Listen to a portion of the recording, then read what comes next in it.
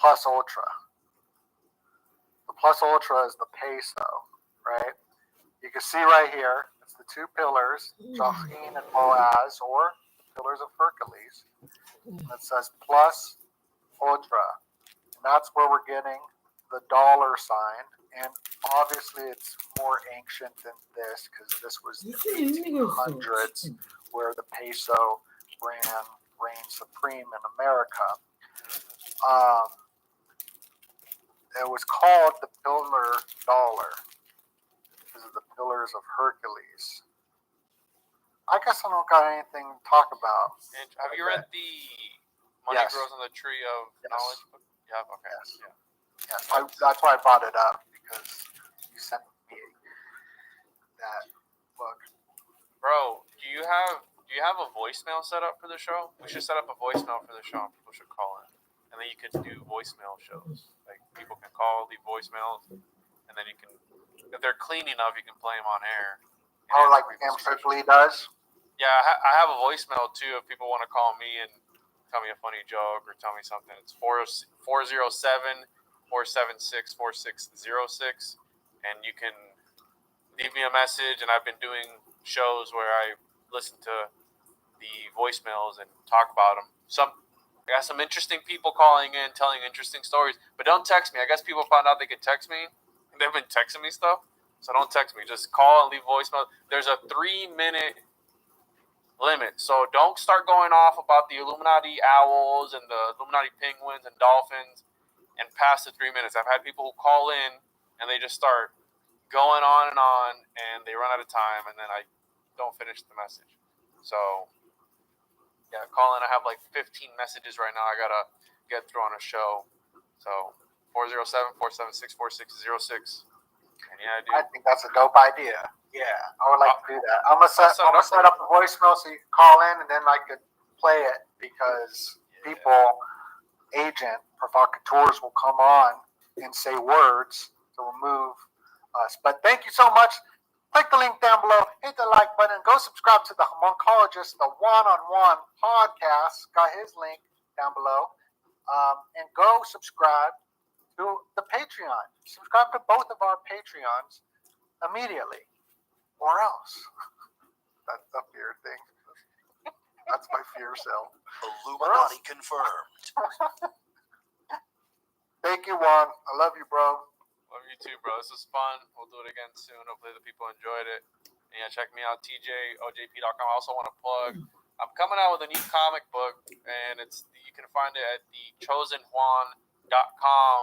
It'll take you straight to the Kickstarter, so people can sign up. I'm getting ready to launch that. Sam Tripoli's going to be in that. Alex Stein's going to be in it. We got some good people. We want to get Alex Donut on the next one. So if I can get this one out, Donut and Chan will be in on the next one. So we got to get this one out first. And yeah, chosenjuan.com. Sign up on there. And yeah, appreciate you, Donut. tjojp.com. This was fun, bro. Trying to pull it up real quick. You got Primetime 99 on there. Mm-hmm. You know, I love that. I love Primetime 99. Let me some. Damn, global top 1%, bro. We're moving up in life. Top 1%. You messing with the homuncologist himself. Yes. Yeah. Do what he says, or else. Or else nothing. Nothing's going to happen. You don't have to sign in. You don't have to call in. You don't have to subscribe. You don't have to hit that like button. You don't have to do nothing. You don't have to. Free will. You get to. Exactly. So, whoop.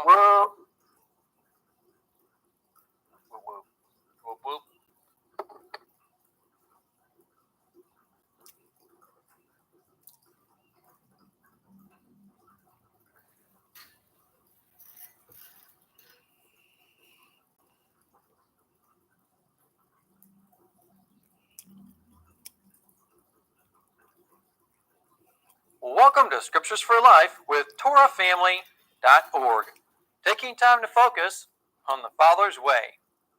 Isaiah chapter 6, verses 9 and 10.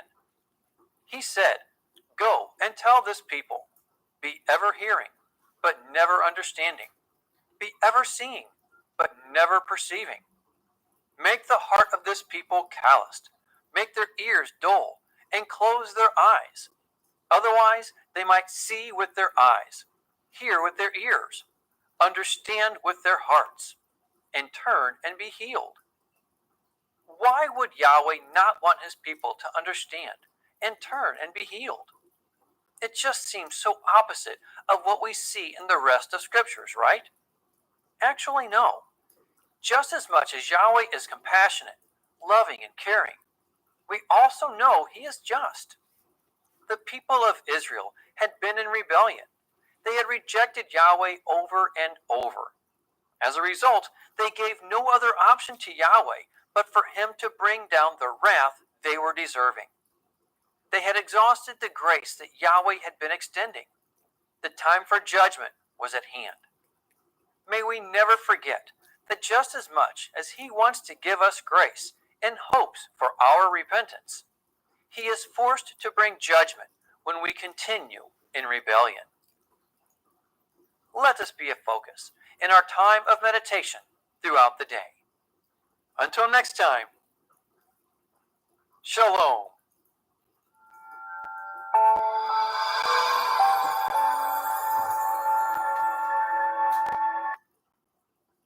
And we are live. Shabbat Shalom, everyone. Welcome to the Parable of the Vineyard YouTube live stream. Welcome. I am joined here with Brother Justin from Christian Truthers and Rob. Sorry, and Rob Skiba. Shabbat Shalom, family. How you guys doing? Hey guys. Welcome. So tonight we want to discuss some really important topics for the body of Christ, and it's probably a topic of no surprise. It seems to be probably the hottest topic in the body of Christ right now, especially at least in our own little world here on YouTube. So I wanted to start off with some scripture from 2 Peter. And what's really interesting about this, and please, either one of you, please correct me if I'm wrong, but I can't think of any other scripture. And the reason that I think this is interesting is I can't think of any other scripture that gives you a warning about other scripture. I just don't know that exists. So we have to realize that, there's something to this. And, Peter wouldn't just waste his breath and with some empty words. So we're going to start off with 2 Peter 3. Do a quick screen share. Okay. And it's called Final Words. Therefore, beloved, since you are waiting for these, be diligent to be found by him without spot or blemish and at peace. And count the patience of our Lord as salvation, just as our beloved brother Paul also wrote to you according to the wisdom given him, as he does in all his letters when he speaks in them of these matters. There are some things in them that are hard to understand, which the ignorant and unstable twist to their own destruction, as they do the other scriptures. You, therefore, beloved, knowing this beforehand, take care that you are not carried away with the error of lawless people and lose your own stability, but grow in the grace and knowledge of our Lord and Savior, Jesus Christ, Yahushua HaMashiach. To him be glory both now and to the day of eternity. Amen. Amen. So, in any case, Brother Justin, you want to go ahead and get us started this evening? Yeah, let me just pray for us real quick. Father, thank you so much once again for providing us this opportunity to fellowship with our brothers and sisters worldwide who seek the whole truth of your whole word, Father. Father, we pray that your Spirit would be with us tonight as we discuss the things that are most affecting the body of Christ in these last days, Father. I pray that you would give us all patience and kindness and the fruits of the Spirit as we learn from one another and sharpen each other and grow as we were instructed to in your word. In Yeshua's name we ask all these things. Amen. Yeah, so, one of the things I wanted to bring up right in the beginning is something I was actually talking to my wife about over dinner tonight. And, I was thinking back about the short time that I've been involved in the online YouTube ministry. And ironically, both of you gentlemen had an influence on my early explosion, my early walk, and my decision to go online with the ministry. But, I got started knowing that my heart was towards obedience. My heart was towards what the Lord had just shown me, and that is the lukewarm lifestyle I was living was not satisfying, and only led to just continual pain and suffering, not just for myself, but for my family and friends. And my walk, I was just so far. I felt so far from God. And so what he taught me, and the reason I became on fire for him again, was he taught me what it means to really learn to love him by obeying him, and how close that brings us in our understanding to his word, and you know how close it brings us to when I walk with him. And that just really motivated me. And then of course a lot of the truther topics kicked in, and all that motivated me too, you know, learning about who we really are. But you know, I got into the ministry and I started teaching this obedience thing, this repentance thing, and sure, there's a little bit of pushback from a few of those channels out there who are completely against repentance, it seems. But for the most part, I experienced just overwhelming support from the community at large, the Christian community at large. It seemed the more I taught obedience, the more I taught repentance, the more I taught the power of the Holy Spirit through His grace to walk as Yeshua walked, the more support I got. And I was surprised at how excited people were to finally hear a message of the power of the Spirit to cause us to truly deny flesh and walk like Him. And, you know, in doing that, I made a video where I was defining what faith is based on the Greek and the Hebrew. People loved it. I made a video defining what grace is. It's called the power of grace based on the Greek and Hebrew. People love that too. But you know what? It wasn't until recently that I decided that I needed to define for myself and for everyone else out there what sin is. It wasn't until I defined what sin was, until the overwhelming support was no longer there. And I noticed a huge division in the reception of people listening and watching and responding. Everyone agrees we can walk in the power of the Spirit. Everyone agrees that faith without works is dead. Everyone agrees that repentance is critical is what Yeshua taught. But as soon as you defined what sin is, there's a tidal wave of attacks, a tidal wave of negativity, spiritual attacks, people just going crazy.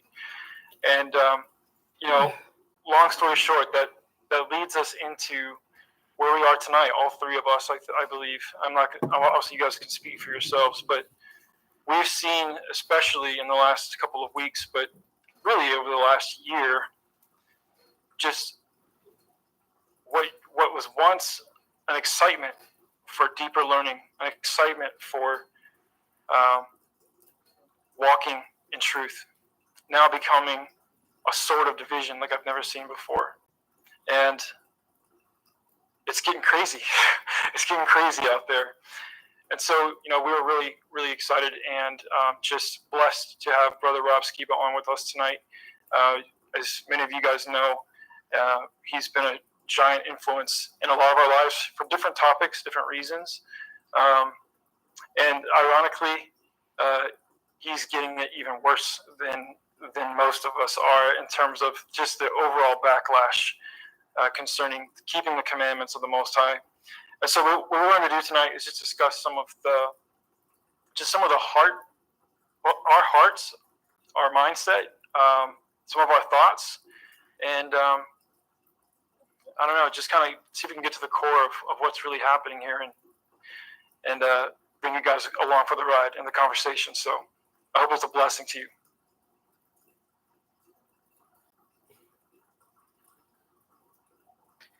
Yeah, you know, wow, this last couple weeks has been just crazy. And I mentioned it on one of the shows I was on, and I said that, you know, there is a spirit of Christmas, and it's not nice.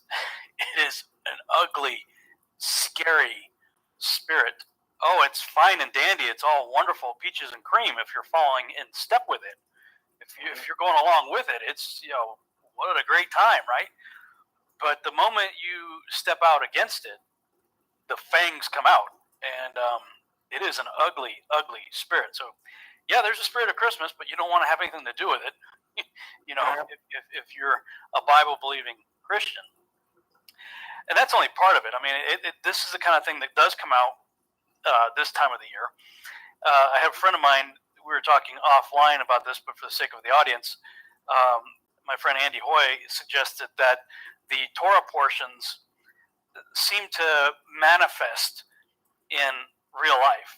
And in other words, like real life mirrors whatever the Torah portion is for that particular week. And for those who don't understand what I'm talking about, sometime thousands of years ago, people had divided the Torah up into a yearly reading cycle.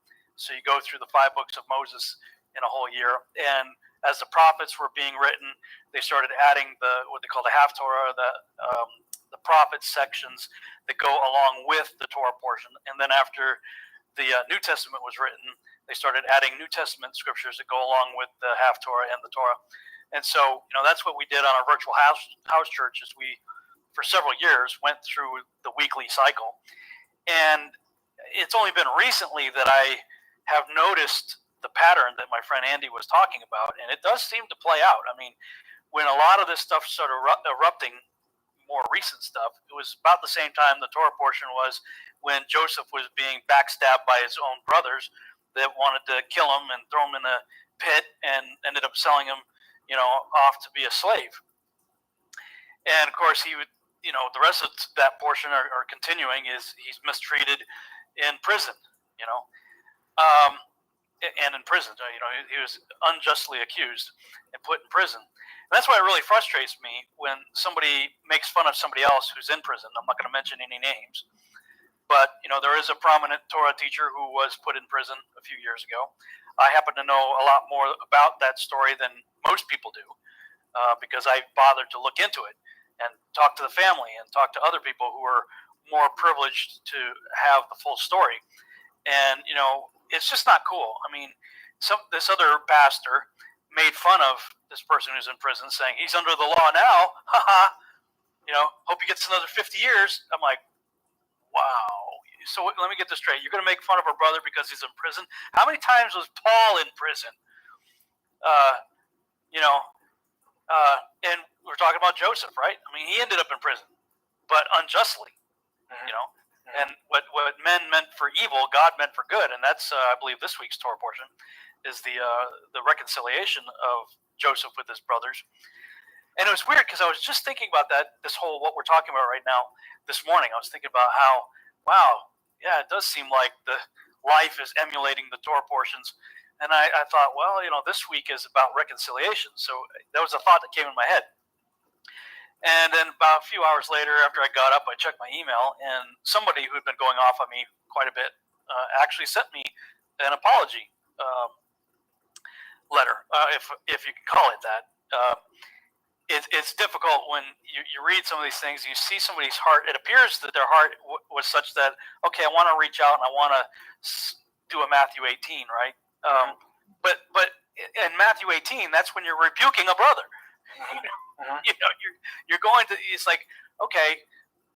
So it was kind of awkward. I mean, I read the email, and I'm thinking to myself, I don't know how I should respond to this, because he's claiming that he has the one true gospel, and he's going to take a firm stand on that, implying that I am not believing that. And I'm like, dude, I'm thinking to myself, if I respond to this guy, I'm going to have to write a book because he doesn't understand the true gospel. I didn't understand the true gospel. No true antinomian. And an antinomian is simply somebody who believes that there's a new dispensation of grace and is against the law, a preaching of the law. No true antinomian can claim to know the true gospel. You just can't. Yeshua on the road to Emmaus in Luke 24, it says he began with Moses to describe who he was. In the end of the book of Acts, we see that Paul is in a rented house, and he's beginning with Moses to tell people who Yeshua is. Mm-hmm. Right? So if Yeshua himself is using Moses to explain him, and Paul, the one all the antinomians want to use, is using Moses to explain the Messiah, and the Thessalonians, and the Bereans, who are searching the scriptures. What were the scriptures? The scripture were the Torah and the prophets. If all of these guys are going there to understand the Messiah, and yet you have people who are against the Torah who start in the book of Galatians. They don't even start in Matthew. A lot of them don't ever leave the book of Galatians either. Well, Galatians, and we should talk about that during this broadcast, because they think the guys like me hate the book of Galatians and don't want to deal with it. That's far from the truth. I just happen to have a different understanding of Galatians than they do, and we should circle back around to that. But ultimately, how can you know the true gospel if you're not beginning with Moses and the prophets?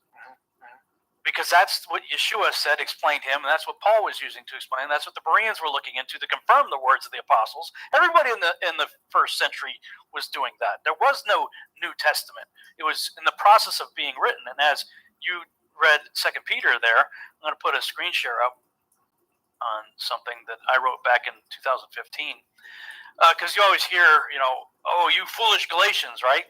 I mean, if you're going to get under the law, you're a foolish Galatian. Well, when I started looking into this issue, I saw that Peter wrote to Galatia. Okay? And in 2 Peter, he says, and in my first epistle, so when he's in 2 Peter saying, hey, the last time I wrote to you, it's to the same audience. So when we read the end of 2 Peter, he's writing to the Galatians, and he's warning the Galatians, saying, you know what, we love Paul, but he's got some stuff that's kind of hard to understand, that ignorant and unstable people are twisting and distorting in order to fall into the error of lawlessness. That's exactly what's happening now. And, people can read this note if they want to. They can just go on Facebook and look for my note. Well, actually, there's a resource that I built specifically for these conversations. It's on my website, robschannel.com/Ephraim-awakening. And there's a video here dealing with why I call it the Ephraim Awakening, what I think is going on there.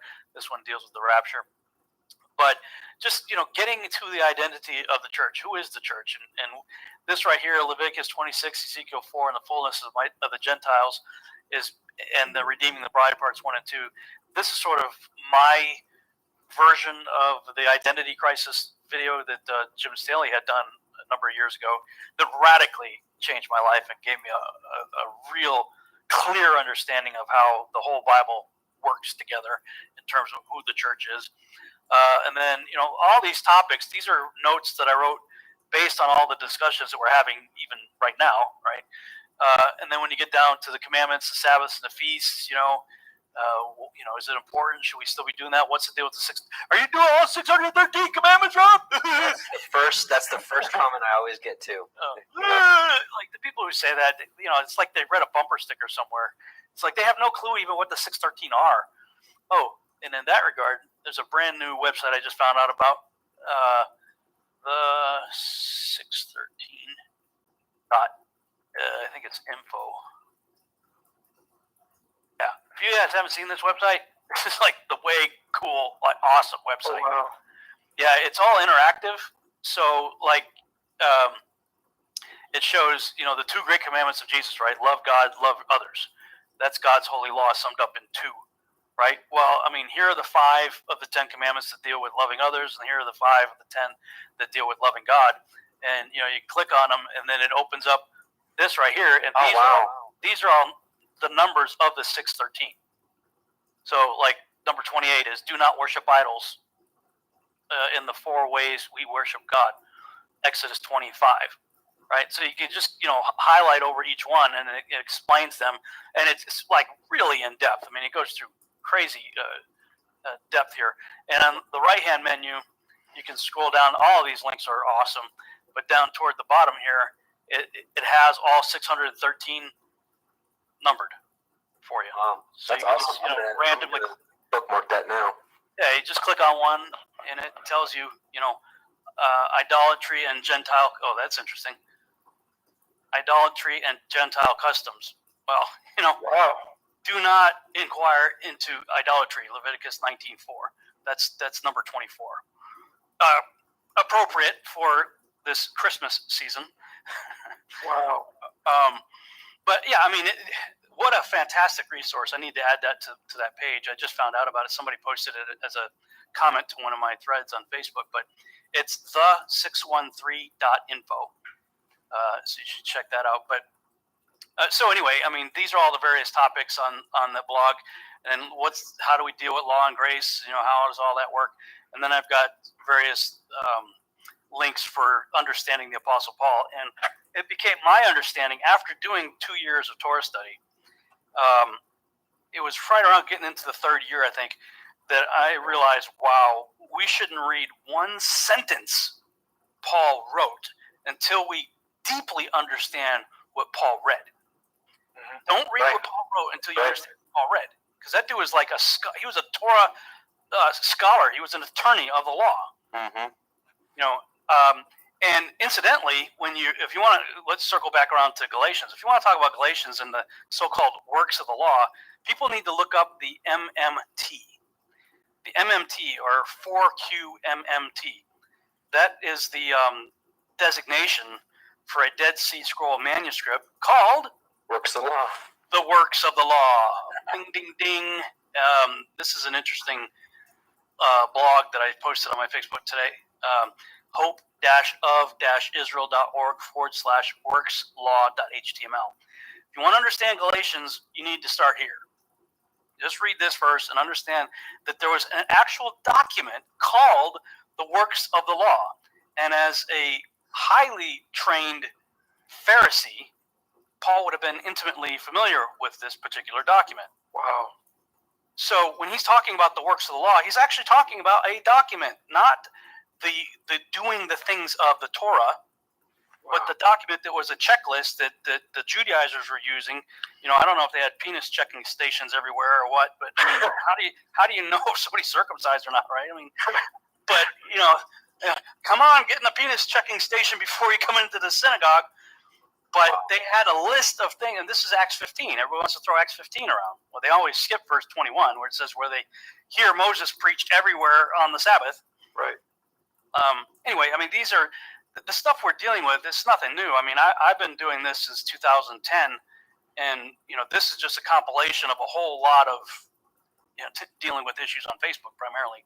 But people can go there, and chances are something that if you guys are into the same thing that we're talking about here this evening and are struggling with answering stuff that people are throwing at you, this might be a resource that I'm not claiming to know it all. I'm just saying there's a lot of stuff here that might be useful to you to help you.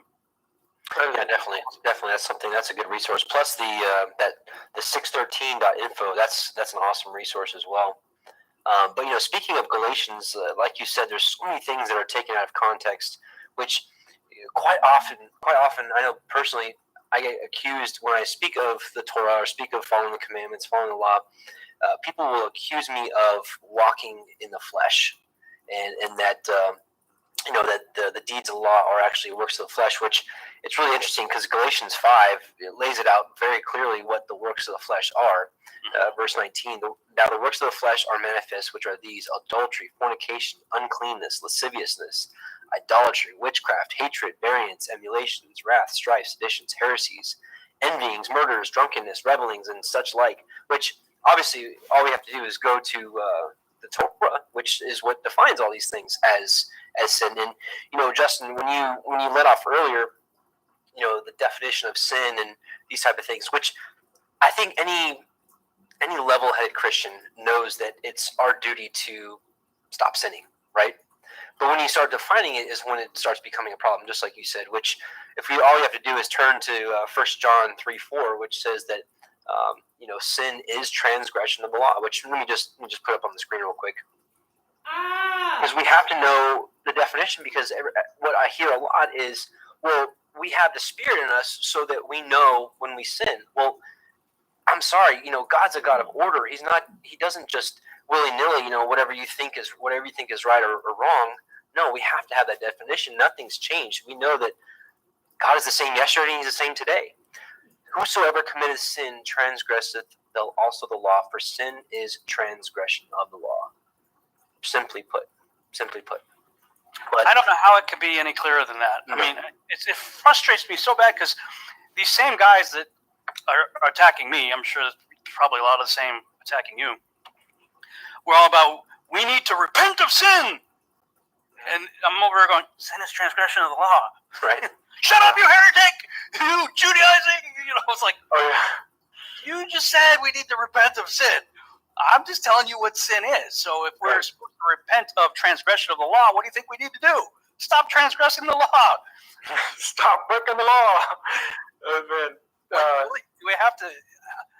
Wow. The other thing, actually, Rob, we did about a month ago. Adam and I did a live stream titled "Paul, Galatians, and the Truth." And we were digging into the pagan background of the Galatians and how it wouldn't have been the Torah they fell back into; it would have been paganism they were falling back into, which explains a lot of what he's saying in Galatians.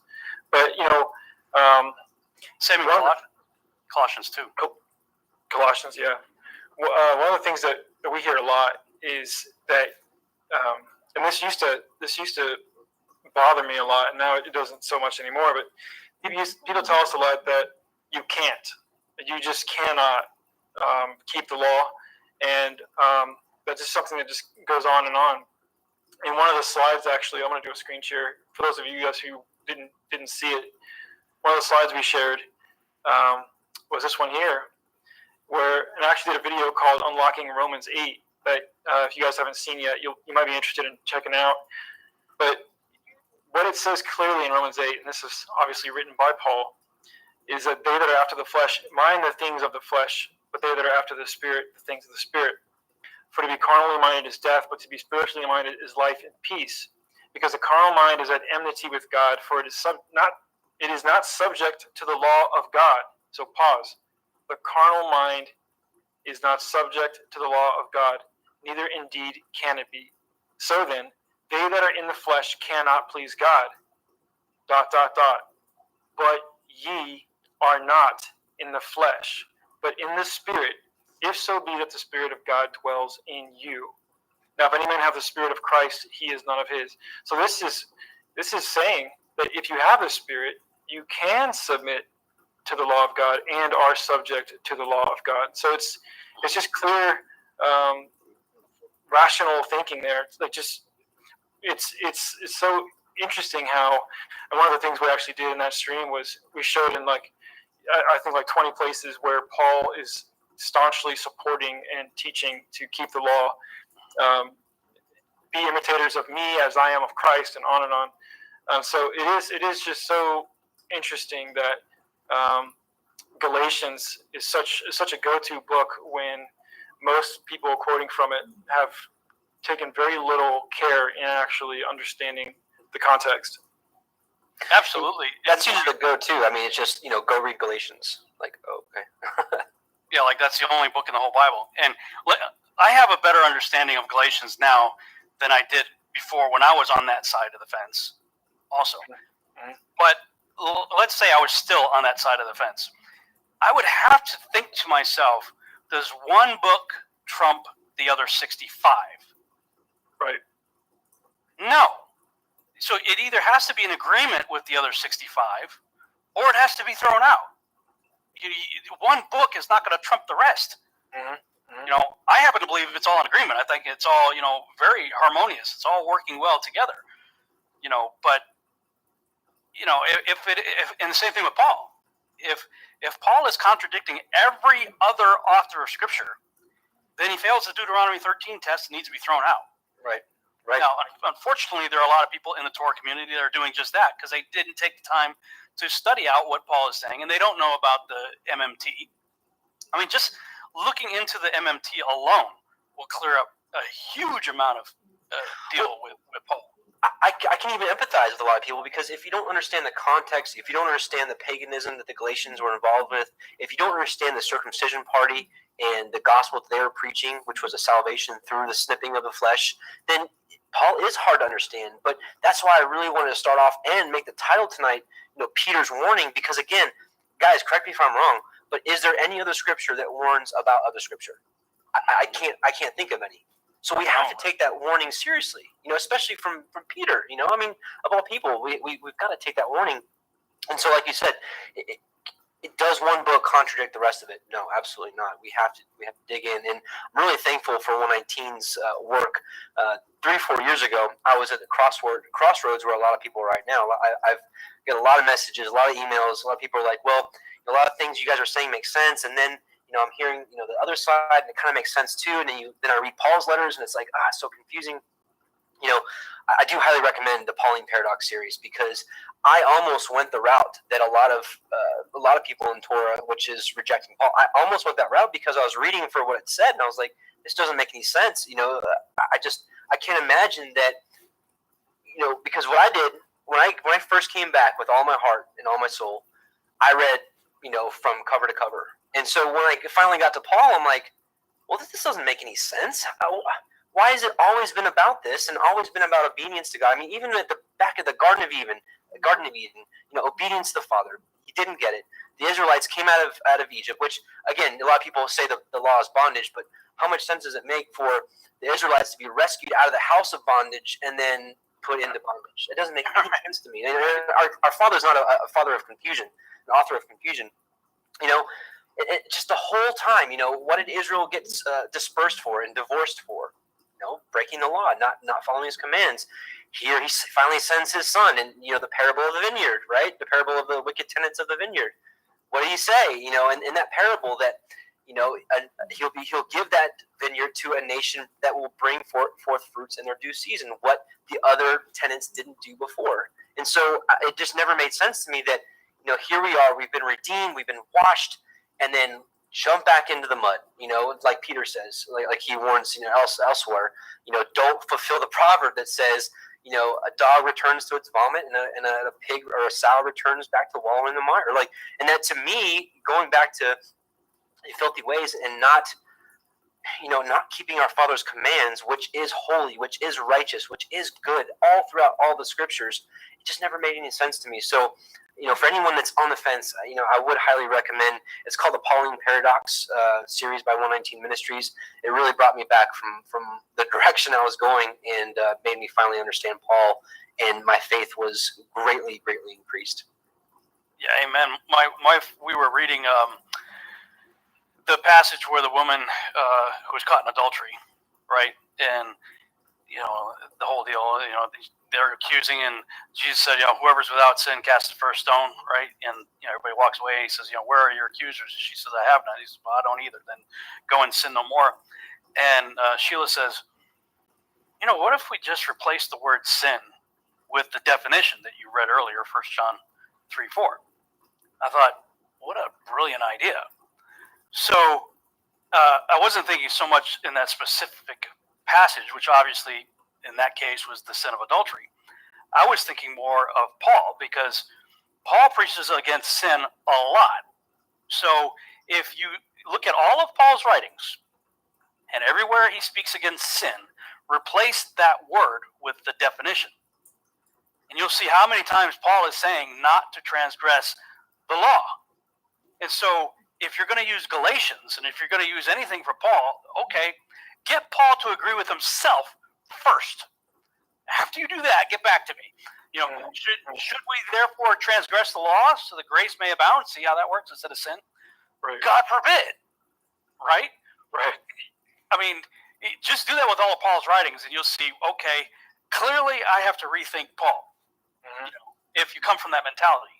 Right. Either he's crazy, can't even agree with himself, he's speaking out both sides of his mouth, or he has a different understanding than we do, and we better heed Peter's warning and figure that out so that we don't fall into the category of ignorant and unstable men who are twisting and distorting his writings and falling into the error of lawlessness. Right.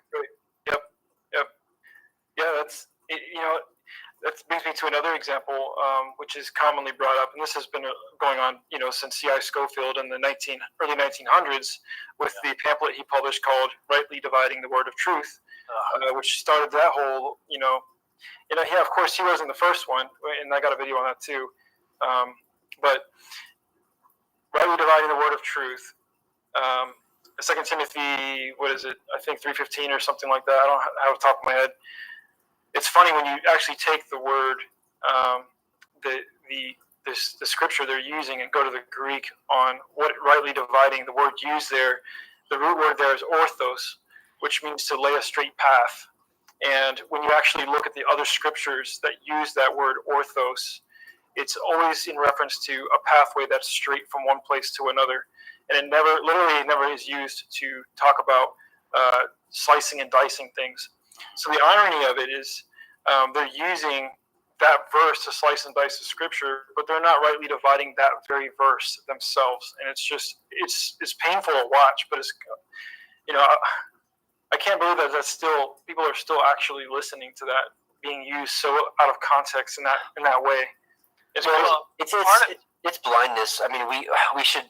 Sorry, Rob. Just to say, we should know better. Coming from learning about the biblical creation model and all that came with that, knowing, showing people the evidence, and there's just like this veil that people just can't see past. It's just no wonder that happens. But real quick, Rob, I just want to touch on rightly dividing real quick. Justin, I don't know if you saw that post that I posted the other day about rightly dividing and about the usage of that word. I want to just read this real quick. This will take me just a minute, Rob, and then the mic's all yours. The key to evaluating the two views was one is one continuous story, and the other is chopping up the Bible to suit the agenda. The key to evaluating the two views is to look at the original language of 2 Timothy 2:15, and this is what we find: the word that is translated rightly dividing in the Old and New King James versions and in several others is a single word in the Greek. It is a form of the Greek verb orthomeo. This is a very interesting word. In New Testament times, orthomeo was primarily a civil engineering term. It was used, for example, as a road building term. The idea of the word was to cut straight or to guide on a straight path. The idea is to cut a roadway in a straight manner so that people who will travel over that road can arrive at their destination directly without deviation. Orthomeo was also used as a mining term. It meant to drill a straight mine shaft so that the miners can get quickly and safely to the mother lode. There is another word in Greek, katatomeo, which means to cut into sections, but that is not the word that the Apostle Paul, under divine inspiration, uses here in 2 Timothy 2:15. Paul is not talking about rightly dividing in terms of dissecting the word of God or cutting it into sections based on Jew and Gentile or Israel and church or any other criterion. It's interesting that the Apostle Paul does use that word katatomeo in cutting up in Philippians 3:2, where he says literally, beware of those who would divide you up. In other words, beware of those who would try to make a difference among believers between Jews and Gentiles. So, sorry, Rob, I had to just put that in there real quick right when we were on that topic. Absolutely. You actually said some of the things that I was going to say. So, oh no, I'm sorry. No, it's all good. We're tracking down the same path, so I mean that's confirmation. But this is just one of the reasons why, because people ask me all the time, what Bible translation should I use? And I say, I'm not an advocate for any English translation as a singular source. I'm a huge advocate for parallel Bibles, and for tools like right here. This is BibleHub.com. Anytime I'm reading, if I'm just casually reading, my default is King James, but I actually have a King James parallel Bible. So, and the one that I have is King James, which claims to be a literal word-for-word translation, which is a bold-faced lie. How can you say it's a literal word-for-word translation when you don't literally put the name of God over 6,000 times in the Bible? Wow. You use generic titles like the Lord when Yod He Vav He is there. That's right. Not a literal word-for-word translation. That's number one. Number two, no English translation is perfect. So right. That's why, because it wasn't written in English, and therefore all English translations are subject to translator bias, and there's a lot of it.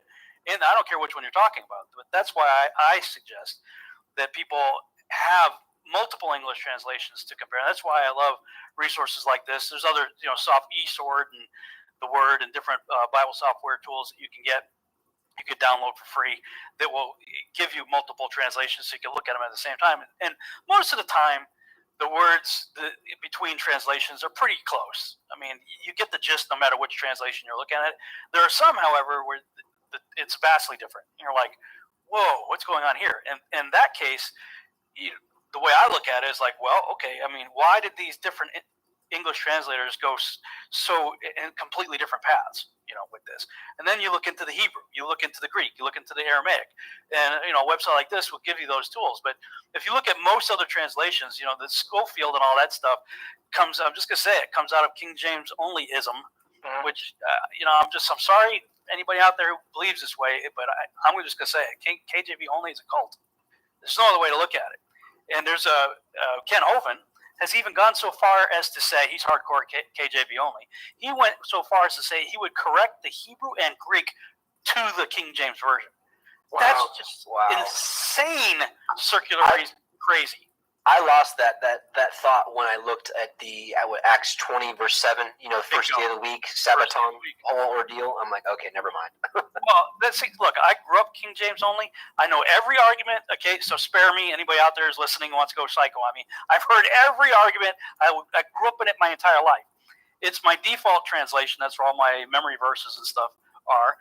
But in this case, KJV is the one that comes out with rightly dividing. So these people will come out and say, well, see, that's what the big page is between Malachi and Matthew. It's divided. We are New Testament Bible-believing Christians. And so you have this dispensation. Paul has been given this dispensation, right? So they'll say, well, see, there's a dispensation of grace. Well, if you look up that word, it just means administration. He is dispensing information. It has nothing to do with time periods that have been rightly divided. So here's an example where you look at 2 Timothy 2:15 in multiple translations, and you'll see, correctly handles the word of truth. Be not ashamed, to be ashamed of who correctly explains the word of truth, rightly handling the word of truth, accurately handles. You'll see this accurately handles is the dominant translation. Of course, King James goes up with divided. But, okay, so you look through all these, and most of them will be talking about correctly teaching or correctly handling the word of God.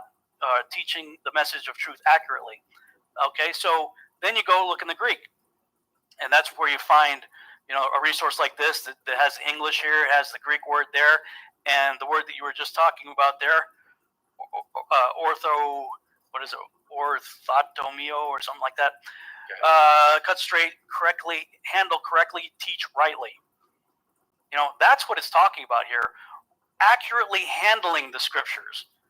Not grossly manipulating, distorting, and twisting them to fall into the error of lawlessness by pretending there's dispensations. There's grace all over the Old Testament, guys. I hate to break it to you. It's all over the Old Testament. And why? Because you can't have one without the other. They have to go together. It's always been that way. It's not like it just magically grace showed up with Jesus. It's always been there. Yep. Amen. Yep. And actually, that's a good point too for those of you who may not have studied, the actual biblically defined understanding of what grace is. And it's funny because I actually, like I said, there's a video called "The Power of Grace." If you guys are interested in checking that out, it dives into the Greek Hebrew of what grace is, and to really simplify it, grace is the power of the Spirit given to us to walk in a holy, righteous, set-apart manner. That's what grace is. It's endurance to endure the trials of this world, of this life. And it's funny, actually, because just today, I was taking a shower, and I was getting out, and I was just thinking about all kinds of stuff in the shower, like we always do. And I asked my phone, I did one of those OK Google things, which I've been scared to do, but I tried it today. So, OK Google, I said, define grace. And it actually answered me, and I was like, man, this is scary. But she said, grace, she basically said that grace is elegance and like the ability to move smoothly despite difficulty. Interesting. And I'm like, well, Google knows what grace is better than most people, because most people just think grace is a big hug and it's mercy. But grace and mercy are actually both of those words are used together, mercy and grace and mercy in the same scripture several times in the word, because they're not the same thing. So that's a very important thing to understand. We are empowered by the Spirit of God. In fact, without the Spirit of God, we can't. And that's what Paul's trying to explain.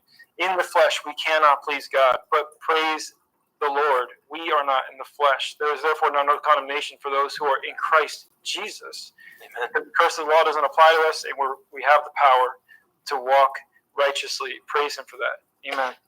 Speaking of the Spirit, we don't think enough about the verses that prophesied what the Spirit, why He would give us His Spirit. So I want to share Ezekiel 11 and Ezekiel 36. Verses 19 through 21, and I will give them one heart, and I will put a new spirit within you, and I will take the stony heart out of their flesh and give them an heart of flesh. For what? That they may walk in my statutes and keep mine ordinances and do them, and they shall be my people, and I will be their God. But as for them whose heart walketh after the heart of their detestable things and their abominations, I will recompense their way upon their own heads, saith the Lord God. Ezekiel 36 essentially says the exact same thing. Then I will sprinkle clean water on you, and ye shall be clean from all your filthiness. Hallelujah. And from all your idols I will cleanse you. A new heart also I will give you, and a new spirit will I put within you, and I will take away the stony heart out of your flesh and give you an heart of flesh. And I will put my spirit within you, and cause you to walk in my statutes, and ye shall keep my judgments and do them. So that's why again, you'll get the comment that says, I've got the Spirit to just guide me to just know, when I'll sin or not sin. But I think it's pretty clear, from these two passages in Ezekiel, that why He gives us the Spirit. So I must ask, if someone is being led away from the commands, is that the Spirit that's leading them away from the commands? I can't imagine that it would be. But in any case, I wanted to just add that real quick when we were talking about the Spirit. Well, yeah, Scripture tells us we're to test the spirits to see whether they be of God. So this is what blows my mind, is some of the people who are coming against us are saying that we're spitting on the blood of Christ and we don't have the Holy Spirit because we're relying on the law. And I'm like, wow. I mean, where does the Holy Spirit ever drive people away from obedience to God? Where? Like, you're trying to say that I don't have the Spirit because I'm trying to walk in God's ways. That doesn't make any sense at all. The job of the Holy Spirit is to guide us into all truth and to walk, quote, in the Spirit. I mean, hello. I mean, we actually have to explain this to people. When I was in the ministry, I was in an international missions organization, and their excuse me, their mission statement was empowering people to start grace-oriented churches. I forget the whole exact wording, but it was basically grace was the big thing. That was the big buzzword. So I was a multimedia director for the ministry, so I would travel to these various foreign countries and get entrenched with the missionaries and do what they do and help them, but also document it. And since that was the mission, I would often ask the nationals, what does grace mean to you? And most people give us the usual unmerited favor, typical definition of grace. But this one guy in Kazakhstan, he said, no, grace to me is the empowering presence of God that enables me to be who I'm called to be and to do what I'm called to do. I was like, wow, dude. And it includes unmerited favor. It includes all of that.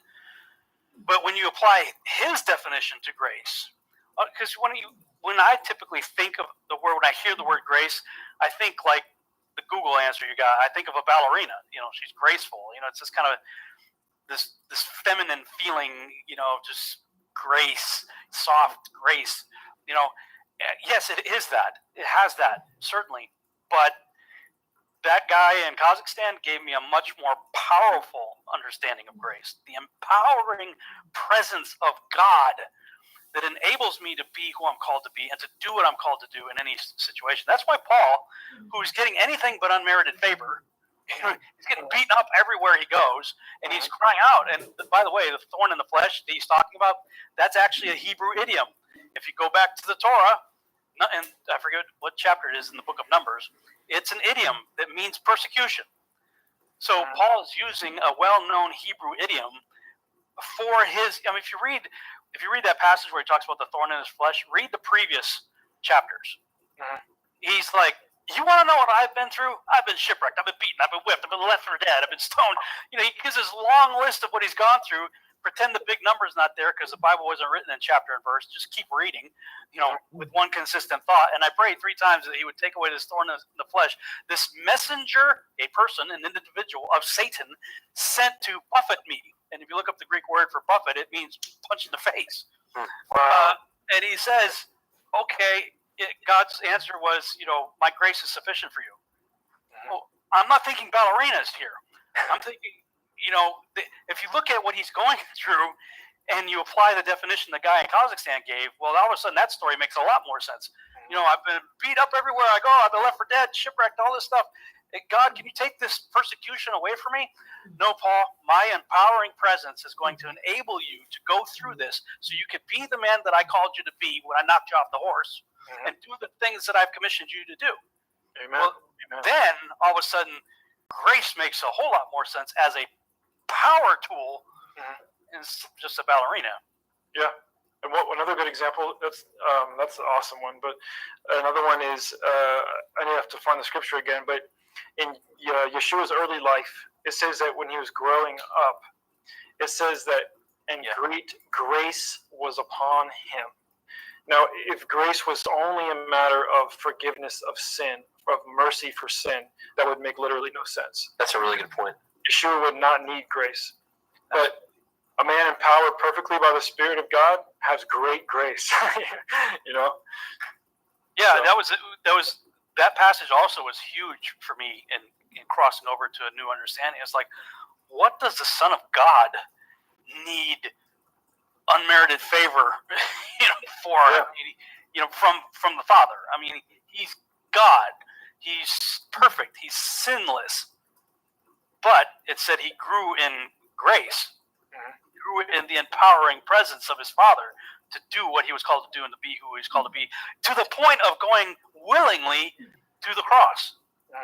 Like that just, if you, man, I mean, I've written, directed, and played Jesus in Passion Plays, studying up on, you know, crucifixion and stuff like that. There's no more horrific way to die than that. You want to talk about needing the empowering presence of God to enable you to willingly go there? Yeah. It's really amazing. It must have been grace that even kept him conscious long enough to endure all of the stuff he endured. It's just so crazy. You can't help, you know, but just imagine what that felt like. You know, it's Psalm 22, isn't it, where he talks about how, you know, his tongue was sticking to the roof of his mouth, and I can just only imagine. I read a write-up on that before, Rob, and maybe you're referencing the same thing, but how the body reacts when one is crucified, how like the lungs fill up or something like that. Is that right? Yeah, I think. Yeah, he actually literally died of a truly broken heart. Like, not just grieved in his heart, which he certainly was. His heart exploded, basically. I mean, he you know, it is horrible. I mean, when you think about, and I've tried to illustrate this when I was teaching Sunday school, is have the teenagers stand up on their tippy toes on one foot and like cross their other foot over it and bend their legs and just stay there with just freestanding. Just stand there with your legs bent. And it doesn't take very long for the Charlie horses to start kicking in. Well, imagine that on top of the fact that all of your weight is hanging on spikes that are going through your feet. So you have the spike that's already painful enough going through your feet. Your whole body's weight is on that spike, and your legs are bent, and you're having to support your body like that to breathe. And every breath you take, every single breath you take is a new symphony of pain throughout your entire body. I mean, that's just, for him to willingly do that, man, what a savior. Praise Yeshua. Can we all just say that? And can we all just agree? I mean, so let's be on record. Are we saved by faith or by grace through faith in Jesus Christ, Yeshua? Can we all admit that right now here? And not of works, lest any man should boast. Amen. Amen. Amen. Awesome. Awesome. Be screwed otherwise. People think that we're talking about this, and they always add that for salvation. I don't know anybody. I know you guys don't. I don't personally know anybody who is walking in the commandments of God that are doing it for salvation, to be saved. None of us are doing that. We get accused of that every day, a few hundred times on Facebook, no matter how many times you say it. It's supposed to be a fruit, a manifestation that you have His Spirit in you.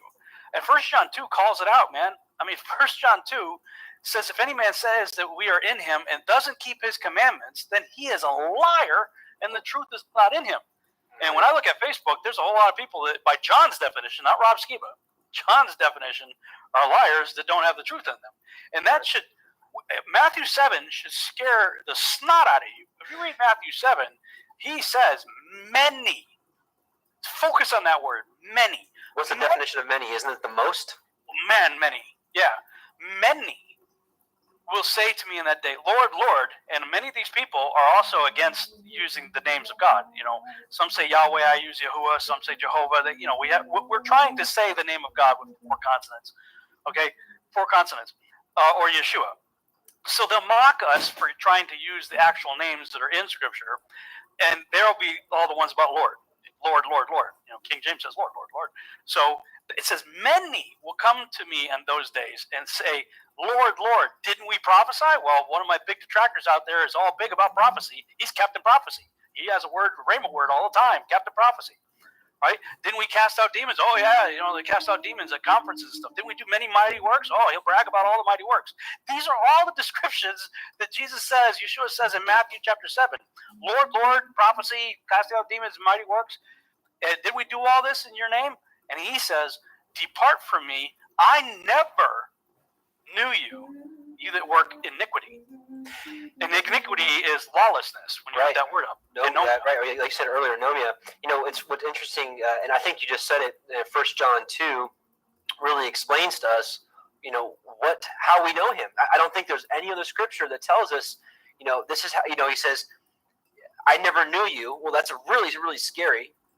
And so this is the easiest one to decipher that. Hereby we do know that we know Him if we keep His commandments. It's pretty simple. And I've shared this before with the stream. That very also famous verse in Romans 8. There's therefore no condemnation for they who are in Christ Jesus. It's right here as well. He that saith, I know Him, and keepeth not His commandments, is a liar, and the truth is not in him. But whoso keepeth His word, in him verily is the love of God perfected. And here we go. Hereby know we that we are in Him.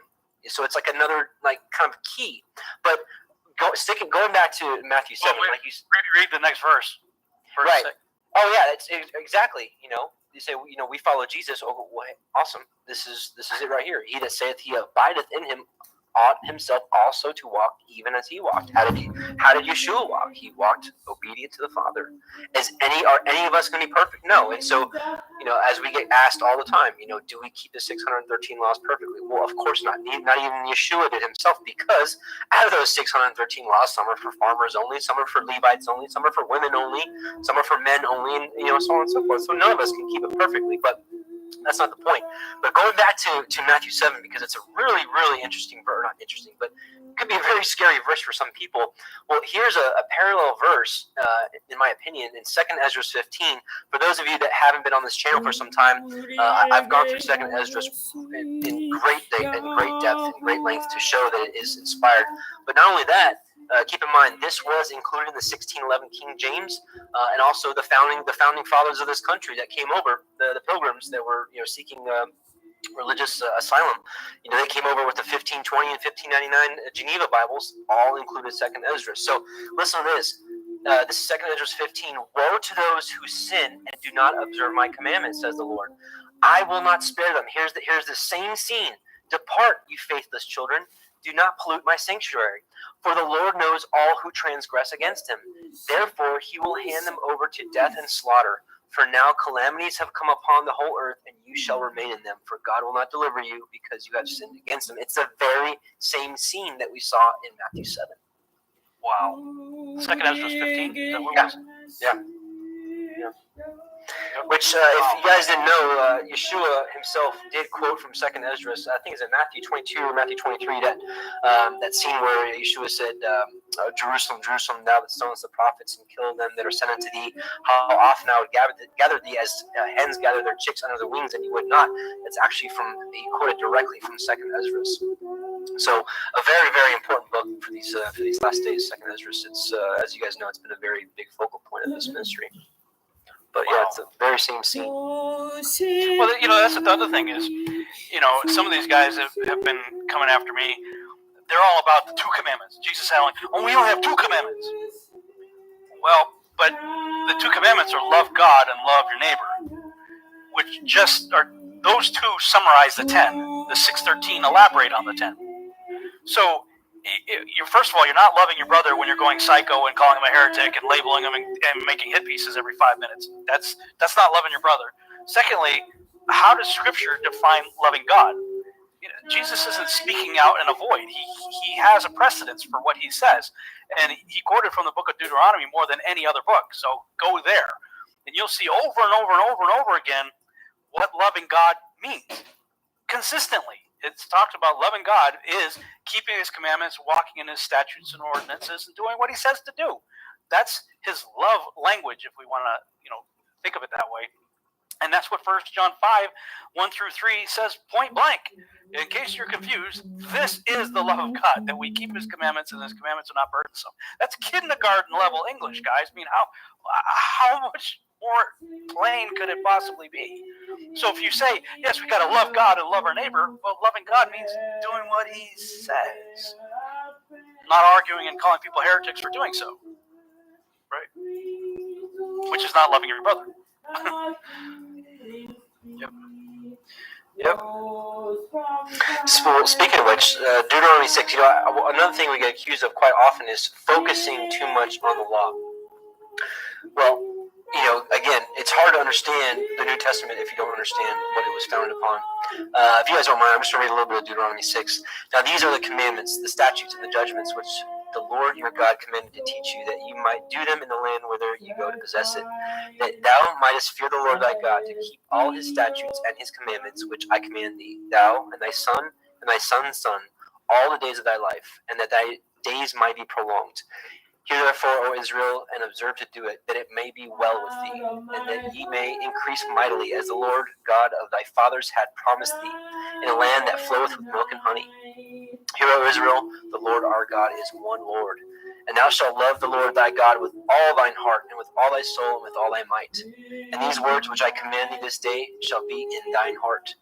And thou shalt teach them diligently unto thy children, and shalt talk of them when thou sittest in thine house, and when thou walkest by the way, when thou liest down, and when thou risest up. So I think he wants us to focus on his law. This has always been what he wanted from us. And we've said this before, but I know we're always getting new brothers and sisters joining us. But we talk a lot about don't take the mark of the beast, don't take the mark of the beast.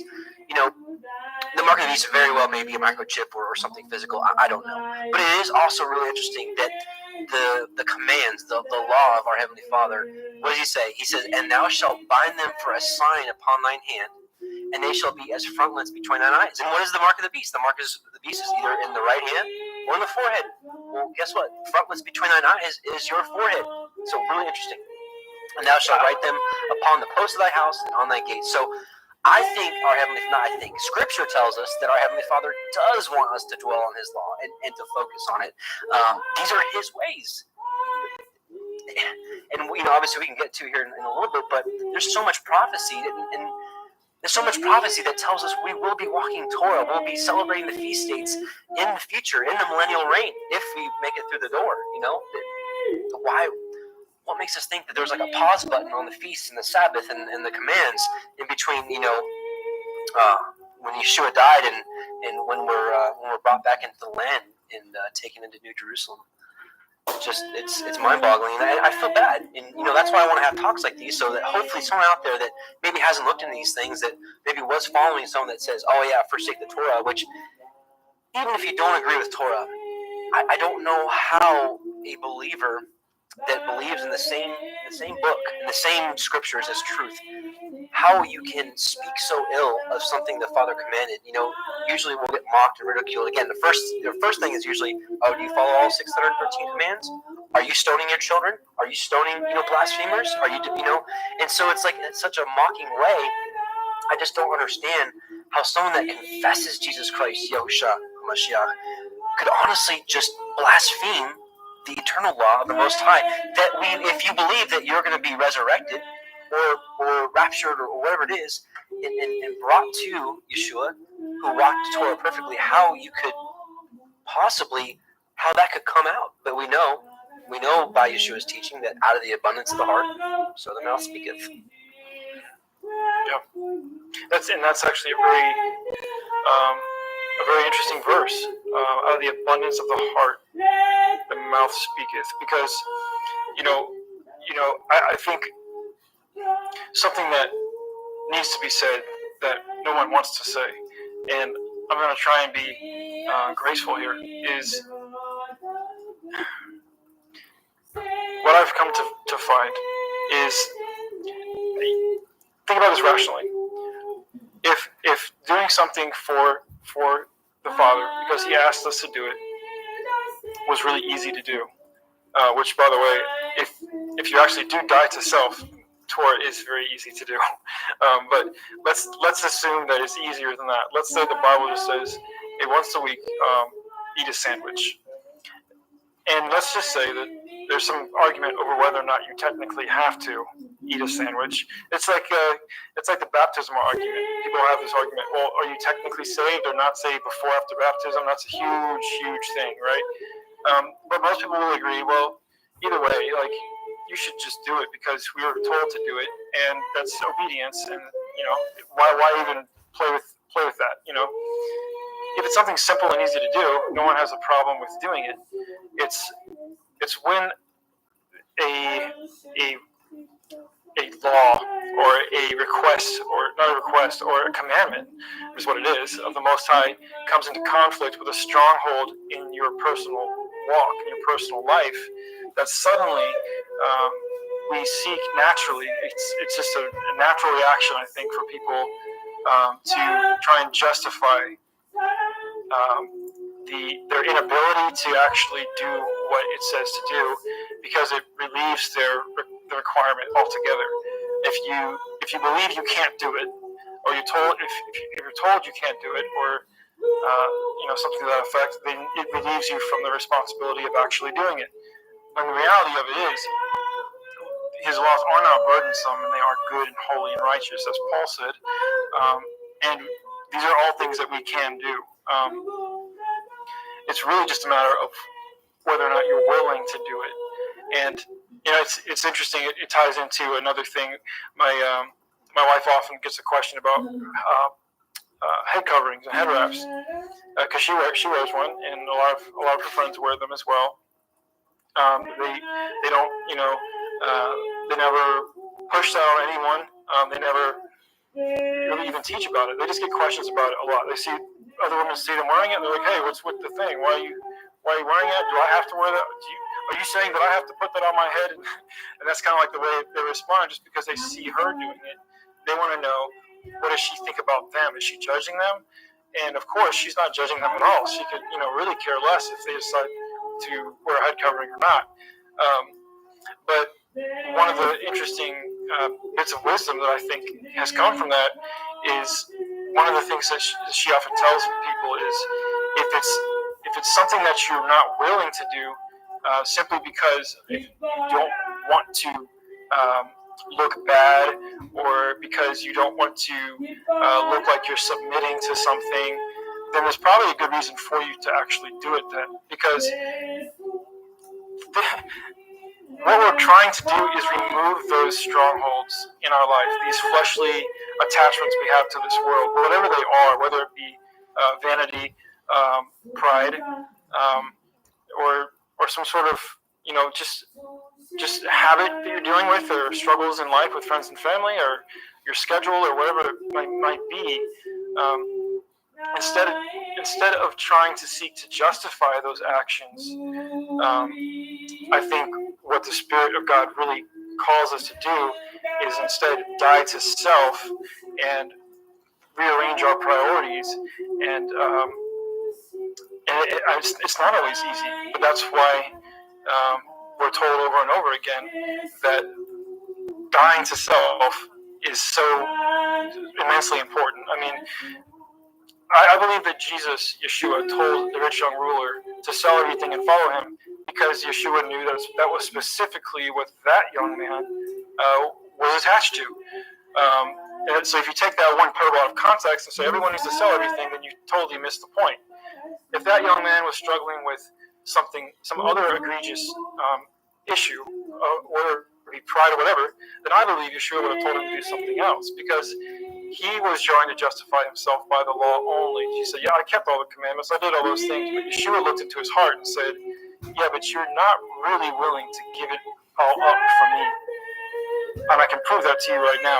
Sell everything and follow me. And he couldn't do it. He walked away sad, it says. And I think when the Most High and the Spirit of God shows us something that we don't want to let go of, that it's actually a blessing. That's an opportunity for us to let go, to just let go, trust in Him, and have faith. And this is what faith really is about.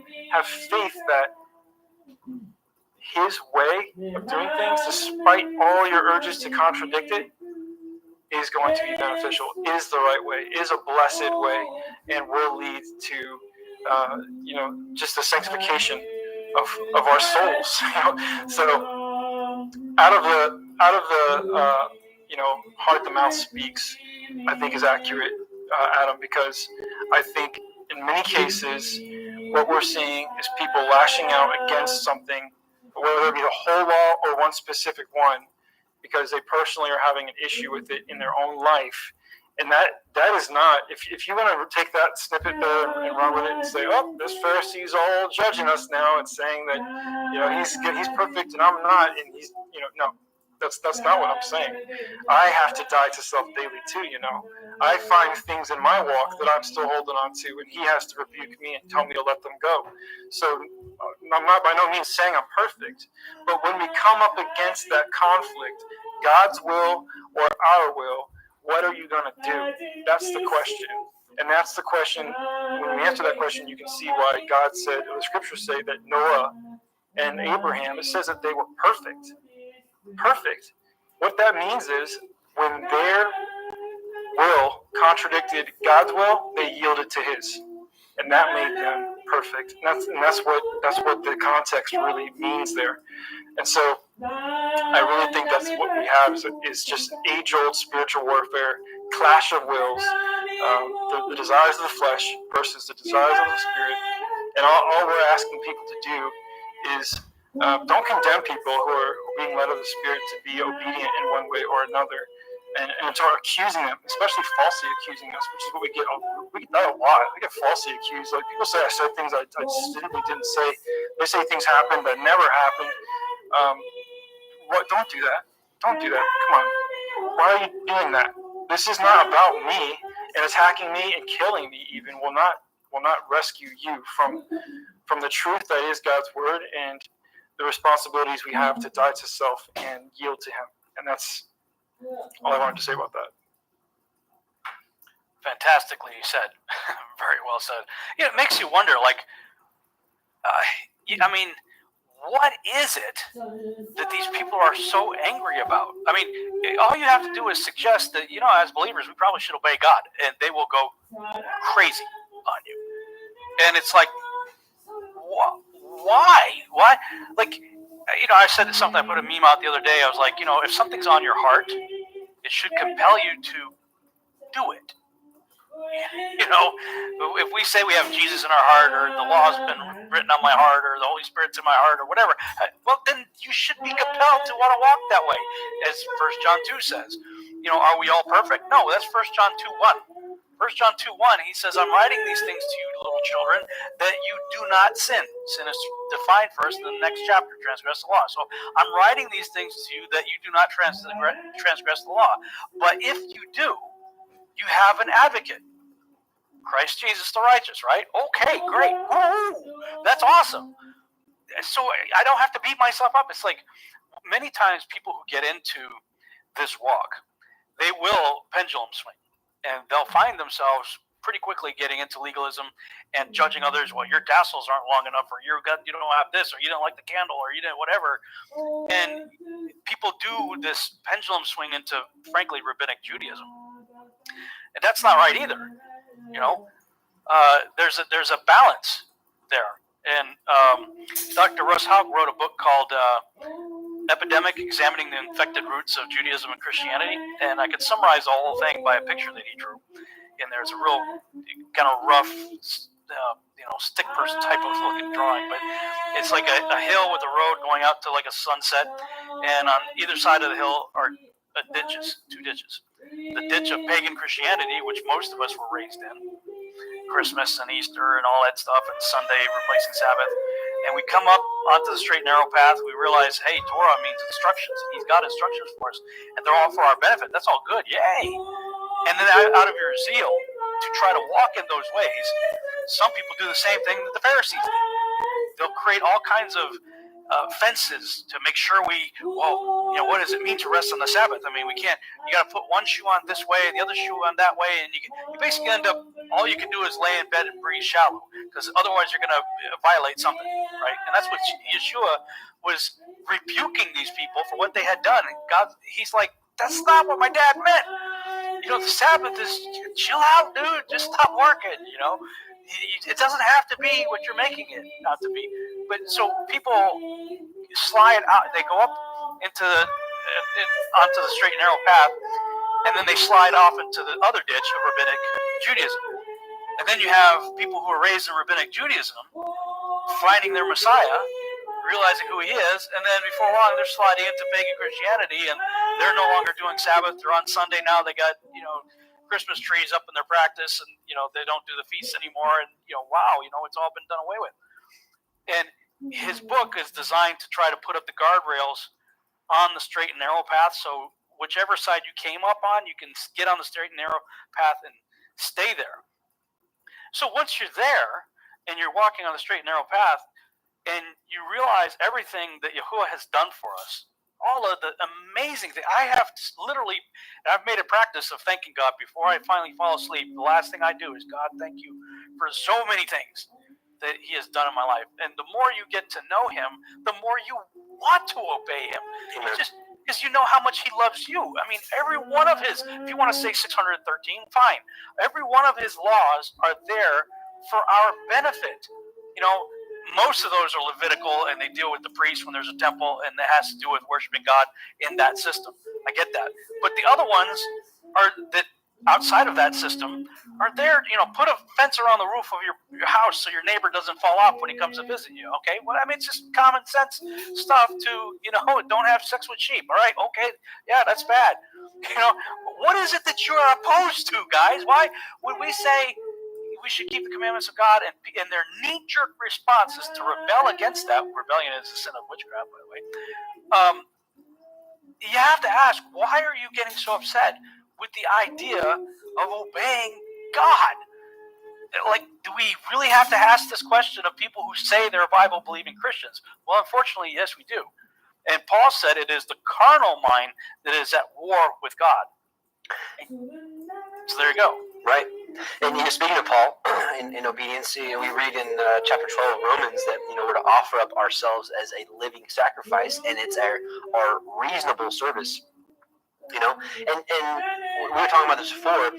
I think most Christians agree that the Ten Commandments are good, but most have a problem with the fourth commandment because it infringes upon our routines sometimes, and you have to make some adjustments. But I think I know Justin, how his family has been blessed since they started celebrating the Sabbath, and same with mine. And it's been just a blessing, and that's what we're coming to find is that the law is a blessing, and it's not It's not bad. And like Yeshua says, he's, my yoke is easy and my burden is light. And that comes from Deuteronomy 30, which, basically says, hey, the law isn't, across the ocean. It's not in the bottom of the ocean. It's not, someone doesn't have to go up in heaven and get it for you. No, it's right there. It's in you for you to do it. And I think we've all come to see that. And speaking of what Yeshua said, let me just read a couple of verses from the mouth of our Savior. And I think, honestly, dispensationalism is the biggest crock that has come to the faith. It really is. And just to give Justin a shout out real quick, Rob, you mentioned earlier the identity crisis. Justin was able to take, I think, that 2 or 3 hour version of what Jim Staley did and turn it into like a 39-minute video. It's called the Identity Crisis: Finding the Lost Sheep. You should check it out one time. Awesome way of condensing everything. But another video he did was talking about the dispensationalism, what happened in the late 1800s, especially with this country. And the biggest thing about dispensationalism that really gets me is, we talk so much about how we're saved by Yeshua, but dispensationalism tells us that we don't even listen to him because anything prior to the cross is Old Testament still and doesn't apply to the church. And it's so much confusion and nonsense. But let's take a look at what Yeshua said himself. Let me. While you do that, can you tell me where that video is? I'd love to see that condensed version. Can you send me a link, Justin, on the chat? Yeah, it's I'll pull it up real quick. I want to just tell you real quick, since we're on the topic, I didn't even know who Jim Staley was actually, and I felt led to study this and create a video out of what I had found in my personal studies. Now, I was influenced by the Lost Sheep video from 119 Ministries and a couple other studies that I found. I honestly didn't know who Jim Staley was, or I didn't know that he made a teaching called The Identity Crisis, actually, until the day that I posted this video and someone commented, hey, if you're going to use the title The Identity Crisis, you should at least give Jim Staley credit. And I said, well, who's Jim Staley? So I looked it up, and my heart just dropped into my stomach when I found out that he literally taught the exact same thing and named it the exact same thing. And his was four times longer and 4 times better. I'm like, man, if I'd have known that, I would have just, shared that on my channel instead. I just posted it in the comments section. Well, it's good because, Justin, this generation has such a short attention span that, a 39, 40-minute video is much more likely to be watched than trying to share it and say, hey, watch this, 4-hour video. People just aren't going to do it. But for whatever reason, I can't screen share anymore. But, I see this getting twisted all the time, and there's a brother that I'm chatting with back and forth, and I love him so much, but he's really twisting Yeshua's words here. Matthew 5, 17 through 19, we've all seen it, but we really have to take his words for face value.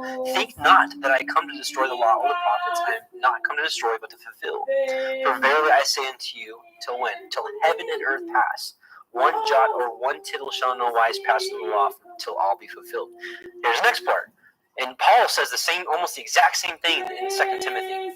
Whosoever therefore shall break one of these least commandments and shall teach men so, he shall be called least in the kingdom of heaven. But whosoever shall do and teach them, the same shall be called great in the kingdom of heaven. I don't know. Is it wrong to strive to not want to be least and rather be greatest? I don't know. But we have to really take his words for what they say. And the other thing, we also hear that Yeshua had rebuked the Pharisees, and a lot of people will think that what Yeshua was rebuking for was following the law. It's not true. It was obviously the oral tradition of what you were mentioning earlier, Rob, was the Talmud and the oral law. But Matthew 23:23 says, "Woe unto you, scribes and Pharisees, hypocrites! For you pay tithe of mint and anise and cumin, and have omitted the weightier matters of the law, judgment, mercy, and faith." But you gotta keep reading, because they'll say, "Hey, see, look, he doesn't care about that. He wants, judgment, mercy, faith." But then he says, "These you ought to have done, and what? And not leave the other undone." So it is important, and it's just like what James says: faith without works, it's dead, being alone. But in any case, I just wanted to just share that. I think it's a good. That's another good thing I wanted to point out actually, because it reminds me of the flat Earth topic. Because when I and ironically, obviously Rob, you have a huge part in that. When I first found out, when I first had the personal decision to believe that based on all the study I had done, which was originally I did all the study on just the scientific so-called first, the atmospherics and the orbital mechanics and all that. I did that. That's how I was convinced. And then I stumbled across this video called Flat Earth Conference Amsterdam by a guy named Rob Skiba, and I watched that thing, and I was just like, the Bible is also the best flat Earth book that exists. I didn't know that. Like now I'm like completely 1,000% sold, and I'm even more in love with this than ever. And that was probably like about 2 years ago, or maybe a year and a half ago, something like that. Anyway, so the reason I'm bringing this up is because the first thing I did in my own excitement was what many people do. I ran to my friends and family, thinking they would be just as excited and happy about this as I was, and I was like a naive, I was like a lost, what's it called, a lost baby squirrel in a forest fire. I was just like well, I had no idea what I was getting myself into. And I was like, hey guys, great news. I just found out the coolest thing ever. And I shared this, that the Bible says this, and all my study had pointed me towards this. And I had no idea, I had no clue what was going to come next. I didn't know fire and brimstone would rain from people, and it would just be a terror. I would lose friends and family. Everyone was going to freak out on me. And so then you put in this position where you're doing like flat Earth apologetics. You're like, wait, why are you? First of all, why are you mad at me? Second of all, I'm not stupid. Why are you calling me stupid? Let me just show you what I saw. And that's kind of how you approach it. You're like, and I think most people start off that way. You're like, well, hey, first of all, like you don't buy me mad. Second of all, you don't gotta call me an idiot, okay? I'm not. I got good grades in my master's degree, if that means anything. It just means I was more indoctrinated than most people, really, to be honest with you. But I'm not retarded. Sorry for using that word, but I don't know why you're telling me that I am all this. A minute ago, you were talking to me like you thought I was like a great guy, and you really respected my opinion, and you were just telling people that I was a good friend and wise beyond my years. You were saying these things, and now I tell you that I'm using that credibility now to say, check this out. And now you're saying I'm an idiot. Now you're saying I'm a second grader. So that reaction, I had the same thing happen with Torah, because when I came into YouTube, into the ministry, I was not Torah observant. I didn't call myself Torah observant, but I was desperately hungry, on fire, consuming this every day, trying to understand as much as I can. And the question came up, like, what is sin? What does it mean what is the law that Paul's talking about? What is the law that Yeshua is talking about? I really need to understand that, because that's really important that I make sure I don't mess that up, because I really want to please him. I love him so much, and I'm just on fire for the Lord. So I start digging into this. What is this? What does this mean? And when I found out what it meant, I was so happy, so excited, so overjoyed, and I couldn't wait to just adapt to the culture and just do the Torah portions. And I was just so excited about it. And we have so much fun with our Sabbath and with the feasts. And I'm like, man, I have a family that I didn't know I had. I have a community I didn't know I had. I'm so excited about this. And the same thing as what happened with the FE conversation happened. I came with this joy, like, hey guys, I found out something that just changed my life, and I'm so excited to share it. And I got the same reaction. I was shocked at how angry people became. And now it's like you go from wanting to share something that brought you joy, which is what the point I'm making is. We want to share something that's bringing you peace and joy and shalom and blessing, and you just want to share that with people, and you want to help them understand what the Word is really saying about these things, because you love them and you love Him. And then next next thing you know, you're backed into this corner where you're an idiot, you're a heretic, and you're doing Torah apologetics with Rob Skibo on a Friday night. You know, and you're like, that's not what I never intended it for it to be this way. I just love his ways, and I wanted to share it. And now I'm made out to be everyone's enemy. You know, and so should we really be all that surprised? I mean, it is written, isn't it? well, and now I'm seeing that too. You know, it is written, and it's in the prophecy, and it's all part of God's plan. I know, and I trust that plan. But I just wanted to show a perspective that this originally was about joy. This was originally about excitement and revelation and peace and just, man, it's so awesome. Like, this is so great. This is so great. That's the point right there. Is so many people that have embraced what we're talking about here. They'll all say the same thing. I don't know anybody who's like, oh, woe is me. This is a horrible burden that I'm taking on myself. Oh, this is terrible. I have to stop working and rest with my friends and family and hang out with God. This is terrible. Like in the feast, right? I mean, all the feasts, if you actually understand what they're about and how much they really tell us about our Messiah, I mean, once you do a real Passover with the understanding of Yeshua, forget Easter, man. Just forget all of that. Once you get into the fall season, when you know, Day of Atonement, yes, that's a sobering time. That's a get serious, get right with God moment right there, right? But Feast of Trumpets, you know, on either side of Atonement, you got Feast of Trumpets and Tabernacles. Where Tabernacles actually tells you to use your tithe money to save up and like bring strong drink and have fun. Like there's actually I was blown away the first time I read that. I'm like, what? You're like, what? Did it just? There's actually a command to have fun. It's so horrible. This is terrible. Like everybody I know that is truly loving God the way He said to love them. The only thing I've heard from every one of them is how awesome this is.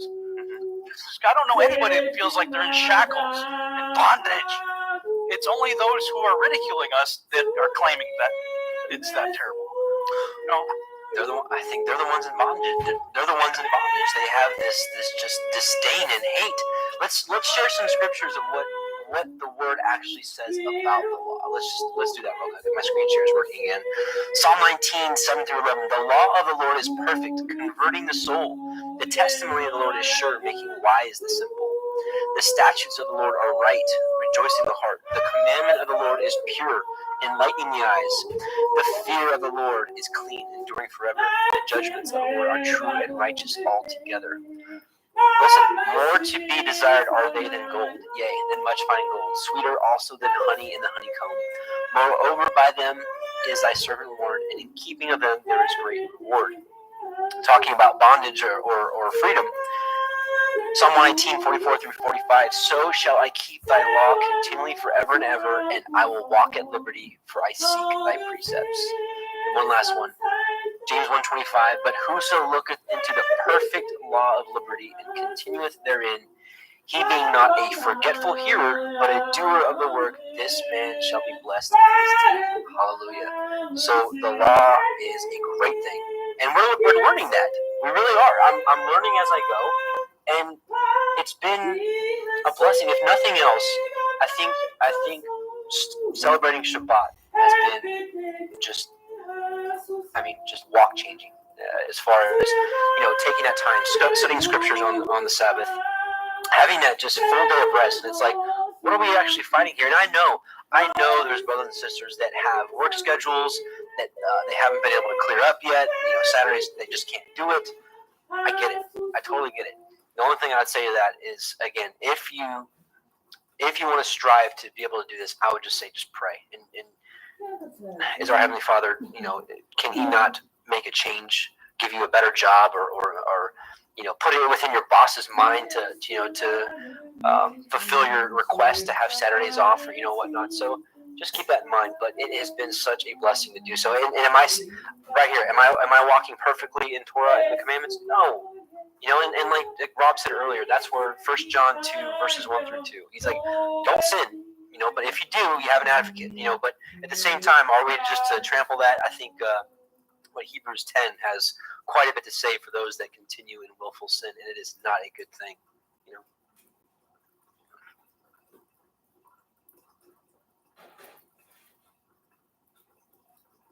Did I just freeze? You guys still here? No, we're still here. Oh, okay.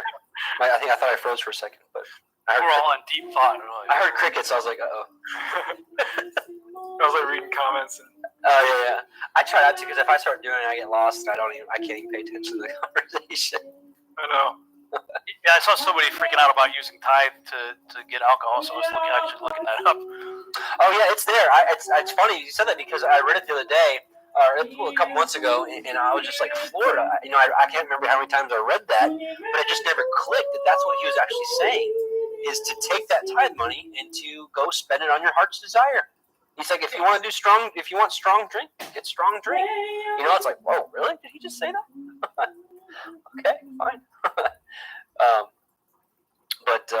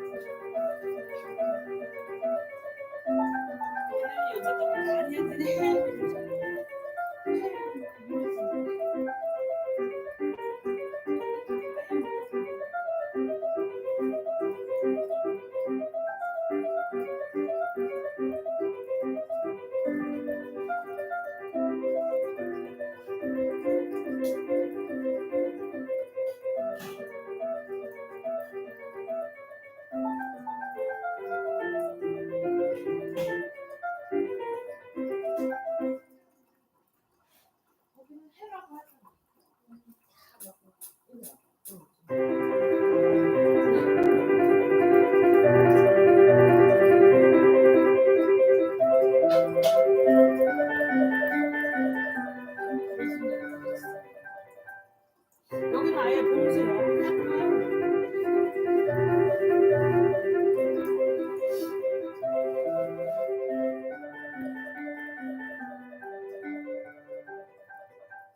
그게 더 얼굴 착지 수준이야.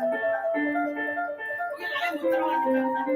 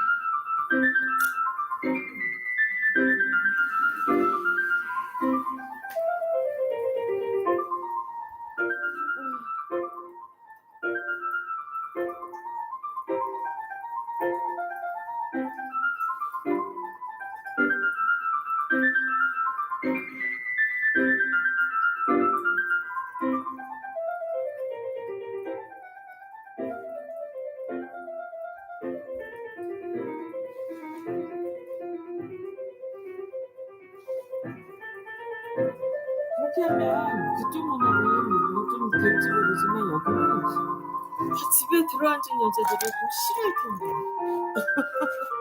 어? 다 집에 들어앉아서 뭐 취미생활하는 여자들이 좀 많기 때문에 하기 싫어.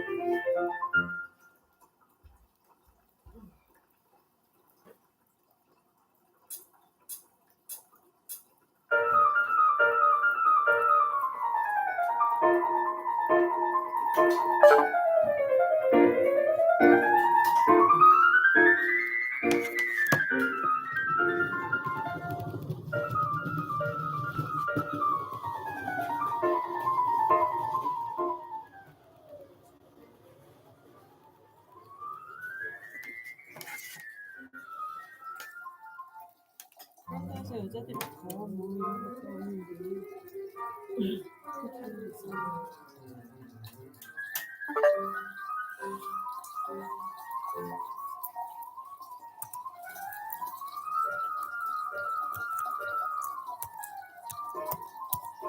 자기 자신이나 자기 상의에 대해서 어떻게 이렇게 모르냐?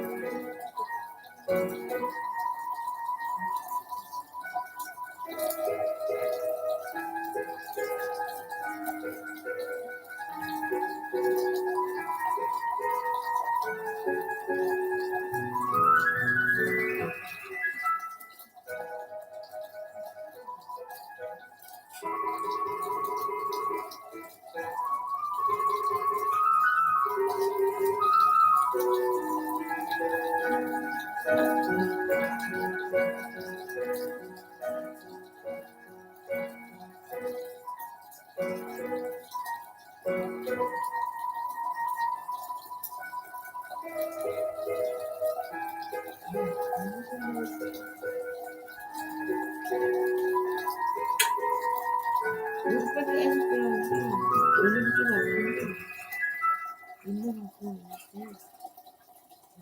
완전 뭐 돌직하는 거지?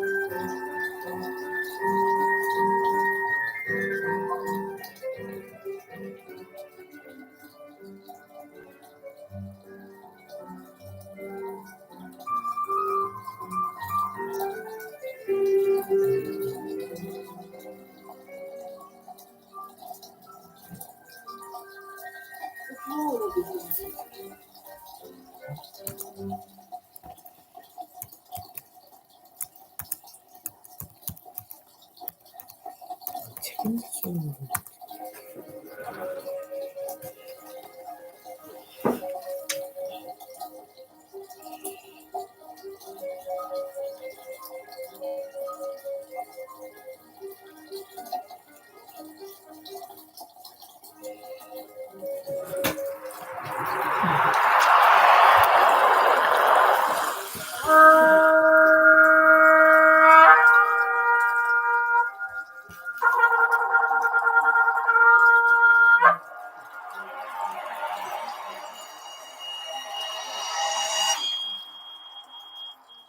Bereshit, Genesis, chapter 1.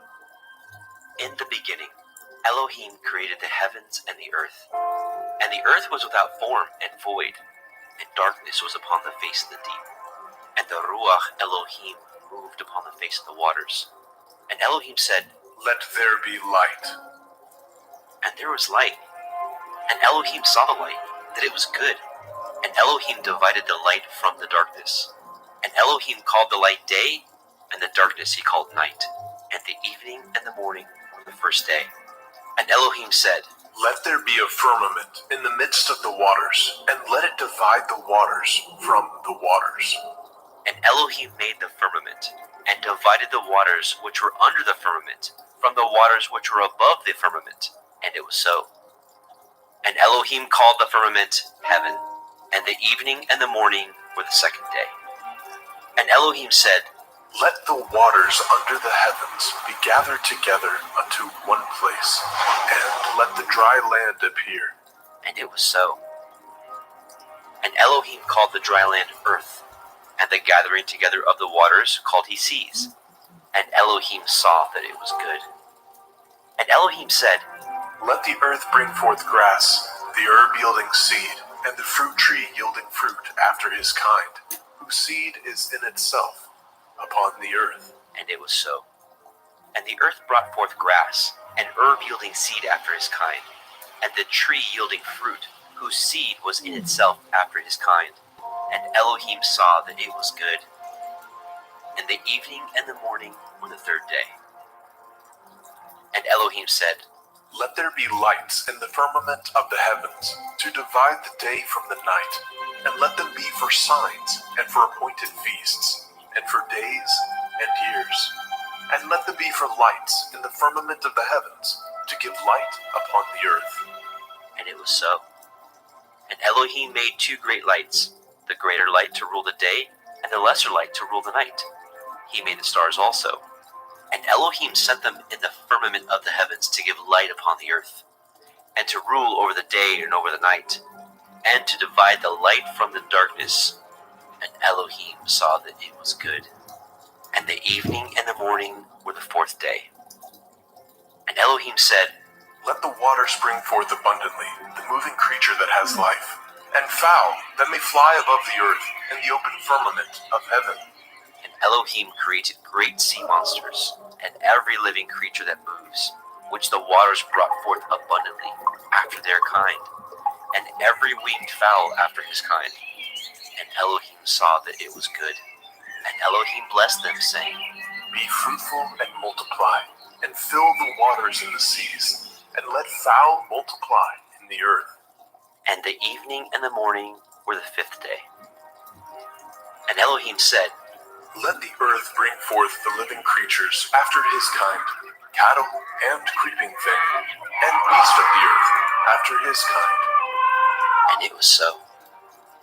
And Elohim made the beast of the earth after his kind, and cattle after their kind, and everything that creeps upon the earth after his kind.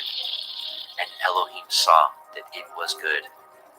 And Elohim said, Let us make man in our image, after our likeness. Let them have dominion over the fish of the sea, and over the fowl of the air, and over the cattle, and over all the earth, and over every creeping thing that creeps upon the earth. So Elohim created man in his own image. In the image of Elohim created he him. Male and female created he them.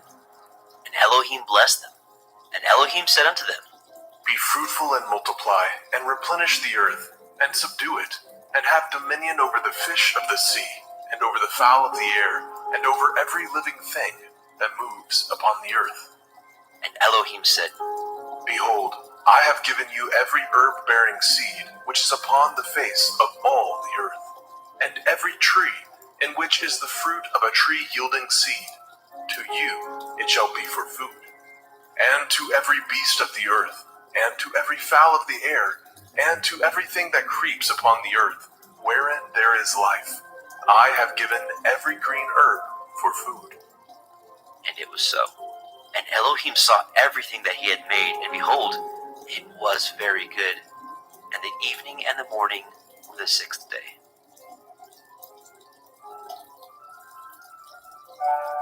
Bereshit, Genesis, chapter 2.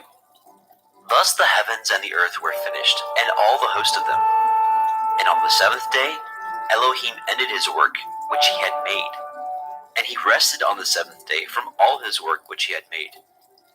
And Elohim blessed the seventh day, and sanctified it, because that in it he had rested from all his work which Elohim created and made. These are the generations of the heavens and of the earth, when they were created, in the day that Yahweh Elohim made the earth and the heavens. And every plant of the field before it was in the earth, and every herb of the field before it grew. For Yahweh Elohim had not caused it to rain upon the earth, and there was not a man to till the ground. But there went up a mist from the earth, and watered the whole face of the ground. And Yahweh Elohim formed the man of the dust of the ground, and breathed into his nostrils the breath of life. And the man became a living soul. And Yahweh Elohim planted a garden eastward in Eden, and there he put the man whom he had formed. And out of the ground made Yahweh Elohim to grow every tree that is pleasant to the sight and good for food, the tree of life also in the midst of the garden, and the tree of knowledge of good and evil. And a river went out of Eden to water the garden, and from thence it was parted, and became into four heads. The name of the first is Pishon, that is, which compasses the whole land of Havilah, where there is gold, and the gold of that land is good.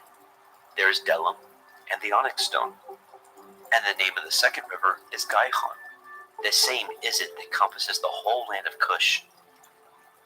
And the name of the third river is Hiddekel, that is, which goes toward the east of Ashur. And the fourth river is Perath. And Yahweh Elohim took the man, and put him into the garden of Eden to dress it and to guard it. And Yahweh Elohim commanded he man, saying, Of every tree of the garden you may freely eat, but of the tree of the knowledge of good and evil you shall not eat of it. For in the day that you eat thereof you shall surely die. And Yahweh Elohim said, It is not good that man should be alone. I will make a helpmeet for him. And out of the ground Yahweh Elohim formed every beast of the field, and every fowl of the air, and brought them unto the man to see what he would call them. And whatsoever the man called every living creature, that was the name thereof. And the man gave names to all the cattle, and to the fowl of the air, and to every beast of the field. But for the man there was not found a helpmeet for him. And Yahweh Elohim caused a deep sleep to fall upon the man, and he slept. And he took one of his ribs, and closed up the flesh instead thereof. And the rib which Yahweh Elohim had taken from man made he a woman, and brought her unto the man.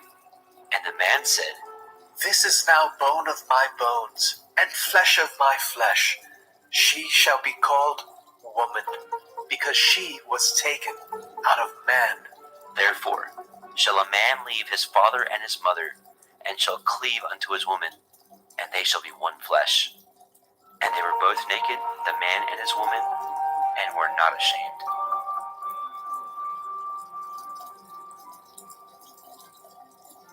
Bereshit, Genesis, chapter 3. Now the serpent was more subtle than any beast of the field which Yahweh Elohim had made. And he said unto the woman, Yea, has Elohim said, Ye shall not eat of every tree of the garden? And the woman said unto the serpent, We may eat of the fruit of the trees of the garden, but of the fruit of the tree which is in the midst of the garden, Elohim has said, You shall not eat of it, neither shall you touch it, lest ye die.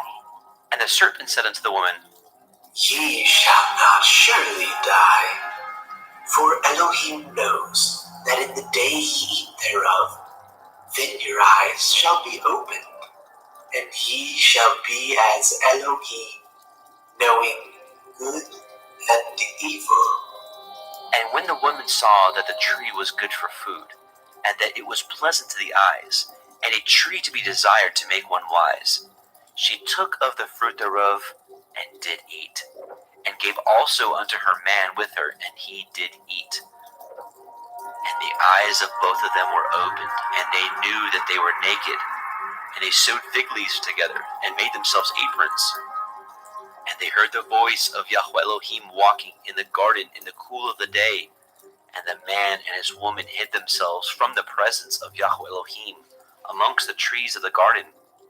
And Yahweh Elohim called unto Adam and said unto him, Where are you? And he said, I heard your voice in the garden, and I was afraid, because I was naked, and I hid myself. And he said, Who told you that you were naked? Have you eaten of the tree whereof I commanded you that you should not eat? And the man said, The woman whom you gave to be with me, she gave me of the tree, and I did eat. And Yahweh Elohim said unto the woman, What is this that you have done?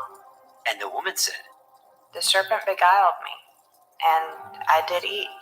And Yahweh Elohim said unto the serpent, Because you have done this, you are cursed above all cattle and above every beast of the field.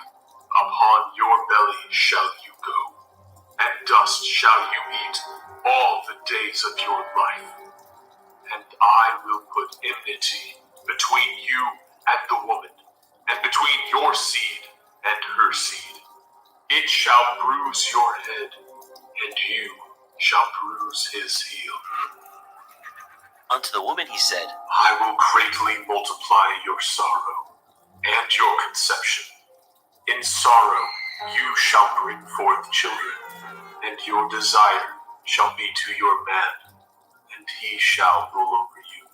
And unto Adam he said, Because you have hearkened unto the voice of your woman, and have eaten of the tree of which I commanded you, saying, You shall not eat of it. Cursed is the ground for your sake. In sorrow you shall eat of it all the days of your life. Thorns also and thistles shall it bring forth to you, and you shall eat the herb of the field. In the sweat of your face shall you eat bread, till you return unto the ground. For out of it were you taken, for dust you are, and unto dust shall you return. And Adam called his woman's name Hua, because she was the mother of all living.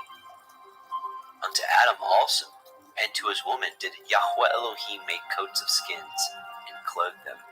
And Yahweh Elohim said, Behold, the man is become as one of us, to know good and evil.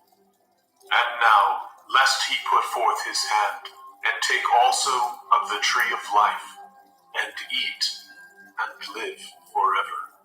Therefore Yahweh Elohim sent him forth from the Garden of Eden, to till the ground from whence he was taken.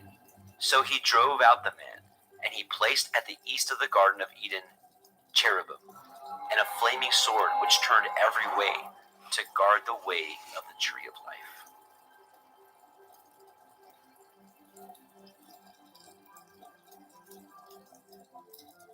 Bereshit, Genesis, chapter 4. And Adam knew Hua his woman, and she conceived, and bore Cain, and said, I have gotten a man from Yahuwah. And she again bore his brother Habil. And Habil was a keeper of sheep, but Cain was a tiller of the ground. And in process of time it came to pass that Cain brought of the fruit of the ground an offering unto Yahweh. And Habil he also brought of the firstlings of his flock, and of the fat thereof. And Yahweh had respect unto Habil and unto his offering, but unto Cain and to his offering he had not respect. And Cain was very wroth, and his countenance fell. And Yahweh said unto Cain, Why are you wroth?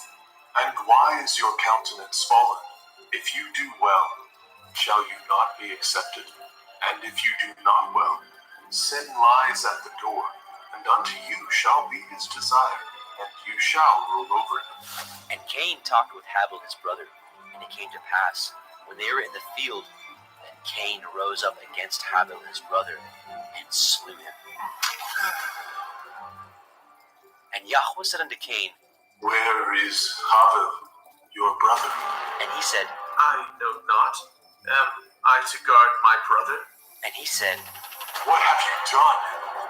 The voice of your brother's blood cries unto me from the ground. And now are you cursed from the earth, which has opened her mouth to receive your brother's blood from your hand. When you till the ground, it shall not henceforth yield unto you your strength. A fugitive and a vagabond shall you be in the earth. And Cain said unto Yahweh, My punishment is greater than I can bear. Behold, you have driven me out this day from the face of the earth, and from your face shall I be hid. And I shall be a fugitive and a vagabond in the earth. And it shall come to pass that every one that finds me shall slay me. And Yahweh said unto him, Therefore, whoever slays Cain, vengeance shall be taken on him sevenfold. And Yahweh set a mark upon Cain, lest any finding him should kill him. And Cain went out from the presence of Yahweh, and dwelt in the land of Nod, on the east of Eden. And Cain knew his woman, and she conceived, and bore Hanok. And he built a city, and called the name of the city after the name of his son, Hanok. And unto Hanok was born Irad, and Irad begat Mehujael, and Mehujael begat Methushael, and Methushael begat Lamech. And Lamech took unto him two women. The name of the one was Ada, and the name of the other Tillah. And Ada bore Yabal. He was the father of such as dwell in tents, and of such as have cattle. And his brother's name was Yubal. He was the father of all such as handle the harp and organ. And Silla, she also bore Tubal-Cain, an instructor of every artificer in brass and iron. And the sister of Tubal-Cain was Naamah. And Lamech said unto his woman, Ada and Zillah, hear my voice, ye women of Lamech, hearken unto my speech. For I have slain a man to my wounding, and a young man to my hurt.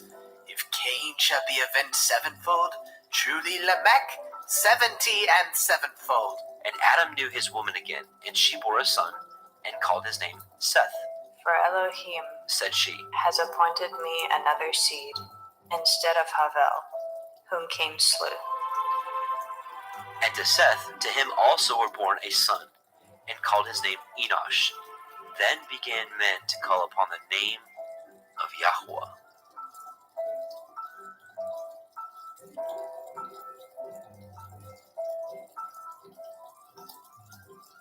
Bereshit, Genesis, chapter 5. This is the sefer of the generations of Adam. In the day that Elohim created man, in the likeness of Elohim made he him. Male and female created he them, and blessed them, and called their name Adam, in the day when they were created.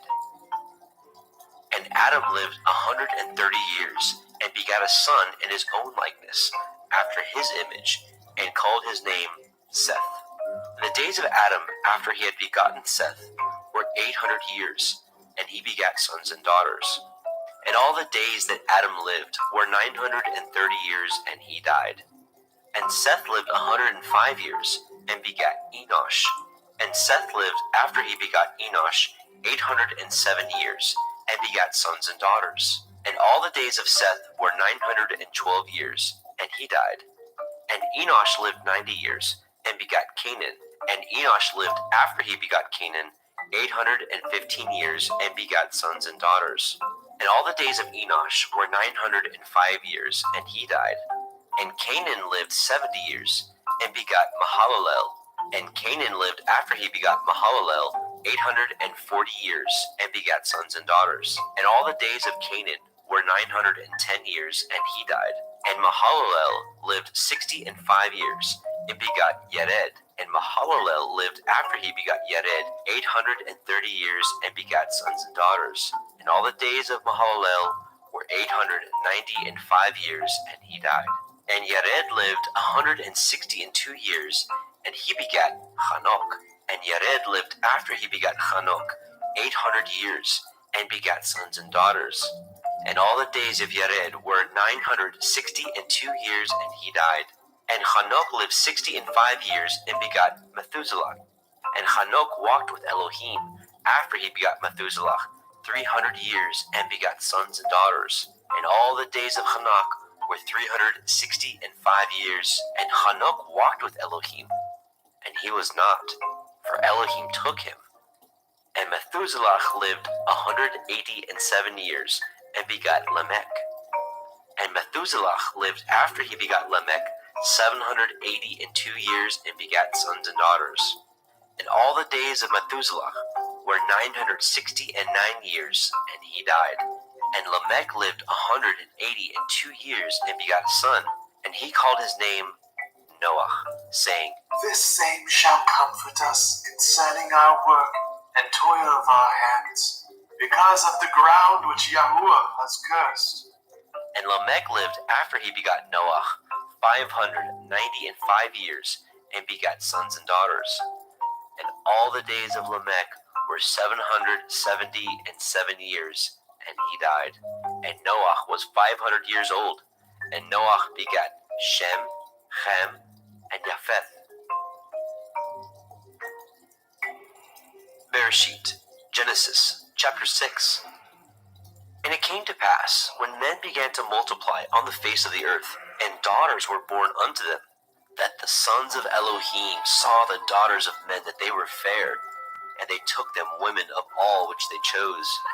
And Yahweh said, My Ruach shall not always strive with man, for that he also is flesh. Yet his days shall be 120 years. There were Nephilim in the earth in those days, and also after that, when the sons of Elohim came in unto the daughters of men, and they bore children to them, the same became giants, which were of ancient times, men of infamy. And Yahweh saw that the wickedness of man was great in the earth, and that every imagination of the thoughts of his heart was only evil continually. And Yahweh repented that he had made man on the earth, and it grieved him at his heart. And Yahweh said, I will destroy man whom I have created from the face of the earth, both man and beast, and the creeping thing, and the fowls of the air, for I repent that I have made them.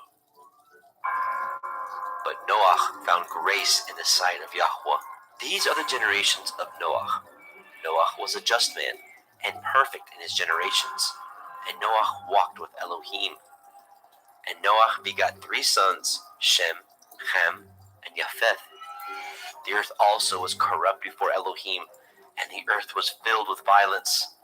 And Elohim looked upon the earth, and behold, it was corrupt, for all flesh had corrupted his way upon the earth.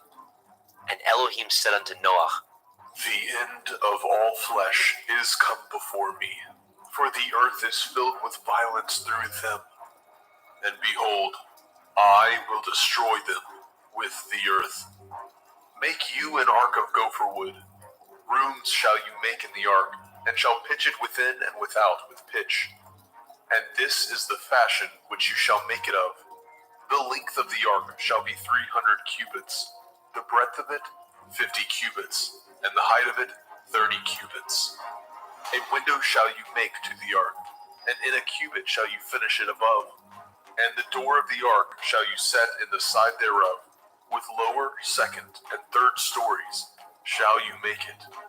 And behold, I, even I, do bring a flood of waters upon the earth, to destroy all flesh, wherein is the breath of life from under heaven, and everything that is in the earth shall die. But with you will I establish my covenant, and you shall come into the ark, you and your sons, and your woman, and your sons' women with you. And of every living thing of all flesh, 2 of every sort shall you bring into the ark, to keep them alive with you. They shall be male and female, of fowls after their kind, and of cattle after their kind, of every creeping thing of the earth after his kind. 2 of every sort shall come unto you, to keep them alive. And take unto you of all food that is eaten, and you shall gather it to you, and it shall be for food for you, and for them. Thus did Noah according to all that Elohim commanded him. So did he.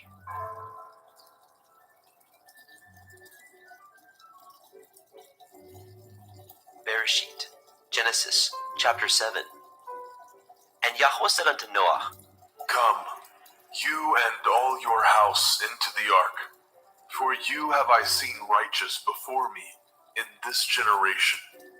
Of every clean beast you shall take to you by sevens, the male and his female, and of beasts that are not clean by 2, the male and his female.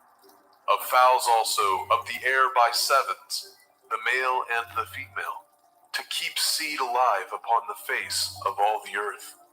For yet 7 days, and I will cause it to rain upon the earth 40 days and 40 nights, and every living substance that I have made will I destroy from off the face of the earth.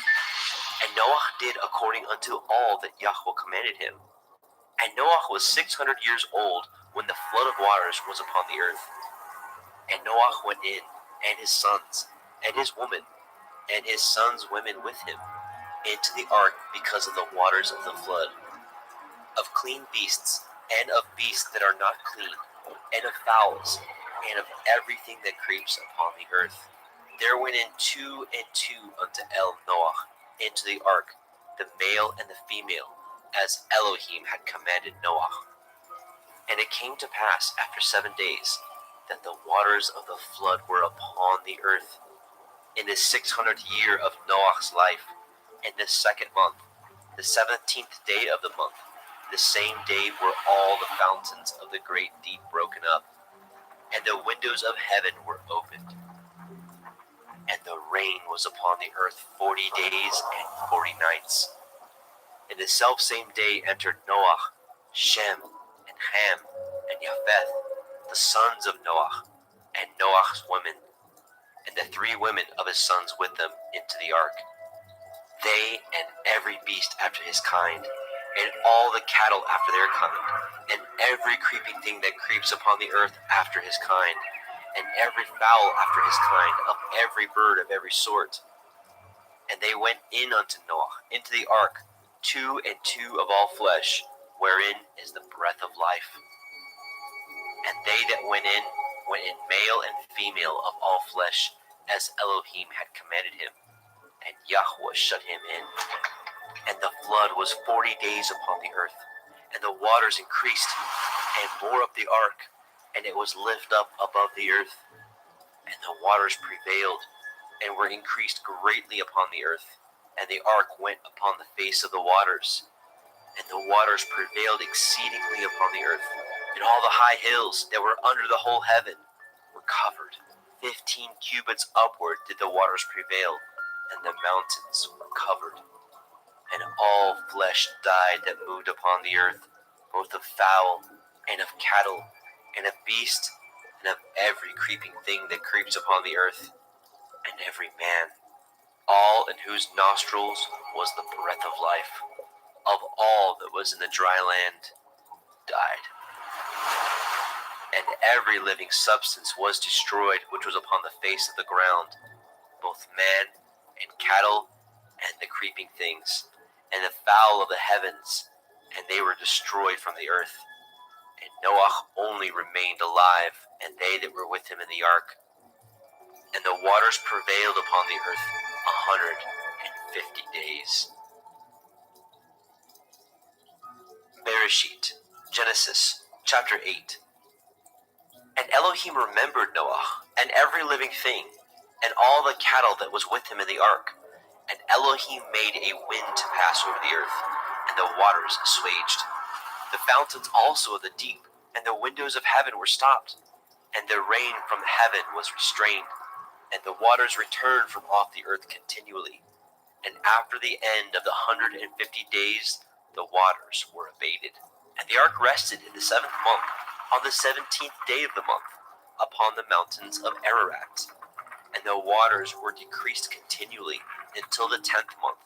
In the 10th month, on the 1st day of the month, were the tops of the mountains seen. And it came to pass, at the end of 40 days, that Noah opened the window of the ark which he had made, and he sent forth a raven which went forth to and fro until the waters were dried up from off the earth. Also he sent forth a dove from him to see if the waters were abated from off the face of the ground.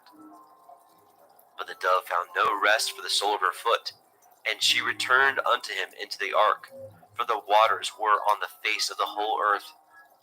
Then he put forth his hand and took her, and pulled her in unto him into the ark.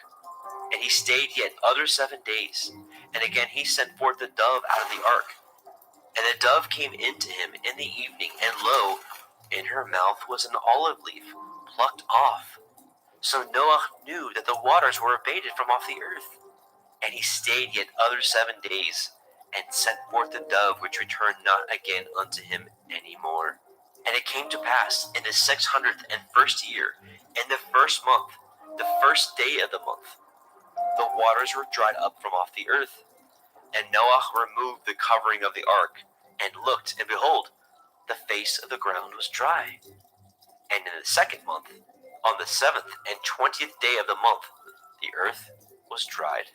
And Elohim spoke unto Noah, saying, Go forth of the ark, you and your woman, and your sons women with you.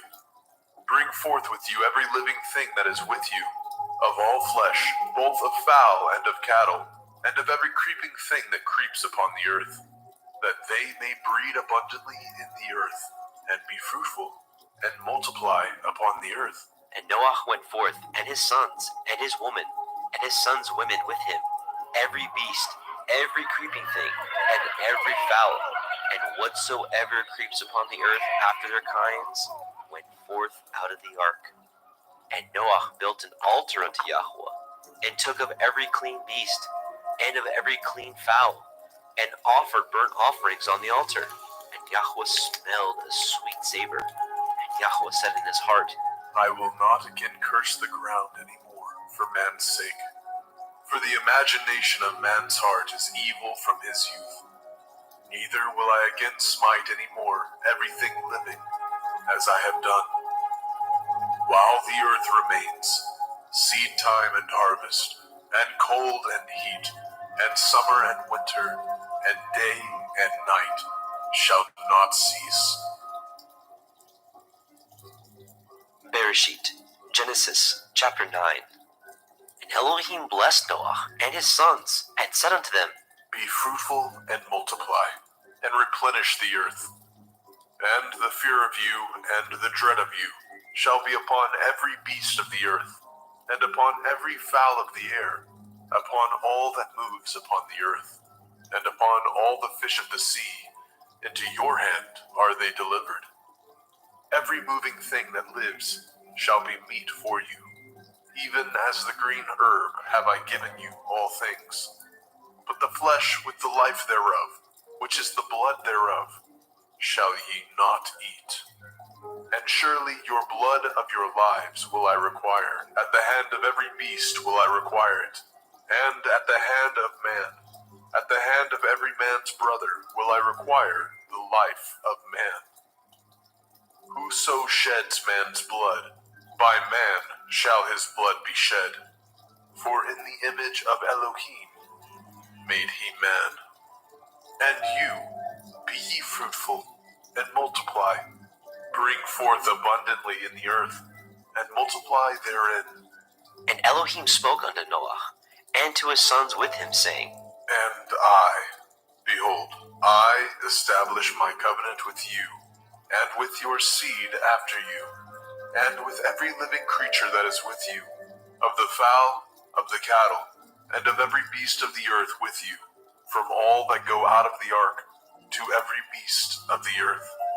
And I will establish my covenant with you.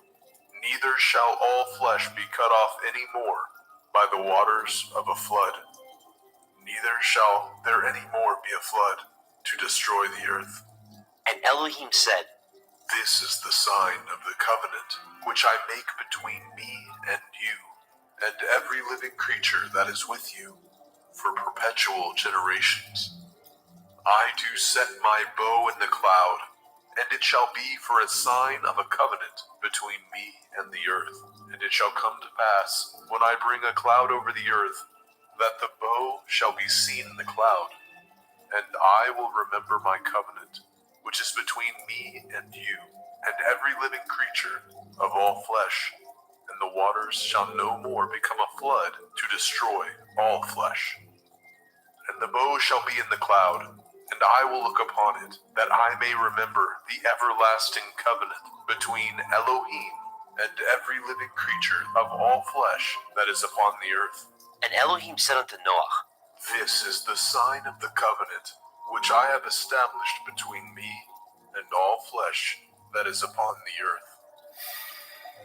And the sons of Noah that went forth of the ark were Shem, and Ham, and Japheth. And Ham is the father of Canaan. These are the three sons of Noah, and of them was the whole earth overspread. And Noah began to be a husbandman, and he planted a vineyard. And he drank of the wine, and was drunken, and he was uncovered within his tent. And Ham, the father of Canaan, saw the nakedness of his father, and told his two brethren without. And Shem and Japheth took a garment, and laid it upon both their shoulders, and went backward, and covered the nakedness of their father.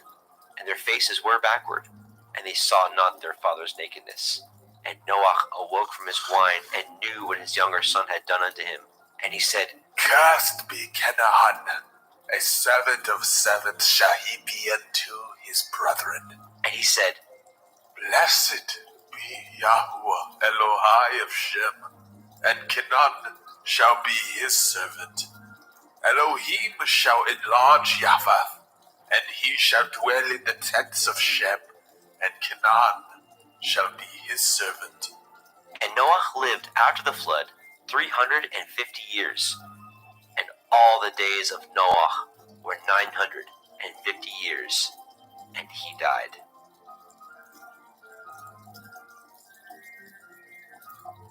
Bereshit, Genesis, chapter 10. Now these are the generations of the sons of Noah, Shem, Ham, and Japheth. And unto them were sons born after the flood. The sons of Japheth, Gomer, and Magog, and Madai, and Yaban, and Tubal, and Meshech, and Tirak. And the sons of Gomer, Ashkenaz, and Riphath, and Togarma. The sons of Yavan, Elisha, and Tarshish, and Kittim, and Dodanim. By these were the isles of the other nations divided in their lands, everyone after his tongue, and after their families in their nations. And the sons of Ham, Cush, and Mitzrayim, and Put, and Canaan. And the sons of Cush, Seba, and Havilah, and Kavta, and Raamah, and Kavteka. And the sons of Raamah, Sheba, and Dedan. And Cush begat Nimrod. He began to be a giant and a hunter in the earth. He was a giant and a hunter before Yahweh. Wherefore it is said, even as Nimrod, the giant hunter before Yahweh. beginning of his kingdom was Babel, and Erech, and Akkad, and Calneh in the land of Shinar. Out of that land went forth Ashur, and built Nineveh, and the city Rehoboth, and Kelach, and Resen between Nineveh and Kelach. The same is a great city. And Mitzrayim begat Lodim, and Anamim, and Lechavim, and the Naphtuchim, and the Pathrusim, and the Kasluchim, out of whom came Pelishtim, and the Kaphtorim. And Canaan begot Sidon, his firstborn, and Heth, and the Jebusite, and the Amorite, and the Girgashite, and the Hivite, and the Arkite, and the Hinite, and the Arvadite, and the Tsemarite, and the Hamathite. And afterward were the families of the Canaanim spread abroad. And the border of the Canaanim was from Sidon, as you come to Gerar, unto Gaza, as you go unto Sodom, and Amorah, and Admah, and Zeboim, even unto Lasha. These are the sons of Ham, after their families, after their tongues, in their countries, and in their nations. And unto Shem also, the father of all the children of Eber, the brother of Japheth, the elder, even to him were children born. And the children of Shem, Elam, and Ashur, and Arphaxad, and Lud, and Aram. And the children of Aram, Uz, and Hul, and Gether, and Mash. And Arphaxad begot Shelach, and Shelach begot Eber. And unto Eber were born two sons. The name of one was Peleg, for in his days was the earth divided. And his brother's name was Yoktan. And Yoktan begot Almodad, and Sheleth, and Chatzarmaveth, and Yerach, and Hadoram, and Uzal, and Dikla, and Obal, and Abimael, and Sheva, and Ophir, and Havilah, and Yobab. All these were the sons of Yoktan. And their dwelling was from Misha, as you go unto Sephat, a mountain of the east. These are the sons of Shem, after their families, after their tongues, in their lands, after their nations. These are the families of the sons of Noah, after their generations, in their nations, and by these were the nations divided in the earth after the flood.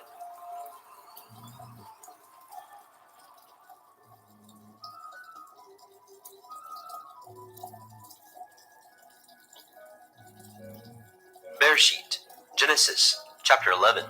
And the whole earth was of one language and of one speech. And it came to pass, as they journeyed from the east, that they found a plain in the land of Shinar, and they dwelt there. And they said one to another, Go to, let us make brick and burn them thoroughly. and they had brick for stone, and slime had they for mortar. And they said, Go to, let us build a city and a tower whose top may reach unto the heavens, and let us make a name, lest we be scattered abroad upon the face of the whole earth.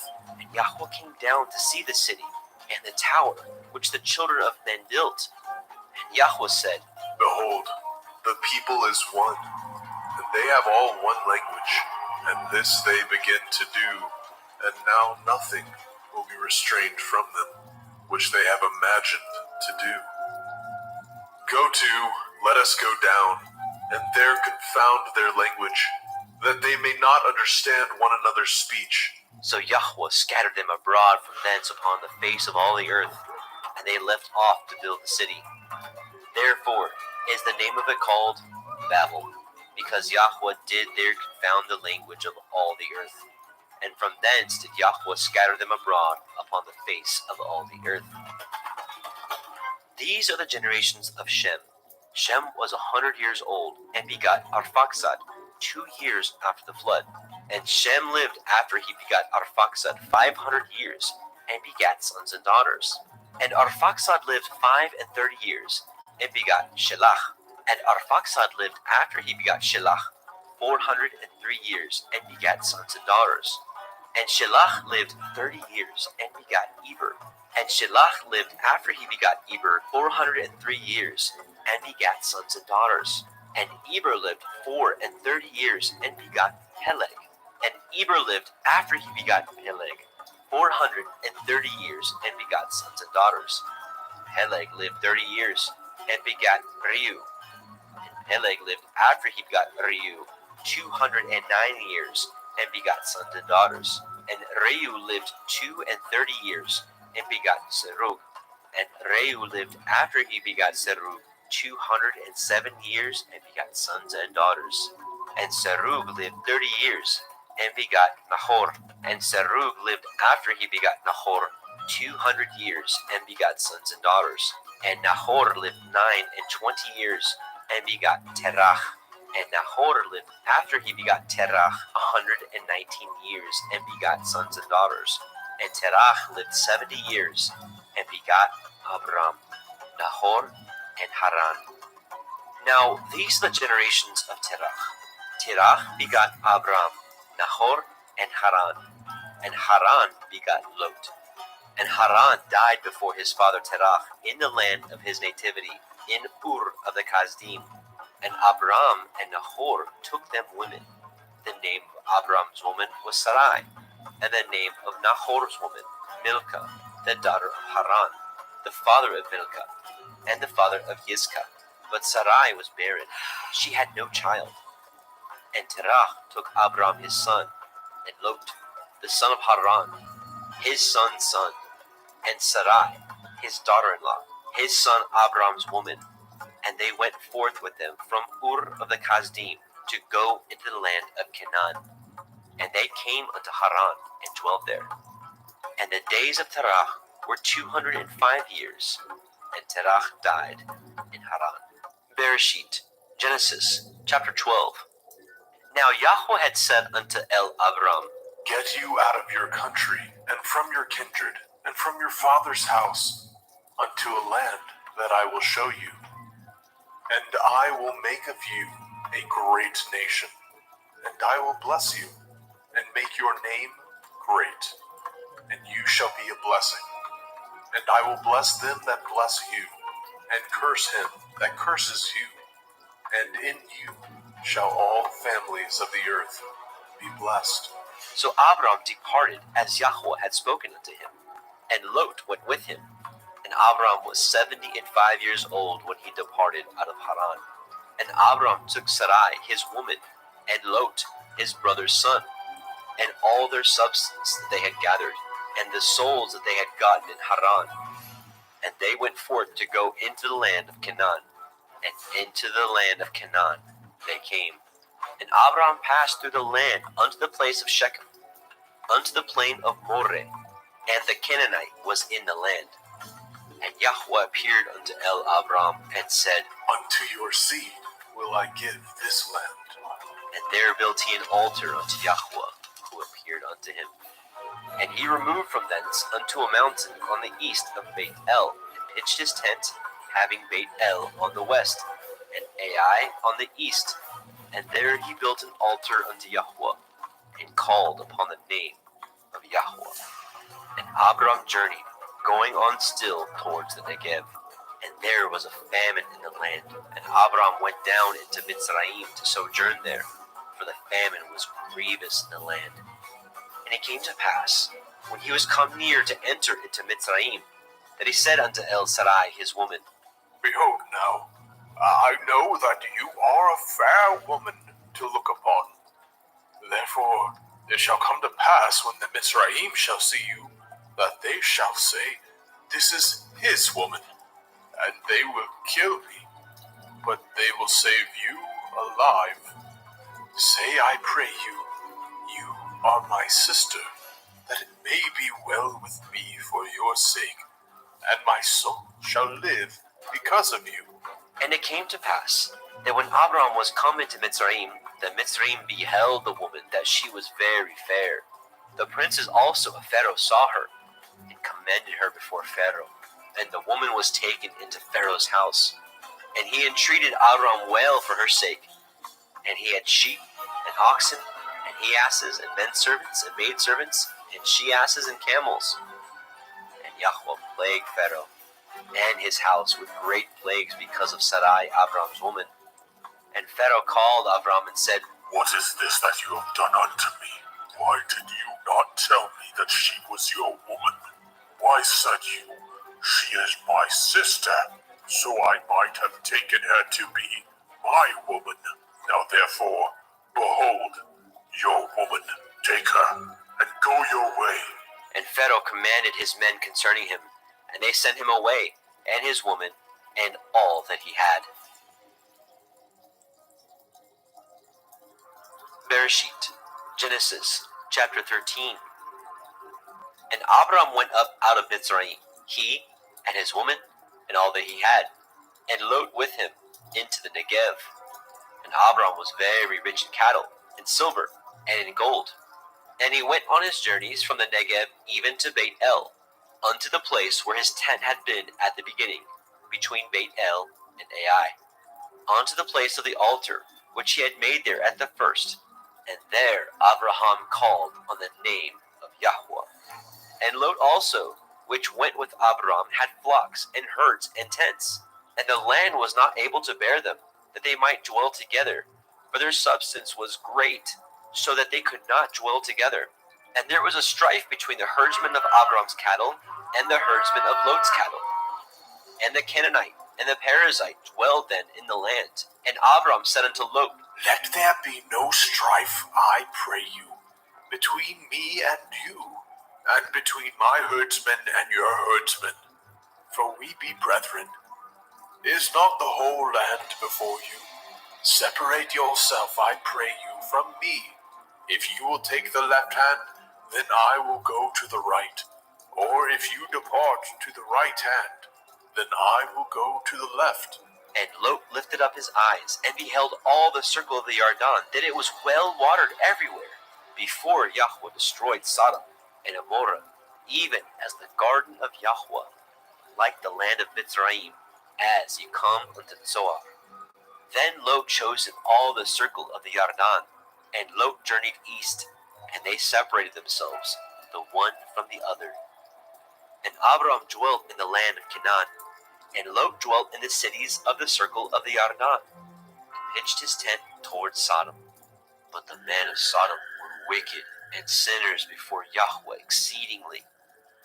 And Yahweh said unto Abram, after that Lot was separated from him, Lift up now your eyes, and look from the place where you are, northward, and southward, and eastward, and westward.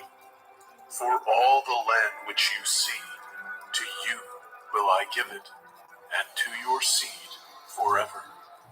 And I will make your seed as the dust of the earth, so that if a man can number the dust of the earth, then shall your seed also be numbered.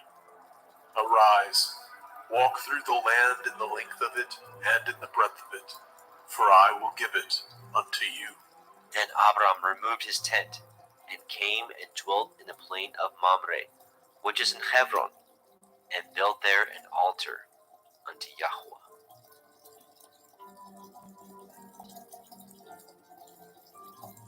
Bereshit, Genesis chapter 14.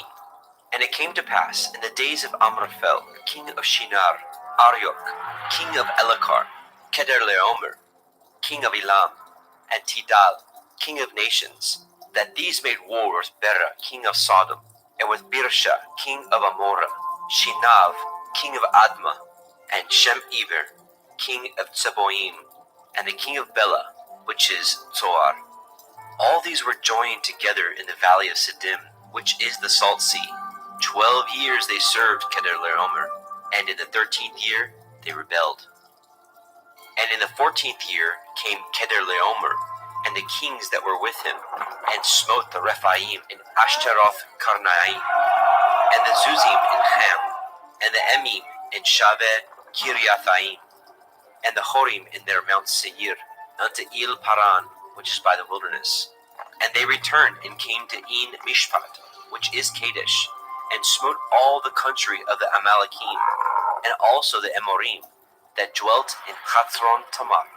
And there went out the king of Sodom, and the king of Amorah, and the king of Admah, and the king of Tseboim, and the king of Bela, the same as Zoar, And they joined battle with them in the valley of Siddim, with Kedorlaomer, the king of Elam, and with Tidal, king of nations, and Amraphel, king of Shinar, and Arioch, king of Elakar, 4 kings with 5.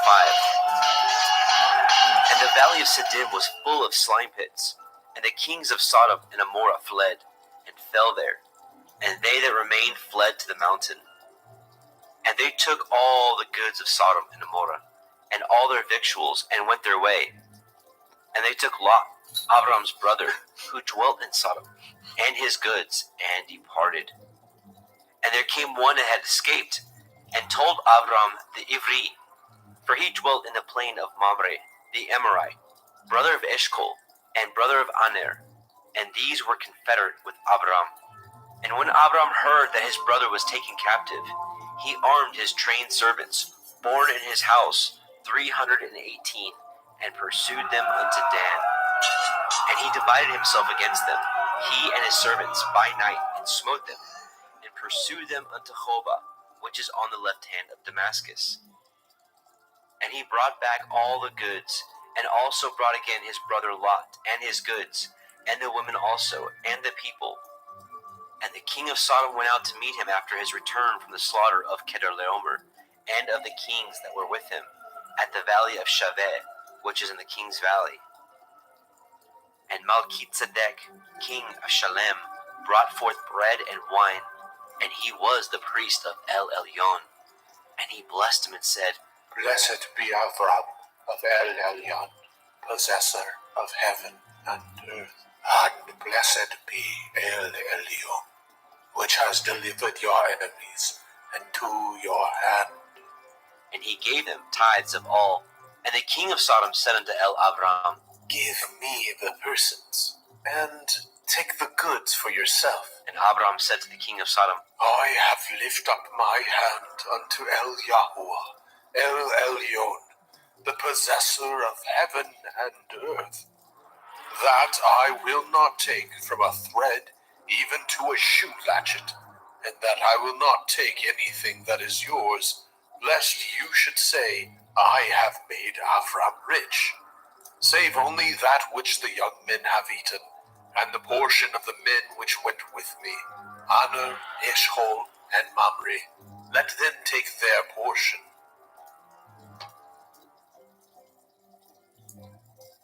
Bereshit, Genesis chapter 15. After these things, the word of Yahweh came unto El Abram in a vision, saying, Fear not, Avram. I am your shield, and your exceeding great reward.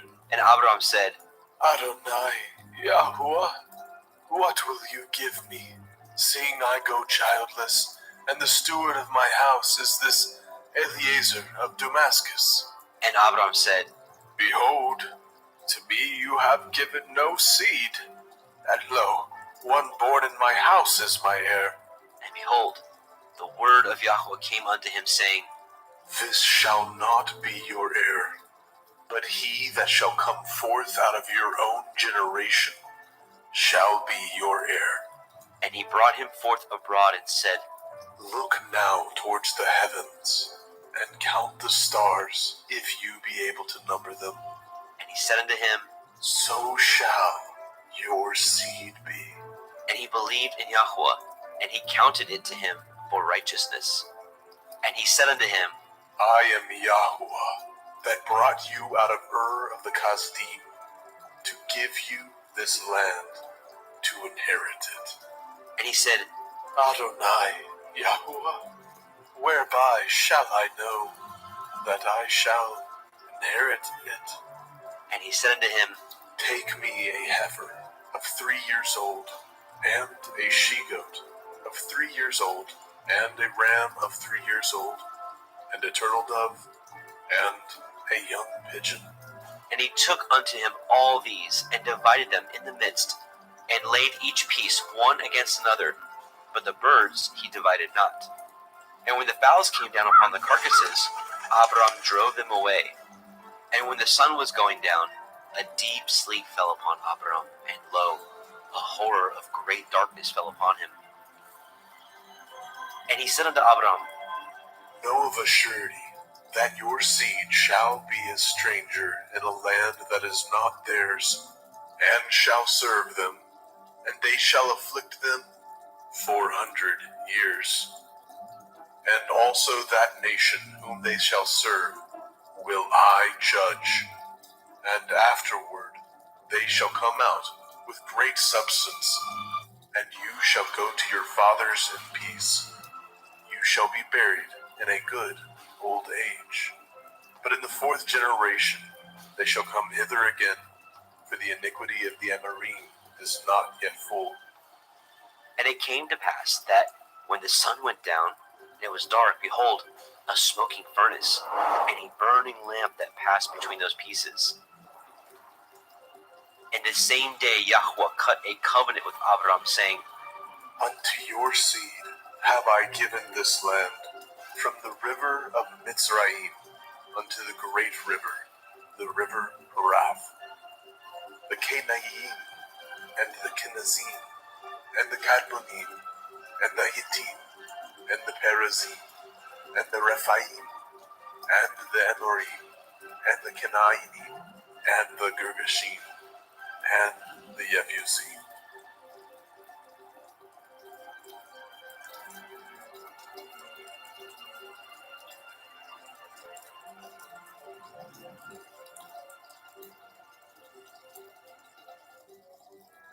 Bereshit, Genesis chapter 16. Now Sarai, Abraham's woman, bore him no children, and she had a handmaid, a Mitzrayim, whose name was Hagar. And Sarai said unto Abram, Behold now, Yahuwah has restrained me from bearing. I pray you, go in unto my maid. It may be that I may obtain children by her. And Abram hearkened to the voice of Sarai. And Sarai, Abram's woman, took Hagar, her maid, the Mitzrayim, after Abram had dwelt 10 years in the land of Canaan, and gave her to her man Abram to be his woman. And he went in unto Hagar, and she conceived. And when she saw that she had conceived, her mistress was despised in her eyes. And Sarai said unto Abram, My wrong be upon you. I have given my maid into your bosom. And when she saw that she had conceived, I was despised in her eyes. Yahuwah judge between me and you. But Abram said unto Sarai, Behold, your maid is in your hand. Do to her as it pleases you. And when Sarai dealt hardly with her, she fled from her face. And the angel of Yahweh found her by a fountain of water in the wilderness, by the fountain in the way to Shur. And he said, Hagar, Sarai's maid, whence came you, and whither will you go? And she said, I flee from the face of my mistress Sarai. And the angel of Yahweh said unto her, Return to your mistress, and submit yourself under her hands. And the angel of Yahweh said unto her, I will multiply your seed exceedingly, that it shall not be numbered for multitude. And the angel of Yahweh said unto her, Behold, you are with child, and shall bear a son, and shall call his name Yishmael, because Yahuwah has heard your affliction. And he will be a wild man. His hand will be against every man, and every man's hand against him. And he shall dwell in the presence of all his brethren. And she called the name of Yahweh that spoke unto her, See me. for she said, Have I also here looked after him that sees me? Wherefore the well was called Be'er Lahai Roi. Behold, it is between Kadesh and Bered. And Hagar bore Abram a son, and Abram called his son's name which Hagar bore Ishmael. And Abram was 86 years old when Hagar bore Ishmael to Abram.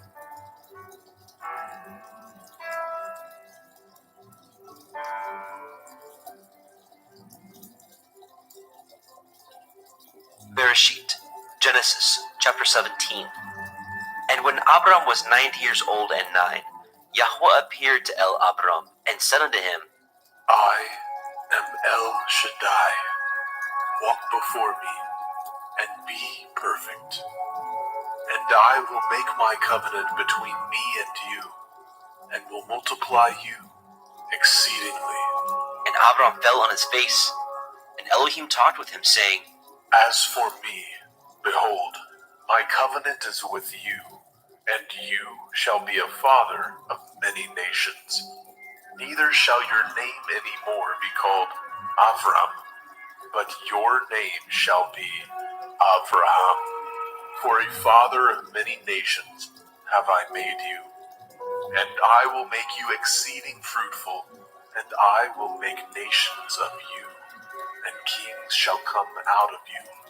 And I will establish my covenant between me and you, and your seed after you, in their generations, for an everlasting covenant, to be Elohim unto you, and to your seed after you. And I will give unto you and to your seed after you the land wherein you are a stranger, all the land of Canaan, for an everlasting possession, and I will be their Elohim. And Elohim said unto Abraham, You shall guard my covenant, therefore, you and your seed after you in their generations. This is my covenant, which ye shall guard, between me and you and your seed after you. Every male child among you shall be circumcised, and ye shall circumcise the flesh of your foreskin, and it shall be a sign of the covenant betwixt me and you. And he that is 8 days old shall be circumcised among you, every male child in your generations. He that is born in the house, or bought with money of any stranger, which is not of your seed, he that is born in your house, and he that is bought with your money, must need to be circumcised. And my covenant shall be in your flesh for an everlasting covenant. And the uncircumcised male child, whose flesh of his foreskin is not circumcised, that soul shall be cut off from his people. He has broken my covenant. and Elohim said unto Abraham, As for Sarai, your woman, you shall not call her name Sarai, but Sarah shall her name be. And I will bless her, and give you a son also of her. Yea, I will bless her, and she shall be a mother of nations. Kings of people shall be of her. Then Abraham fell upon his face and laughed, and said in his heart, Shall a child be born unto him that is 100 years old? And shall Sarah, that is 90 years old, bear? And Abraham said unto Elohim, Oh, that Ishmael might live before you. and Elohim said, Sarah, your woman, shall bear you a son indeed, and you shall call his name Yitzhak. And I will establish my covenant with him for an everlasting covenant, and with his seed after him. And as for Ishmael, I have heard you. Behold, I have blessed him, and will make him fruitful, and will multiply him exceedingly. 12 princes shall he beget, and I will make him a great nation. But my covenant will I establish with Yitzhak, which Sarah shall bear unto you at this set time in the next year. and he left off talking with him. And Elohim went up from Abraham. And Abraham took Ishmael his son, and all that were born in his house, and all that were bought with his money, every male among the men of Abraham's house, and circumcised the flesh of their foreskin in the selfsame day, as Elohim had said unto him. And Abraham was 90 years old and 9 when he was circumcised in the flesh of his foreskin. And Ishmael his son was 13 years old when he was circumcised in the flesh of his foreskin. And the selfsame day was Abraham circumcised, and Ishmael his son. And all the men of his house, born in the house, and bought with money of the stranger, were circumcised with him.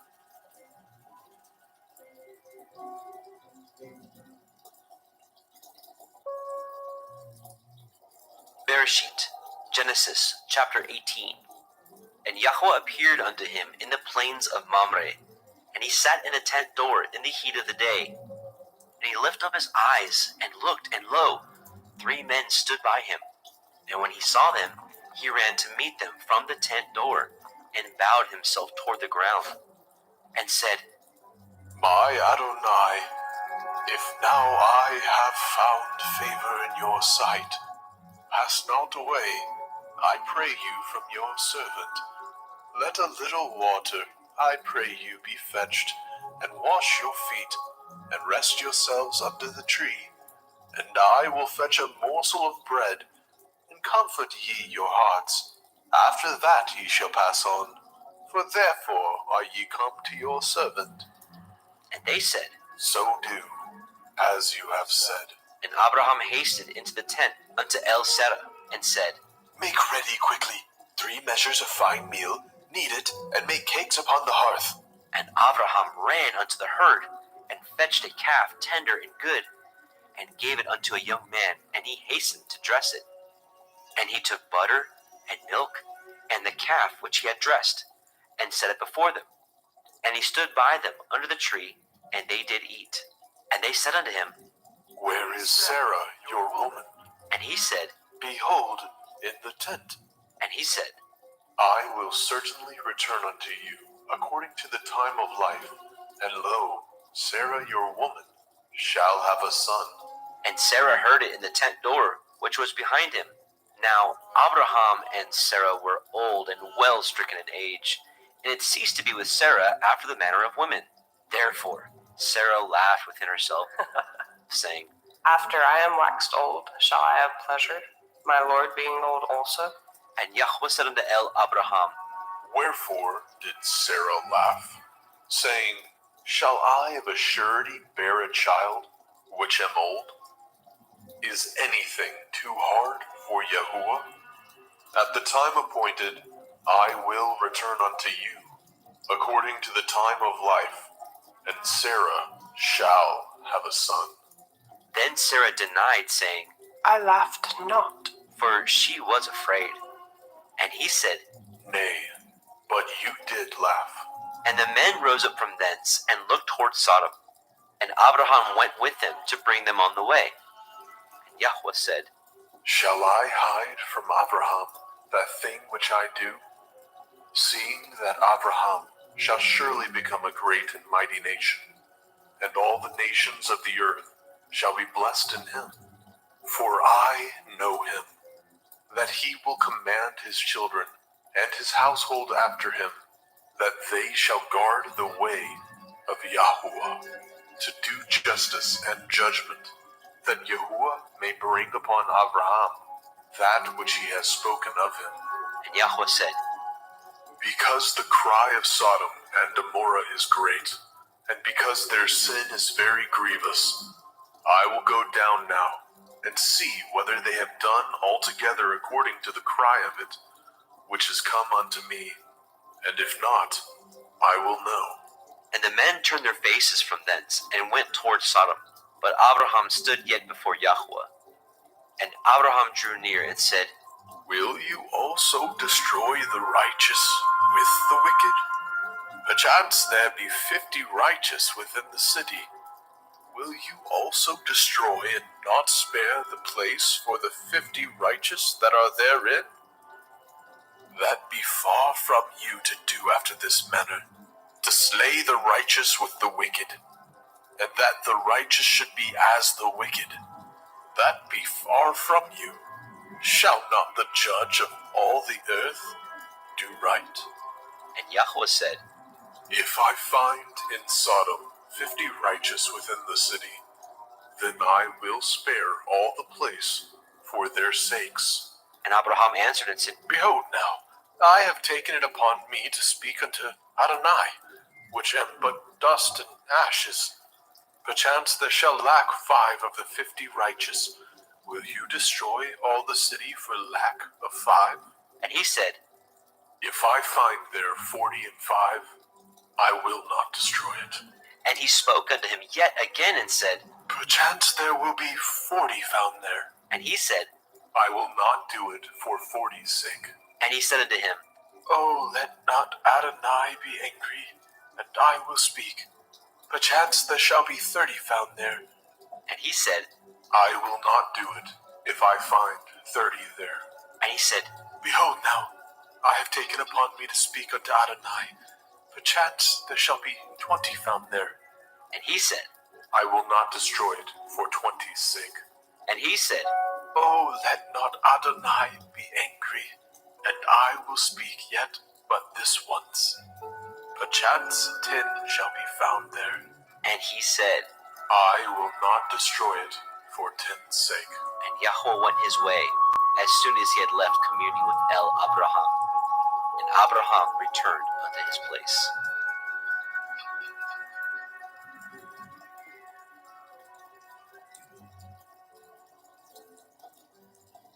Bereshit, Genesis chapter 19. And there came 2 angels to Sodom at evening, and Lot sat in the gate of Sodom. And Lot, seeing them, rose up to meet them, and he bowed himself with his face toward the ground.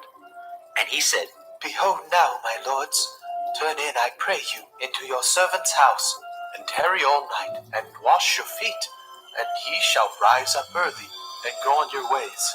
And they said, Nay, but we will abide in the street all night. And he pressed upon them greatly. And they turned in unto him, and entered into the house. And he made them a feast, and did bake matzah, and they did eat.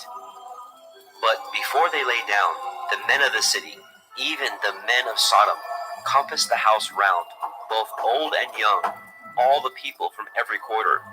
And they called unto Lot, and said unto him, Where are the men which came into you this night?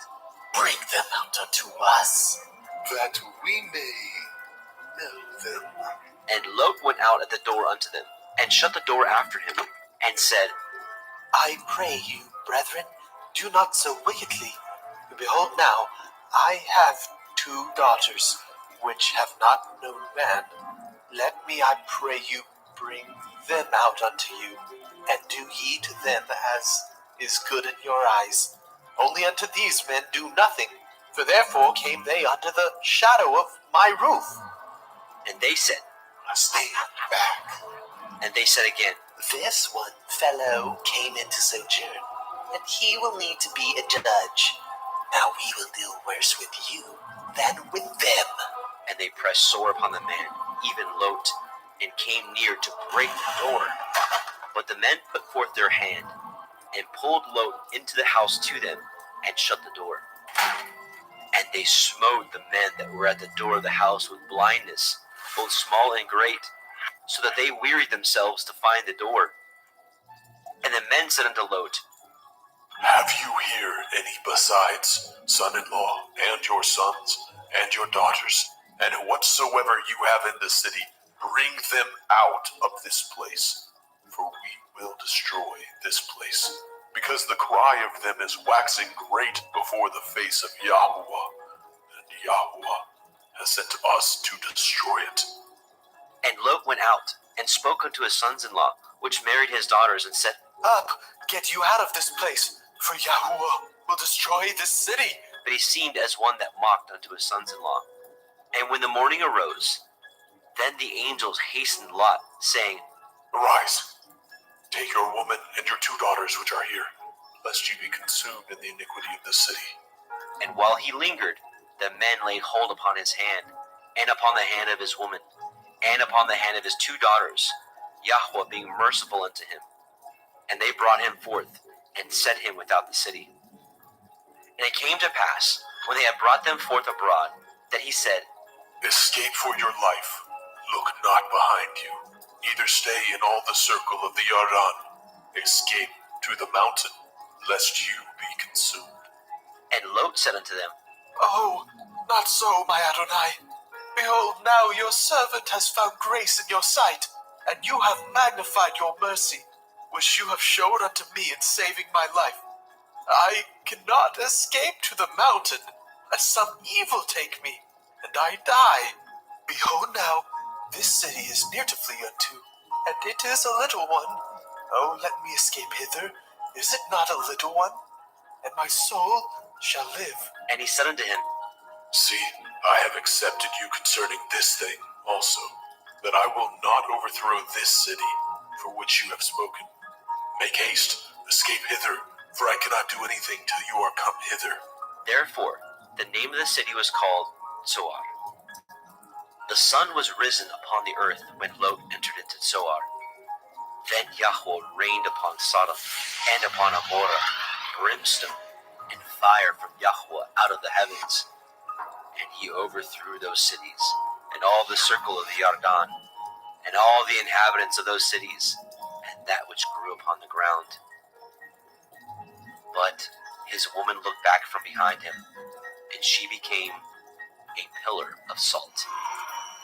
And Abraham got up early in the morning to the place where he stood before Yahweh, and he looked toward Sodom and Amorah, and toward all the land of the circle of the Yarden, and beheld, and lo, the smoke of the country went up as the smoke of a furnace. And it came to pass, when Elohim destroyed the cities of the circle of the Yarden, that Elohim remembered Abraham, and sent Lot out of the midst of the overthrow, when he overthrew the cities in which Lot dwelt. And Lot went up out of Zoar, and dwelt in the mountain, and his 2 daughters with him, for he feared to dwell in Zoar, and he dwelt in a cave, he and his 2 daughters. And the firstborn said unto the younger, Our father is old, and there is not a man in the earth to come in unto us after the manner of all the earth. Come, let us make our father drink wine, and we will lie with him, that we may preserve seed of our father. And they made their father drink wine that night. And the firstborn went in, and lay with her father. And he perceived not when she lay down, nor when she arose. And it came to pass on the morrow, that the firstborn said unto the younger, Behold, I lay yesternight with my father.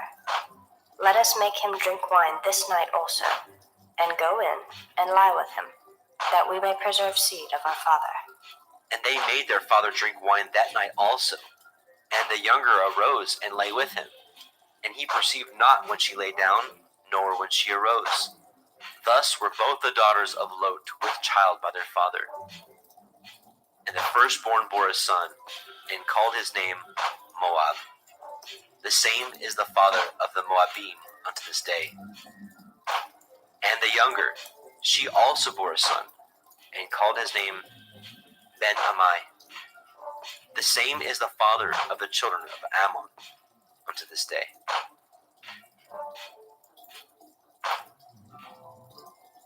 Bereshit, Genesis, chapter 20.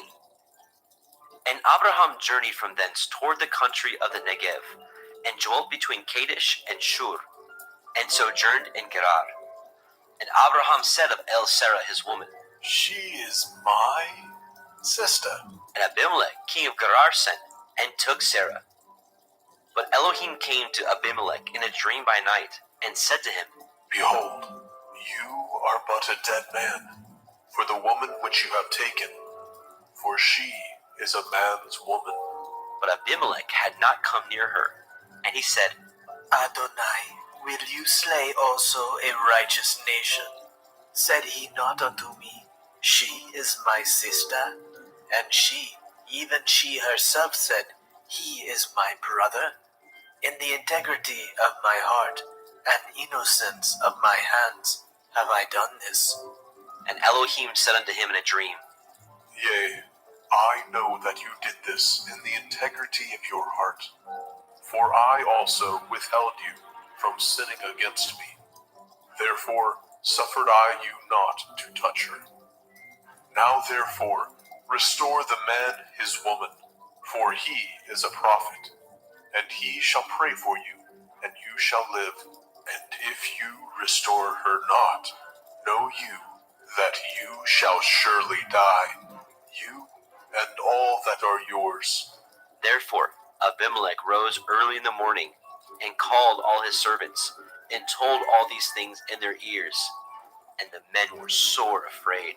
Then Abimelech called Abraham, and said unto him, What have you done unto us, and what have I offended you, that you have brought on me and on my kingdom a great sin? You have done deeds unto me that ought not to be done. And Abimelech said unto Abraham, What saw you that you have done this thing? and Abraham said, Because I thought surely the fear of Elohim is not in this place, and they will slay me for my woman's sake. And yet indeed she is my sister. She is the daughter of my father, but not the daughter of my mother, and she became my woman. And it came to pass, when Elohim caused me to wander from my father's house, that I said unto her, This is your kindness which you shall show unto me. At every place whither we shall come, say of me, He is my brother. And Abimelech took sheep, and oxen, and men servants, and women servants, and gave them unto Abraham, and restored him Sarah his woman. And Abimelech said, Behold, my land is before you. Dwell where it pleases you. And unto Sarah he said, Behold, I have given your brother 1,000 pieces of silver. Behold, he is to you a covering of the eyes, unto all that are with you, and with all other. Thus she was reproved. So Abraham prayed unto Elohim, and Elohim healed Abimelech, and his woman, and his maidservants, and they bore children. For Yahweh had fast closed up all the wombs of the house of Abimelech, because of Sarah, Abraham's woman. Bereshit, Genesis, chapter 21. And Yahweh visited Sarah as he had said, and Yahweh did unto Sarah as he had spoken.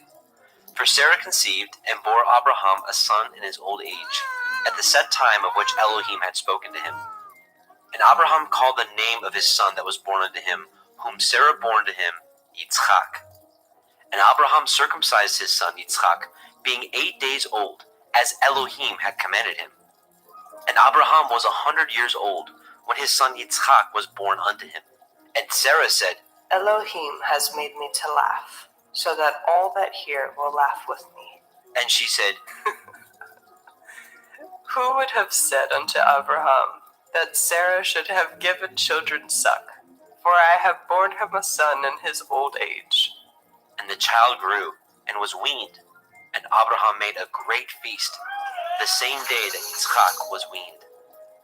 And Sarah saw the son of Hagar, the Mitzrayim, which she had borne unto Abraham, mocking. Wherefore she said unto Abraham, Cast out this bondwoman and her son, for the son of this bondwoman shall not be heir with my son, even with Yitzhak. And the thing was very grievous in Abraham's sight because of his son. And Elohim said unto Abraham, Let it not be grievous in your sight because of the lad, and because of your bondwoman. In all that Sarah has said unto you, hearken unto her voice. For in Yitzhak shall your seed be called. And also the son of the bondwoman will I make a nation, because he is your seed. And Abraham rose up early in the morning, and took bread and a bottle of water, and gave it unto Hagar, putting it on her shoulder, and the child, and sent her away. And she departed, and wandered in the wilderness of Beersheba. And the water was spent in the bottle, and she cast the child under one of the shrubs. And she went, and sat her down over against him a good way off, as it were a bow shot. For she said, Let me not see the death of the child. And she sat over against him, and lifted up her voice, and wept. And Elohim heard the voice of the lad. And the angel of Elohim called unto Hagar out of the heavens, and said unto her, What ails you, Hagar? Fear not, for Elohim has heard the voice of the lad where he is. Arise, lift up the lad, and hold him in your hand, for I will make him a great nation. And Elohim opened her eyes, and she saw a well of water. And she went, and filled the bottle with water, and gave the lad drink. And Elohim was with the lad, and he grew, and dwelt in the wilderness, and became an archer. And he dwelt in the wilderness of Paran. And his mother took him a woman out of the land of Mitzrayim. And it came to pass at that time, that Abimelech and Pichol, the chief captain of his host spoke unto El Abraham, saying, Elohim is with you in all that you do.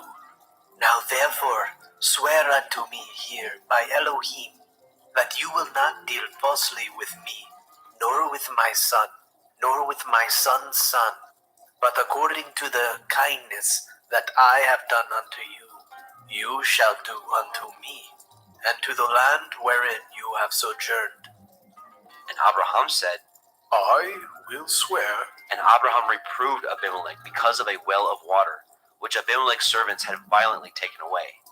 And Abimelech said, I know not who has done these things, neither did you tell me, neither yet heard I of it, but today. And Abraham took sheep and oxen and gave them unto Abimelech, and both of them cut a covenant. And Abraham set 7 ewe lambs of the flock by themselves. And Abimelech said unto El Abraham, What mean these 7 ewe lambs which you have set by themselves? and he said, For these 7 ewe lambs shall you take off my hand, that they may be a witness unto me that I have dug this well. Wherefore he called that place Beersheba, because there they swore both of them. Thus they cut a covenant at Beersheba. Then Abimelech rose up, and Pichol, the chief captain of his host, and they returned into the land of the Palestine. And Abraham planted a grove at Beersheba, and called thereon the name of Yahweh, El Olam. And Abraham sojourned in the Palestine's land many days.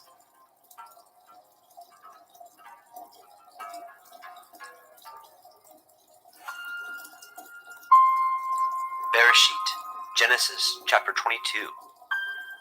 And it came to pass after these things, that Elohim did try Abraham, and said unto him, Abraham, and he said, behold, here I am. and he said, Take now your son, your Yahid, Yitzhak, whom you love, and get you into the land of Moriah, and offer him there for a burnt offering upon one of the mountains, which I will tell you of. And Abraham rose up early in the morning, and saddled his ass, and took 2 of his young men with him, and Yitzchak his son, and clave the wood for the burnt offering, and rose up, and went unto the place of which Elohim had told him. Then on the 3rd day Abraham lifted up his eyes, and saw the place afar off. And Abraham said unto his young men, Abide ye here with the ass, and I and the lad will go yonder, and worship, and come again to you. And Abraham took the wood of the burnt offering, and laid it upon Yitzchak his son. And he took the fire in his hand, and a knife, and they went both of them together. And Yitzchak spoke unto El Abraham his father, and said, My father, and he said, here am I, my son. and he said, Behold the fire and the wood, but where is the lamb for a burnt offering? and Abraham said, My son, Elohim will provide himself a lamb for a burnt offering. So they went both of them together. And they came to the place which Elohim had told him of. And Abraham built an altar there, and laid the wood in order, and bound Yitzchak his son, and laid him on the altar upon the wood. And Abraham stretched forth his hand, and took the knife to slay his son. And the angel of Yahweh called unto him out of the heavens, and said, Abraham, Abraham. and he said, Here am I. and he said, Lay not your hand upon the lad, neither do you anything unto him. For now I know that you fear Elohim, seeing you have not withheld your son, your Yachid, from me. And Abraham lifted up his eyes, and looked, and behold, behind him a ram caught in a thicket by his horns.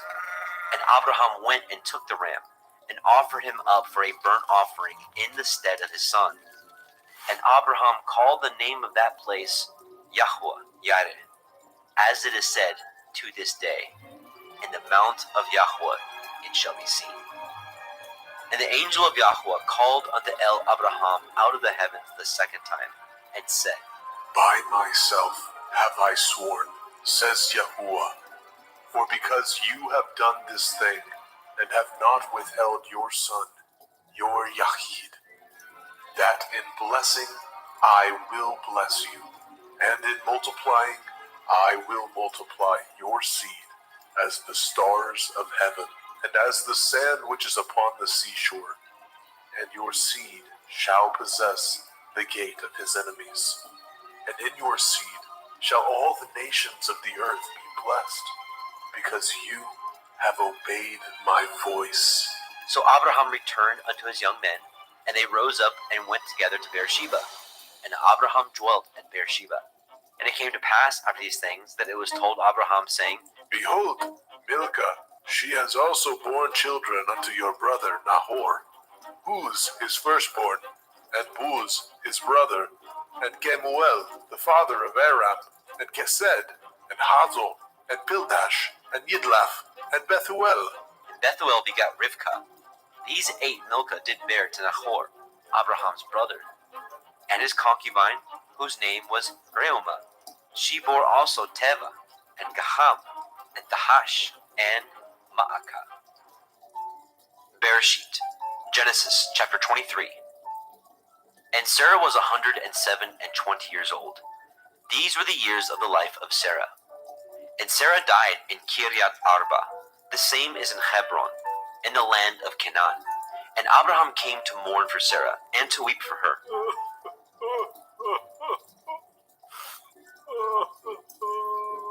And Abraham stood up from before his dead, and spoke unto the sons of Heth, saying, I am a stranger and a sojourner with you. Give me a possession of a burying place with you, that I may bury my dead out of my sight.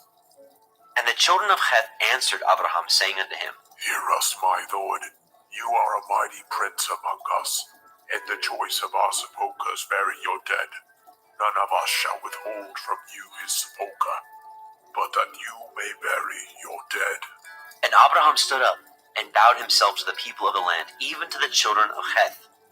And he communed with them, saying, If it be your mind that I should bury my dead out of my sight, hear me, and entreat from me to Ephron, the son of Zohar, that he may give me the cave of Machpelah, which he has, which is in the end of his field.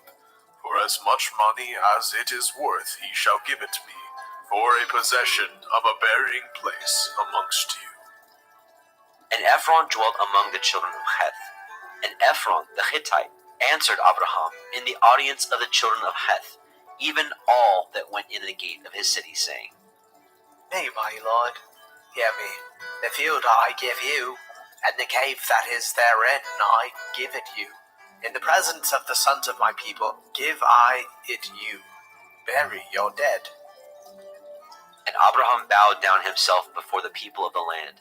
And he spoke unto Ephron in the audience of the people of the land, saying, But if you will give it, I pray you, hear me. I will give you money for the field. Take it of me, and I will bury my dead there. And Ephron answered Abraham, saying unto him, My lord, hearken unto me. The land is worth 400 shekels of silver. What is that betwixt me and you? Bury therefore your dead. And Abraham hearkened unto Ephron. And Abraham weighed to Ephron the silver, which he had named in the audience of the sons of Heth, 400 shekels of silver, current money with the merchant. And the field of Ephron, which was in Machpelah, which was before Mamre, the field and the cave which was therein, and all the trees that were in the field, that were in all the borders round about, were made sure unto Abraham for a possession in the presence of the children of Heth, before all that went in at the gate of his city. And after this, Abraham buried Sarah his woman in the cave of the field of Machpelah, before Mamre, the same as Hebron, in the land of Canaan. And the field and the cave that is therein were made sure unto Abraham for a possession of a burying place by the sons of Heth.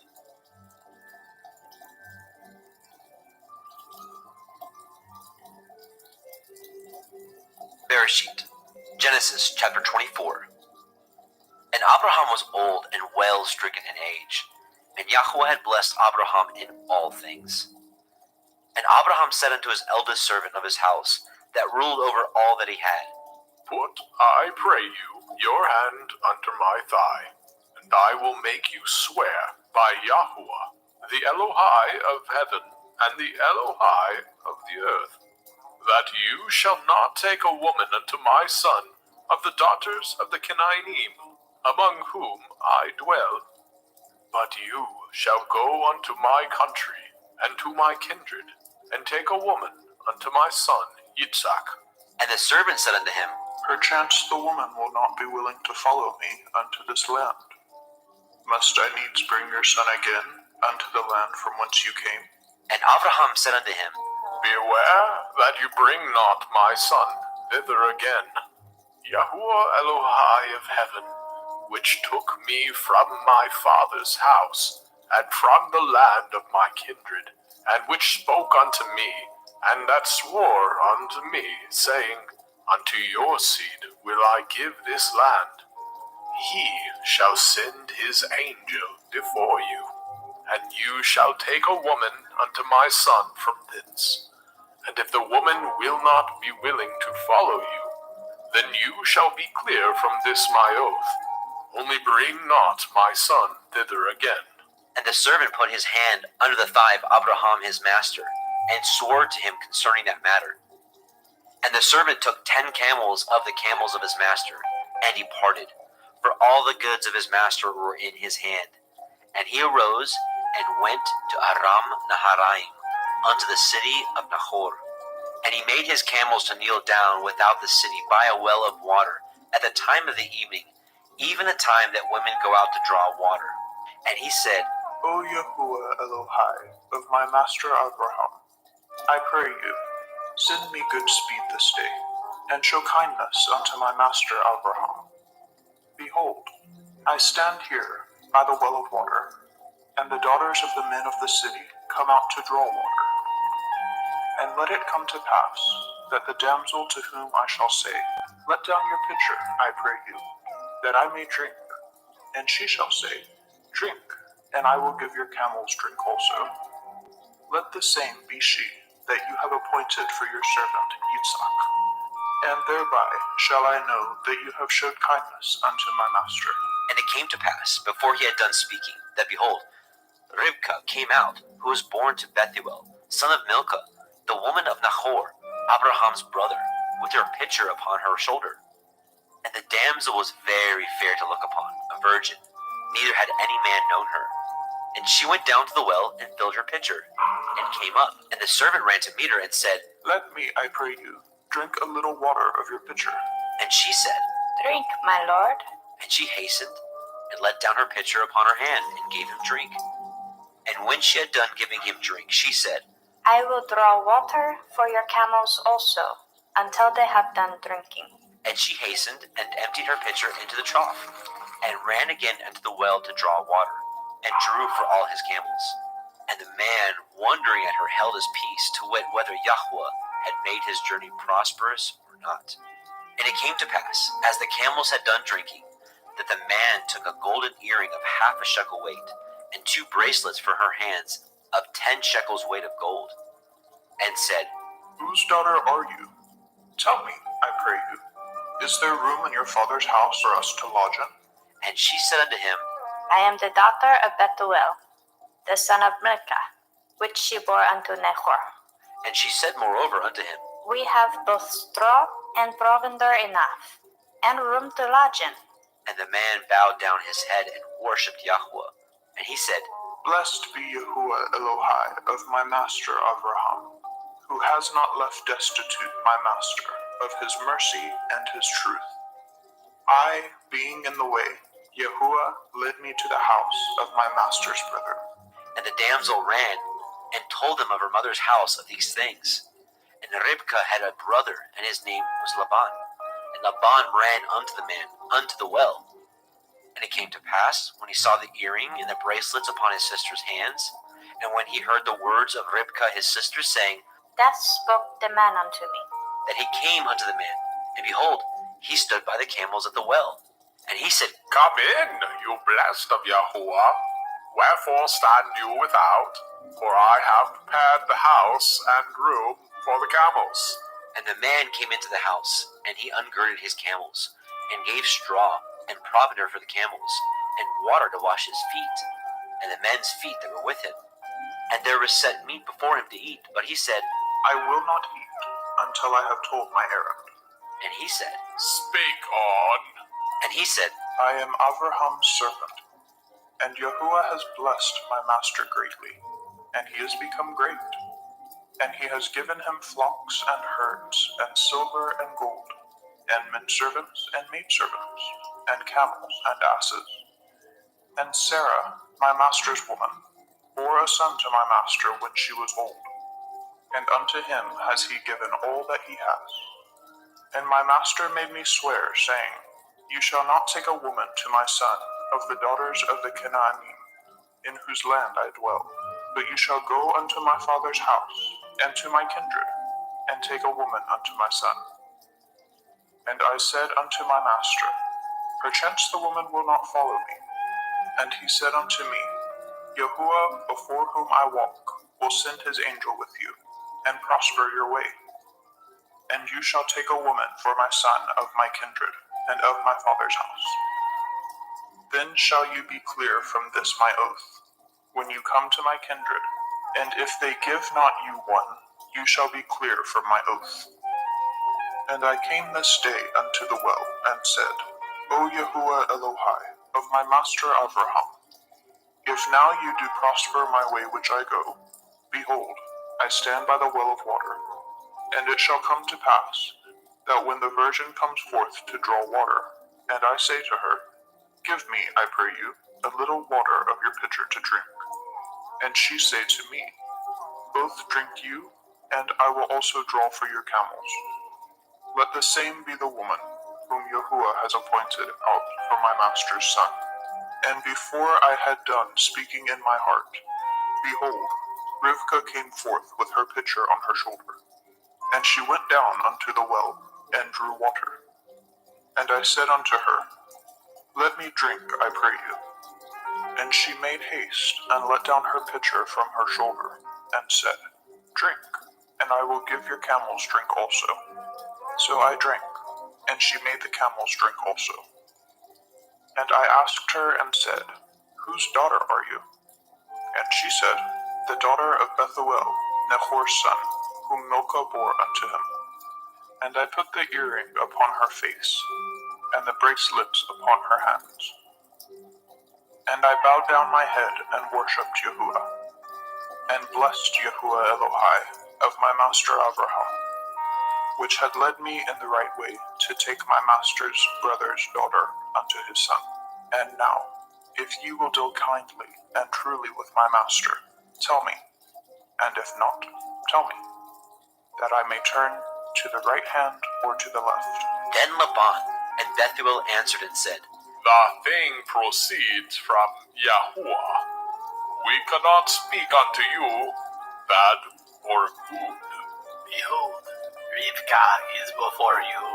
Take her and go, and let her be your master's son's woman, as Yahuwah has spoken.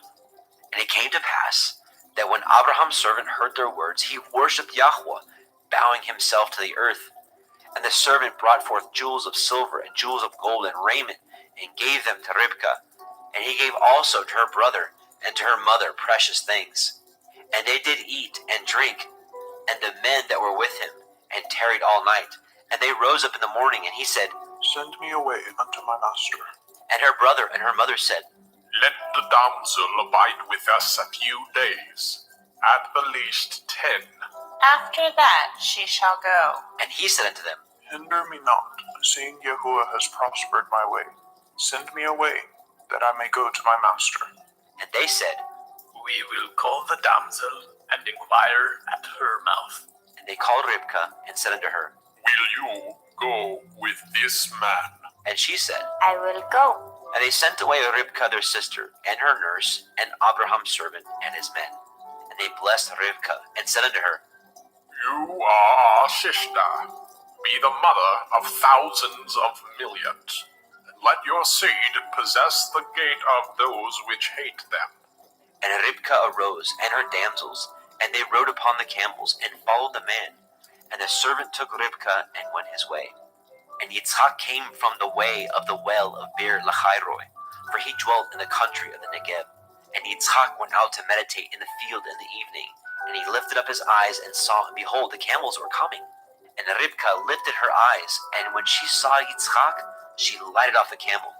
For she had said unto the servant, What man is this that walks in the field to meet us? and the servant had said, It is my master. Therefore she took a veil and covered herself. And the servant told Yitzhak all the things that he had done. And Yitzhak brought her into his mother Sarah's tent, and took Ribka, and she became his woman, and he loved her. And Yitzhak was comforted after his mother's death. Bereshit, Genesis chapter 25. And again Abraham took a woman, and her name was Keturah. And she bore him Zimran, and Yokshan, and Medan, and Midian, and Yishbak, and Shuach. And Yokshan begat Sheba, and Dedan. And the sons of Dedan were Ashurim, and Letushim, and Leumim. And the sons of Midian, Ephah, and Epher, and Chanok, and Abidah, and Eldaah. These were the children of Keturah. And Abraham gave all that he had unto Yitzhak. But unto the sons of the concubines which Abraham had, Abraham gave gifts, and sent them away from Yitzhak his son, while he yet lived, eastward into the east country. And these are the days of the years of Abraham's life which he lived, 160 years.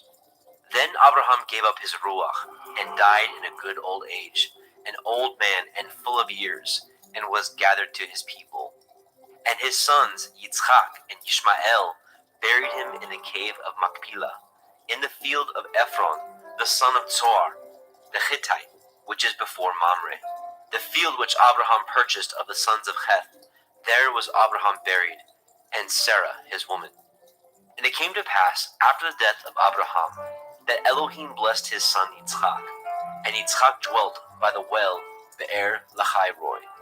Now these are the generations of Ishmael, Abraham's son, whom Hagar, the Mitzrayim, Sarah's handmaid, bore unto Abraham. And these are the names of the sons of Ishmael, by their names, according to their generations. The firstborn of Ishmael, Nebaioth, and Kedar, and Adbeel, and Mibsam, and Mishma, and Duma, and Masaah, Hadar, and Tima, Yetur, Naphish, and Kedema. These are the sons of Ishmael, and these are their names, by their towns and by their castles, 12 princes according to their nations. And these are the years of the life of Ishmael, 137 years. And he gave up his ruach and died, and was gathered unto his people.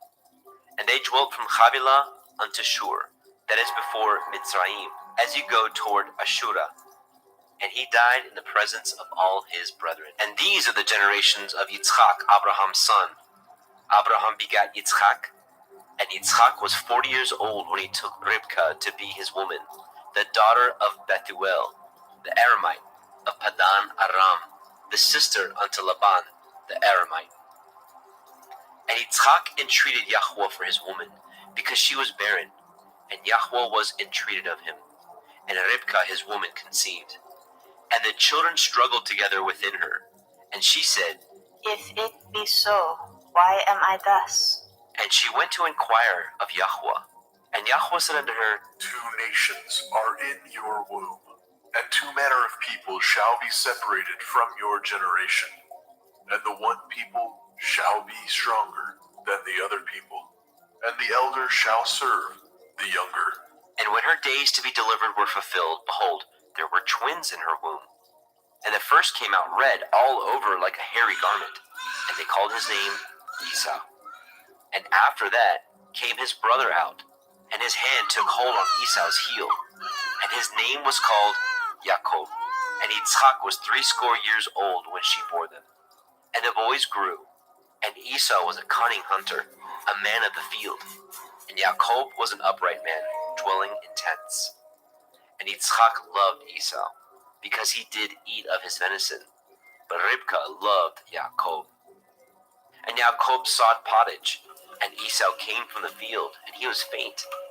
And Esau said to Yaakov, Feed me, I pray you, with that same red pottage, for I am faint. Therefore was his name called Edom. And Yaakov said, Sell me this day your birthright.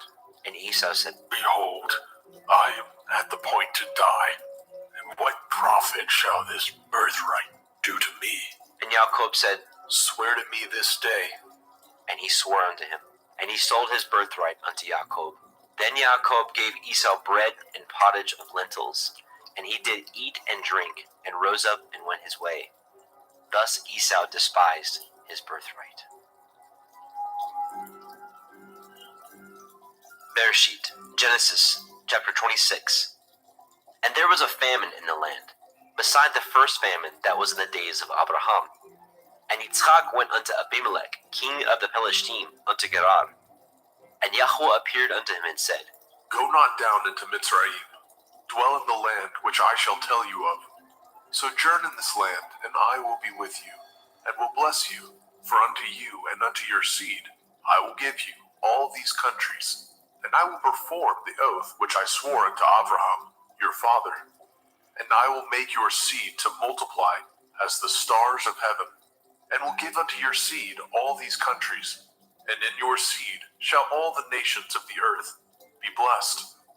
Because that Abraham obeyed my voice, and did guard my watch, my commandments, my statutes, and my Torah. And Yitzchak dwelt in Gerar. And the men of the place asked him of his woman, and he said, She is my sister.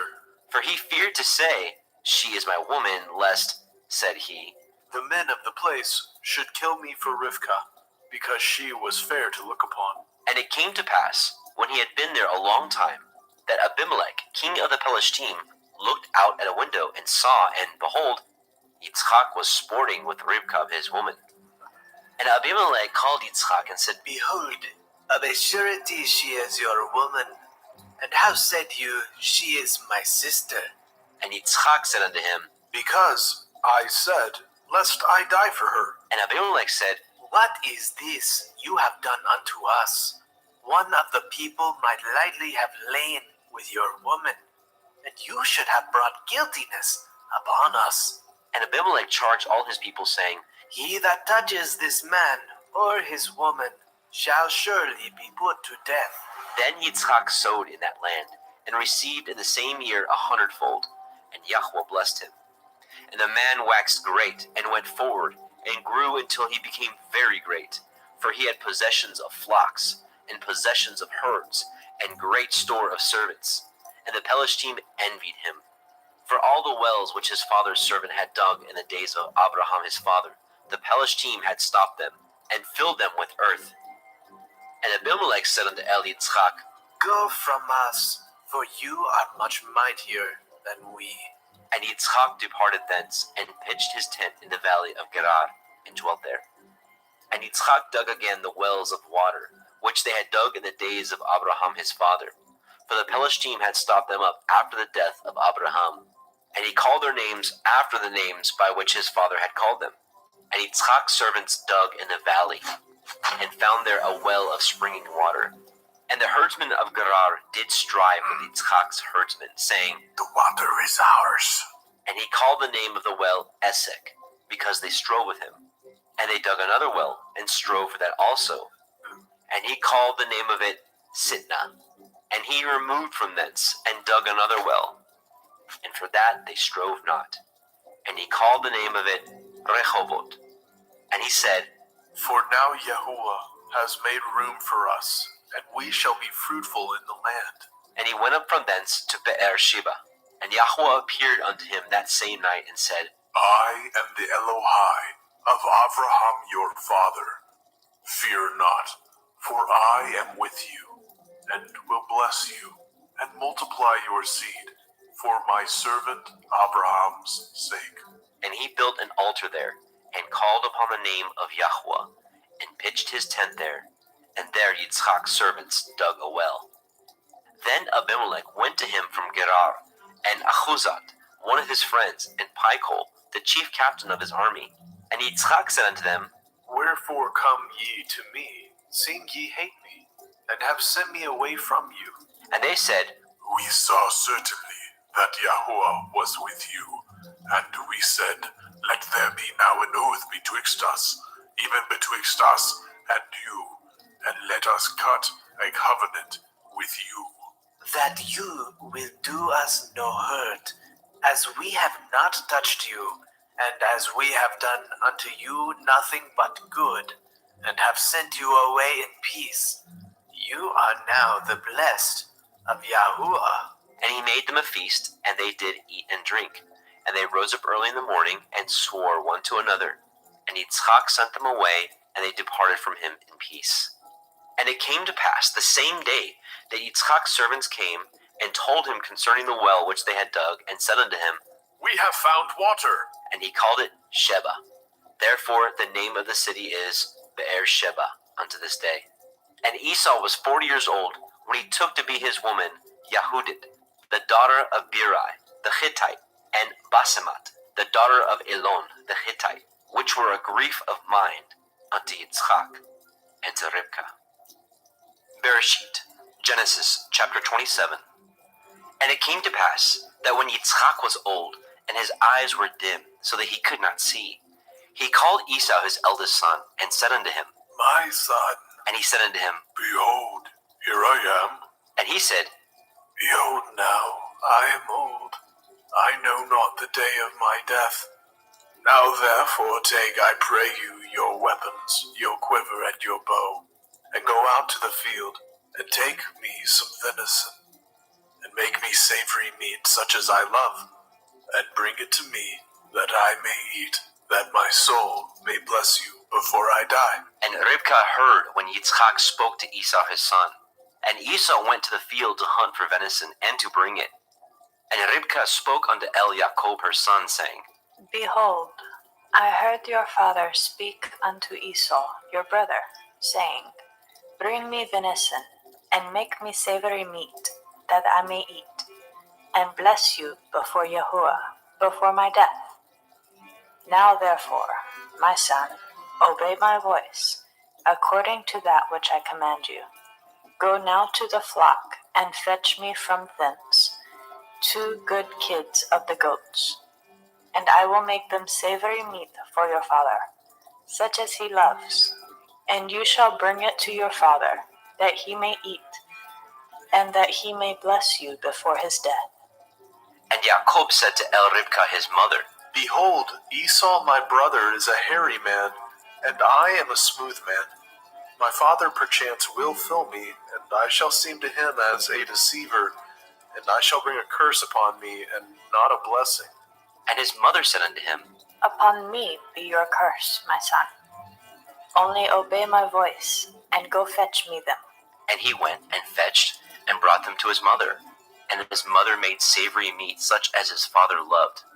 And Rivkah took goodly raiment of her eldest son Esau, which were with her in the house, and put them upon Jacob her younger son.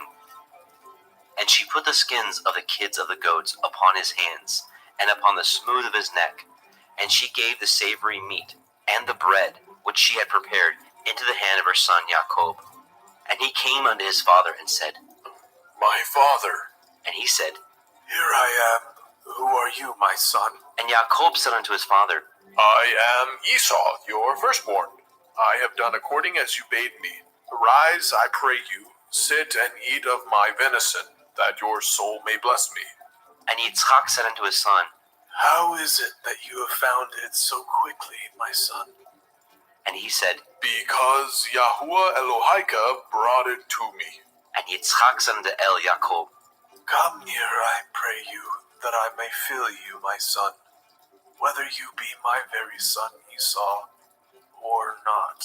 And Jacob went near unto Yitzchak his father, and he felt him, and said, The voice is Yaakov's voice, but the hands are the hands of Esau. And he discerned him not, because his hands were hairy, as his brother Esau's hands. So he blessed him. And he said, Are you my very son Esau? and he said, and he said, Bring it near to me, and I will eat of my son's venison, that my soul may bless you. and he brought it near to him, and he did eat. And he brought him wine, and he drank. And his father Yitzchak said unto him, Come near now, and kiss me, my son. and he came near and kissed him. And he smelled the smell of his raiment, and blessed him, and said, See, the smell of my son is as the smell of a field, which Yahuwah has blessed. Therefore Elohim give you of the dew of heaven, and of the fatness of the earth, and plenty of grain and wine. Let people serve you, and nations bow down to you. Be Lord over your brethren, and let your mother's sons bow down to you. Cursed be every one that curses you, and blessed be he that blesses you. And it came to pass, as soon as Yitzchak had made an end of blessing Yaakov, and Yaakov was yet scarce gone out from the presence of Yitzchak his father, that Esau his brother came in from his hunting, and he also had made savory meat, and brought it unto his father, and said unto his father, Let my father arise, and eat of his son's venison, that your soul may bless me. and Yitzchak his father said unto him, Who are you? and he said, I am your son, your firstborn, Esau. and Yitzchak trembled very exceedingly, and said, Who? Where is he that has taken venison and brought it to me? And I have eaten of all before you came, and have blessed him. Yea, he shall be blessed. And when Esau heard the words of his father, he cried with a great and exceeding bitter cry, and said unto his father, Bless me, even me also, O my father. and he said, Your brother has come with subtlety, and has taken away your blessing. and he said, Is he not rightly named Yaakov? For he has supplanted me these 2 times. He took away my birthright, and behold, now he has taken away my blessing. and he said, Have you not reserved a blessing for me? and Yitzchak answered and said unto Esau, Behold, I have made him your lord, and all his brethren have I given to him for servants, and with grain and wine have I sustained him. And what shall I do now unto you, my son? and Esau said unto his father, Have you but one blessing, my father? Bless me, even me also, O my father. and Esau lifted up his voice and wept. And Yitzchak his father answered and said unto him, Behold, your dwelling shall be the fatness of the earth, and of the dew of heaven from above. And by your sword shall you live, and shall serve your brother. And it shall come to pass, when you shall have the dominion, that you shall break his yoke from off your neck. And Esau hated Yaakov because of the blessing wherewith his father blessed him. And Esau said in his heart, The days of mourning for my father are at hand. Then I will slay my brother Yaakov. And these words of Esau, her elder son, were told to Ribkah. And she sent and called Yaakov, her younger son, and said unto him, Behold, your brother Esau, as touching you, comforts himself, purposing to kill you. Now therefore, my son, obey my voice and arise. Flee to Lavan, my brother, to Haran, and tarry with him a few days, until your brother's fury turn away, until your brother's anger turn away from you, and he forget that which you have done to him. Then I will send and fetch you from thence. Why should I be deprived also of you both in one day? And Ribkah said to Yitzchak, I am weary of my life because of the daughters of Heth. If Yaakov take a woman of the daughters of Heth, such as these which are of the daughters of the land, what good shall my life do me?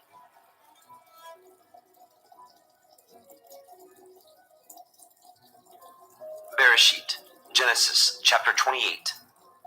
And Yitzchak called Yaakov, and blessed him, and charged him, and said unto him, You shall not take a woman of the daughters of Canaan.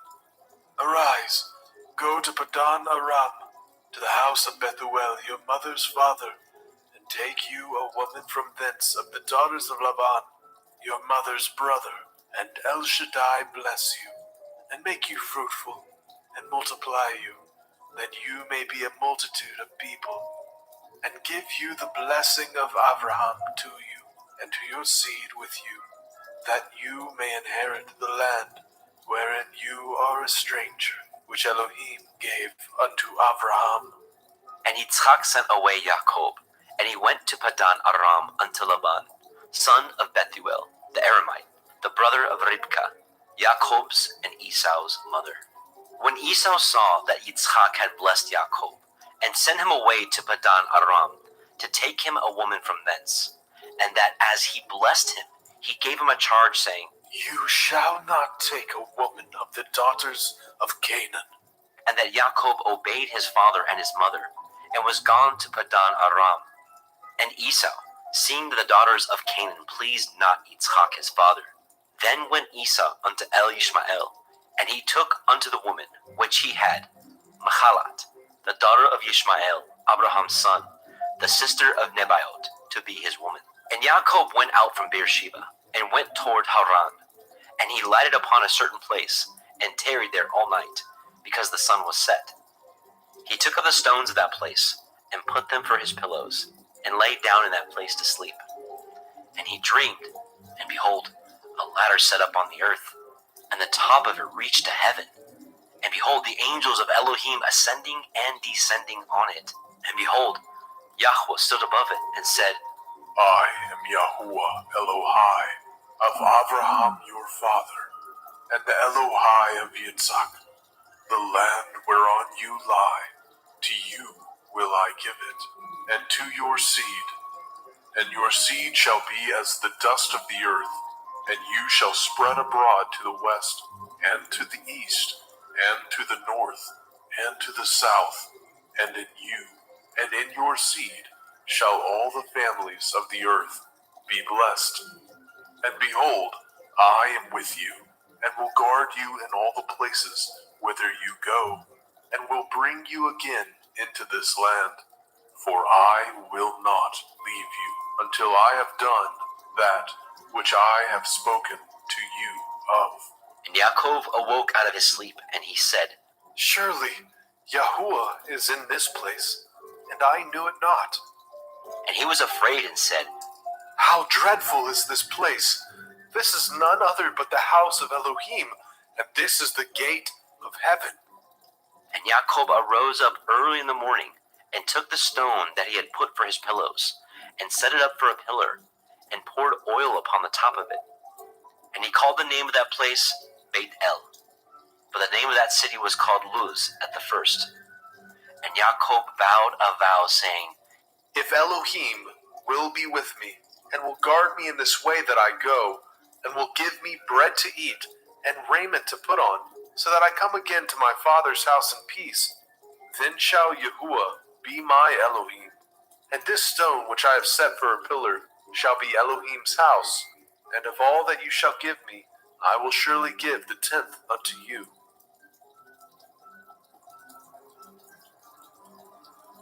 Bereshit, Genesis, chapter 29.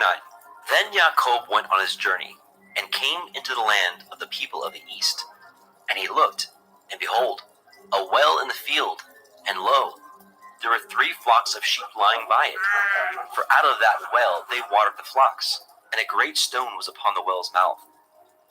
And thither there were all the flocks gathered, and they rolled the stone from the well's mouth, and watered the sheep, and put the stone again upon the well's mouth in its place. And Jacob said unto them, My brethren, whence be ye? And they said, Of Haran are we. And he said unto them, Know ye Lavan, the son of Nahor? And they said, We know him. And he said unto them, Is he well? And they said, He is well, and behold, Rachel his daughter comes with the sheep. And he said, Lo, it is yet high day, neither is it time that the cattle should be gathered together. Water ye the sheep, and go and feed them. And they said, We cannot, until all the flocks be gathered together, until they roll the stone from the well's mouth. Then we water the sheep. And while he yet spoke with him, Rachel came with her father's sheep, for she kept them. And it came to pass, when Jacob saw Rachel, the daughter of Laban, his mother's brother, and the sheep of Laban, his mother's brother, that Jacob went near, and rolled the stone from the well's mouth, and watered the flock of Laban, his mother's brother. And Jacob kissed Rachel, and lifted up his voice, and wept. And Jacob told Rachel that he was her father's brother, and that he was Ribka's son. And she ran and told her father. And it came to pass, when Laban heard the tidings of Jacob his sister's son, that he ran to meet him, and embraced him, and kissed him, and brought him to his house. And he told Laban all these things. And Laban said to him, Surely you are my bone and my flesh. And he abode with him the space of a month. And Laban said unto Jacob, Because you are my brother, should you therefore serve me for naught? Tell me, what shall your wages be? And Laban had 2 daughters. The name of the elder was Leah, and the name of the younger was Rachel. Leah was tender-eyed, but Rachel was beautiful and well-favored. And Jacob loved Rachel, and said, I will serve you 7 years for Rachel, your younger daughter. And Laban said, It is better that I give her to you, than that I should give her to another man. Abide with me. And Jacob served 7 years for Rachel, and they seemed unto him but a few days, for the love he had to her. And Jacob said unto Laban, Give me my woman, for my days are fulfilled, that I may go in unto her. And Laban gathered together all the men of that place, and made a feast. And it came to pass in the evening, that he took Leah his daughter, and brought her to him, and he went in unto her. And Laban gave unto his daughter Leah Zilpah, his maid, for a handmaid. And it came to pass, that in the morning, behold, it was Leah. And he said to Laban, What is this that you have done unto me? Did I not serve with you for Rachel? Wherefore then have you beguiled me? And Laban said, It must not be so done in our country, to give the younger before the firstborn. Fulfill her week, and we will give you this also for the service which you shall serve with me yet 7 other years. And Jacob did so, and fulfilled her week. And he gave him Rachel his daughter to be his woman also.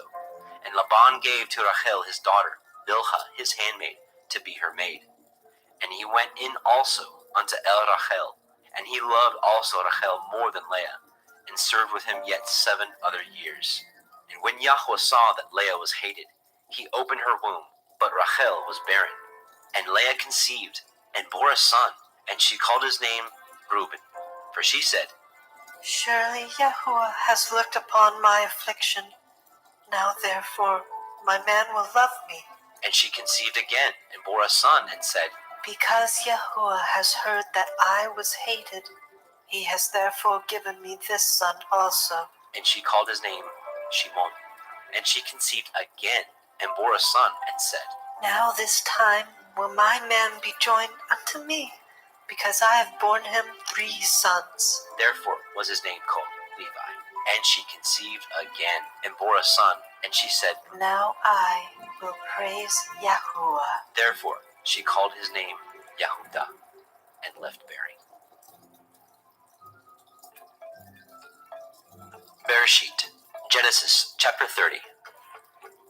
And when Rachel saw that she bore Jacob no children, Rachel envied her sister, and said unto Jacob, Give me children, or else I die. And Jacob's anger was kindled against Rachel. And he said, Am I in Elohim's stead, who has withheld from you the fruit of the womb?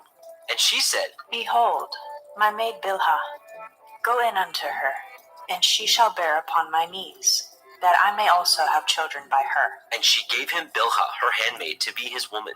And Jacob went in unto her. And Bilhah conceived, and bore Jacob a son.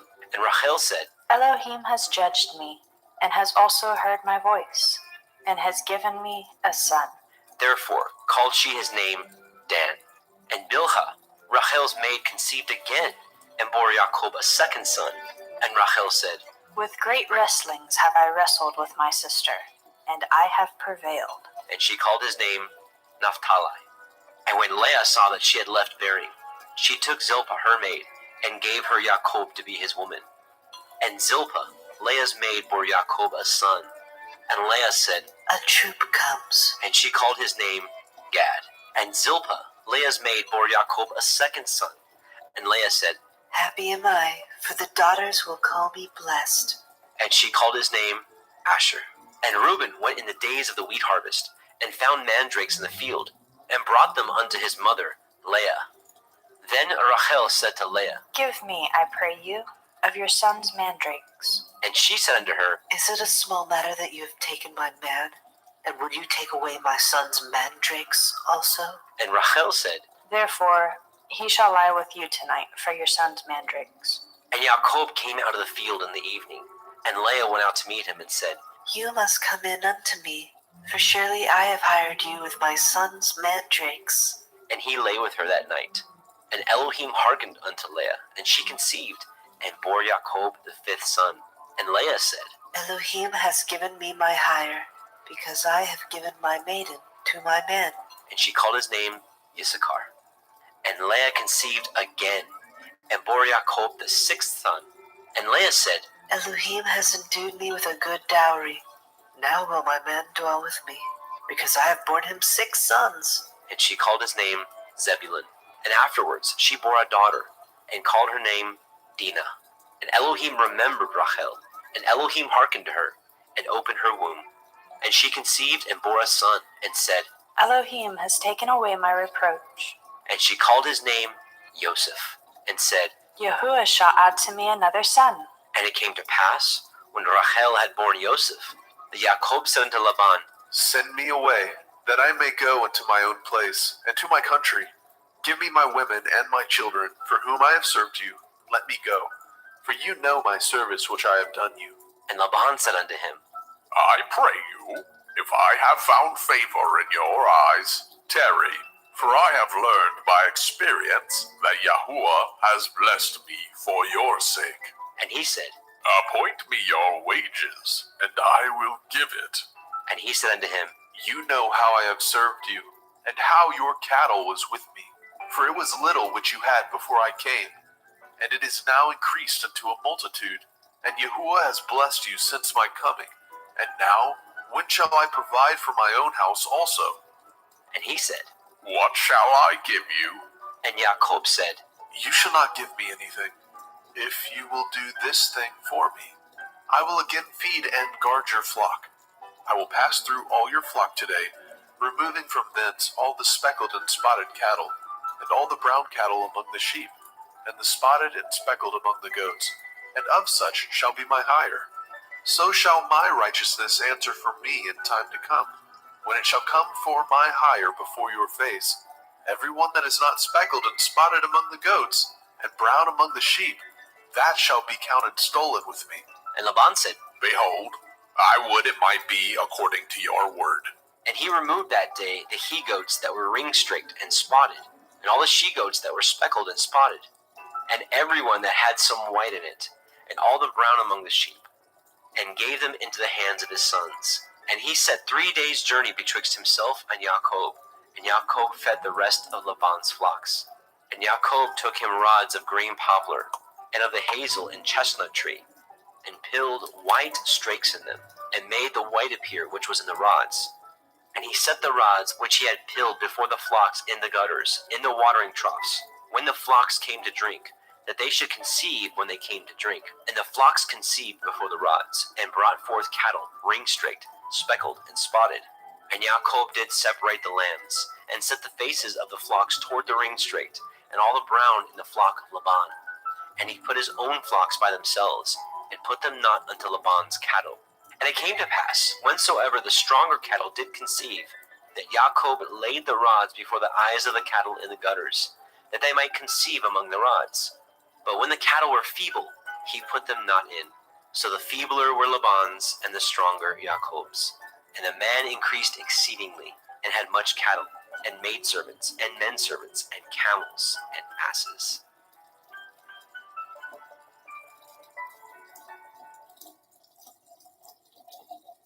Bereshit, Genesis chapter 31.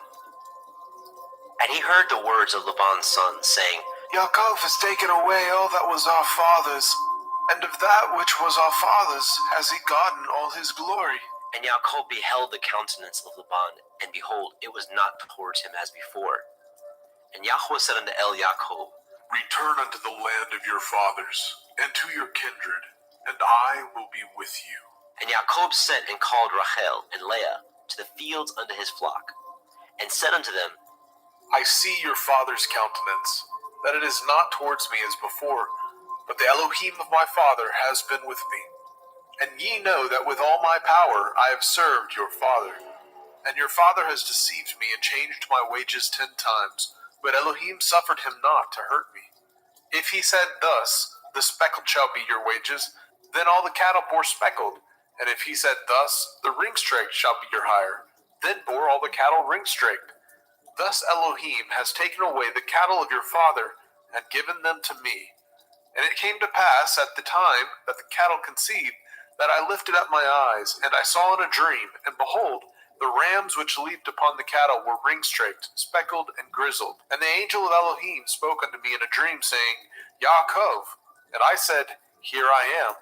And he said, Lift up now your eyes, and see, all the rams which leapt upon the cattle are ring-straked, speckled, and grizzled. For I have seen all that Laban does unto you. I am the Elohim of Bethel, where you anointed the pillar, and where you vowed a vow unto me. Now arise, get you out of this land, and return unto the land of your kindred. And Rachel and Leah answered and said unto him, Is there yet any portion or inheritance for us in our father's house? Are we not counted of him strangers? For he has sold us, and has quite devoured also our money. For all the riches which Elohim has taken from our father, that is ours, and our children's. Now then, whatsoever Elohim has said unto you, do. Then Yaakov rose up, and set his sons and his women upon camels, and carried away all his cattle, and all his goods which he had gotten, the cattle of his getting, which he had gotten in Padan Aram, for to go to Yitzchak his father, in the land of Canaan. And Laban went to shear his sheep, and Rachel had stolen the teraphim that were her father's. And Yaakov stole away unawares to Laban the Aramite, in that he told him not that he fled.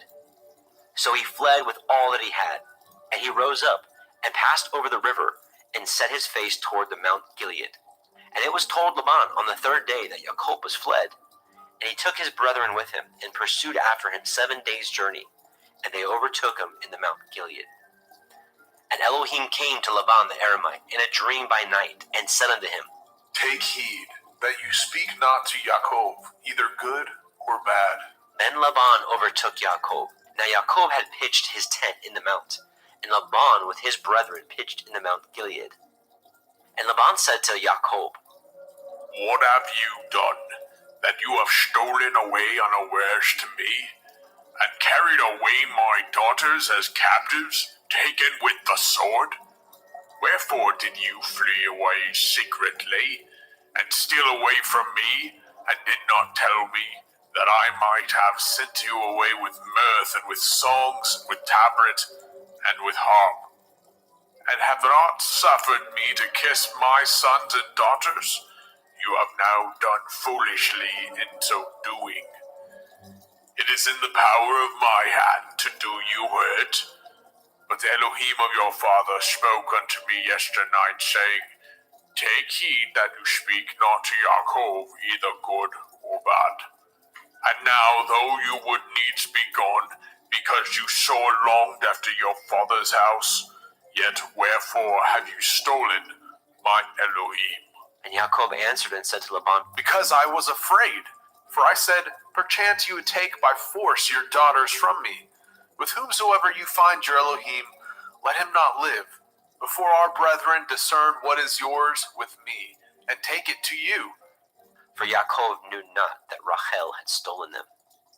And Laban went into Yaakov's tent, and into Leah's tent, and into the 2 maidservants' tents, but he found them not. Then he went out of Leah's tent, and entered into Rachel's tent. Now Rachel had taken the teraphim, and put them in the camel's furniture, and sat upon them. And Laban searched all the tent, but found them not. And she said to her father, Let it not displease my lord that I cannot rise up before you, for the custom of women is upon me. And he searched, but found not the teraphim. And Jacob was wroth, and chode with Laban. And Jacob answered and said to Laban, What is my transgression? What is my sin, that you have so hotly pursued after me? Whereas you have searched all my stuff, what have you found of all your household stuff? Set it here before my brethren and your brethren, that they may judge betwixt us both. This 20 years have I been with you. Your ewes and your she-goats have not cast their young, and the rams of your flock have I not eaten. That which was torn of beast I brought not unto you. I bore the loss of it. Of my hand did you require it, whether stolen by day or stolen by night. Thus I was in the day the drought consumed me, and the frost by night, and my sleep departed from my eyes. Thus have I been 20 years in your house. I served you 14 years for your 2 daughters, and 6 years for your cattle, and you have changed my wages 10 times. Except the Elohai of my father, the Elohai of Abraham, and the fear of Yitzhak had been with me, surely you had sent me away now empty. Elohim has seen my affliction, and the labor of my hands, and rebuked you yesternight. And Laban answered and said unto Jacob, These daughters are my daughters, and these children are my children, and these cattle are my cattle, and all that you see is mine. And what can I do this day unto these my daughters, or unto their children which they have borne? Now therefore come, let us cut a covenant, I and you, and let it be for a witness between me and you. And Jacob took a stone, and set it up for a pillar. And Jacob said unto his brethren, Gather stones. And they took stones, and made a heap, and they did eat there upon the heap. And Laban called it Yegar Sahaduta, but Jacob called it Galid. And Laban said, This heap is a witness between me and you this day. Therefore was the name of it called Galed. And Mitzpah, for he said, Yahuwah watch between me and you, when we are absent from one another, if you shall afflict my daughters, or if you shall take other women beside my daughters, no man is with us. See, Elohim is witness betwixt me and you. And Laban said to Jacob, Behold this heap, and behold this pillar, which I have cast betwixt me and you. This heap be witness, and this pillar be witness, that I will not pass over this heap to you, and that you shall not pass over this heap and this pillar unto me for harm. The Elohai of Abraham and the Elohai of Nahor, the Elohai of their father, judge betwixt us. And Jacob swore by the fear of his father Yitzchak. Then Jacob offered sacrifice upon the mount, and called his brethren to eat bread. And they did eat bread, and tarried all night in the mount. And early in the morning Laban rose up, and kissed his sons and his daughters, and blessed them. And Laban departed, and returned unto his place. Bereshit, Genesis chapter 32. And Jacob went on his way, and the angels of Elohim met him. And when Jacob saw them, he said, This is Elohim's host. And he called the name of that place Machanaim. And Jacob sent messengers before him to Esau his brother, unto the land of Seir, the country of Edom. And he commanded them, saying, Thus shall ye speak unto my lord Esau. Your servant Jacob says thus, I have sojourned with Laban, and stayed there until now. And I have oxen and asses, flocks and men servants, and women servants. And I have sent to tell my lord, that I may find grace in your sight. And the messengers returned to Jacob, saying, We came to your brother Esau, and also he comes to meet you, and 400 men with him.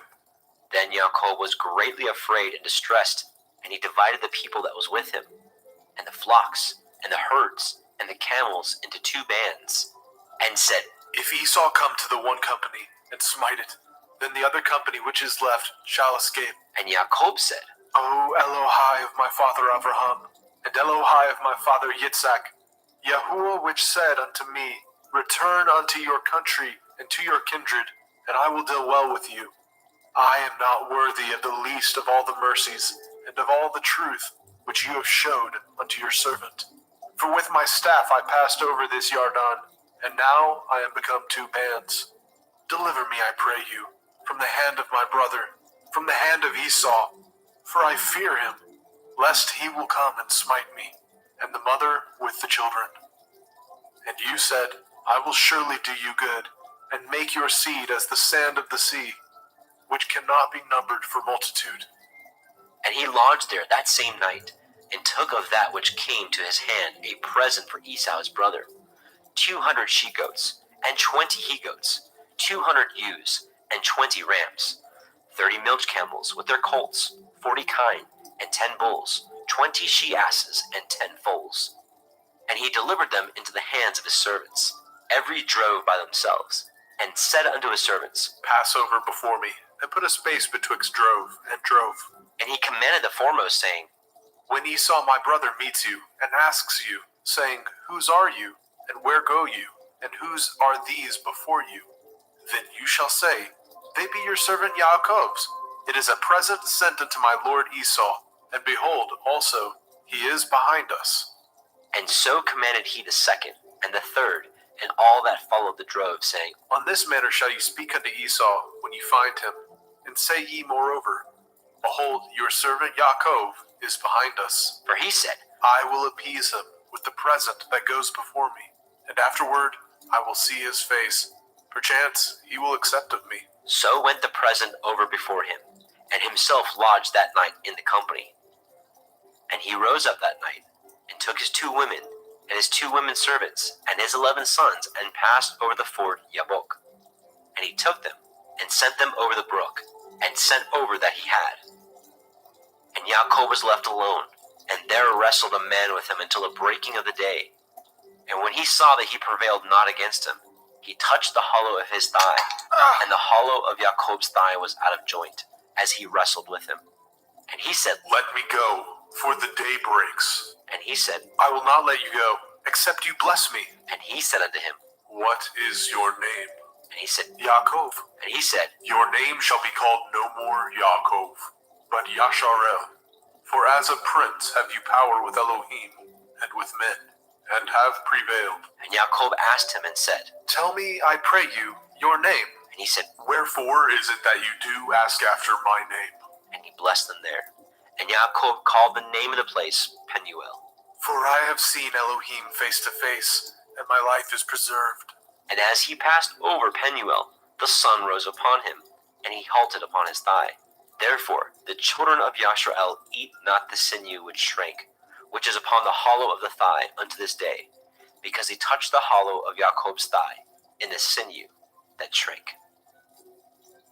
Bereshit, Genesis, chapter 33. And Jacob lifted up his eyes, and looked, and behold, Esau came, and with him 400 men. And he divided the children unto Leah, and unto Rachel, and unto the 2 handmaids. And he put the handmaids and their children foremost, and Leah and her children after, and Rachel and Joseph hindermost. And he passed over before them, and bowed himself to the ground 7 times, until he came near to his brother. And Esau ran to meet him, and embraced him, and fell on his neck, and kissed him, and they wept. And he lifted up his eyes, and saw the women and the children, and said, Who are those with you? And he said, The children which Elohim has graciously given your servant. Then the handmaidens came near, they and their children, and they bowed themselves. And Leah also with her children came near, and bowed themselves. And after came Joseph near, and Rachel, and they bowed themselves. And he said, What do you mean by all this drove which I met? And he said, These are to find grace in the sight of my master. And Esau said, I have enough. My brother, keep what you have unto yourself. And Jacob said, Nay, I pray you, if now I have found grace in your sight, then receive my present at my hand, for therefore I have seen your face, as though I had seen the face of Elohim, and you were pleased with me. Take, I pray you, my blessing that is brought to you, because Elohim has dealt graciously with me, and because I have enough. And he urged him, and he took it, and said, Let us take our journey, and let us go, and I will go before you. And he said unto him, My Lord knows that the children are tender, and the flocks and herds with the young are with me. And if men should overdrive them one day, all the flock will die. Let my Lord, I pray you, pass over before his servant, and I will lead on softly, according as the cattle that goes before me, and the children be able to endure, until I come unto my Lord, unto Seir. And Esau said, Let me now leave you with some of the folk that are with me. And he said, What needs it? Let me find grace in the sight of my master. So Esau returned that day on his way unto Seir. And Jacob journeyed to Sukkot, and built him a house, and made Sukkot for his cattle.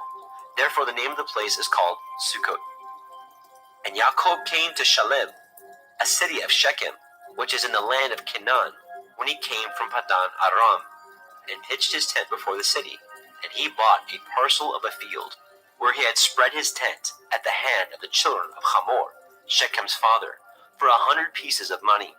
And he erected there an altar, and called it El Elohai Yasharel. Bereshit, Genesis chapter 34. And Dinah, the daughter of Leah, which she bore unto Jacob, went out to see the daughters of the land. And when Shechem, the son of Hamor, the Hivite, prince of the country, saw her, he took her, and lay with her, and defiled her. And his soul clave unto Dinah, the daughter of Jacob, and he loved the damsel, and spoke kindly unto the damsel. And Shechem spoke unto his father Hamor, saying, Get me this damsel to be my wife. And Jacob heard that he had defiled Dinah his daughter. Now his sons were with his cattle in the field, and Jacob held his peace until they were come. And Hamor, the father of Shechem, went out unto El Jacob to commune with him. And the sons of Jacob came out of the field when they heard it, and the men were grieved, and they were very wroth, because he had wrought folly in Yashrael, in lying with Jacob's daughter, which thing ought not to be done. And Hamor communed with them, saying, The soul of my son Shechem longs for your daughter. I pray you, give her him to be his woman, and make ye marriages with us, and give your daughters unto us, and take our daughters unto you. And ye shall dwell with us, and the land shall be before you. Dwell and trade ye therein, and get you possessions therein. And Shechem said unto her father, and unto her brethren, Let me find grace in your eyes, and what ye shall say unto me I will give. Ask me never so much dowry and gift, and I will give according as ye shall say unto me. But give me the damsel to be my woman. The sons of Jacob answered Shechem and Hamor his father deceitfully, and said, Because he had defiled Dinah their sister. And they said unto them, We cannot do this thing, to give our sister to one that is uncircumcised, for that were a reproach unto us. But in this we will consent unto you, if ye will be as we be, that every male of you be circumcised.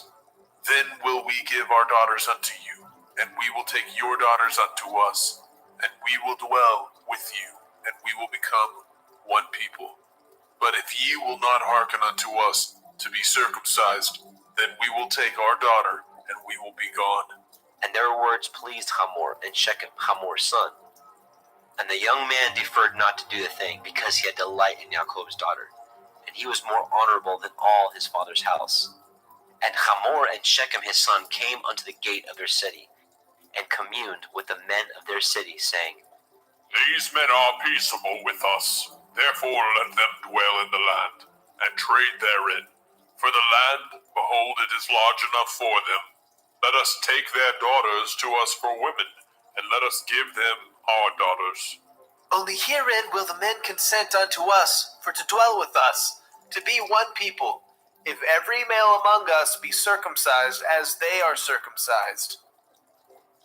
Shall not their cattle and their substance and every beast of theirs be ours? Only let us consent unto them, and they will dwell with us.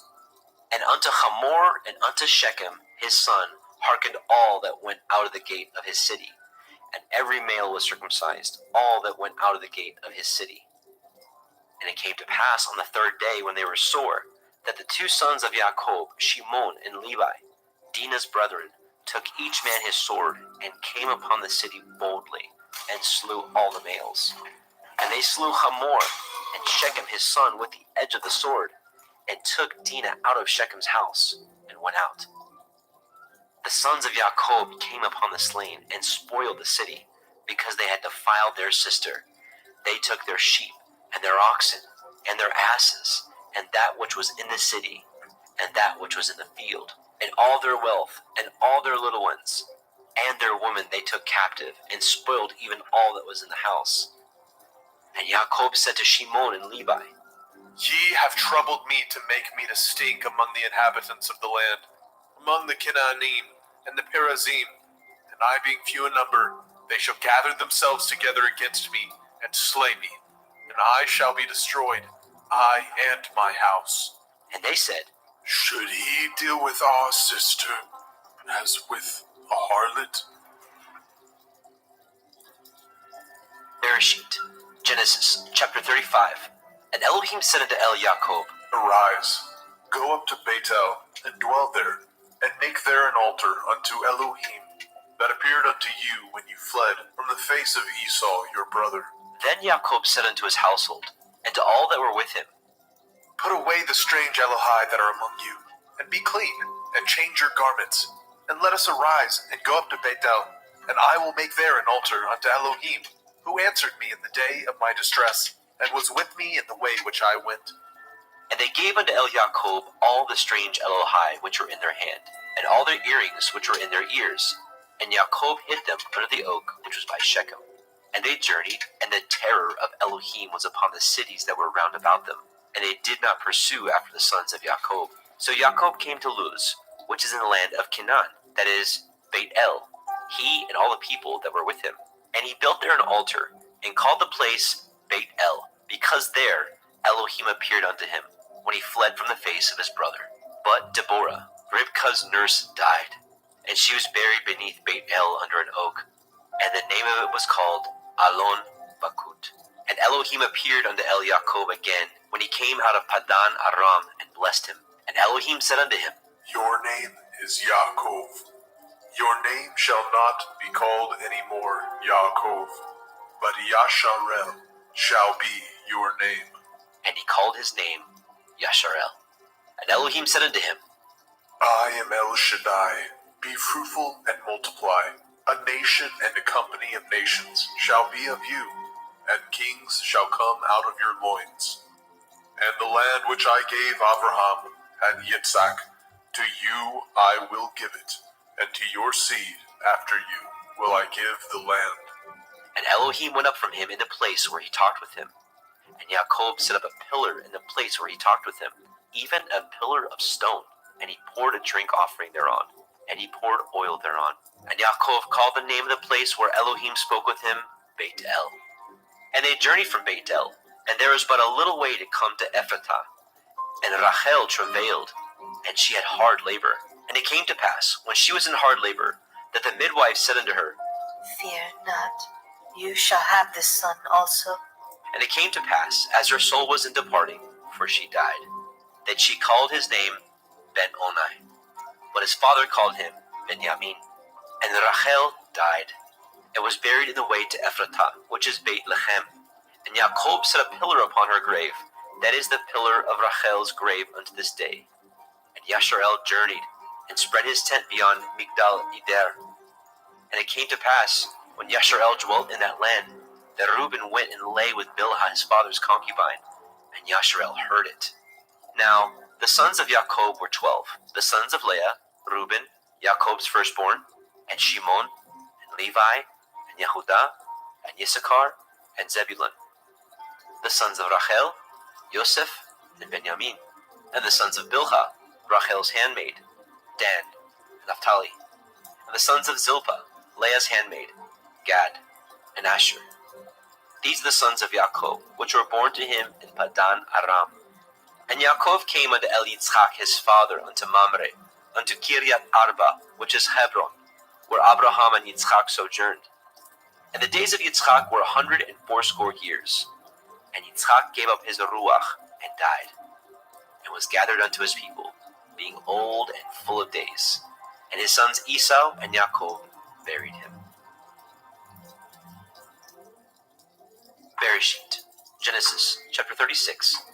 Now these are the generations of Esau, who is Edom. Esau took his woman of the daughters of Canaan, Ada, the daughter of Elon the Hittite, and Aholibama, the daughter of Anna, the daughter of Zibon the Hittite, and Basemath, Ishmael's daughter, sister of Nebaioth. And Ada bore to Esau Eliphaz, and Basemath bore Reuel, and Aholibama bore Yaish, and Yaalam, and Korach. These are the sons of Esau, which were born unto him in the land of Canaan. And Esau took his women, and his sons, and his daughters, and all the persons of his house, and his cattle, and all his beasts, and all his substance, which he had got in the land of Canaan, and went into the country from the face of his brother Jacob. For their riches were more than they might dwell together, and the land wherein they were strangers could not bear them because of their cattle. Thus dwelt Esau in Mount Seir. Esau is Edom. And these are the generations of Esau, the father of the Edomim, in Mount Seir. These are the names of Esau's sons: Eliphaz, the son of Ada, the woman of Esau; Reuel, the son of Basemath, the woman of Esau. And the sons of Eliphaz were Teman, Omar, Zepho, Gatam, and Kenaz. And Timnah was the concubine to Eliphaz, Esau's son, and she bore to Eliphaz Amalek. These are the sons of Ada, Esau's woman. And these are the sons of Reuel, Nahat, and Zerach, Shammah, and Mizah. These are the sons of Basemath, Esau's woman. And these were the sons of Aholibama, the daughter of Anna, the daughter of Zibon, Esau's woman. And she bore to Esau Yaish, and Yaalam, and Korach.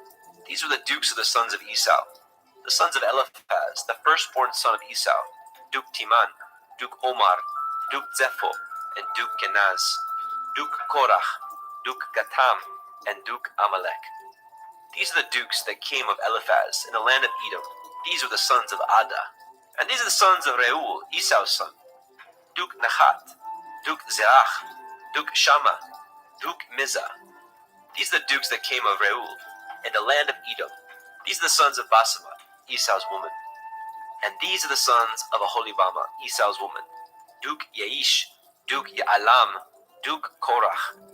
These were the dukes that came of Aholibama, the daughter of Anna, Esau's woman.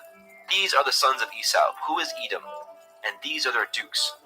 These are the sons of Seir, the Horite, who inhabited the land: Lotan, and Shobal, and Sibon, and Anna, and Dishon, and Etzer, and Dishan. These are the dukes of the Horim, the children of Seir, in the land of Edom. And the children of Lotan were Horai and Chemam, and Lotan's sister was Timnah. And the children of Shobal were these: Alyan, and Manachat, and Ebal, and Shiphi, and Onam. And these are the children of Zibon, both Ayah and Anah. This was that Anah that found the mules in the wilderness, as he fed the asses of Zibon his father. And the children of Anah were these: Dishon, and Aholibama, the daughter of Anna. And these are the children of Dishon: Hemdan, and Eshban, and Yithron, and Cheran. The children of Etzer are these: Bilhan, and Zaavan, and Akan. The children of Dishon are these: Uts, and Aran. These are the dukes that came of the Horim: Duke Lotan, Duke Shobal, Duke Zibon, and Duke Anna. Duke Dishon, Duke Etzer, Duke Dishan. These are the dukes that came of the Horite, among their dukes in the land of Seir. And these are the kings that reigned in the land of Edom, before there reigned any king over the children of Yasharel. And Bela, the son of Beor, reigned in Edom, and the name of his city was Dinhaba. And Bela died, and Yobab, the son of Zerach of Botzra, reigned in his stead. And Yobab died, and Husham of the land of the Timani reigned in his stead. And Husham died, and Hadad, the son of Bedad, who smote Midian in the field of Moab, reigned in his stead, and the name of his city was Abit. And Hadad died, and Samlah of Masrekah reigned in his stead. And Samlah died, and Shaul of Rehoboth by the river reigned in his stead. And Shaul died, and Baal Hanan, the son of Akbor, reigned in his stead. And Baal Hanan, the son of Akbor, died, and Hadar reigned in his stead. And the name of his city was Pau, and his woman's name was Mehetabel, the daughter of Matred, the daughter of Me-Zahab. And these are the names of the dukes that came of Esau, according to their families, after their places, by their names: Duke Timnah, Duke Alia, Duke Yechet, Duke Aholibama, Duke Elah, Duke Pinon, Duke Kenaz, Duke Timan, Duke Mitzbar, Duke Magdiel, Duke Iram. These be the dukes of Edom, according to their habitations, in the land of their possession. He is Esau, the father of the Edomim. Bereshit, Genesis, chapter 37. And Jacob dwelt in the land wherein his father was a stranger, in the land of Canaan. These are the generations of Jacob. Joseph, being 17 years old, was feeding the flock with his brethren, and the lad was with the sons of Bilhah, and the sons of Zilpah, his father's women. And Joseph brought unto his father their evil report. Now Yashrael loved Joseph more than all his children, because he was the son of his old age, and he made him a coat of many colors. And when his brethren saw that their father loved him more than all his brethren, they hated him, and could not speak peaceably unto him. And Joseph dreamed a dream, and he told it to his brethren, and they hated him yet the more. And he said unto them, Hear, I pray you, this dream which I have dreamt. For behold, we were binding sheaves in the field, and lo, my sheaf arose, and stood upright. And behold, your sheaves stood round about, and made obeisance to my sheaf. And his brethren said unto him, Shall you indeed reign over us, or shall you indeed have dominion over us? And they hated him yet the more for his dreams and for his words. And he dreamed yet another dream, and told it his brethren, and said, Behold, I have dreamed a dream more. And behold, the sun and the moon and the 11 stars made obeisance to me. And he told it to his father and to his brethren. And his father rebuked him, and said unto him, What is this dream that you have dreamed? Shall I and your mother and your brethren indeed come to bow down ourselves to you, to the earth? And his brethren envied him. But his father observed the saying. And his brethren went to feed their father's flock in Shechem. And Yashrael said unto Joseph, Do not your brethren feed the flock in Shechem? Come, and I will send you unto them. And he said to him, Here am I. And he said to him, Go, I pray you, and see whether it be well with your brethren, and well with the flocks, and bring me word again. So he sent him out to the valley of Hebron, and he came to Shechem. And a certain man found him, and behold, he was wandering in the field. And the man asked him, saying, What do you seek? And he said, I seek my brethren. Tell me, I pray you, where they feed their flocks. And the man said, They are departed hence, for I heard them say, Let us go to Dothan. And Joseph went after his brethren, and found them in Dothan. And when they saw him afar off, even before he came near unto them, they conspired against him to slay him. And they said one to another, Behold, this dreamer comes. Come now, therefore, and let us slay him, and cast him into some pit, and we will say, Some evil beast has devoured him, and we shall see what will become of his dreams. And Reuben heard it, and he delivered him out of their hands, and said, Let us not kill him. And Reuben said unto them, Shed no blood, but cast him into this pit that is in the wilderness, and lay no hand upon him, that he might rid him out of their hands, to deliver him to his father again. And it came to pass, when Joseph was come unto his brethren, that they stripped Joseph out of his coat of many colors that was on him. And they took him, cast him into a pit, and the pit was empty. There was no water in it, and they sat down to eat bread. And they lifted up their eyes and looked, and behold, a company of Ishmaelim came from Gilead, with their camels bearing spicery and balm and myrrh, going to carry it down to Mitzrayim. And Yahudah said unto his brethren, What profit is it if we slay our brother, and conceal his blood? Come, let us sell him to the Ishmaelim, and let not our hands be upon him, for he is our brother and our flesh. And his brethren were content. Then there passed by Midianim merchantmen, and they drew and lifted up Joseph out of the pit, and sold Joseph to the Ishmaelim for 20 pieces of silver. And they brought Joseph into Mitzrayim. And Reuben returned into the pit, and behold, Joseph was not in the pit, and he rent his clothes. And he returned to his brethren and said, The child is not, and I, whither shall I go? And they took Joseph's coat, and killed a kid of the goats, and dipped the coat in the blood. And they sent the coat of many colors. And they brought it to their father, and said, This we have found. Know whether it be your son's coat or no. And he knew it, and said, It is my son's coat. An evil beast has devoured him. Joseph is without doubt rent in pieces. And Jacob rent his clothes, and put sackcloth upon his loins, and mourned for his son many days. And all his sons and all his daughters rose up to comfort him, but he refused to be comforted. And he said, For I will go down into Sheol, unto my son mourning. Thus his father wept for him. And the Midianim sold him into Mitzrayim unto Potiphar, an officer of Pharaoh's and a captain of the guard. Bereshit, Genesis chapter 38. And it came to pass at that time that Yehudah went down from his brethren and turned into a certain Adullamite, whose name was Chira. And Yehudah saw there a daughter of a certain Canaanite, whose name was Shuach, and he took her and went in unto her. And she conceived and bore a son, and he called his name And she conceived again and bore a son, and called his name Onan. And she yet again conceived and bore a son, and called his name Shelach. And he was at Kezib when she bore him. And Yehudah took a woman for his firstborn, whose name was Tamar. And Yehudah's firstborn, was wicked in the sight of Yahweh, and Yahweh slew him. And Yehudah said unto Onan, Go into your brother's woman, and marry her, and raise up seed to your brother. And Onan knew that the seed should not be his, and it came to pass, when he went in unto his brother's woman, that he spilled it on the ground, lest that he should give seed to his brother. And the thing which he did displeased Yahweh, wherefore he slew him also. Then said Yehudah to Tamar his daughter-in-law, Remain a widow at your father's house, till Shelach my son be grown. For he said, Lest, perchance, he die also, as his brethren did. And Tamar went and dwelt in her father's house.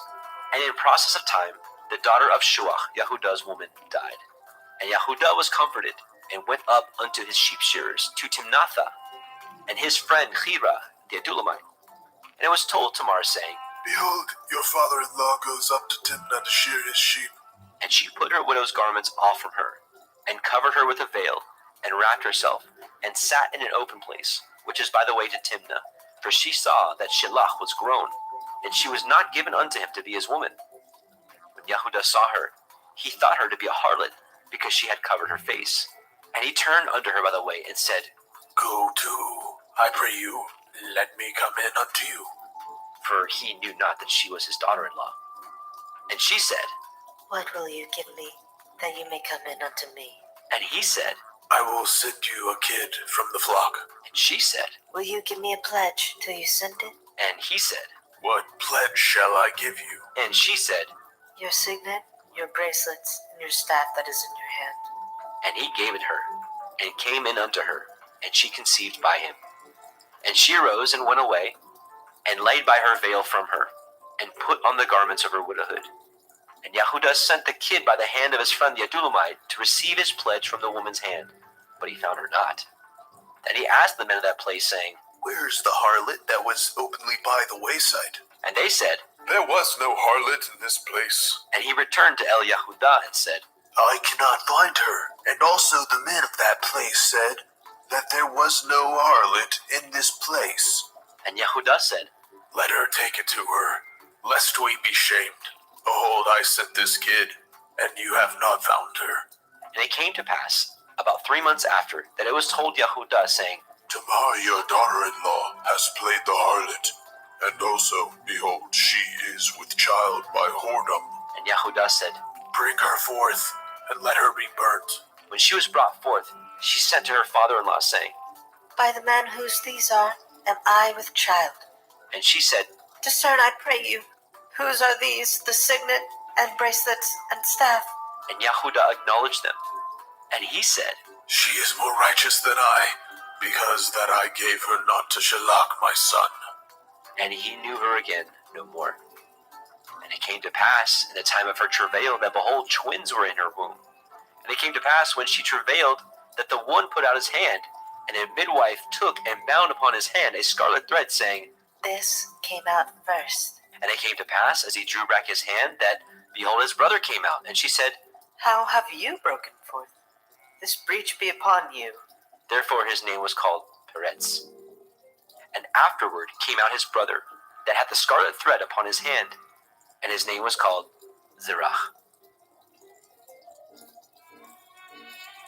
Bereshit, Genesis chapter 39. And Joseph was brought down to Mitzrayim, and Potiphar, an officer of Pharaoh, captain of the guard of Mitzrayim, brought him of the hands of the Ishmaelim, which had brought him down thither. And Yahweh was with Joseph, and he was a prosperous man, and he was in the house of his master, the Mitzrayim. And his master saw that Yahweh was with him, and that Yahweh made all that he did to prosper in his hand. And Yosef found grace in his sight, and he served him, and he made him overseer of his house, and all that he had he put into his hand. And it came to pass, from the time that he had made him overseer in his house, and over all that he had, that Yahweh blessed the Mitzrite's house for Yosef's sake. And the blessing of Yahweh was upon all that he had in the house and in the field. And he left all that he had in Yosef's hand, and he knew not aught he had, save the bread which he did eat. And Yosef was a goodly person and well favored. And it came to pass after these things, that his master's woman cast her eyes upon Yosef. And she said, Lie with me. But he refused, and said unto his master's woman, Behold, my master knows not what is with me in the house, and he has committed all that he has to my hand. There is none greater in this house than I, neither has he kept back anything from me but you, because you are his woman. How then can I do this great wickedness and sin against Elohim? And it came to pass, as she spoke to Elioseph day by day, that he hearkened not unto her, to lie by her, or to be with her. And it came to pass about this time that Yosef went into the house to do his business, and there was none of the men of the house there within. And she caught him by his garment, saying, Lie with me. And he left his garment in her hand, and fled, and got him out. And it came to pass, when she saw that he had left his garment in her hand, and was fled forth, that she called unto the men of her house, and spoke unto them, saying, See, he has brought in an Ephraim unto us to mock us. He came in unto me to lie with me, and I cried with a loud voice. And it came to pass, when he heard that I lifted up my voice and cried, that he left his garment with me, and fled, and got him out. And she laid up his garment by her, until his master came home. And she spoke unto him according to these words, saying, The Ephraim servant which you have brought unto us came in unto me to mock me. And it came to pass, as I lifted up my voice and cried, that he left his garment with me and fled out. And it came to pass, when his master heard the words of his woman, which she spoke unto him, saying, After this did your servant to me. That his wrath was kindled. And Joseph's master took him, and put him into the prison, a place where the king's prisoners were bound. And he was there in prison. But Yahweh was with Joseph, and showed him mercy, and gave him favor in the sight of the keeper of the prison. And the keeper of the prison committed to Joseph's hand all the prisoners that were in the prison. And whatsoever they did there, he was the doer of it. The keeper of the prison looked not to anything that was under his hand, because Yahweh was with him. And that which he did, Yahweh made it to prosper. Bereshit, Genesis chapter 40.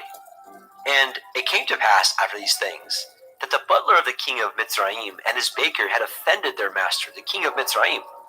And Pharaoh was wroth against his two officers, against the chief of the butlers, and against the chief of the bakers.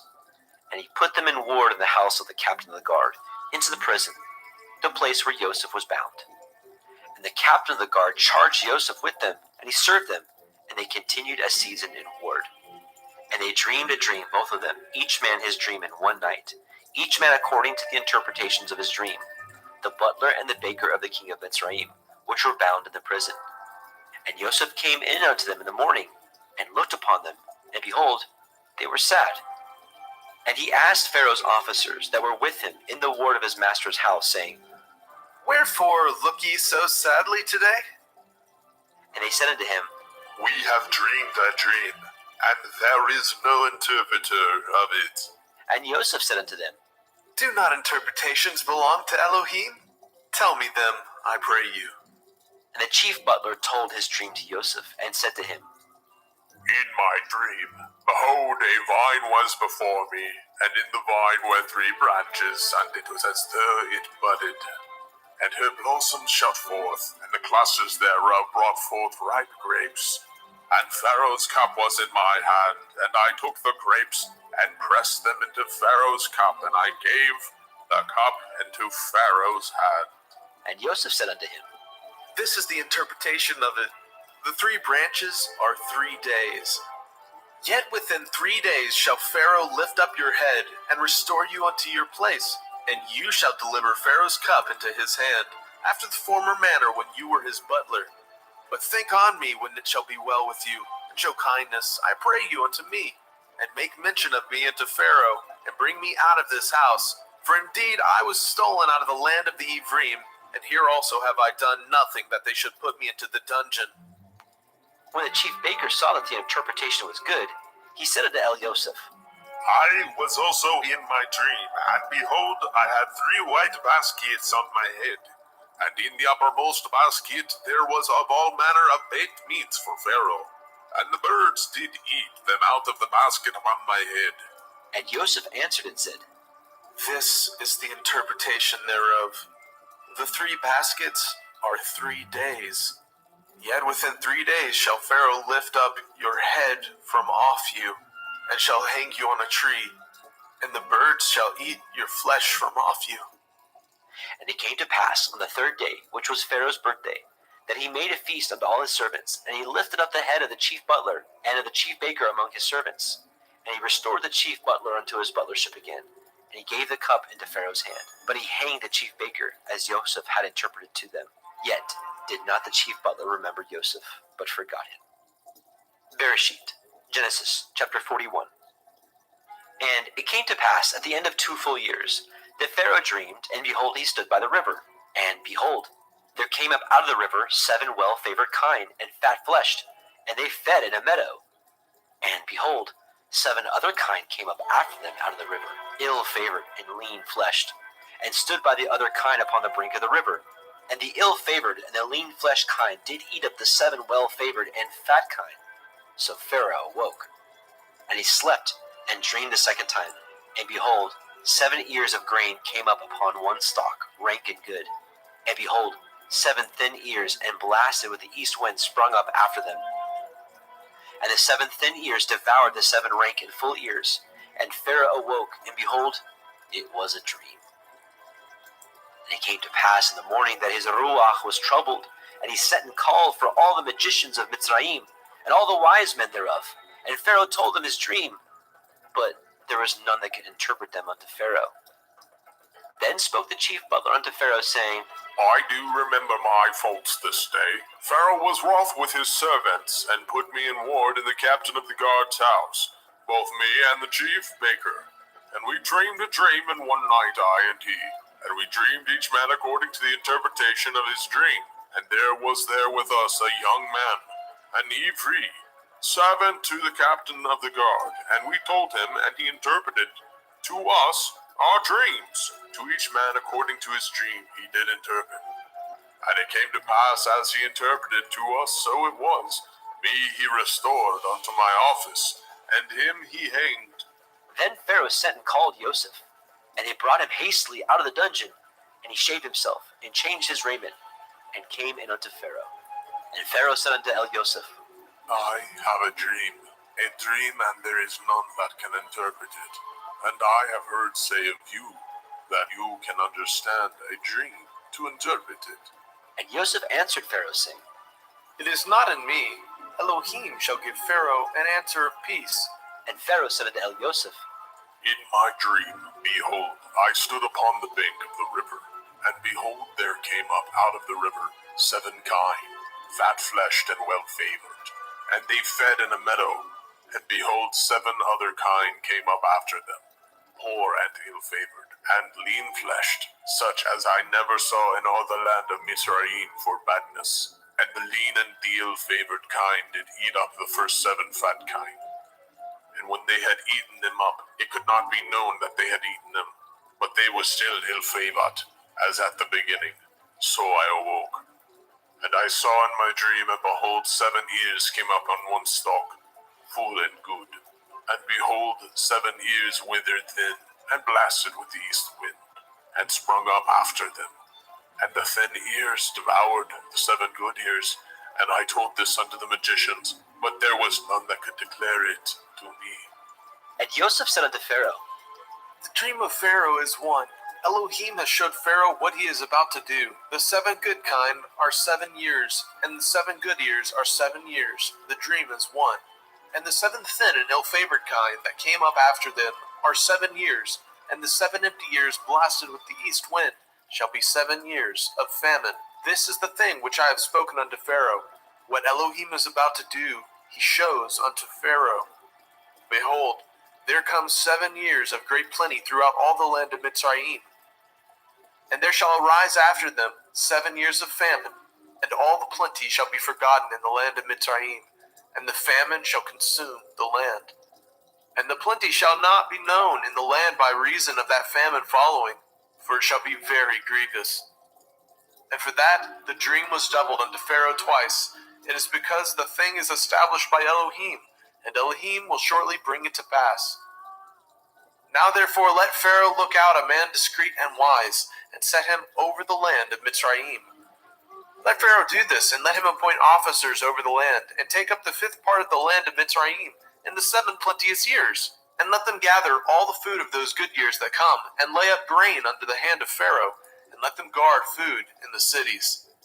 And that food shall be forestored to the land against the 7 years of famine, which shall be in the land of Mitzrayim, that the land perish not through the famine. And the thing was good in the eyes of Pharaoh, and in the eyes of all his servants. And Pharaoh said unto his servants, Can we find such as one as this, a man in whom the Ruach Elohim is? And Pharaoh said unto Yosef, For as much as Elohim has showed you all this, there is none so discreet and wise as you are. You shall be over my house, and according to your word shall all my people be ruled. Only in the throne will I be greater than you. And Pharaoh said unto Yosef, See, I have set you over all the land of Mitzrayim. And Pharaoh took off his ring from his hand, and put it upon Yosef's hand, and arrayed him in vestures of fine linen, and put a gold chain about his neck. And he made him to ride in the 2nd chariot which he had. And they cried before him, Bow the knee! And he made him ruler over all the land of Mitzrayim. And Pharaoh said unto Yosef, I am Pharaoh, and without you shall no man lift up his hand, or his foot in all the land of Mitzrayim. And Pharaoh called Joseph's name Zophnath Paneach. And he gave him to be his woman Asenath, the daughter of Potipherah, priest of On. And Joseph went out over all the land of Mitzrayim. And Joseph was 30 years old when he stood before Pharaoh, king of Mitzrayim. And Joseph went out from the presence of Pharaoh, and went throughout all the land of Mitzrayim. And in the 7 plenteous years the earth brought forth by handfuls. And he gathered up all the food of the 7 years, which were in the land of Mitzrayim, and laid up the food in the cities. The food of the field, which was round about every city, he laid up in the same. And Joseph gathered grain as the sand of the sea very much, until he left numbering, for it was without number. And unto Joseph were born 2 sons before the years of famine, which Asenath, the daughter of Potipherah, priest of On, bore unto him. And Joseph called the name of the firstborn Manasseh. For Elohim, said he, has made me forget all my toil, and all my father's house. And the name of the second called he Ephraim. For Elohim has caused me to be fruitful in the land of my affliction. And the 7 years of plenteousness that was in the land of Mitzrayim were ended. And the 7 years of famine began to come, according as Joseph had said. And the famine was in all the lands. But in all the land of Mitzrayim there was bread.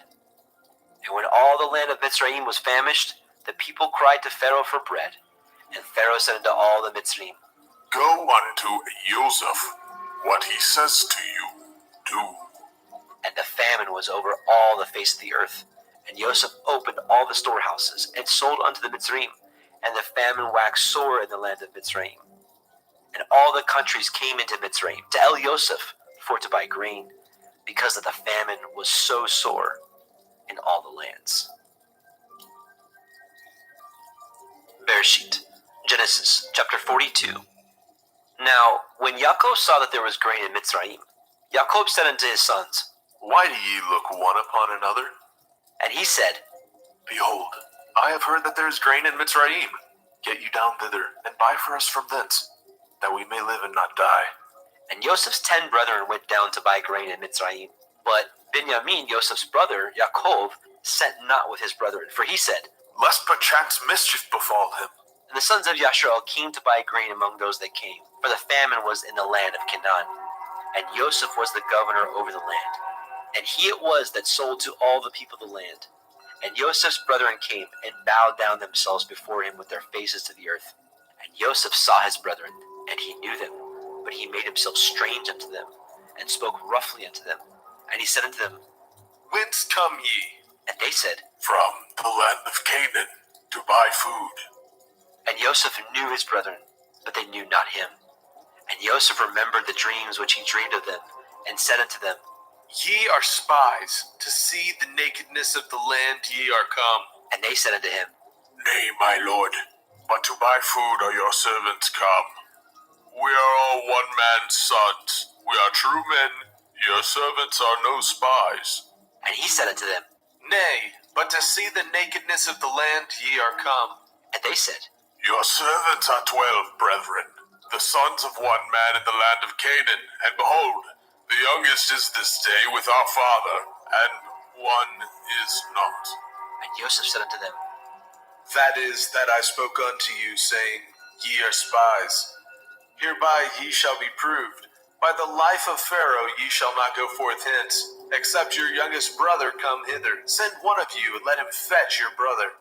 And ye shall be kept in prison, that your words may be proved, whether there be any truth in you. Or else by the life of Pharaoh surely ye are spies. And he put them all together into ward 3 days.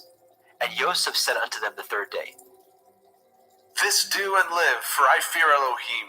If ye be true men, let one of your brethren be bound in the house of your prison. Go ye, carry grain for the famine of your houses. But bring your youngest brother unto me. So shall your words be verified, and ye shall not die. And they did so. And they said one to another, We are truly guilty concerning our brother, in that we saw the anguish of his soul when he besought us, and we would not hear. Therefore is this distress come upon us. And Reuben answered them, saying, Spoke I not unto you, saying, Do not sin against the child, and ye would not hear? Therefore, behold, also his blood is required. And they knew not that Joseph understood them, for he spoke unto them by an interpreter. And he turned himself about from them, and wept, and returned to them again, and communed with them, and took from them Shimon, and bound him before their eyes. Then Joseph commanded to fill their sacks with grain, and to restore every man's money into a sack, and to give them provision for the way. And thus he did unto them. And he laded their asses with grain, and departed thence. And as one of them opened his sack to give his ass provender in the inn, he espied his money, for, behold, it was in the sack's mouth. And he said unto his brethren, My money is restored, and lo, it is even in my sack. And their heart failed them. And they were afraid, saying one to another, What is this that Elohim has done unto us? And they came unto Jacob their father, unto the land of Canaan, and told him all that befell unto them, saying, The man who is the Lord of the land spoke roughly to us, and took us for spies of the country. And we said unto him, We are true men, we are no spies. We be 12 brethren, sons of our father. One is not, and the youngest is this day with our father in the land of Canaan. And the man, the Lord of the country, said unto us, Hereby shall I know that ye are true men. Leave one of your brethren here with me, and take food for the famine of your households, and be gone. And bring your youngest brother unto me. Then shall I know that ye are no spies, but that ye are true men. So will I deliver you and your brother, and ye shall traffic in the land. And it came to pass, as they emptied their sacks, that behold, every man's bundle of money was in his sack. And when both they and their father saw the bundles of money, they were afraid. And Yaakov their father said unto them, Me have you bereaved of my children. Joseph is not, and Shimon is not, and ye will take Benjamin away? All these things are against me. And Reuben spoke unto his father, saying, Slay my 2 sons, if I bring him not to you. Deliver him into my hand, and I will bring him to you again. And he said, My son shall not go down with you, for his brother is dead, and he is left alone. If mischief befall him by the way in which ye go, then ye shall bring down my gray hairs with sorrow to Sheol.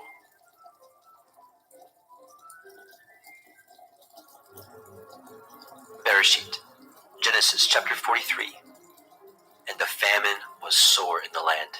And it came to pass, when they had eaten up the grain which they had brought out of Mitzrayim, their father said unto them, Go again, buy us a little food. And Yehudah spoke unto him, saying, The man did solemnly protest unto us, saying, Ye shall not see my face, except your brother be with you. If you will send our brother with us, we will go down and buy you food. But if you will not send him, we will not go down. For the men said unto us, Ye shall not see my face, except your brother be with you. And Yashrael said, Wherefore dealt ye so ill with me, as to tell the man whether ye had yet a brother?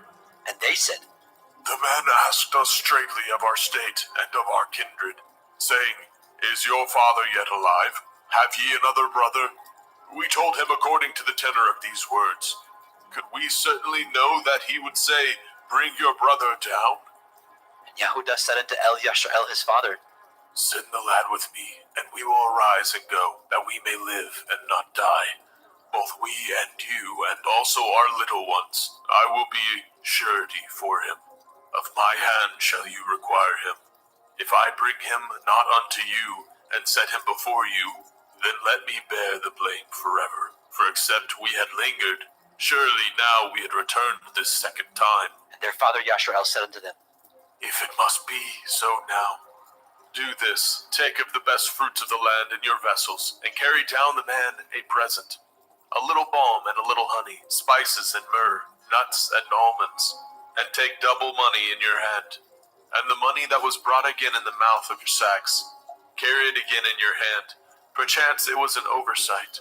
Take also your brother, and arise, go again unto the man, and El Shaddai give you mercy before the man, that he may send away your brother and Benjamin. If I be bereaved of my children, I am bereaved.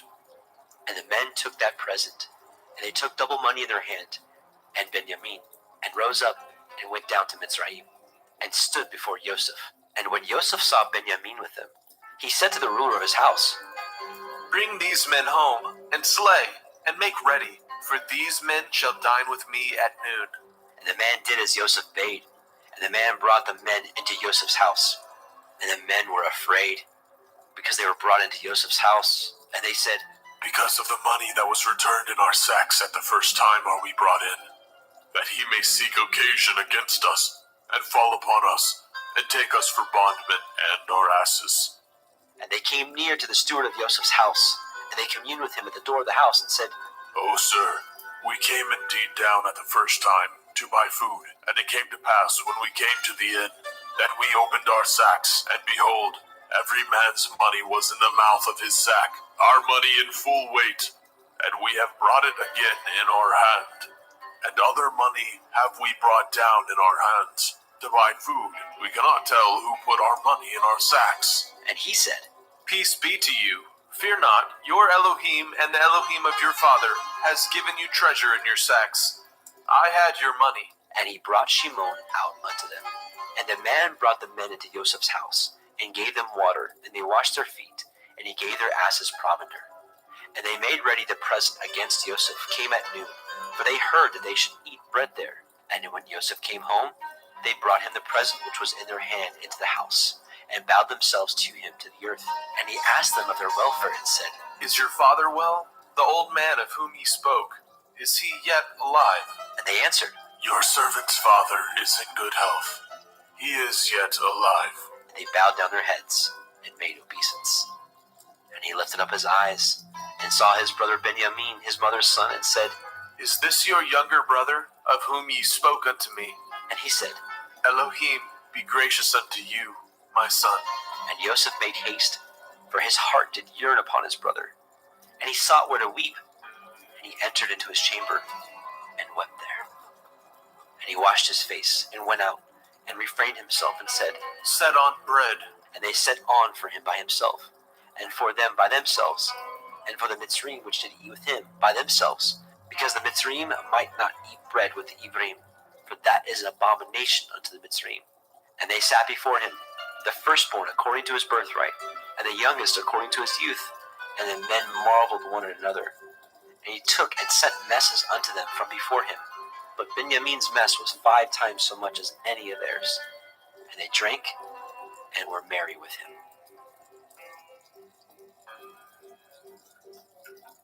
Bereshit, Genesis chapter 44. And he commanded the steward of his house, saying, Fill these men's sacks with food as much as they can carry, and put every man's money in his sack's mouth. And put my cup, the silver cup, in the sack's mouth of the youngest, and his grain money. And he did according to the word that Joseph had spoken. As soon as the morning was light, the men were sent away, and their asses.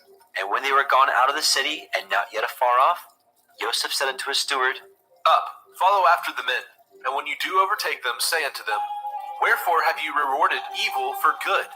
Is not this which my Lord drinks, and whereby indeed he divines? Ye have done evil in so doing. And he overtook them, and he spoke unto them these same words. And they said unto him, Wherefore says my Lord these words? Far be it from your servants should do according to this thing. Behold, the money which we found in our sack's mouth, we brought again unto you out of the land of Canaan. How then should we steal out of your Lord's house silver or gold? With whomsoever your servant it be found, let him die, and we also will be my Lord's bondmen. And he said, Now also let it be according to your words. He with whom it is found shall be my servant, and ye shall be blameless. Then they speedily took down every man his sack to the ground, and opened every man his sack. And he searched, and began at the eldest, and left the youngest. And the cup was found in Benjamin's sack. Then they rent their clothes, and laded every man his ass, and returned to the city. And Yehudah and his brethren came to Joseph's house, for he was yet there. And they fell before him on the ground. And Joseph said unto them, What deed is this that ye have done? Know ye not that such a man as I can certainly divine? And Yehudah said, What shall we say unto my Lord? What shall we speak? Or how shall we clear ourselves? Elohim has found out the iniquity of your servants. Behold, we are my Lord's servants, both we and he also with whom the cup is found. And he said, Far be it that I should do so, but the man in whose hand the cup is found, he shall be my servant. And as for you, get you up in peace unto your father.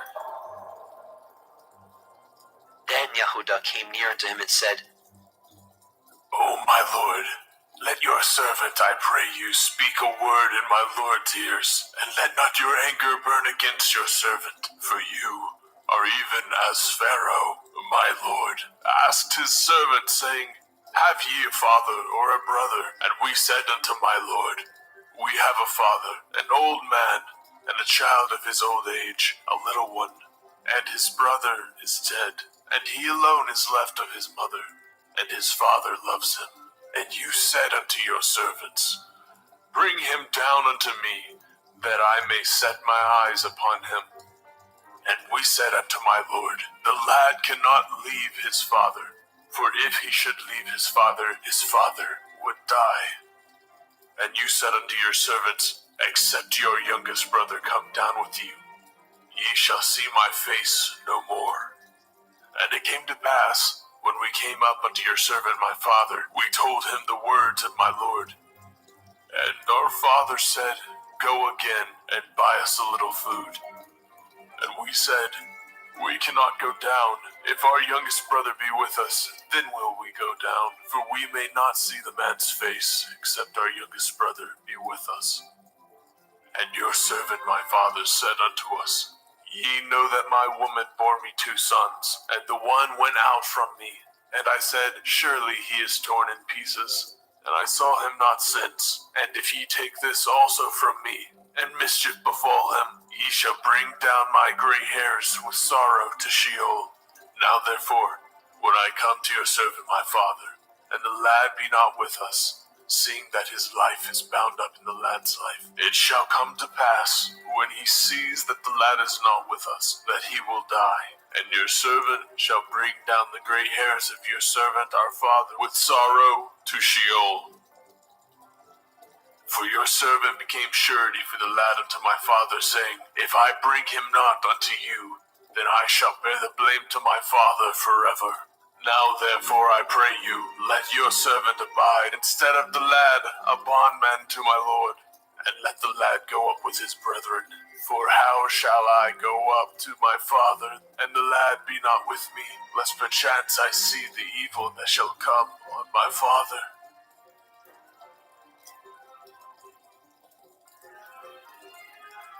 Bereshit, Genesis chapter 45. Then Yosef could not refrain himself before all them that stood by him, and he cried, Cause every man to go out from me. and there stood no man with him, while Yosef made himself known unto his brethren. And he wept aloud, and the Mitzrayim in the house of Pharaoh heard.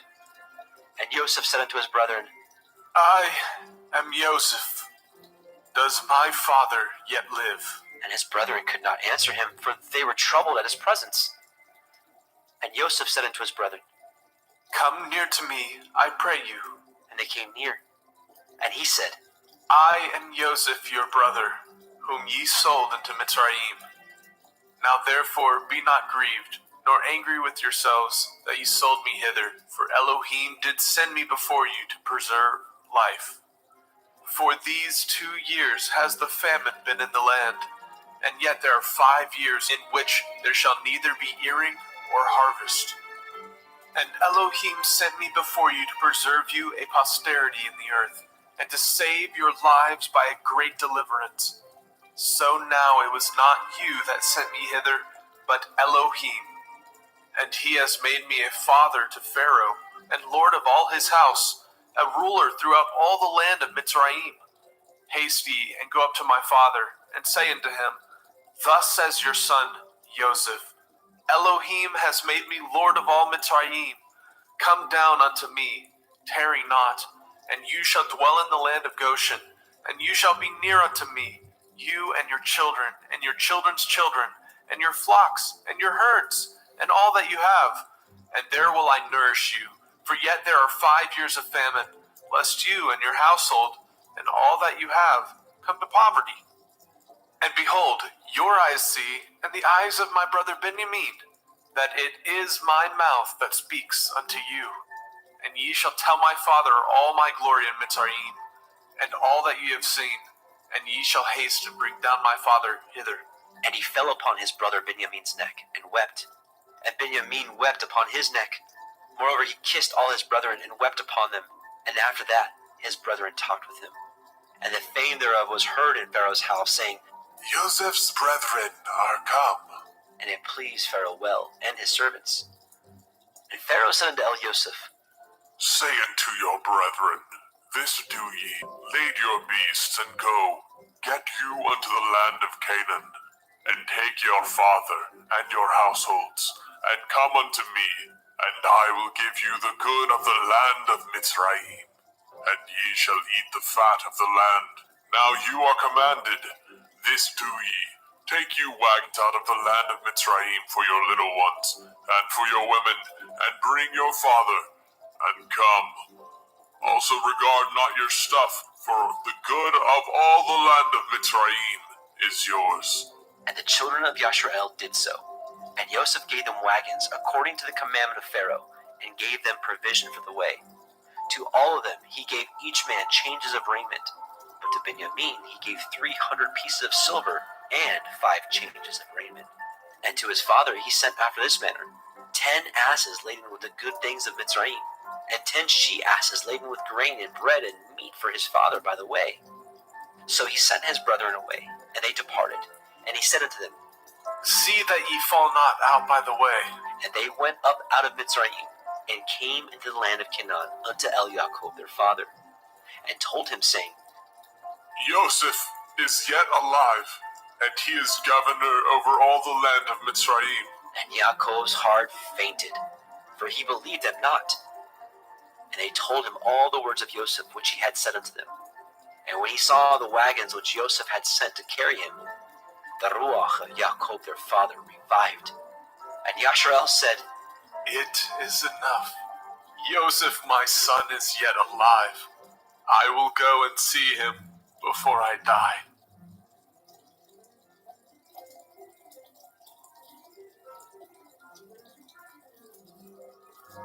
Bereshit, Genesis chapter 46. And Yashrael took his journey with all that he had, and came to Beersheba, and offered sacrifices unto the Elohim of his father Yitzchak. And Elohim spoke unto Yashrael in the visions of the night, and said, Yaakov, Yaakov. And he said, Here am I. And he said, I am El, the Elohai of your father. Fear not to go down into Mitzrayim, for I will there make of you a great nation. I will go down with you into Mitzrayim, and I will also surely bring you up again. And Joseph shall put his hand upon your eyes. And Jacob rose up from Beersheba, and the sons of Yasharel carried Jacob their father, and their little ones, and their women, in the wagons which Pharaoh had sent to carry him. And they took their cattle and their goods which they had gotten in the land of Canaan, and came in unto Mitzrayim, Jacob and all his seed with him, his sons and his sons' sons with him, his daughters and his sons' daughters, and all his seed brought he with him into Mitzrayim. And these are the names of the children of Yasharel, which came into Mitzrayim: Jacob and his sons, Reuben, Jacob's firstborn, and the sons of Reuben, Hanok, and Palu, and Hezron, and Carmi, and the sons of Shimon, Yemuel, and Yamin, and Ohad, and Yakin, and Sochar, and Shaul, the son of the Canaanite woman, and the sons of Levi, Gershon, Kohath, and Merari, and the sons of Yehudah, and Onan, and Shelach, and Peretz, and Zerach. But and Onan died in the land of Canaan. And the sons of Peretz were Hezron, and Hamul. And the sons of Yisachar, Tola, and Pua, and Yob, and Shimron. And the sons of Zebulun, Sered, Elon, and Yachleel. These be the sons of Leah, which she bore unto Jacob in Padan Aram, with his daughter Dinah. All the souls of his sons and his daughters were 33. And the sons of Gad, Tzipon, and Haggai, Shunai, and Etzbon, and Eri, and Arodai, and Arelai. And the sons of Asher, Yimna, Yishva, Yishbai, Beriah, and Serach their sister. And the sons of Beriah, Heber, Malkiel. These are the sons of Zilpah, whom Laban gave to Leah his daughter. And these she bore unto Jacob, even 16 souls. The sons of Rachel, Jacob's woman, Joseph, and Benjamin. And unto Joseph in the land of Mitzrayim were born Manasseh and Ephraim, which Asenath, the daughter of Potipherah, priest of On, bore unto him. And the sons of Benjamin were Bela, and Becher, and Ashbel, and Gera, and Naaman, and Echai, and Rosh, and Mupim, and Hupim, and Ard. These are the sons of Rachel, which were born unto Jacob. All the souls were 14. And the sons of Dan, Hushi. And the sons of Naphtali, Yachzeel, Gunai, Yetzer, and Shilem. These are the sons of Bilhah, which Laban gave unto Rachel his daughter. And she bore these unto Jacob. All the souls were 7. All the souls that came with Jacob into Mitzrayim, which came out of his loins, besides Jacob's sons' women, all the souls were 66. And the sons of Joseph, which were born him in Mitzrayim, were 2 souls. All the souls of the house of Jacob, which came into Mitzrayim, were 10. And he sent Yehudah before him unto El Joseph, to direct his face unto Goshen. And they came into the land of Goshen. And Joseph made ready his chariot, and went up to meet Yasharel his father, to Goshen, and presented himself unto him. And he fell on his neck, and wept on his neck a good while. And Yasharel said unto El Joseph, Now let me die, since I have seen your face, because you are yet alive. And Joseph said unto his brethren, and unto his father's house, I will go up and show Pharaoh, and say unto him, My brethren and my father's house, which were in the land of Canaan, are come unto me, and the men are shepherds, for their trade has been to feed cattle, and they have brought their flocks and their herds, and all that they have. And it shall come to pass, when Pharaoh shall call you, and say, What is your occupation? That ye shall say, Your servant's trade has been about cattle from our youth, even until now, both we and also our fathers, that ye may dwell in the land of Goshen, for every shepherd is an abomination unto the Mitzrayim. Bereshit, Genesis, chapter 47. Then Joseph came and told Pharaoh and said, My father and my brethren, and their flocks, and their herds, and all that they have, are come out of the land of Canaan, and behold, they are in the land of Goshen. And he took some of his brethren, even 5 men, and presented them unto Pharaoh. And Pharaoh said unto his brethren, What is your occupation? And they said unto Pharaoh, Your servants are shepherds, both we and also our fathers. They said moreover unto Pharaoh, For to sojourn in the land are we come. For your servants have no pasture for their flocks, for the famine is sore in the land of Canaan. Now therefore we pray you, let your servants dwell in the land of Goshen. And Pharaoh spoke unto Elioseph, saying, Your father and your brethren are come unto you. The land of Mitzrayim is before you. In the best of the land make your father and your brethren to dwell. In the land of Goshen let them dwell. And if you know any men of activity among them, then make them rulers over my cattle. And Joseph brought in Yaakov his father, and set him before Pharaoh. And Yaakov blessed Pharaoh. And Pharaoh said unto Yaakov, How old are you? And Yaakov said unto Pharaoh, The days of the years of my pilgrimage are 130 years. Few and evil have the days of the years of my life been, and have not attained unto the days of the years of the life of my fathers in the days of their pilgrimage. And Yaakov blessed Pharaoh, and went out from before Pharaoh. And Joseph placed his father and his brethren, and gave them a possession in the land of Mitzrayim, in the best of the land, in the land of Ramesses, as Pharaoh had commanded. And Joseph nourished his father and his brethren, and all his father's household, with bread according to their families. And there was no bread in all the land, for the famine was very sore, so that the land of Mitzrayim and all the land of Canaan fainted by reason of the famine. And Joseph gathered up all the money that was found in the land of Mitzrayim and in the land of Canaan, for the grain which they bought. And Joseph brought the money into Pharaoh's house. And when the money failed in the land of Mitzrayim and in the land of Canaan, all the Mitzrayim came unto Elioseph and said, Give us bread, for why should we die in your presence? For the money fails. And Joseph said, Give your cattle, and I will give you for your cattle, if money fail. And they brought their cattle unto Elioseph. And Joseph gave them bread in exchange for horses, and for the flocks, and for the cattle of the herds, and for the asses.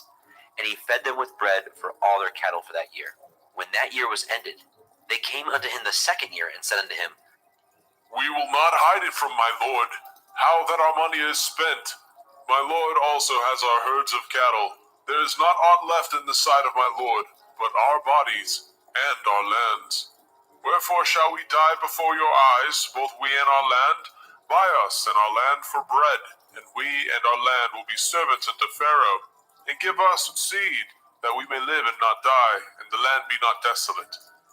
And Joseph bought all the land of Mitzrayim for Pharaoh. For the Mitzrayim sold every man his field, because the famine prevailed over them. So the land became Pharaoh's. And as for the people, he removed them to cities from the one end of the borders of Mitzrayim even to the other end thereof. Only the land of the priests bought he not, for the priests had a portion assigned them of Pharaoh, and did eat their portion which Pharaoh gave them, wherefore they sold not their lands. Then Joseph said unto the people, Behold, I have bought you this day in your land for Pharaoh. Lo, here is seed for you, and ye shall sow the land. And it shall come to pass in the increase that ye shall give the 5th part unto Pharaoh, and 4 parts shall be your own, for seed of the field, and for your food, and for them of your household, and for food of your little ones. And they said, You have saved our lives. Let us find grace in the sight of my lord, and we will be Pharaoh's servants. And Joseph made it a law over the land of Mitzrayim unto this day, that Pharaoh should have the 5th part, except the land of the priests only, which became not Pharaoh's. And Yasharel dwelt in the land of Mitzrayim, in the country of Goshen, and they had possessions therein, and grew, and multiplied exceedingly. And Yaakov lived in the land of Mitzrayim 17 years. So the whole age of Yaakov was 147 years. And the time drew nigh that Yasharel must die. And he called his son Joseph, and said unto him, If now I have found grace in your sight, put, I pray you, your hand under my thigh, and deal kindly and truly with me. Bury me not, I pray you, in Mitzrayim. But I will lie with my fathers, and you shall carry me out of Mitzrayim, and bury me in their burying place. And he said, I will do as you have said. And he said, Swear unto me. And he swore unto him. And Yasharel bowed himself upon the bed's head. Bereshit, Genesis, chapter 48. And it came to pass after these things that one told Joseph, Behold, your father is sick. and he took with him his 2 sons, Manasseh and Ephraim. And one told Jacob and said, Behold, your son Joseph comes unto you. And Yasharel strengthened himself and sat upon the bed. And Jacob said unto Joseph, El Shaddai appeared unto me at Luz, in the land of Canaan, and blessed me, and said unto me, Behold, I will make you fruitful and multiply you, and will make you a multitude of people, and will give you this land to your seed after you for an everlasting possession. And now your 2 sons, Ephraim and Manasseh, which were born unto you in the land of Mitzrayim, before I came unto you in Mitzrayim, are mine. As Reuben and Shimon, they shall be mine, and your issue, which you beget after them, shall be yours, and shall be called after the name of their brethren in their inheritance. And as for me, when I came from Padan Aram, Rachel died by me in the land of Canaan in the way, when yet there was but a little way to come unto Ephratah, and I buried her there in the way of Ephratah. The same is Bethlehem. And Yasharel beheld Joseph's sons, and said, Who are these? And Joseph said unto his father, They are my sons, whom Elohim has given me in this place. And he said, Bring them, I pray you, unto me, and I will bless them. Now the eyes of Yasharel were dim for age, so that he could not see. And he brought them near unto him, and he kissed them, and embraced them. And Yasharel said unto Joseph, I had thought not to see your face, and lo, Elohim has showed me also your seed. And Joseph brought them out from between his knees, and he bowed himself with his face to the earth. And Joseph took them both, Ephraim in his right hand toward Yasharel's left hand, and Manasseh in his left hand toward Yasharel's right hand, and brought them near unto him. And Yasharel stretched out his right hand, and laid it upon Ephraim's head, who was the younger, and his left hand upon Manasseh's head, guiding his hands wittingly, for Manasseh was the firstborn. And he blessed Joseph, and said, Elohim, before whom my fathers Abraham and Yitzhak did walk, the Elohim which fed me all my life long unto this day, the angel which redeemed me from all evil, bless the lads, and let my name be named on them, and the name of my fathers Abraham and Yitzhak, and let them grow into a multitude in the midst of the earth. And when Joseph saw that his father laid his right hand upon the head of Ephraim, it displeased him. And he held up his father's hand to remove it from Ephraim's head unto Manasseh's head. And Joseph said unto his father, Not so, my father. This is the firstborn. Put your right hand upon his head. And his father refused, and said, I know it, my son, I know it. He also shall become a people, and he also shall be great. But truly his younger brother shall be greater than he, and his seed shall become a multitude of nations. And he blessed them that day, saying, In you shall Yasharel bless, saying, Elohim make you as Ephraim and as Manasseh. And he set Ephraim before Manasseh. And Yasharel said unto Joseph, Behold, I die, but Elohim shall be with you, and bring you again unto the land of your fathers. Moreover, I have given to you one portion above your brethren, which I took out of the hand of the Amorite, with my sword and with my bow. Bereshit, Genesis chapter 49. And Jacob called unto his sons, and said, Gather yourselves together, that I may tell you that which shall befall you in the last days. Gather yourselves together, and hear, ye sons of Yaakov, and hearken unto Yasharel, your father. Reuben, you are my firstborn, my might, and the beginning of my strength, the excellency of dignity, and the excellency of power. Unstable as water, you shall not excel, because you went up to your father's bed, then defiled it. You went up to my couch. Shimon and Levi are brethren. Instruments of cruelty are in their habitations. O my soul, come not into their secret. Unto their assembly my honor be not united. For in their anger they slew a man, and in their self-will they dug down a wall. Cursed be their anger, for it was fierce, and their wrath, for it was cruel. I will divide them in Yaakov, and scatter them in Yasharel. Yehuda, you are he whom your brethren shall praise. Your hand shall be in the neck of your enemies. Your father's children shall bow down before you. Yehuda is a lion's whelp from the prey. My son, you are gone up. He stooped down. He couched as a lion, and as an old lion, who shall rouse him up? The scepter shall not depart from Yehuda, nor a Torah giver from between his feet, until Shiloh come. And unto him shall the gathering of the people be, binding his foal into the vine, and his ass's colt unto the choice vine. He washed his garments in wine, and his clothes in the blood of grapes. His eyes shall be red with wine, and his teeth white with milk. Zebulun shall dwell at the haven of the sea. He shall be for a haven of ships, and his border shall be unto Sidon. Issachar is a strong ass, couching down between two burdens. And he saw that the rest was good, and the land that it was pleasant, and bowed his shoulder to bear, and became a servant unto tribute. Dan shall judge his people, as one of the tribes of Yasharel.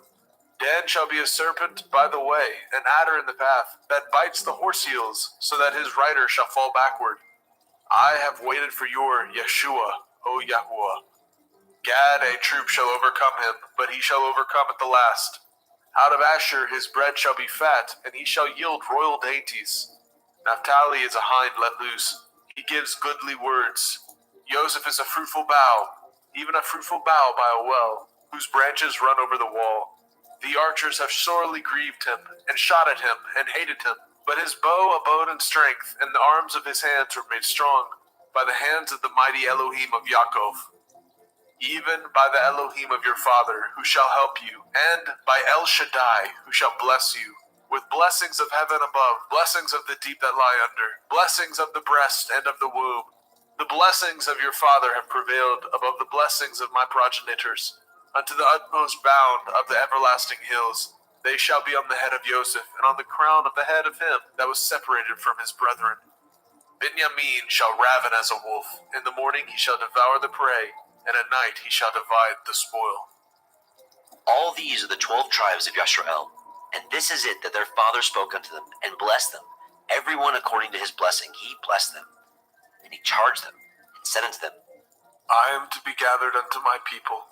Bury me with my fathers, in the cave that is in the field of Ephron the Hittite, in the cave that is in the field of Machpelah, which is before Mamre, in the land of Canaan, which Abraham bought with the field of Ephron the Hittite, for a possession of a burying place.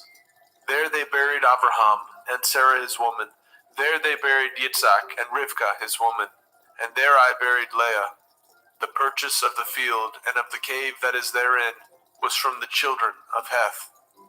And when Yaakov had made an end of commanding his sons, he gathered up his feet into the bed, and yielded up his ruach, and was gathered unto his people.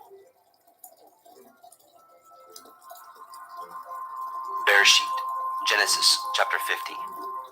And Joseph fell upon his father's face, and wept upon him, and kissed him. And Joseph commanded his servants, the physicians, to embalm his father.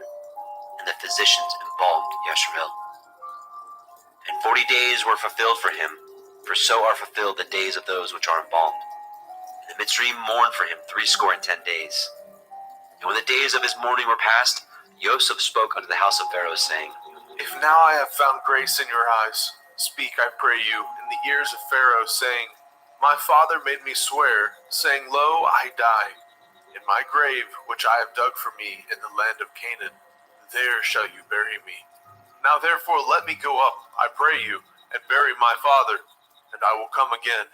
And Pharaoh said, Go up, bury your father, according as he made you swear. And Joseph went up to bury his father, and with him went up all the servants of Pharaoh, the elders of his house, and all the elders of the land of Mitzrayim, and all the house of Joseph and his brethren, and his father's house.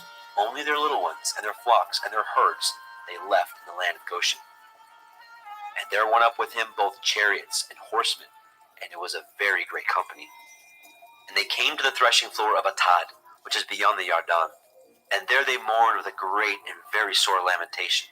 And he made a mourning for his father 7 days. And when the inhabitants of the land, the Canaanim, saw the mourning in the floor of Atad, they said, This is a grievous mourning to the Mitzrayim. Wherefore, the name of it was called Abel Mitzrayim, which is beyond the Yarden.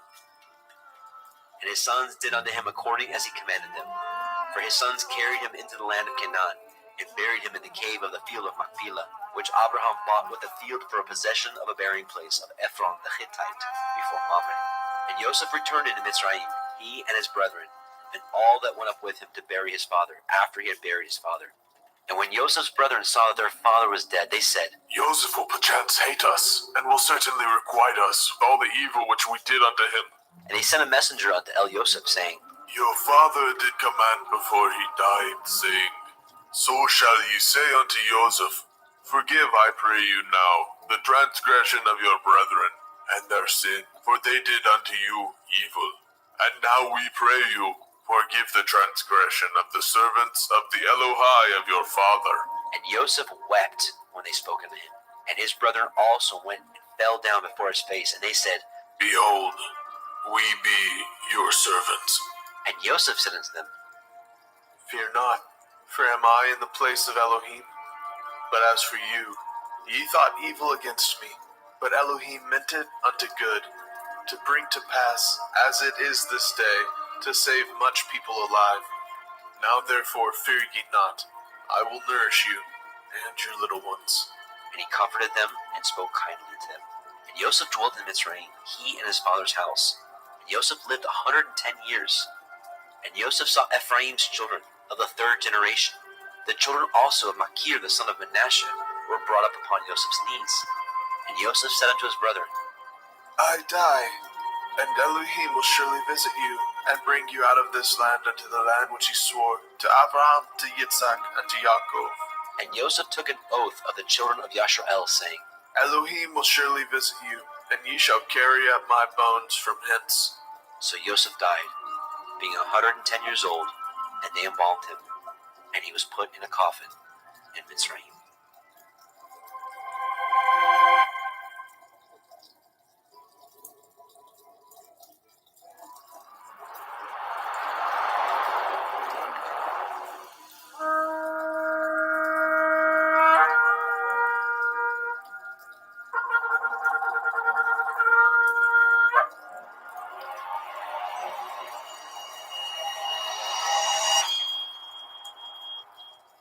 The Book of Shemot, Exodus, chapter 1. Now these are the names of the children of Yashrael, which came into Mitzrayim. Every man and his household came with Jacob, Reuben, Shimon, Levi, Yehudah, Issachar, Zebulun, and Benjamin, Dan, Naphtali, Gad, and Asher. And all the souls that came out of the loins of Jacob were 70 souls, for Joseph was in Mitzrayim already. And Joseph died, and all his brethren, and all that generation. And the children of Yashrael were fruitful, and increased abundantly, and multiplied, and waxed exceeding mighty, and the land was filled with them. Now there arose up a new king over Mitzrayim, which knew not Joseph. And he said unto his people, Behold, the people of the children of Yasharel are more and mightier than we. Come on, let us deal wisely with them, lest they multiply, and it come to pass, that when there falls out any war, they join also unto our enemies, and fight against us, and so get them up out of the land. Therefore they did set over them taskmasters, to afflict them with their burdens. And they built for Pharaoh treasure cities, Pithom and Ramesses. But the more they afflicted them, the more they multiplied and grew, and they were grieved because of the children of Yashrael. And the Mitzrayim made the children of Yashrael to serve with rigor, and they made their lives bitter with hard bondage, in mortar, and in brick, and in all manner of service in the field. All their service, where they made them to serve, was with rigor. And the king of Mitzrayim spoke to the Ivri midwives, of which the name of the one was Shiphrah, and the name of the other Puah. And he said, When ye do the office of a midwife to the Ivrith woman, and see them upon the stools, if it be a son, then ye shall kill him. But if it be a daughter, then she shall live. But the midwives feared Elohim, and did not as the king of Mitzrayim commanded them, but saved the men children alive. And the king of Mitzrayim called for the midwives, and said unto them, Why have you done this thing, and have saved the men children alive? And the midwives said unto Pharaoh, Because the Ivrith women are not as the Mitzrith women, for they are lively, and are delivered ere the midwives come in unto them. Therefore Elohim dealt well with the midwives, and the people multiplied and waxed very mighty. And it came to pass, because the midwives feared Elohim, that he made them houses. And Pharaoh charged all his people, saying, Every son that is born ye shall cast into the river, and every daughter ye shall save alive. Shemot, Exodus, chapter 2. And there went a man of the house of Levi, and took to be his woman a daughter of Levi. And the woman conceived, and bore a son. And when she saw him that he was a goodly child, she hid him 3 months. And when she could no longer hide him, she took for him an ark of bulrushes, and daubed it with slime and with pitch, and put the child therein, and she laid it in the reeds by the river's brink. And his sister stood afar off, to wit what would be done to him. And the daughter of Pharaoh came down to wash herself in the river, and her maidens walked along by the river's side. And when she saw the ark among the reeds, she sent her maid to fetch it. And when she had opened it, she saw the child, and behold, the babe wept. And she had compassion on him, and said, This is one of the Ephraim children. Then said his sister to Pharaoh's daughter, Shall I go and call to you a nurse of the Ephraim women, that she may nurse the child for you? And Pharaoh's daughter said to her, Go. And the maid went, and called the child's mother. And Pharaoh's daughter said unto her, Take this child away and nurse it for me, and I will give you your wages. And the woman took the child, and nursed it. And the child grew, and she brought him unto Pharaoh's daughter, and became her son. And she called his name Moshe. And she said, Because I drew him out of the water. And it came to pass in those days, when Moshe was grown, that he went out unto his brethren, and looked on their burdens. And he spied a Mitzri smiting a tree, one of his brethren. And he looked this way, and that way. And when he saw that there was no man, he slew the Mitzri, and hid him in the sand. And when he went out the second day, behold, 2 men of the Ephraim strove together. And he said to him that did the wrong, Wherefore do you smite your fellow? And he said, Who made you a prince and a judge over us? Intend you to kill me as you killed the Mitzri? And Moshe feared and said, Surely this thing is known. Now when Pharaoh heard this thing, he sought to slay Moshe. But Moshe fled from the face of Pharaoh, and dwelt in the land of Midian, and he sat down by a well. Now the priest of Midian had 7 daughters, and they came and drew water, and filled the troughs to water their father's flock. And the shepherds came and drove them away. But Moshe stood up and helped them, and watered their flock. And when they came to Reuel their father, he said, How is it that ye are come so soon today? And they said, A Mitzri delivered us out of the hand of the shepherds, and also drew water enough for us, and watered the flock. And he said unto his daughters, And where is he? Why is it that ye have left the man? Call him that he may eat bread. And Moshe was content to dwell with the man. And he gave Moshe Zipporah his daughter, and she bore to him a son. And he called his name Gershom, for he said, I have been a stranger in a strange land. And it came to pass in the process of time that the king of Mitzrayim died, and the children of Yasharel sighed by reason of the bondage, and they cried, and their cry came up unto Elohim by reason of the bondage. And Elohim heard their groaning, and Elohim remembered his covenant with Abraham, with Yitzchak, and with Yaakov. And Elohim looked upon the children of Yasharel, and Elohim had respect unto them.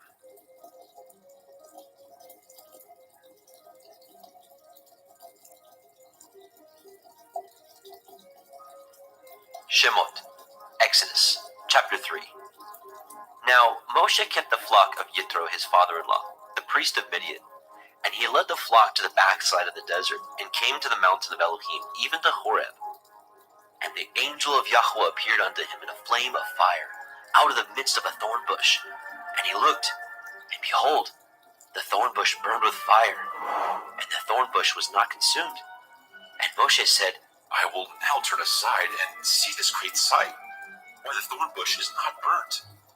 And when Yahweh saw that he turned aside to see, Elohim called unto him out of the midst of the thorn bush, and said, Moshe, Moshe. And he said, Here am I. And he said, Draw not nigh hither. Put off your shoes from off your feet, for the place whereon you stand is holy ground. Moreover, he said, I am the Elohai of your father, the Elohai of Abraham, the Elohai of Yitzhak, and the Elohai of Yaakov. And Moshe hid his face, for he was afraid to look upon Elohim. And Yahweh said, I have surely seen the affliction of my people, which are in Mitzrayim, and have heard their cry by reason of their taskmasters. For I know their sorrows, and I am come down to deliver them out of the hand of the Mitzrayim, and to bring them up out of that land unto a good land, and a large, unto a land flowing with milk and honey, unto the place of the Canaanim, and the Hittim, and the Amorim, and the Perizim, and the Hivim, and the Yevusim. Now therefore, behold, the cry of the children of Yasharel is come unto me, and I have also seen the oppression wherewith the Mitzrayim oppress them. Come now therefore, I will send you unto Pharaoh, that you may bring forth my people, the children of Yasharel, out of Mitzrayim. And Moshe said unto Elohim, Who am I that I should go unto Pharaoh, and that I should bring forth the children of Yasharel out of Mitzrayim? And he said, Certainly I will be with you, and this shall be a sign unto you that I have sent you. When you have brought forth the people out of Mitzrayim, ye shall serve Elohim upon this mountain. And Moshe said unto Elohim, Behold, when I come unto the children of Yasharel, and say unto them, The Elohai of your fathers has sent me unto you, and they shall say unto me, What is his name? What shall I say unto them? And Elohim said unto El Moshe, Ahaya Asher Ahaya, I am that I am.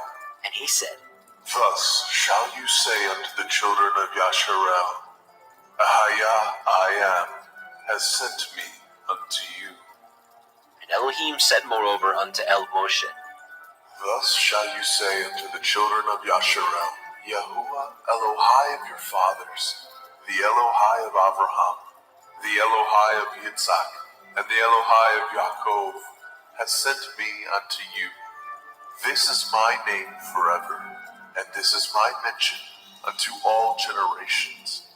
Go and gather the elders of Yasharel together, and say unto them, Yahuwah Elohai of your fathers, the Elohai of Abraham, of Yitzhak, and the Elohai of Yaakov, appeared unto me, saying, I have surely visited you, and seen that which is done to you in Mitzrayim. And I have said, I will bring you up out of the affliction of Mitzrayim, unto the land of the Canaanim, and the Hittim, and the Amorim, and the Perizim, and the Hivim, and the Yevusim, unto a land flowing with milk and honey. And they shall hearken to your voice, and you shall come, you and the elders of Yasharel, unto the king of Mitzrayim, and ye shall say unto him, Yahuwah Elohai of the Ephraim has met us, and now let us go, we beseech you, 3 days' journey into the wilderness, that we may sacrifice to Yahuwah Eloheinu. And I am sure that the king of Mitzrayim will not let you go, no, not by a mighty hand. And I will stretch out my hand, and smite Mitzrayim with all my wonders, which I will do in the midst thereof. And after that he will let you go, and I will give this people favor in the sight of the Mitzrayim. And it shall come to pass, that when ye go, ye shall not go empty.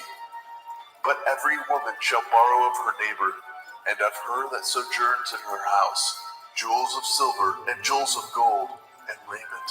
And ye shall put them upon your sons, and upon your daughters, and ye shall spoil the Mitzrayim.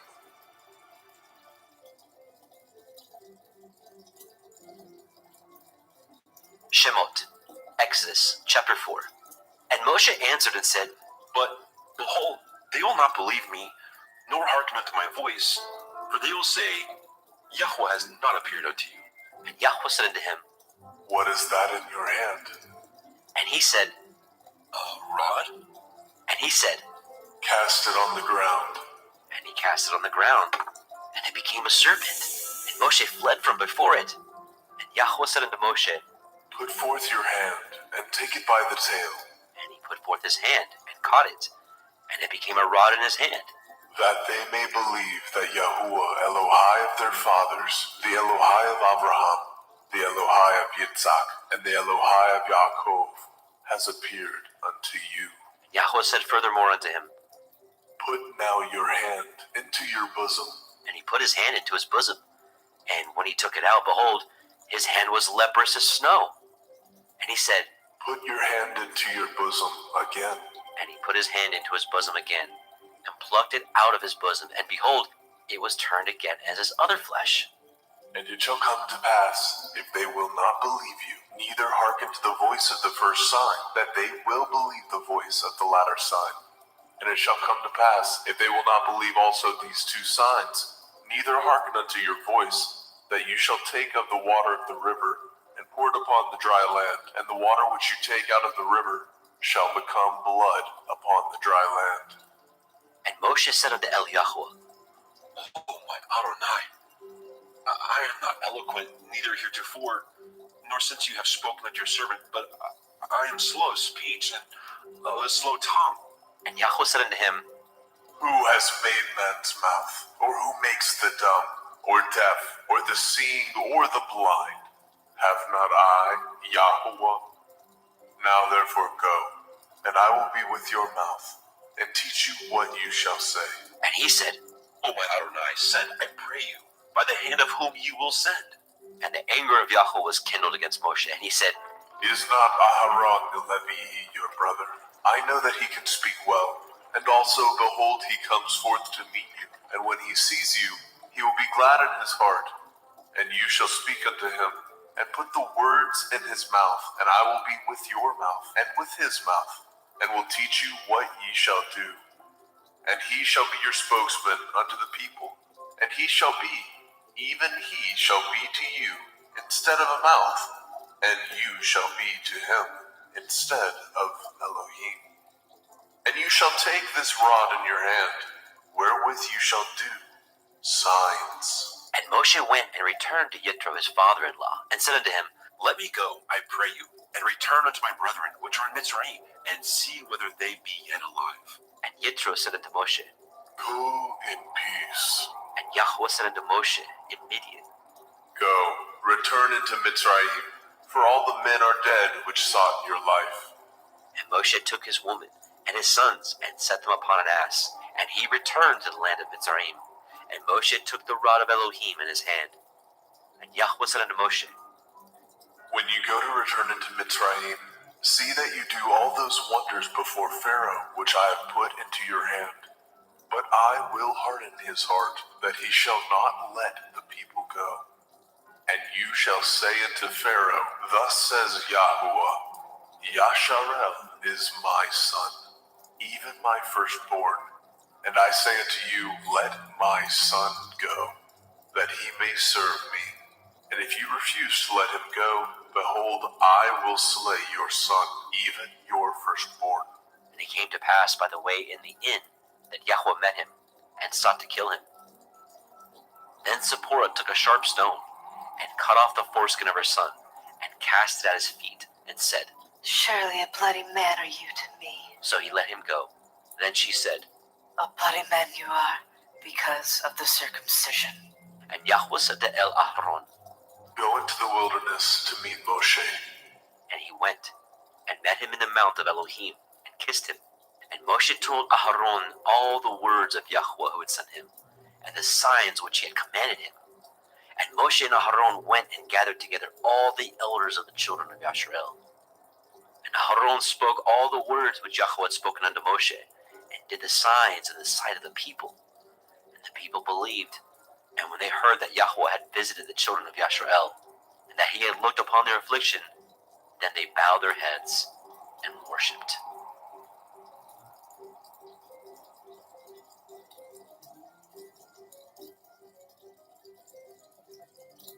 Shemot, Exodus, chapter 5.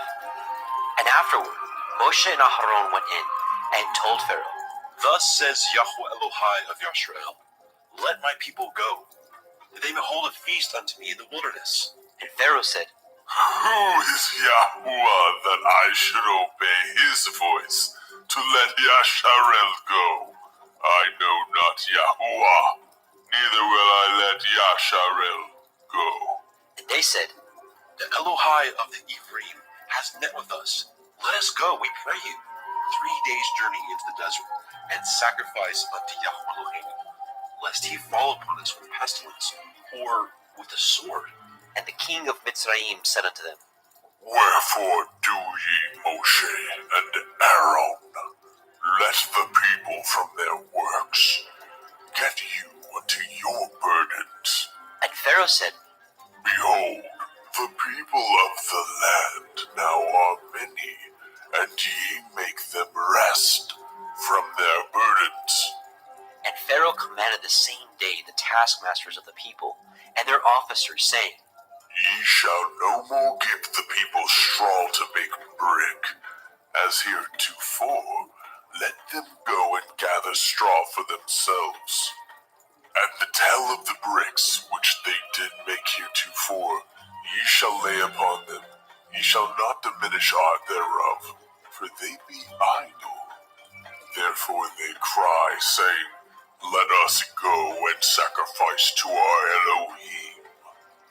Let their more work be laid upon the men, that they may labor therein, and let them not regard vain words. And the taskmasters of the people went out, and their officers, and they spoke to the people, saying, Thus says Pharaoh, I will not give you straw. Go ye, get you straw where you can find it. Yet not aught of your work shall be diminished. So the people were scattered abroad throughout all the land of Mitzrayim, to gather stubble instead of straw. And the taskmasters hasted them, saying, Fulfill your works, your daily tasks, as when there was straw. And the officers of the children of Yasharel, which Pharaoh's taskmasters had set over them, were beaten, and demanded, Wherefore have ye not fulfilled your task in making brick both yesterday and today, as heretofore? Then the officers of the children of Yasharel came and cried unto Pharaoh, saying, Wherefore do you thus with your servants? There is no straw given unto your servants, and they say to us, Make brick, and behold, your servants are beaten. But the fault is in your own people. But he said, Ye are idle, ye are idle. Therefore ye say, Let us go and do sacrifice to Yahuwah. Go therefore now and work, for there shall no straw be given you. Yet shall ye deliver the tale of bricks. And the officers of the children of Yasharel did see that they were in an evil case. After it was said, Ye shall not diminish all of your bricks from your daily task. And they met Moshe and Aharon, who stood in the way, as they came forth from Pharaoh. And they said unto them, Yahuwah, look upon you and judge, because ye have made our Saviour to be abhorred in the eyes of Pharaoh, and in the eyes of his servants, to put a sword in their hand to slay us. And Moshe returned unto Eliyahu and said, Adonai, wherefore have you so evil entreated this people? Why is it that you have sent me? For since I came to Pharaoh to speak in your name, he has done evil to the people. Neither have you delivered your people at all. Shemot, Exodus, chapter 6.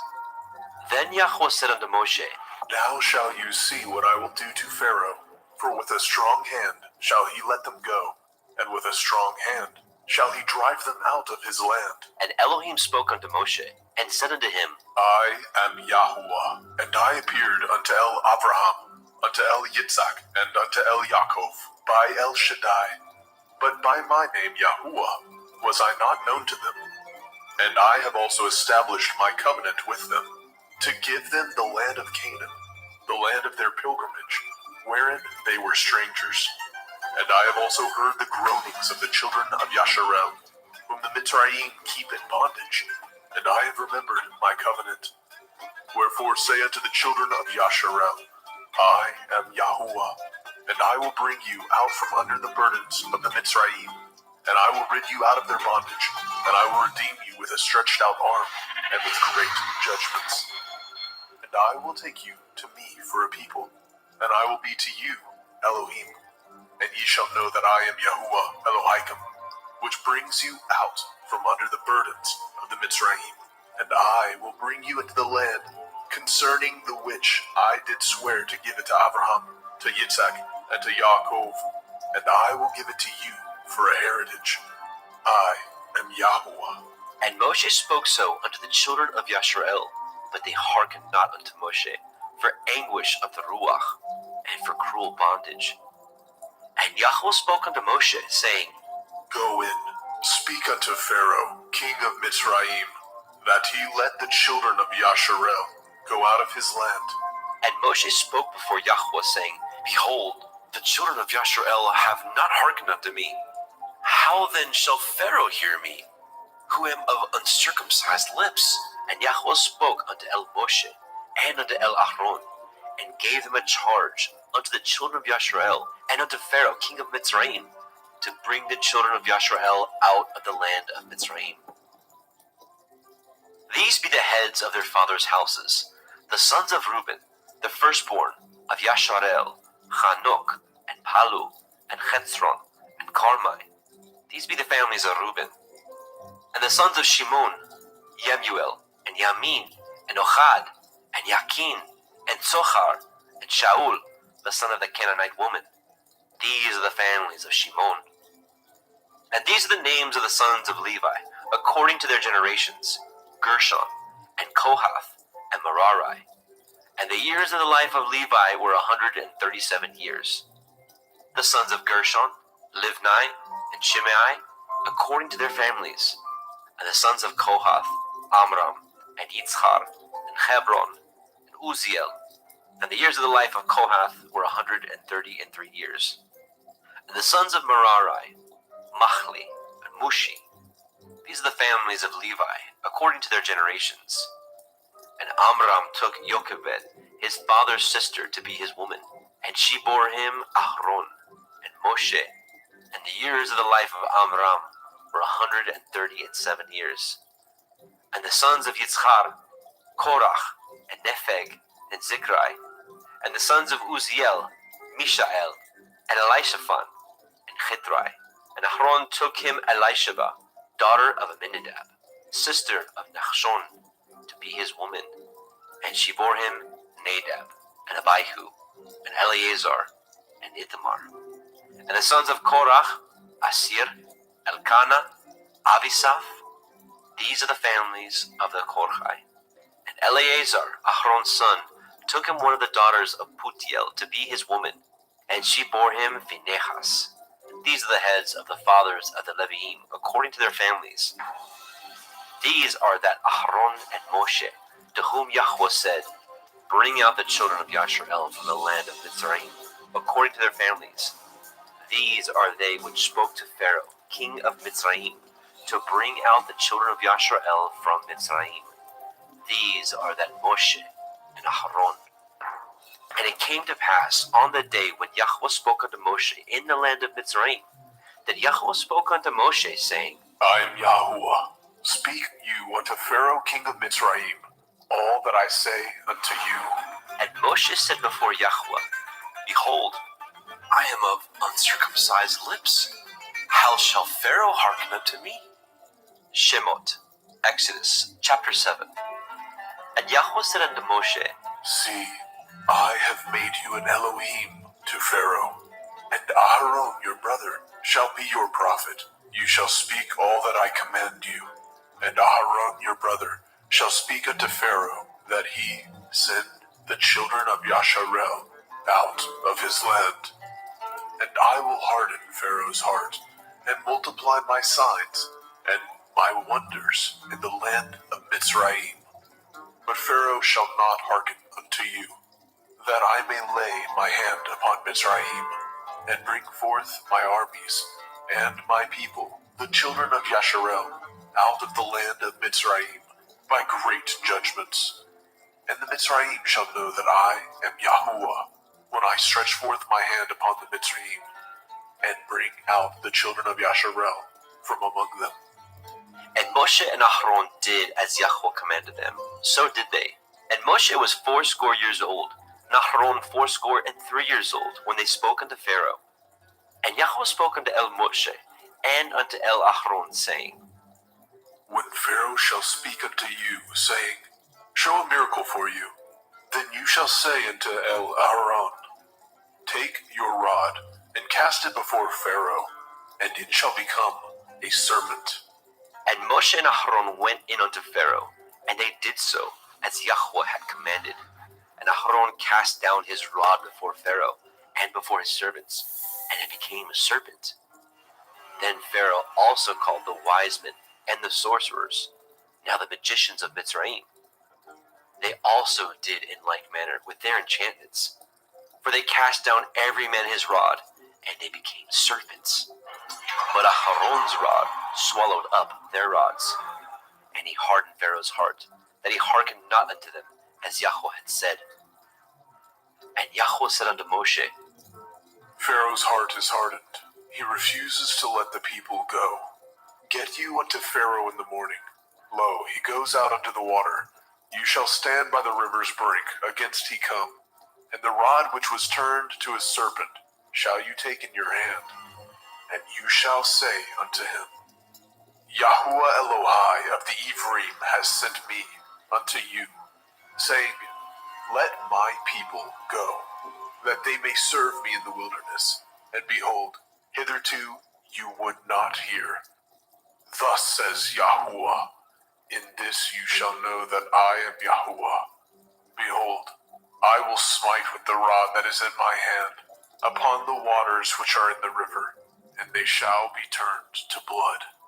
And the fish that is in the river shall die, and the river shall stink, and the Mitzrayim shall loathe the drink of the water of the river. And Yahweh said unto Moshe, Say unto Aaron, Take your rod, and stretch out your hand upon the waters of Mitzrayim, upon their streams, upon their rivers, and upon their ponds, and upon all their pools of water, that they may become blood, and that there may be blood throughout all the land of Mitzrayim, both in vessels of wood and in vessels of stone. And Moshe and Ahron did so, as Yahweh commanded. And he lifted up the rod, and smote the waters that were in the river, in the sight of Pharaoh, and in the sight of his servants. And all the waters that were in the river were turned to blood. And the fish that was in the river died. And the river stank, and the Mitzrayim could not drink of the water of the river, and there was blood throughout all the land of Mitzrayim. And the magicians of Mitzrayim did so with their enchantments, and Pharaoh's heart was hardened, neither did he hearken unto them, as Yahweh had said. And Pharaoh turned and went into his house, neither did he set his heart to this also.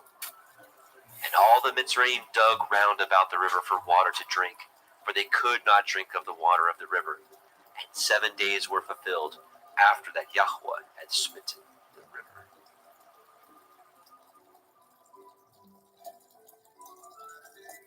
Shemot, Exodus chapter 8. And Yahweh spoke unto Moshe, Go unto Pharaoh, say unto him, Thus says Yahuwah, Let my people go, that they may serve me. And if you refuse to let them go, behold, I will smite all your borders with frogs. And the river shall bring forth frogs abundantly, which shall go up and come into your house, and into your bedchamber, and upon your bed, and into the house of your servants, and upon your people, and into the ovens, and into your kneading troughs. And the frogs shall come up, both on you and upon your people, and upon all your servants. And Yahweh spoke unto El Moshe, Say unto El Aharon, Stretch forth your hand with your rod over the streams, over the rivers, and over the ponds, and cause the frogs to come up upon the land of Mitzrayim. And Aharon stretched out his hand over the waters of Mitzrayim, and the frogs came up and covered the land of Mitzrayim. And the magicians did so with their enchantments, and brought up the frogs upon the land of Mitzrayim. Then Pharaoh called for Moshe and Aharon and said, Entreat El Yahuwah, that he may take away the frogs from me, and from my people, and I will let the people go, that they may do sacrifice unto Yahuwah. And Moshe said unto Pharaoh, Glory over me, When shall I entreat for you, and for your servants, and for your people, to destroy the frogs from you and from your houses, that they may remain in the river only? And he said, Tomorrow. And he said, Be it according to your word, that you may know that there is none like unto Yahweh Eloheinu. And the frogs shall depart from you, and from your houses, and from your servants, and from your people. They shall remain in the river only. And Moshe and Aharon went out from Pharaoh, and Moshe cried unto Eliyahu because of the frogs which he had brought against Pharaoh. And Yahweh did according to the word of Moshe, and the frogs died out of the houses, out of the villages, and out of the fields.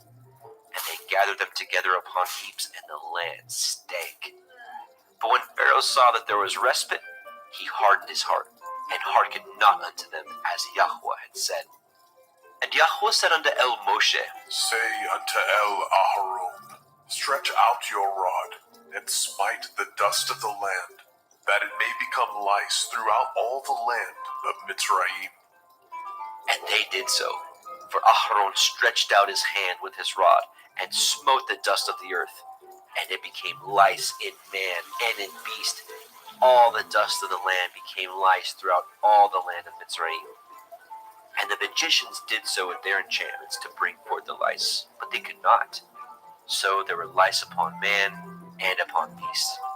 Then the magician said unto Pharaoh, This is the finger of Elohim. And Pharaoh's heart was hardened, and he hearkened not unto them, as Yahweh had said. And Yahweh said unto Moshe, Rise up early in the morning, stand before Pharaoh. Lo, he comes forth to the water. And say unto him, Thus says Yahweh, Let my people go, that they may serve me. Else if you will not let my people go, behold, I will send swarms of flies upon you, and upon your servants, and upon your people, and into your houses. And the houses of the Mitzrayim shall be full of swarms of flies, and also the ground whereon they are. And I will deliver in that day the land of Goshen, in which my people dwell, that no swarms of flies shall be there, to the end you may know that I am Yahweh in the midst of the earth. And I will put a division between my people and your people. Tomorrow shall this sign be. And Yahweh did so. And there came a grievous swarm of flies into the house of Pharaoh, and into his servants' houses, and into all the land of Mitzrayim. The land was corrupted by reason of the swarm of flies. And Pharaoh called for Moshe and for Aharon, and said, Go ye, sacrifice to your Elohim in the land. And Moshe said, It is not meet so to do, for we shall sacrifice the abomination of the Mitzrayim to Yahweh Eloheinu. Lo, shall we sacrifice the abomination of the Mitzrayim before their eyes? And will they not stone us? We will go 3 days' journey into the wilderness, and sacrifice to Yahweh Eloheinu, as he shall command us. And Pharaoh said, I will let you go, that ye may sacrifice to Yahweh Elohika in the wilderness. Only ye shall not go very far away. Entreat for me. And Moshe said, Behold, I go out from you, and I will entreat Eliyahu, that the swarms of flies may depart from Pharaoh, from his servants, and from his people, tomorrow. But let not Pharaoh deal deceitfully any more, in not letting the people go to sacrifice to Yahweh. And Moshe went out from Pharaoh, and entreated Yahweh. And Yahweh did according to the word of Moshe, and he removed the swarms of flies from Pharaoh, from his servants, and from his people. There remained not one. And Pharaoh hardened his heart at this time also, neither would he let the people go.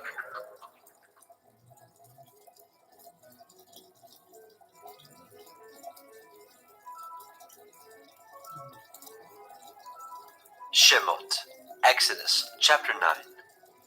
Then Yahweh said unto Moshe, Go in unto Pharaoh, and tell him, Thus says Yahuwah Elohai of the Ephraim, Let my people go, that they may serve me. For if you refuse to let them go, and will hold them still, behold, the hand of Yahuwah is upon your cattle, which is in the field, upon the horses, upon the asses, upon the camels, upon the oxen, upon the sheep. There shall be a very grievous pestilence, and Yahuwah shall sever between the cattle of Yasharel and the cattle of Mitzrayim, and there shall nothing die of all that is the children's of Yasharel. And Yahweh appointed a set time, saying, Tomorrow Yahuwah shall do this thing in the land. And Yahweh did that thing on the morrow, and all the cattle of Mitzrayim died, but of the cattle of the children of Yasharel died not one. And Pharaoh sent, and behold, there was not one of the cattle of Yasharel dead. And the heart of Pharaoh was hardened, and he did not let the people go. And Yahweh said unto El Moshe and unto El Aharon, Take to you handfuls of ashes of the furnace, and let Moshe sprinkle it towards the heavens in the sight of Pharaoh. And it shall become small dust in all the land of Mitzrayim, and shall be a boil breaking forth with blains upon man, and upon beast throughout all the land of Mitzrayim. And they took the ashes of the furnace, and stood before Pharaoh. And Moshe sprinkled it up toward the heavens, and it became a boil, breaking forth with blains upon man, and upon beast. And the magicians could not stand before Moshe because of the boils, for the boil was upon the magicians, and upon all the Mitzrayim. And Yahweh hardened the heart of Pharaoh, and he hearkened not unto them, as Yahweh had spoken unto El Moshe. And Yahweh said unto El Moshe, Rise up early in the morning, and stand before Pharaoh, and say unto him, Thus says Yahuwah Elohai of the Ephraim, Let my people go, that they may serve me. For I will at this time send all my plagues upon your heart, and upon your servants, and upon your people, that you may know that there is none like me in all the earth. For now I will stretch out my hand, that I may smite you, and your people with pestilence, and you shall be cut off from the earth. And in very deed for this cause have I raised you up, for to show in you my power, that my name may be declared throughout all the earth. As yet exalt you yourself against my people, that you will not let them go? Behold, tomorrow about this time I will cause it to rain a very grievous hail, such as has not been in Mitzrayim since the foundation thereof even until now. Send therefore now and gather your cattle, and all that you have in the field, for upon every man and beast which shall be found in the field, and shall not be brought home, the hail shall come down upon them, and they shall die. He that feared the word of Yahweh among the servants of Pharaoh made his servants and his cattle flee into the houses. And he that regarded not the word of Yahweh left his servants and his cattle in the field. And Yahweh said unto El Moshe, Stretch forth your hand towards the heavens, that there may be hail in all the land of Mitzrayim, upon man and upon beast, and upon every herb of the field, throughout the land of Mitzrayim. And Moshe stretched forth his rod toward the heavens, and Yahweh sent thunder and hail, and the fire ran along upon the ground, and Yahweh rained hail upon the land of Mitzrayim. So there was hail, and fire mingled with the hail, very grievous, such as there was none like it in all the land of Mitzrayim, since it became a nation. And the hail smote throughout all the land of Mitzrayim, all that was in the field, both man and beast, and the hail smote every herb of the field, and broke every tree of the field. Only in the land of Goshen, where the children of Yasharel were, was there no hail. And Pharaoh sent and called for Moshe and Aharon, and said unto them, I have sinned this time. Yahuwah is righteous, and I and my people are wicked.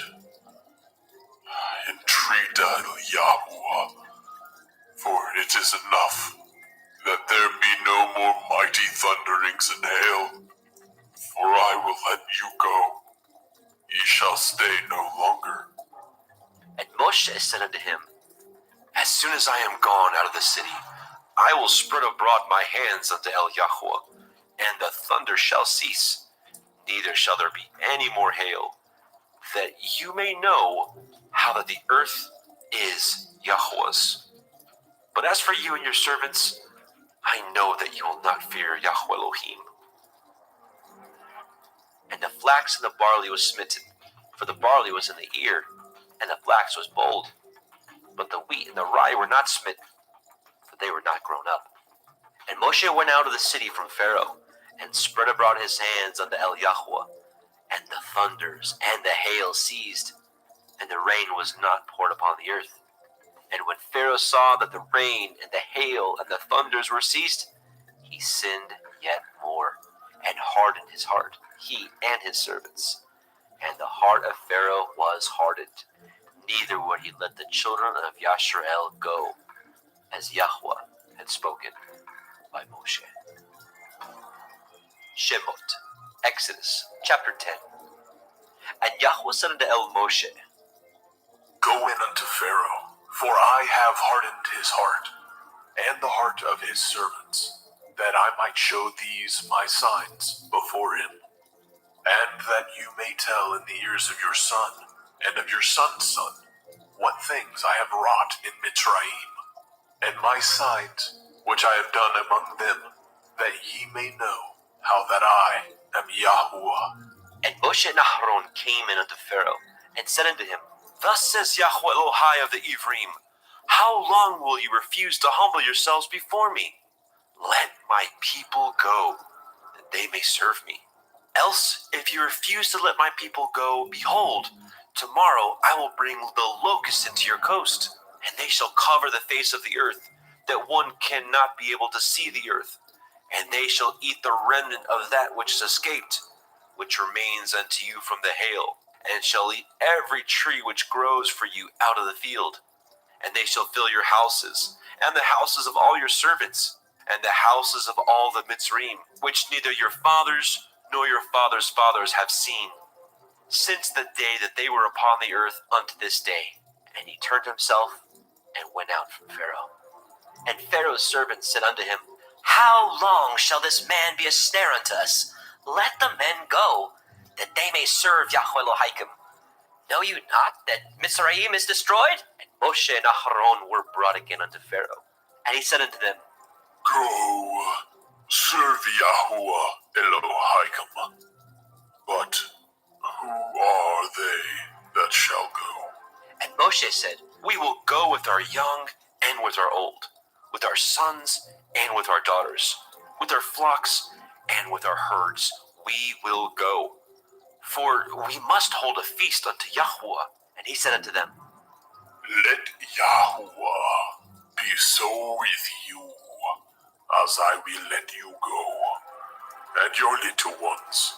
Look to it, for evil is before you. Not so. Go now, ye that are men, and serve Yahuwah, for that ye did desire. And they were driven out from Pharaoh's presence. And Yahweh said unto Moshe, Stretch out your hand over the land of Mitzrayim for the locusts, that they may come up upon the land of Mitzrayim, and eat every herb of the land, even all that the hail has left. And Moshe stretched forth his rod over the land of Mitzrayim. And Yahweh brought an east wind upon the land all that day and all that night. And when it was morning, the east wind brought the locusts. And the locusts went up over all the land of Mitzrayim, and rested in all the coast of Mitzrayim. Very grievous were they. Before them there were no such locusts as they, neither after them shall be such. For they covered the face of the whole earth, so that the land was darkened, and they did eat every herb of the land, and all the fruit of the trees which the hail had left. And there remained not any green thing in the trees, or in the herbs of the field, through all the land of Mitzrayim. Then Pharaoh called for Moshe and Aharon in haste, and he said, I have sinned against Yahuwah Elohim and against you. Now therefore forgive, I pray you, my sin only this once, and entreat Yahuwah Elohim that he may take away from me this death only. And he went out from Pharaoh and entreated Yahweh. And Yahweh turned a mighty strong west wind, which took away the locusts and cast them into the Red Sea. There remained not one locust in all the coasts of Mitzrayim. But Yahweh hardened Pharaoh's heart, so that he would not let the children of Yashrael go. And Yahweh said unto Moshe, Stretch out your hand towards the heavens, that there may be darkness over the land of Mitzrayim, even darkness which may be felt. And Moshe stretched forth his hand toward the heavens, and there was a thick darkness in all the land of Mitzrayim 3 days. They saw not one another, neither rose any from his place for 3 days. But all the children of Yashrael had light in their dwellings. And Pharaoh called unto Moshe and said, Go ye, serve Yahuwah.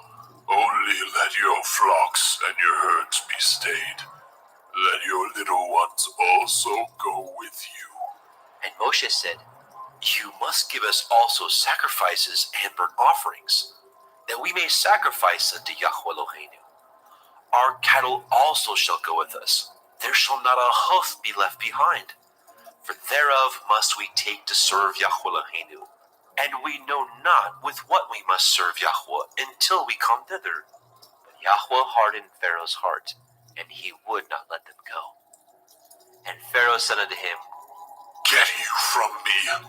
Take heed to yourself. See my face no more.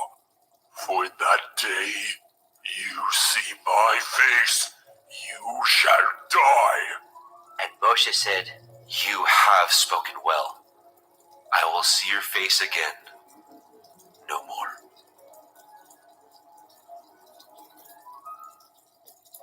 Shemot, Exodus chapter 11. And Yahweh said unto Moshe, Yet will I bring one plague more upon Pharaoh, and upon Mitzrayim. Afterwards he will let you go hence. When he shall let you go, he shall surely thrust you out hence altogether. Speak now in the ears of the people, and let every man borrow of his neighbor, and every woman of her neighbor, jewels of silver and jewels of gold. And Yahweh gave the people favor in the sight of the Mitzrayim.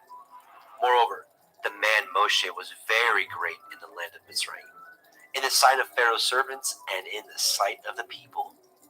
And Moshe said, Thus says Yahweh, about midnight will I go out into the midst of Mitzrayim, and all the firstborn in the land of Mitzrayim shall die, from the firstborn of Pharaoh that sits upon his throne, even unto the firstborn of the maidservant that is behind the mill, and all the firstborn of beasts. And there shall be a great cry throughout all the land of Mitzrayim, such as there was none like it, nor shall be like it any more. But against any of the children of Yashrael shall not a dog move his tongue, against man or beast, that ye may know how that Yahweh puts a difference between the Mitzrayim and Yashrael. And all these your servants shall come down unto me, and bow down themselves unto me, saying, Get you out, and all the people that follow you. And after that I will go out. And he went out from Pharaoh in great anger. And Yahweh said unto Moshe, Pharaoh shall not hearken unto you, that my wonders may be multiplied in the land of Mitzrayim. And Moshe and Aharon did all these wonders before Pharaoh. And Yahweh hardened Pharaoh's heart, so that he would not let the children of Yashrael go out of his land. Shemot, Exodus chapter 12. And Yahweh spoke unto El Moshe and El Aharon in the land of Mitzrayim, saying, This month shall be unto you the beginning of months. It shall be the first month of the year to you. Speak ye unto all the assembly of Yasharel, saying, In the 10th day of this month they shall take to them every man a lamb, according to the house of their fathers, a lamb for a house. And if the household be too little for the lamb, let him and his neighbor next unto his house take it according to the number of the souls. Every man according to his eating shall make your count for the lamb. Your lamb shall be without blemish, a male of the first year. Ye shall take it out from the sheep, or from the goats, and ye shall keep it up until the 14th day of the same month. And the whole multitude of the assembly of Yasharel shall kill it in the evening. And they shall take of the blood, and strike it on the two sides of the posts, and on the upper doorposts of the houses, wherein they shall eat it. And they shall eat the flesh in that night, roast with fire, and matzah, unleavened bread. And with bitter herbs they shall eat it. Eat not of it raw, nor sodden at all with water, but roast with fire, his head with his legs, and with the purtenance thereof. And ye shall let nothing of it remain unto the morning, and that which remains of it until the morning ye shall burn with fire. And thus shall ye eat it, with your loins girded, your shoes on your feet, and your staff in your hand. And ye shall eat it in haste. It is Yahuwah's Pesach. For I will pass through the land of Mitzrayim this night, and will smite all the firstborn in the land of Mitzrayim, both man and beast. And against all the Elohai of Mitzrayim I will execute judgment. I am Yahuwah. And the blood shall be to you for a mark upon the houses where ye are. And when I see the blood, I will pass over you. And the plague shall not be upon you to destroy you, when I smite the land of Mitzrayim. And this day shall be unto you for a memorial, and ye shall keep it a feast to Yahuwah throughout your generations. Ye shall keep it a feast by an ordinance forever. 7 days shall ye eat matzah. Even the first day ye shall put away leaven out of your houses. For whoever eats chametz, leavened bread, from the first day unto the 7th day, that soul shall be cut off from Yasharel. And in the first day there shall be a holy assembly, and in the 7th day there shall be a holy assembly to you. No manner of work shall be done in them, save that which every man must eat, that only may be done of you. And ye shall guard the feast of matzah, unleavened bread. For in this selfsame day have I brought your armies out of the land of Mitzrayim. Therefore shall ye guard this day in your generations by an ordinance forever. In the first day, on the 14th day of the month at evening, ye shall eat matzah, until the 21st day of the month at evening.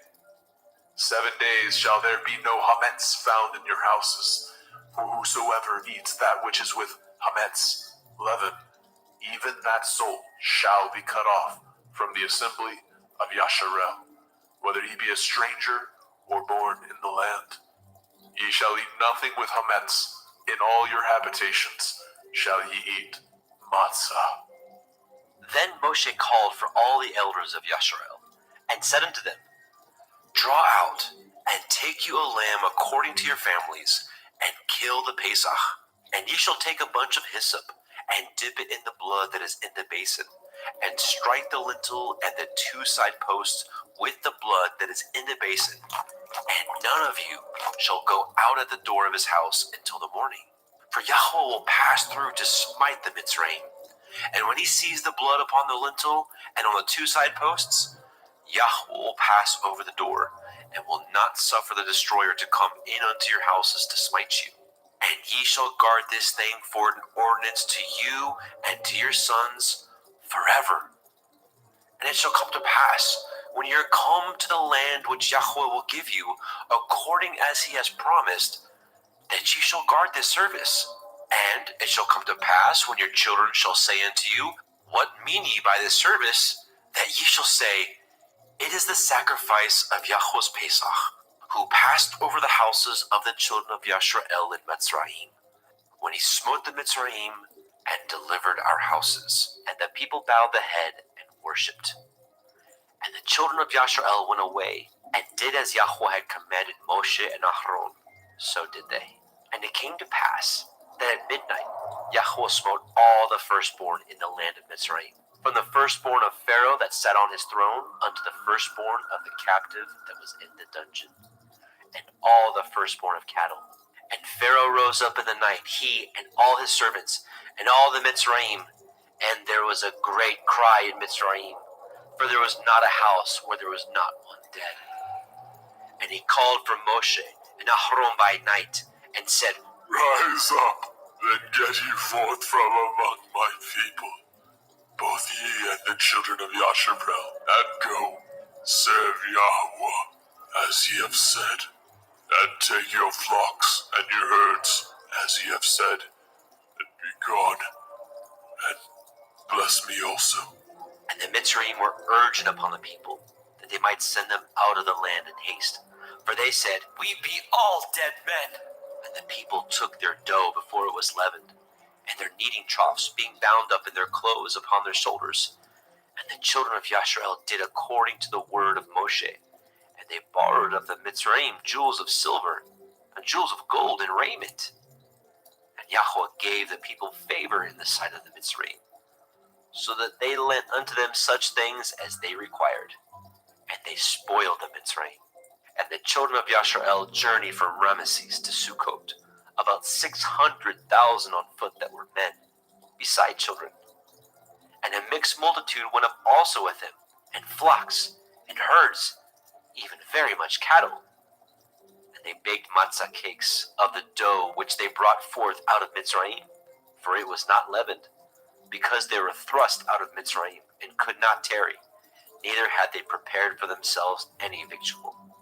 Now the sojourning of the children of Yasharel, who dwelt in the land of Mitzrayim, and in the land of Canaan, they and their fathers was 430 years. And it came to pass at the end of the 430 years, even the selfsame day it came to pass, that all the hosts of Yahweh went out from the land of Mitzrayim. It is a night to be much observed unto Yahweh, for bringing them out of the land of Mitzrayim. This is that night of Yahweh, to be observed of all the children of Yasharel in their generations. And Yahweh said unto Moshe and Aharon, This is the ordinance of the Pesach.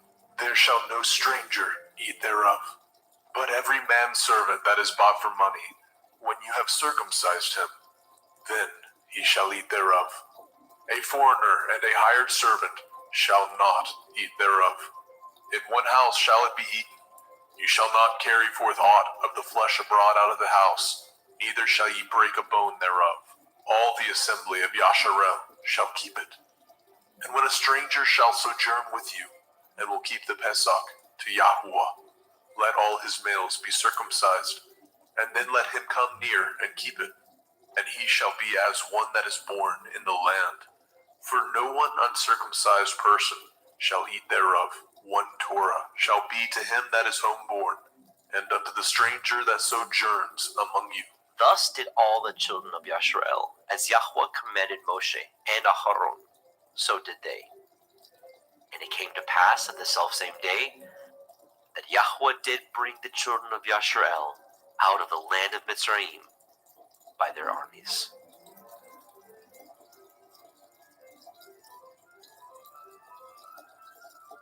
Shemot, Exodus chapter 13.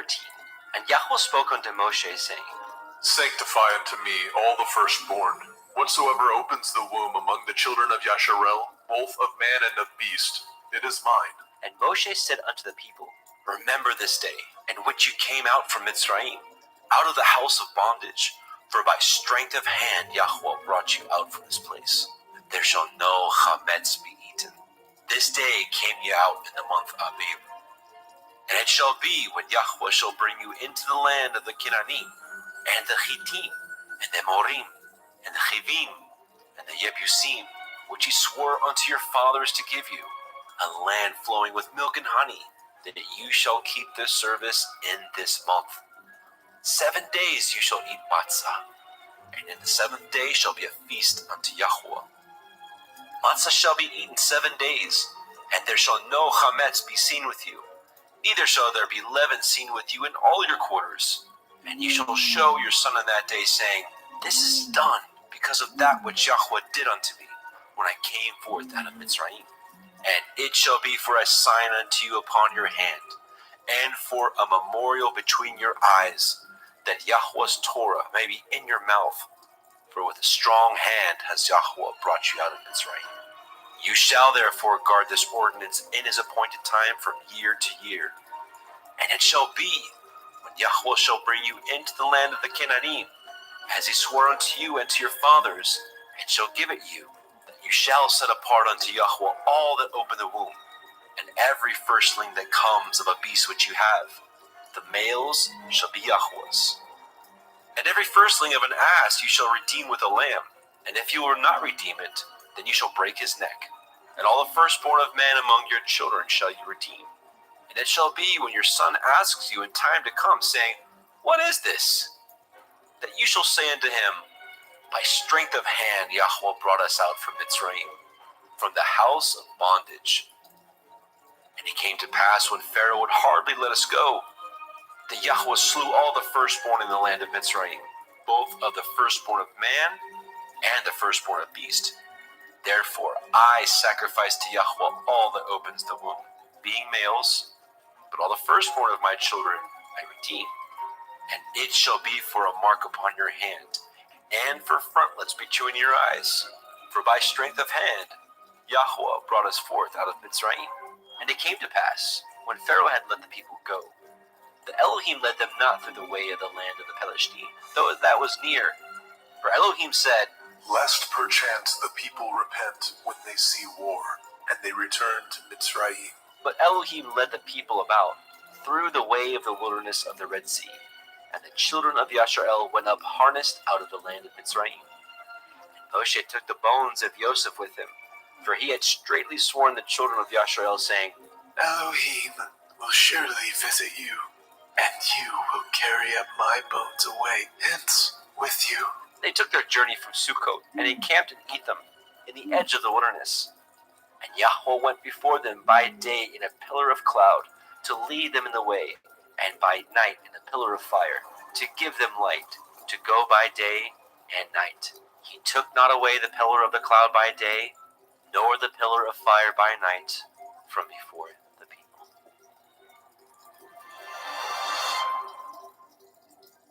Shemot, Exodus chapter 14.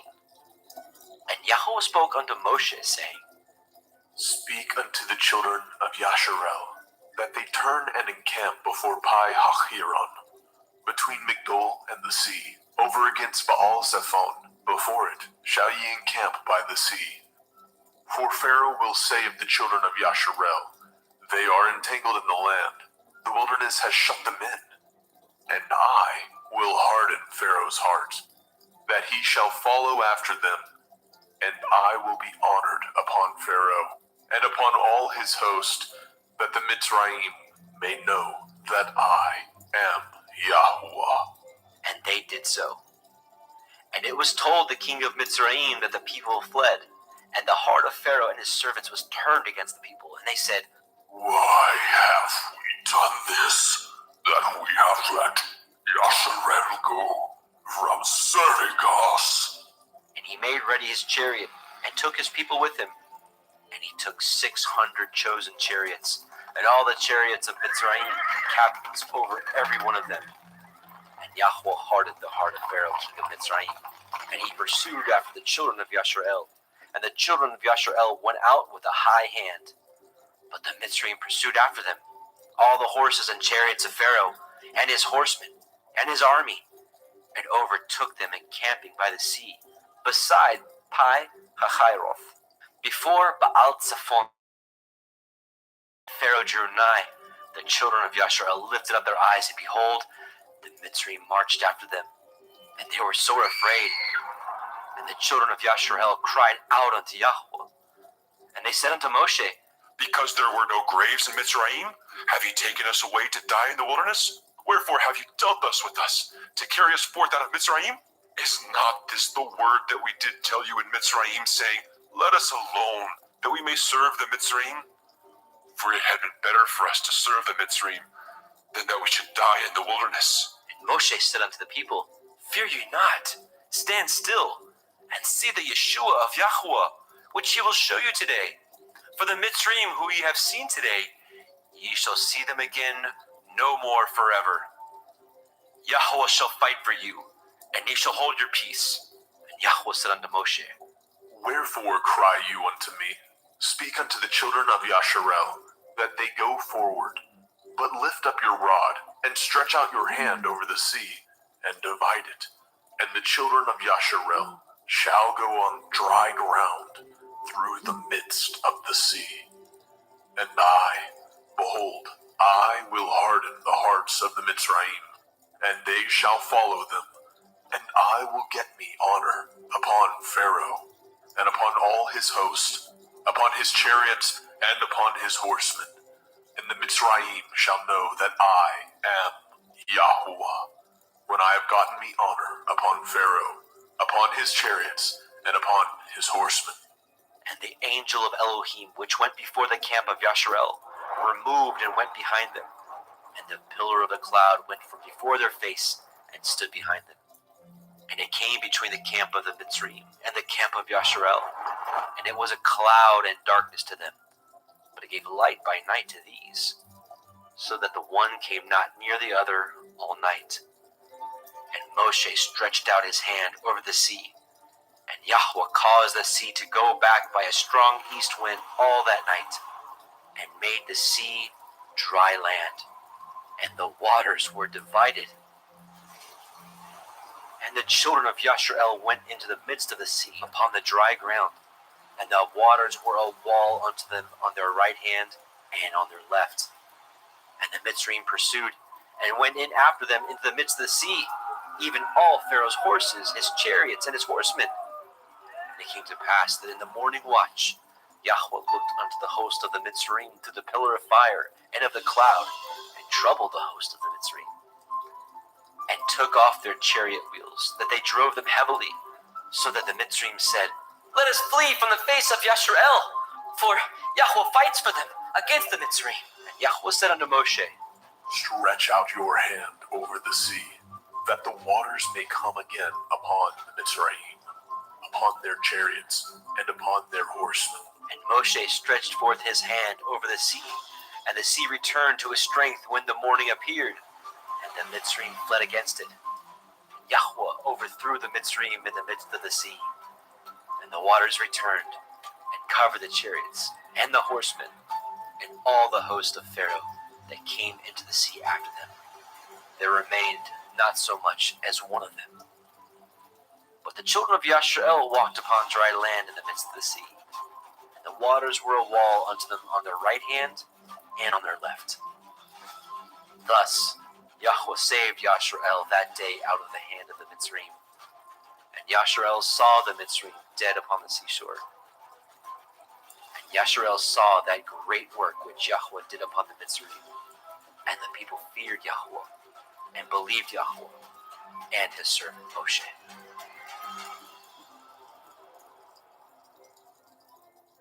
Shemot, Exodus, chapter 15. Then sang Moshe and the children of Yasharel this song unto Yahweh, saying, I will sing unto Yahweh, for he has triumphed gloriously. The horse and the rider has he thrown into the sea. Yah is my strength and song, and he is become my Yeshua. He is my El, and I will prepare him a habitation. My father's Elohai, and I will exalt him. Yahweh is a man of war. Yahweh is his name. Pharaoh's chariots and his host has he cast into the sea. His chosen captains also are drowned in the Red Sea. The depths have covered them. They sank into the bottom as a stone. Your right hand, O Yahweh, is become glorious in power. Your right hand, O Yahweh, has dashed in pieces the enemy, and in the greatness of your excellency, you have overthrown them that rose up against you.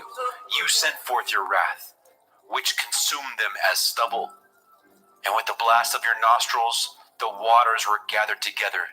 The flood stood upright as a heap, and the depths were congealed in the heart of the sea. The enemy said, I will pursue, I will overtake, I will divide the spoil.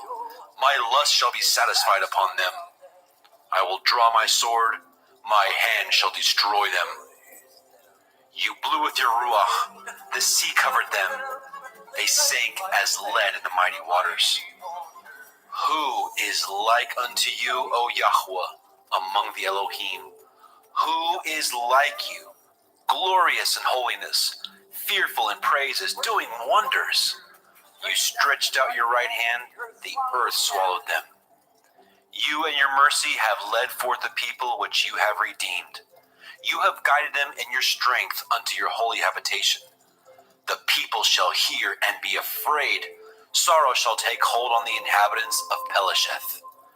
Then the dukes of Edom shall be amazed, the mighty men of Moab, trembling shall take hold upon them. All the inhabitants of Canaan shall melt away. Fear and dread shall fall upon them by the greatness of your arm. They shall be as still as a stone, till your people pass over, O Yahweh, till the people pass over which you have purchased. You shall bring them in and plant them in the mountain of your inheritance, in the place, O Yahweh, which you have made for you to dwell in the sanctuary, O Adonai, which your hands have established. Yahweh shall reign forever and ever. For the horse of Pharaoh went in with his chariots and with his horsemen into the sea, and Yahweh brought again the waters of the sea upon them. But the children of Yashrael went on dry land in the midst of the sea. And Miriam, the prophetess, the sister of Aharon, took a timbrel in her hand, and all the women went out after her with timbrels and dances. And Miriam answered them, Sing ye to Yahweh, for he has triumphed gloriously. The horse and his rider has he thrown into the sea. So Moshe brought Yashrael from the Red Sea, and they went out into the wilderness of Shur. And they went 3 days in the wilderness and found no water. And when they came to Marah, they could not drink of the waters of Marah, for they were bitter. Therefore, the name of it was called Marah. The people murmured against Moshe, saying, What shall we drink? And he cried unto El Yahweh. And Yahweh showed him a tree, which, when he had cast into the waters were made sweet. There he made for them a statute and an ordinance, and there he proved them, and said, If you will diligently hearken to the voice of Yahweh Elohim, and will do that which is right in his sight, and will give ear to his commandments, and guard all his statutes, I will put none of these diseases upon you, which I have brought upon the Mitzrayim, for I am Yahweh Ropheka. And they came to Elim, where there were 12 wells of water, and 70 palm trees, and they encamped there by the waters.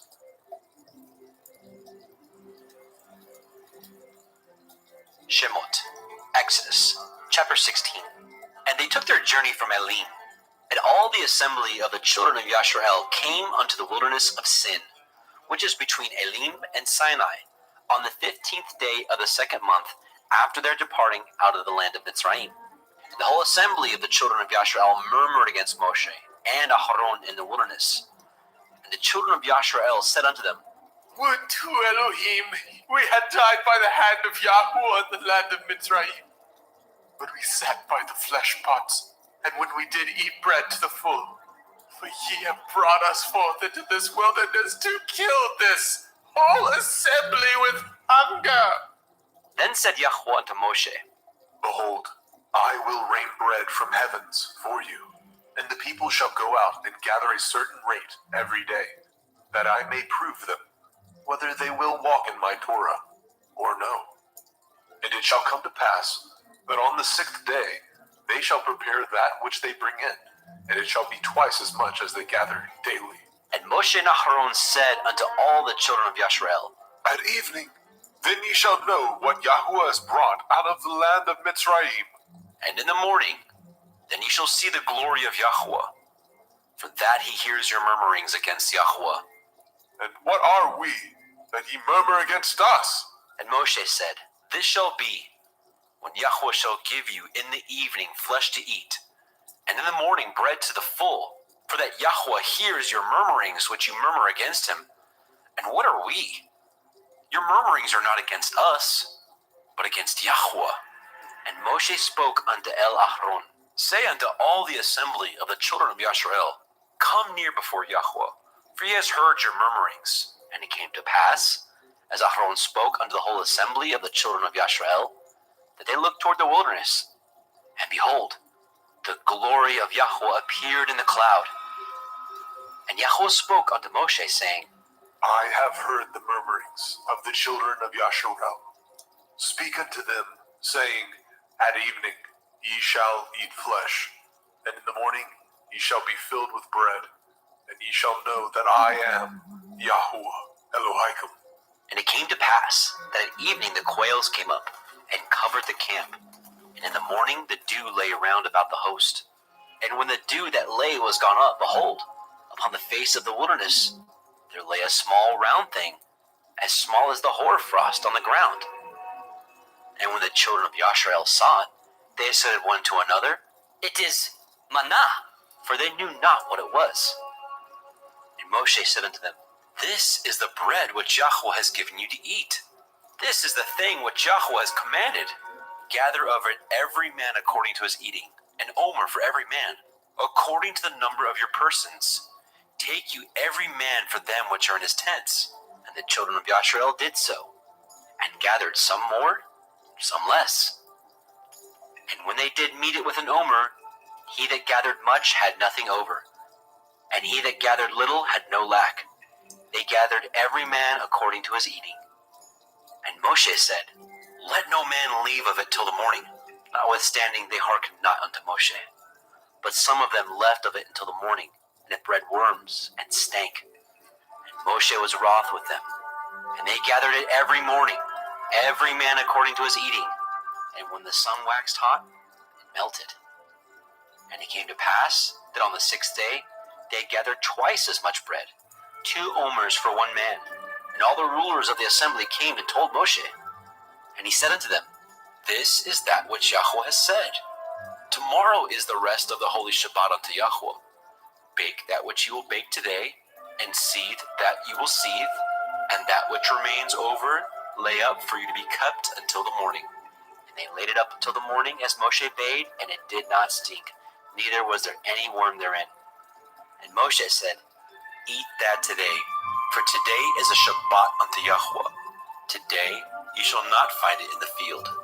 6 days shall ye gather it, but on the 7th day, which is the Shabbat, in it there shall be none.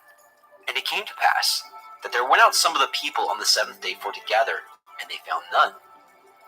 And Yahweh said unto Moshe, How long refuse ye to guard my commandments and my Torah? See for that Yahuwah has given you the Sabbath. Therefore, he gives you on the 6th day the bread of 2 days. Abide ye every man in his place. Let no man go out of his place on the 7th day. So the people rested on the 7th day. And the house of Yasharel called the name thereof manna. And it was like coriander seed, white, and the taste of it was like wafers made with honey. And Moshe said, This is the thing which Yahweh commands. Fill an omer of it to be kept for your generations, that they may see the bread wherewith I have fed you in the wilderness, when I brought you forth from the land of Mitzrayim. And Moshe said unto Aaron, Take a pot, and put an omer full of manna therein, and lay it up before Yahweh, to be kept for your generations. As Yahweh commanded Moshe, so Aaron laid it up before the testimony to be kept.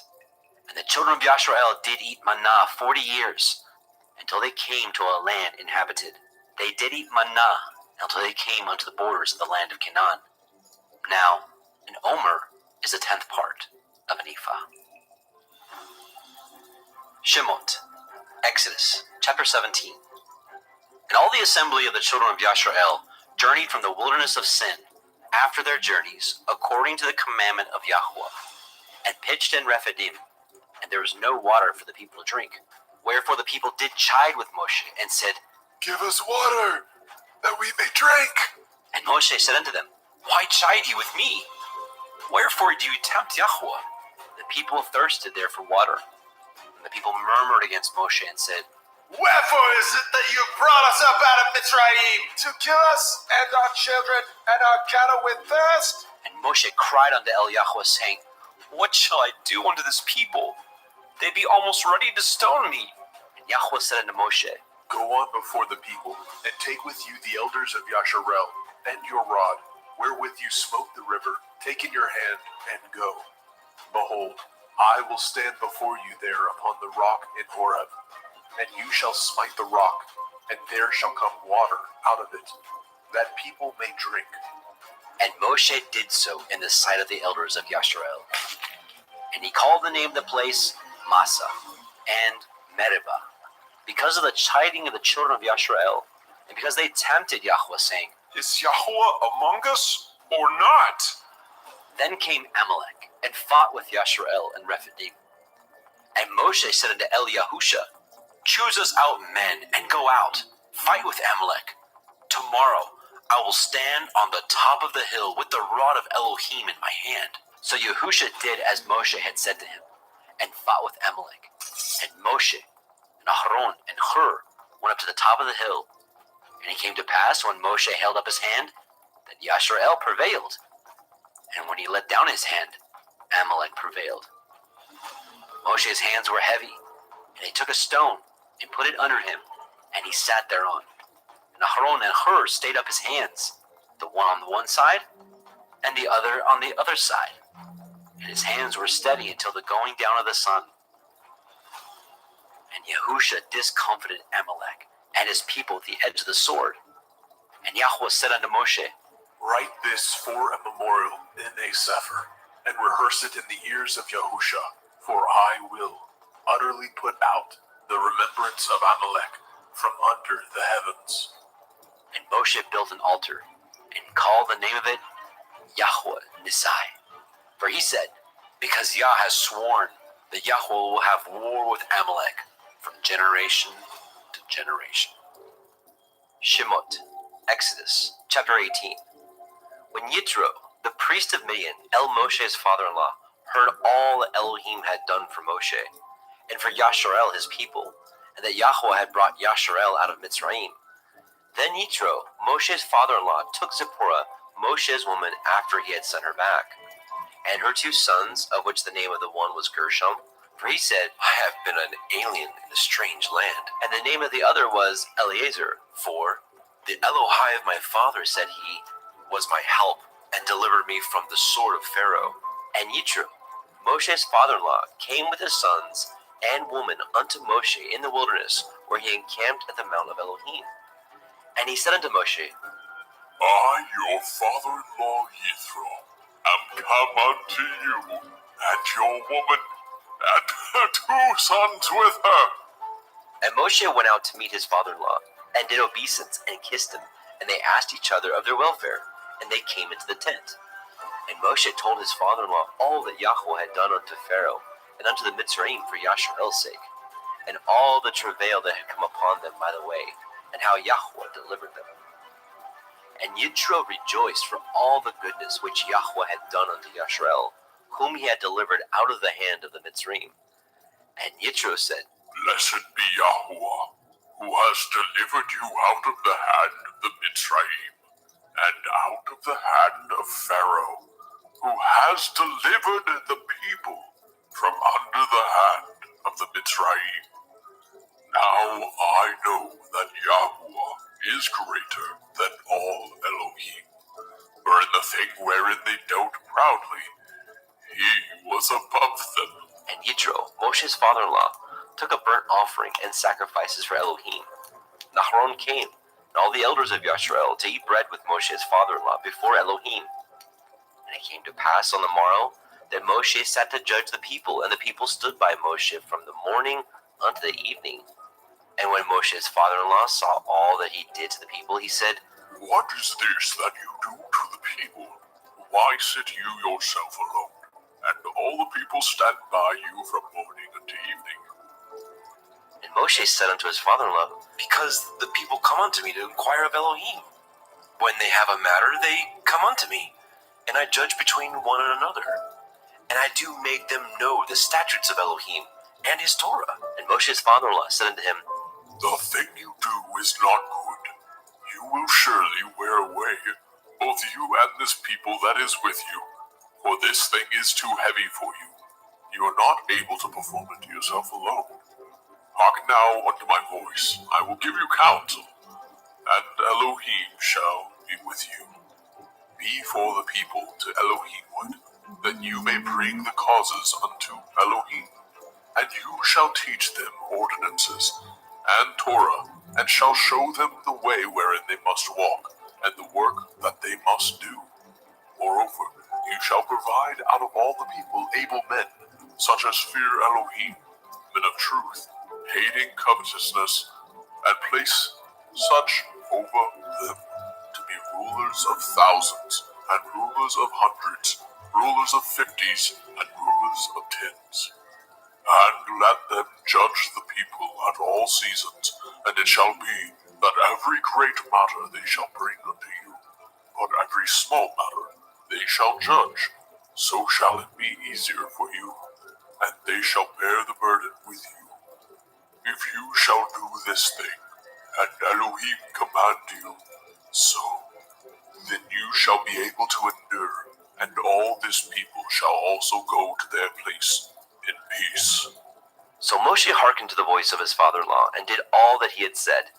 And Moshe chose able men out of all Yasharel, and made them heads over the people, rulers of thousands, rulers of hundreds, rulers of fifties, and rulers of tens. And they judged the people at all seasons. The hard causes they brought unto Moshe, but every small matter they judged themselves. And Moshe let his father-in-law depart, and he went his way into his own land. Shemot, Exodus, chapter 19.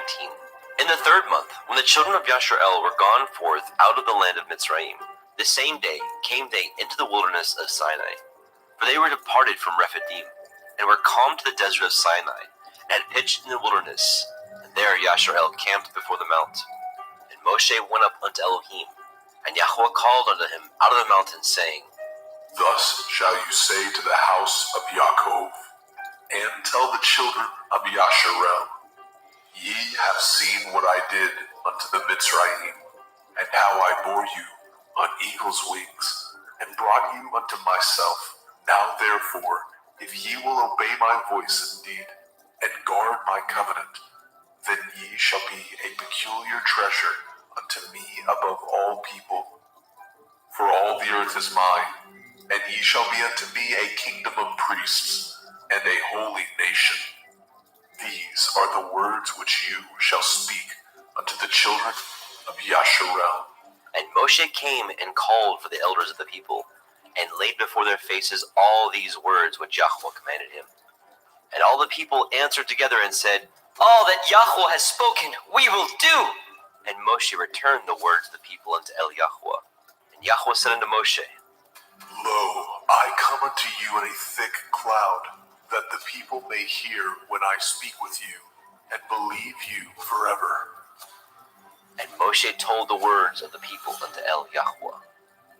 Yahweh said unto Moshe, Go unto the people, and sanctify them today and tomorrow, and let them wash their clothes, and be ready against the 3rd day. For the 3rd day Yahweh will come down in the sight of all the people upon Mount Sinai. And you shall set bounds unto the people round about, saying, Take heed to yourselves, that ye go not up unto the mount, or touch the border of it. Whosoever touches the mount shall be surely put to death. There shall not a hand touch it, but he shall surely be stoned or shot through. Whether it be beast or man, it shall not live. When the shofar sounds long, they shall come up to the mount. And Moshe went down from the mount unto the people, and sanctified the people, and they washed their clothes. And he said unto the people, Be ready against the 3rd day, come not at your women. And it came to pass on the 3rd day in the morning, that there were thunders and lightnings, and a thick cloud upon the mount, and the voice of the shofar exceeding loud, so that all the people that was in the camp trembled. And Moshe brought forth the people out of the camp to meet with Elohim, and they stood at the nether part of the mount. And Mount Sinai was altogether on a smoke, because Yahweh descended upon it in fire, and the smoke thereof ascended as the smoke of a furnace, and the whole mount quaked greatly. And when the voice of the shofar sounded long, and waxed louder and louder, Moshe spoke, and Elohim answered him by a voice. And Yahweh came down upon Mount Sinai, on the top of the mount, And Yahweh called Moshe up to the top of the mount, and Moshe went up. And Yahweh said unto Moshe, Go down, charge the people, lest they break through unto El Yahweh to gaze, and many of them perish. And let the priests also, which come near to El Yahweh, sanctify themselves, lest Yahweh break forth upon them. And Moshe said unto El Yahweh, The people cannot come up unto Mount Sinai, for you charged us, saying, Set bounds about the mount and sanctify it. And Yahweh said unto him, Away, get you down, and you shall come up you and Aaron with you. But let not the priests and the people break through to come up unto El Yahweh, lest he break forth upon them. So Moshe went down unto the people and spoke unto them. Shemot, Exodus, chapter 20. And Elohim spoke all these words, saying, I am Yahuwah Elohika, which have brought you out of the land of Mitzrayim, out of the house of bondage. You shall have no other Elohim before me. You shall not make any graven image or any likeness of anything that is in the heavens above, or that is in the earth beneath, or that is in the water under the earth. You shall not bow yourself to them, nor serve them, for I, Yahuwah Elohika, am a jealous El, visiting the iniquity of the fathers upon the children unto the third and fourth generation of them that hate me, and showing mercy unto thousands of them that love me and guard my commandments.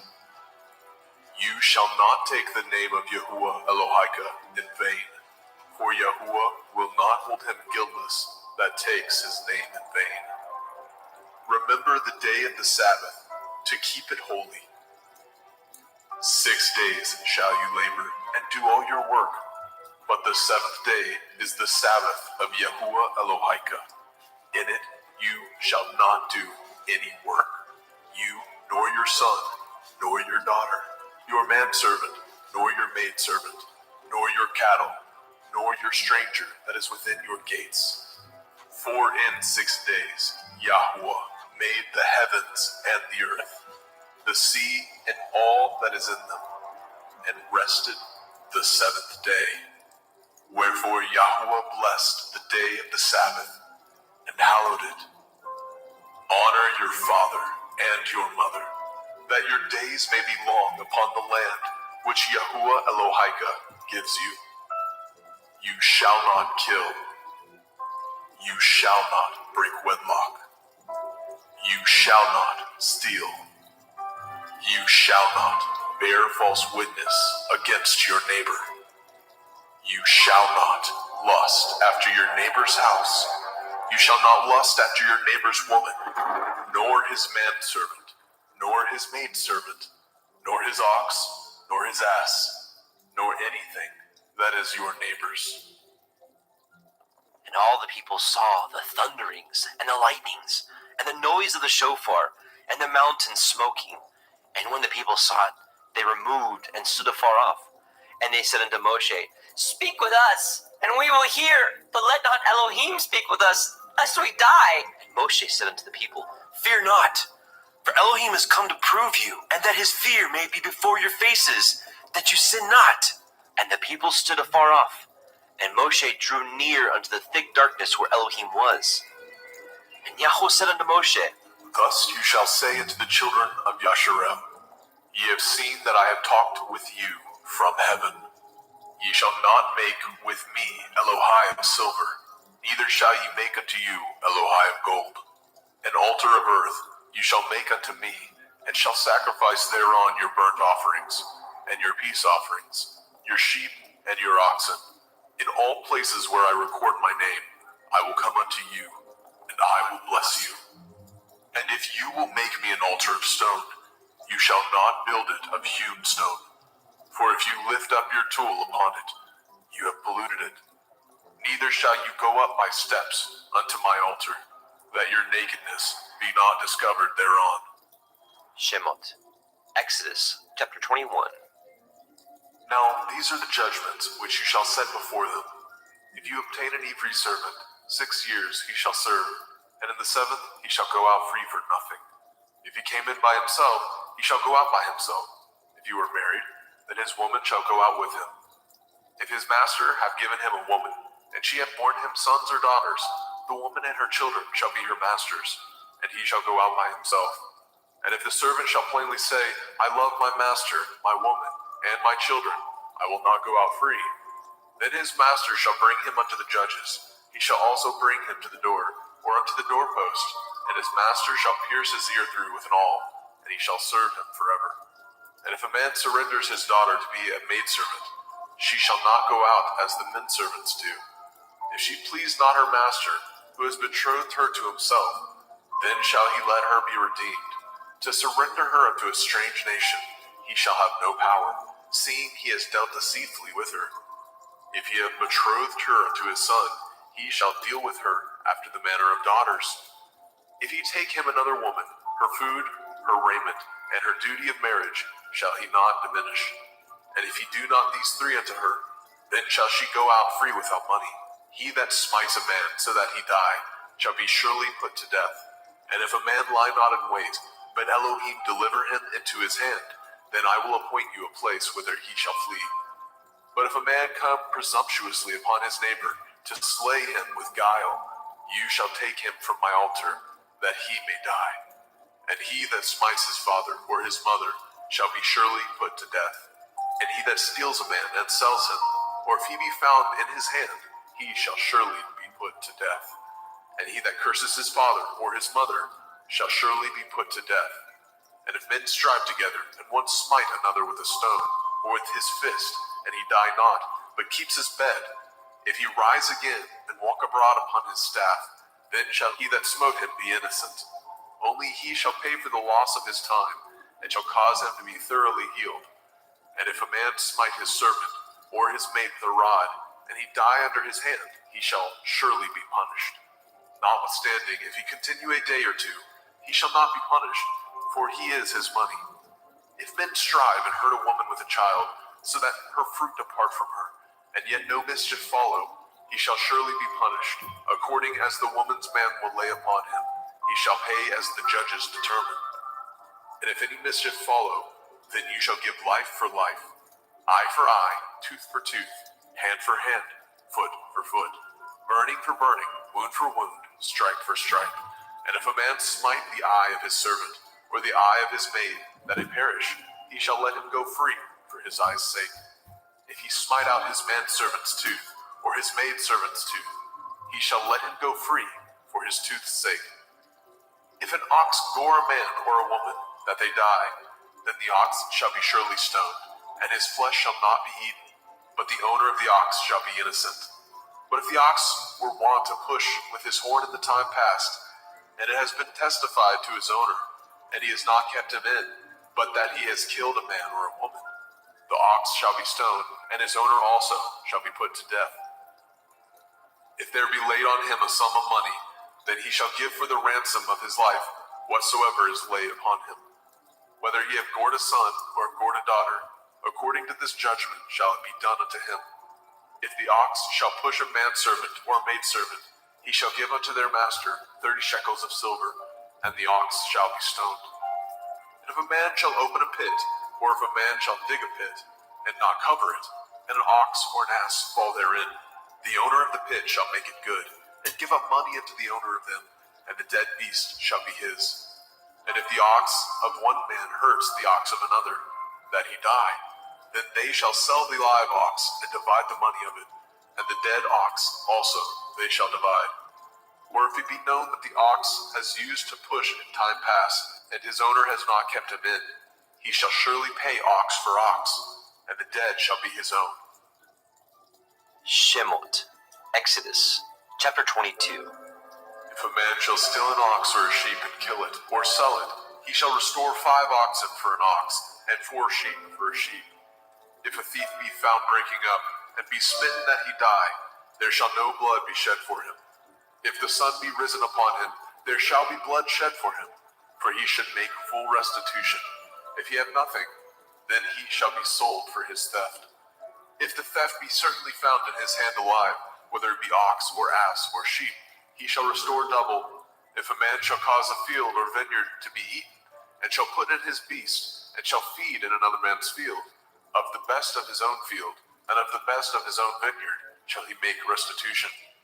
If fire break out and catch in thorns, so that the stacks of grain, or the standing grain, or the field be consumed therewith, he that kindled the fire shall surely make restitution.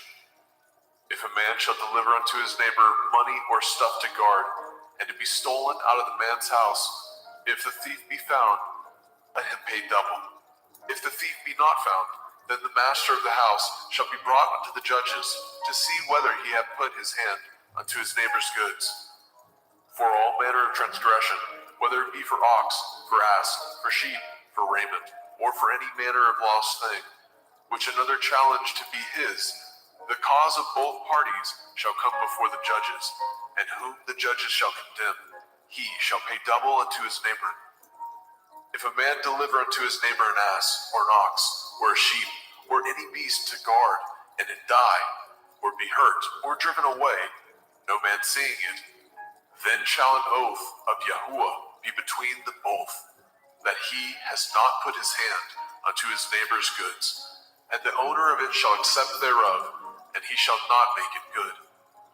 And if it be stolen from him, he shall make restitution unto the owner thereof. And if it be torn in pieces, then let him bring it for witness, and he shall not make good that which was torn. And if a man borrow aught of his neighbor, and it be hurt or die, the owner thereof being not with it, he shall surely make it good. But if the owner thereof be with it, he shall not make it good. If it be a hired thing, it came for his hire. And if a man entice a maid that is not betrothed, and lie with her, he shall surely endow her to be his woman. And if a father utterly refuse to give her unto him, he shall pay money according to the dowry of virgins. You shall not suffer a witch to live. Whosoever lies with a beast shall surely be put to death.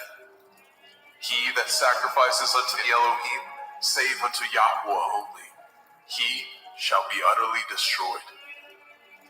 You shall neither vex a stranger nor oppress him, for ye were strangers in the land of Mizraim. Ye shall not afflict any widow or fatherless child. If you afflict them in any wise, and they cry at all unto me, I will surely hear their cry. And my wrath shall wax hot, and I will kill you with the sword, and your women shall be widows, and your children fatherless. If you lend money to any of my people that is poor by you, you shall not be to him as a usurer, neither shall you lay upon him usury. If you at all take your neighbor's raiment to pledge, you shall deliver it unto him by the time that the sun goes down. For that is his covering only.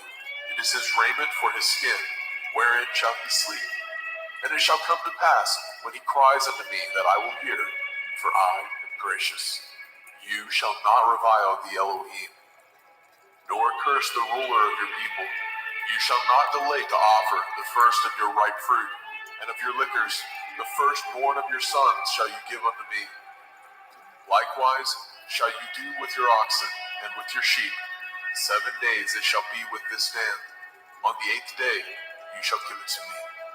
And ye shall be holy men unto me. Neither shall ye eat any flesh that is torn of beast in the field. Ye shall cast it to the dogs. Shemot, Exodus, chapter 23. You shall not raise a false report. Put not your hand with the wicked to be an unrighteous witness. You shall not follow a multitude to do evil, neither shall you speak in a cause, to decline after many to pervert judgment. Neither shall you countenance a poor man in his cause. If you meet your enemy's ox or his ass going astray, you shall surely bring it back to him again. If you see the ass of him that hates you lying under his burden, and would forbear to help him, you shall surely help with him. You shall not pervert the judgment of your poor in his cause.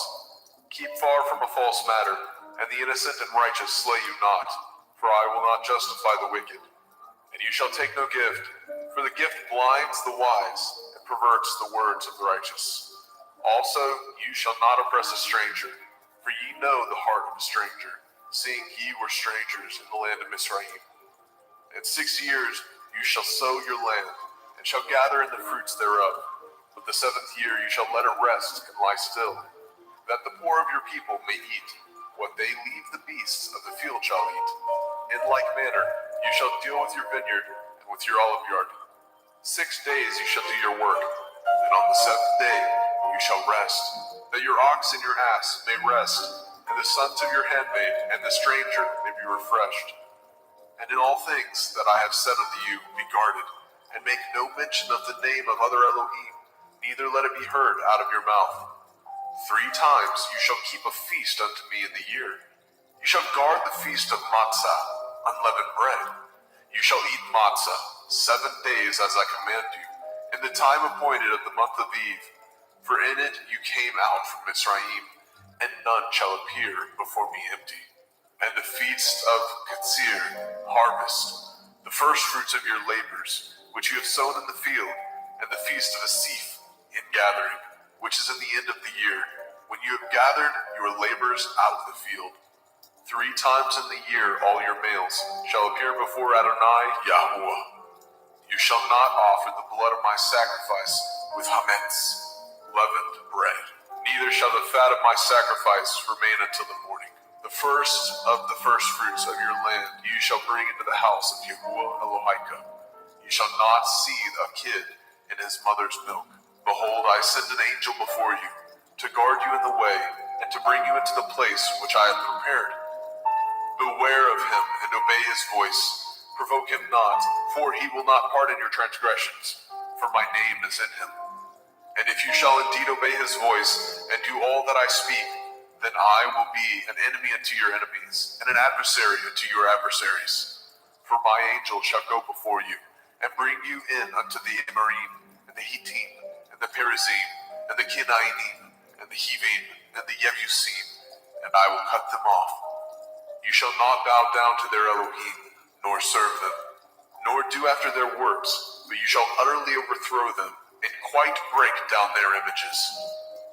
And ye shall serve Yahuwah Elohim, and he shall bless your bread and your water, and I will take sickness away from the midst of you. There shall nothing cast their young, nor be barren in your land, and the number of your days I will fulfill. I will send my fear before you, and will destroy all the people to whom you shall come, and I will make all your enemies turn their backs unto you.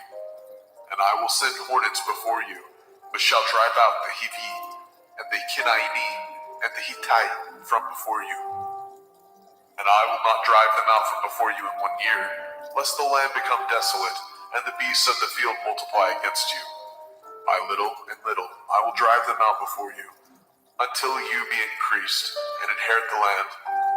And I will set your bonds from the Red Sea, even unto the sea of the Pelishtim, and from the desert unto the river.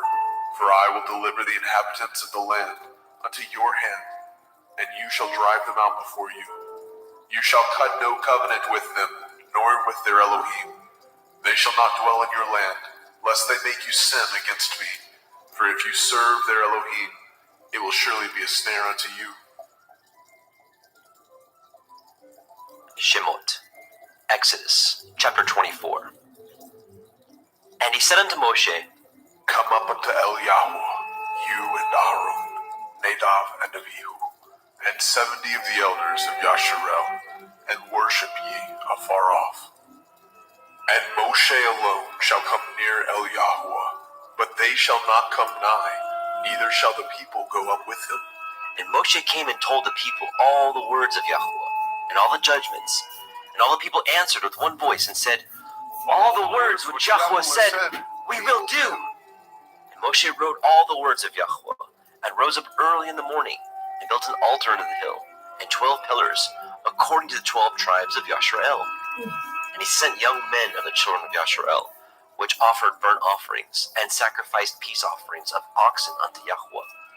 And Moshe took half of the blood, and put it in the basins, and half of the blood he sprinkled on the altar. And he took the sefer of the covenant, and read it in the audience of the people. And they said, All that Yahuwah has said, we will do, and be obedient. And Moshe took the blood, and sprinkled it on the people, and said, Behold, the blood of the covenant, which Yahuwah has cut with you, concerning all these words. Then went up Moshe, and Aaron, Nadab, and Abihu, and 70 of the elders of Yasharel, And they saw the Elohai of Yashrael, and there was under his feet, as it were, a paved work of sapphire stone, and as it were the body of heaven in its clearness. And upon the nobles of the children of Yashrael he laid not his hand. Also they saw Elohim, and did eat and drink. And Yahweh said unto Moshe, Come up to me into the mount, and be there, and I will give you sapphire stones, and a Torah, and commandments which I have written, that you may teach them. And Moshe rose up, and his minister Yahusha, and Moshe went up into the mount of Elohim. And he said unto the elders, Tarry ye here for us, until we come again unto you. And behold, Aaron and Horai are with you. If any man have any matters to do, let him come unto them. And Moshe went up into the mount, and a cloud covered the mount. And the glory of Yahweh abode upon Mount Sinai, and the cloud covered it 6 days. And the seventh day he called unto Moshe out of the midst of the cloud. And the sight of the glory of Yahweh was like devouring fire on the top of the mount in the eyes of the children of Yashrael. And Moshe went into the midst of the cloud, and got him up into the mount. And Moshe was in the mount 40 days and 40 nights. Shemot, Exodus chapter 25. And Yahweh spoke unto Moshe, saying, Speak unto the children of Yasharel, that they bring me an offering. Of every man that gives it willingly with his heart, ye shall take my offering. And this is the offering which ye shall take of them: gold, and silver, and brass, and blue, and purple, and scarlet, and fine linen, and goat's hair, and ram skin dyed red, and badger skin, and shittim wood, oil for the light, spices for anointing oil, and for sweet incense, onyx stones, and stones to be set in the ephod, in the breastplate. And let them make me a sanctuary, that I may dwell among them. According to all that I show you, after the pattern of the tabernacle, and the pattern of all the instruments thereof, even so shall ye make it. And they shall make an ark of shittim wood, 2 cubits and a half shall be the length thereof, and 1 cubit and a half the breadth thereof, and 1 cubit and a half the height thereof. And you shall overlay it with pure gold. Within and without shall you overlay it, and shall make upon it a crown of gold round about. And you shall cast 4 rings of gold for it, and put them in the corners thereof. And 2 rings shall be in the one side of it, and 2 rings on the other side of it. And you shall make staves of shittim wood, and overlay them with gold. And you shall put the staves into the rings by the sides of the ark, that the ark may be borne with them. The staves shall be in the rings of the ark, they shall not be taken from it. And you shall put into the ark the testimony which I give you. And you shall make a mercy seat of pure gold. 2 cubits and a half shall be the length thereof, and 1 cubit and a half the breadth thereof. And you shall make 2 cherubim of gold, of beaten work shall you make them, in the 2 ends of the mercy seat. And make 1 cherub on one end, and the other cherub on the other end. Even of the mercy seat shall ye make the cherubim on the 2 ends thereof. And the cherubim shall stretch forth their wings on high, covering the mercy seat with their wings, and their faces shall look one to another. Towards the mercy seat shall the faces of the cherubim be. And you shall put the mercy seat above upon the ark, and in the ark you shall put the testimony that I shall give you. And there I will meet with you, and I will commune with you from above the mercy seat, from between the 2 cherubim which are upon the ark of the testimony, of all things which I give you in commandment unto the children of Yasharel. You shall also make a table of shittim wood. 2 cubits shall be the length thereof, and 1 cubit the breadth thereof, and 1 cubit and a half the height thereof. And you shall overlay it with pure gold, and make thereto a crown of gold round about. And you shall make unto it a border of a handbreadth round about. And you shall make a golden crown to the border thereof round about. And you shall make it 4 rings of gold, and put the rings in the 4 corners that are on the 4 feet thereof. Over against the border shall the rings be for places of the staves to bear the table. And you shall make the staves of shittim wood, and overlay them with gold, that the table may be borne with them. And you shall make dishes thereof, and spoons thereof, and covers thereof, and bowls thereof. To cover withal of pure gold shall you make them. And you shall set upon the table showbread before me always. And you shall make a menorah, 7-branch candlestick of pure gold. Of beaten work shall the menorah be made. His shaft and his branches, his bowls, his knobs, and his flowers shall be of the same. And 6 branches shall come out of the sides of it, 3 branches of the menorah out of the one side, and 3 branches of the menorah out of the other side. 3 bowls made like unto almonds, with a knob and a flower in one branch, and 3 bowls made like almonds in the other branch, with a knob and a flower. So with the 6 branches that come out of the menorah. And in the menorah shall be 4 bowls made like unto almonds, with their knobs and their flowers. And there shall be a knob under 2 branches of the same, and a knob under 2 branches of the same, and a knob under 2 branches of the same, according to the 6 branches that proceed out of the menorah. Their knobs and their branches shall be of the same. All of it shall be one beaten work of pure gold. And you shall make the 7 lamps thereof, and they shall light the lamps thereof, that they may give light over against it. And the tongs thereof, and the snuff dishes thereof, shall be of pure gold. Of a talent of pure gold shall he make it, with all these vessels. And look that you make them after the pattern which was showed you in the mount. Shemot. Exodus chapter 26. Moreover, you shall make the tabernacle with 10 curtains of fine twined linen, and blue and purple, and scarlet, with cherubim of cunning work shall you make them. The length of one curtain shall be 8 and 20 cubits, and the breadth of one curtain 4 cubits. Every one of the curtains shall have one measure. The 5 curtains shall be coupled together, one to another, and other 5 curtains shall be coupled one to another. And you shall make loops of blue upon the edge of the one curtain from the selvage in the coupling, and likewise shall you make in the uttermost edge of another curtain in the coupling of the second.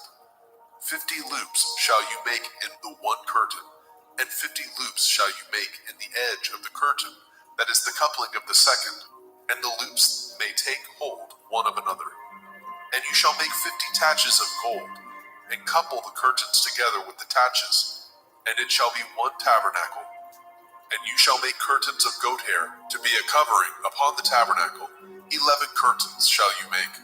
The length of one curtain shall be 30 cubits, and the breadth of one curtain 4 cubits, and the 11 curtains shall be all of one measure. And you shall couple 5 curtains by themselves, and 6 curtains by themselves, and shall double the 6th curtain in the forefront of the tabernacle. And you shall make 50 loops on the edge of the one curtain that is utmost in the coupling, and 50 loops in the edge of the curtain which couples the second. And you shall make 50 taches of brass, and put the taches into the loops, and couple the tent together, that it may be one. And the remnant that remains of the curtain of the tent, the half curtain that remains, shall hang over the backside of the tabernacle. And a cubit on the one side, and a cubit on the other side, of that which remains in the length of the curtains of the tent, it shall hang over the sides of the tabernacle, on this side and on that side, to cover it. And you shall make a covering for the tent of ram skin dyed red, and a covering above of badger skin. And you shall make the boards for the tabernacle of shittim wood, standing up. 10 cubits shall be the length of a board, and a cubit and a half shall be the breadth of one board. 2 tenons shall be in one board, set in order one against another. Thus shall you make for all the boards of the tabernacle.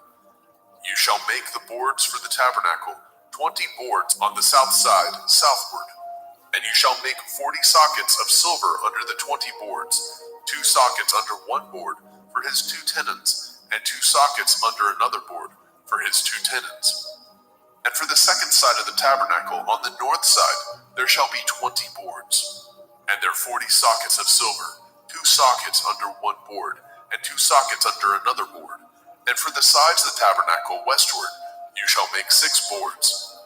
And 2 boards shall you make for the corners of the tabernacle in the 2 sides. And they shall be coupled together beneath, and they shall be coupled together above the head of it unto one ring. Thus shall it be for them both. They shall be for the 2 corners. And they shall be 8 boards, and their sockets of silver, 16 sockets, 2 sockets under one board, and 2 sockets under another board. And you shall make bars of shittim wood, 5 for the boards of the one side of the tabernacle, and 5 bars for the boards of the other side of the tabernacle, and 5 bars for the boards of the side of the tabernacle for the 2 sides westward. And the middle bar in the middle of the boards shall reach from end to end. And you shall overlay the boards with gold, and make their rings of gold for places for the bars. And you shall overlay the bars with gold. And you shall rear up the tabernacle according to the fashion thereof, which was showed you in the mount. And you shall make a veil of blue, and purple, and scarlet, and fine twined linen of cunning work, with cherubim shall it be made. And you shall hang it upon the 4 pillars of shittim wood, overlaid with gold. Their hooks shall be of gold, upon the 4 sockets of silver. And you shall hang up the veil under the taches, that you may bring in hither within the veil the ark of the testimony. And the veil shall divide unto you between the holy place and the most holy. And you shall put the mercy seat upon the ark of the testimony in the most holy place. And you shall set the table without the veil, and the menorah, 7-branched candlestick, over against the table, on the side of the tabernacle towards the south. And you shall put the table on the north side. And you shall make a hanging for the door of the tent of blue, and purple, and scarlet, and fine twined linen, wrought with needlework. And you shall make for the hanging 5 pillars of shittim wood, and overlay them with gold, and their hooks shall be of gold. And you shall cast 5 sockets of brass for them. Shemot, Exodus chapter 27. And you shall make an altar of shittim wood, 5 cubits long, and 5 cubits broad. And the altar shall be 4 square, and the height thereof shall be 3 cubits. And you shall make the horns of it upon the 4 corners thereof. His horns shall be of the same, and you shall overlay it with brass. And you shall make his pans to receive his ashes, and his shovels, and his basins, and his flesh hooks, and his fire pans. All the vessels thereof you shall make of brass. And you shall make it for a grate of network of brass. And upon the net shall you make 4 brazen rings in the 4 corners thereof. And you shall put it under the compass of the altar beneath, that the net may be even to the midst of the altar. And you shall make staves for the altar, staves of shittim wood, and overlay them with brass. And the staves shall be put into the rings, and the staves shall be upon the 2 sides of the altar, to bear it. Hollow with boards shall you make it, as it was showed you in the mount, so shall they make it. And you shall make the court of the tabernacle. For the south side southward, there shall be hangings for the court of fine twined linen, of 100 cubits long for one side. And the 20 pillars thereof and their 20 sockets shall be of brass. The hooks of the pillars and their fillets shall be of silver. And likewise for the north side in length there shall be hangings of 100 cubits long, and his 20 pillars, and their 20 sockets of brass, the hooks of the pillars and their fillets of silver.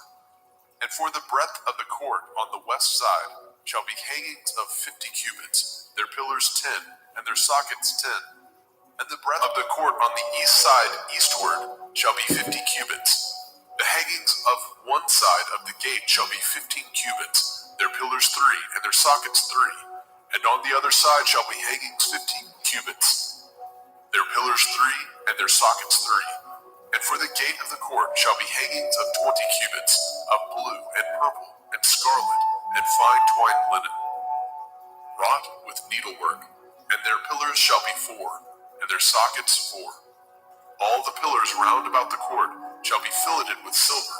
Their hooks shall be of silver, and their sockets of brass.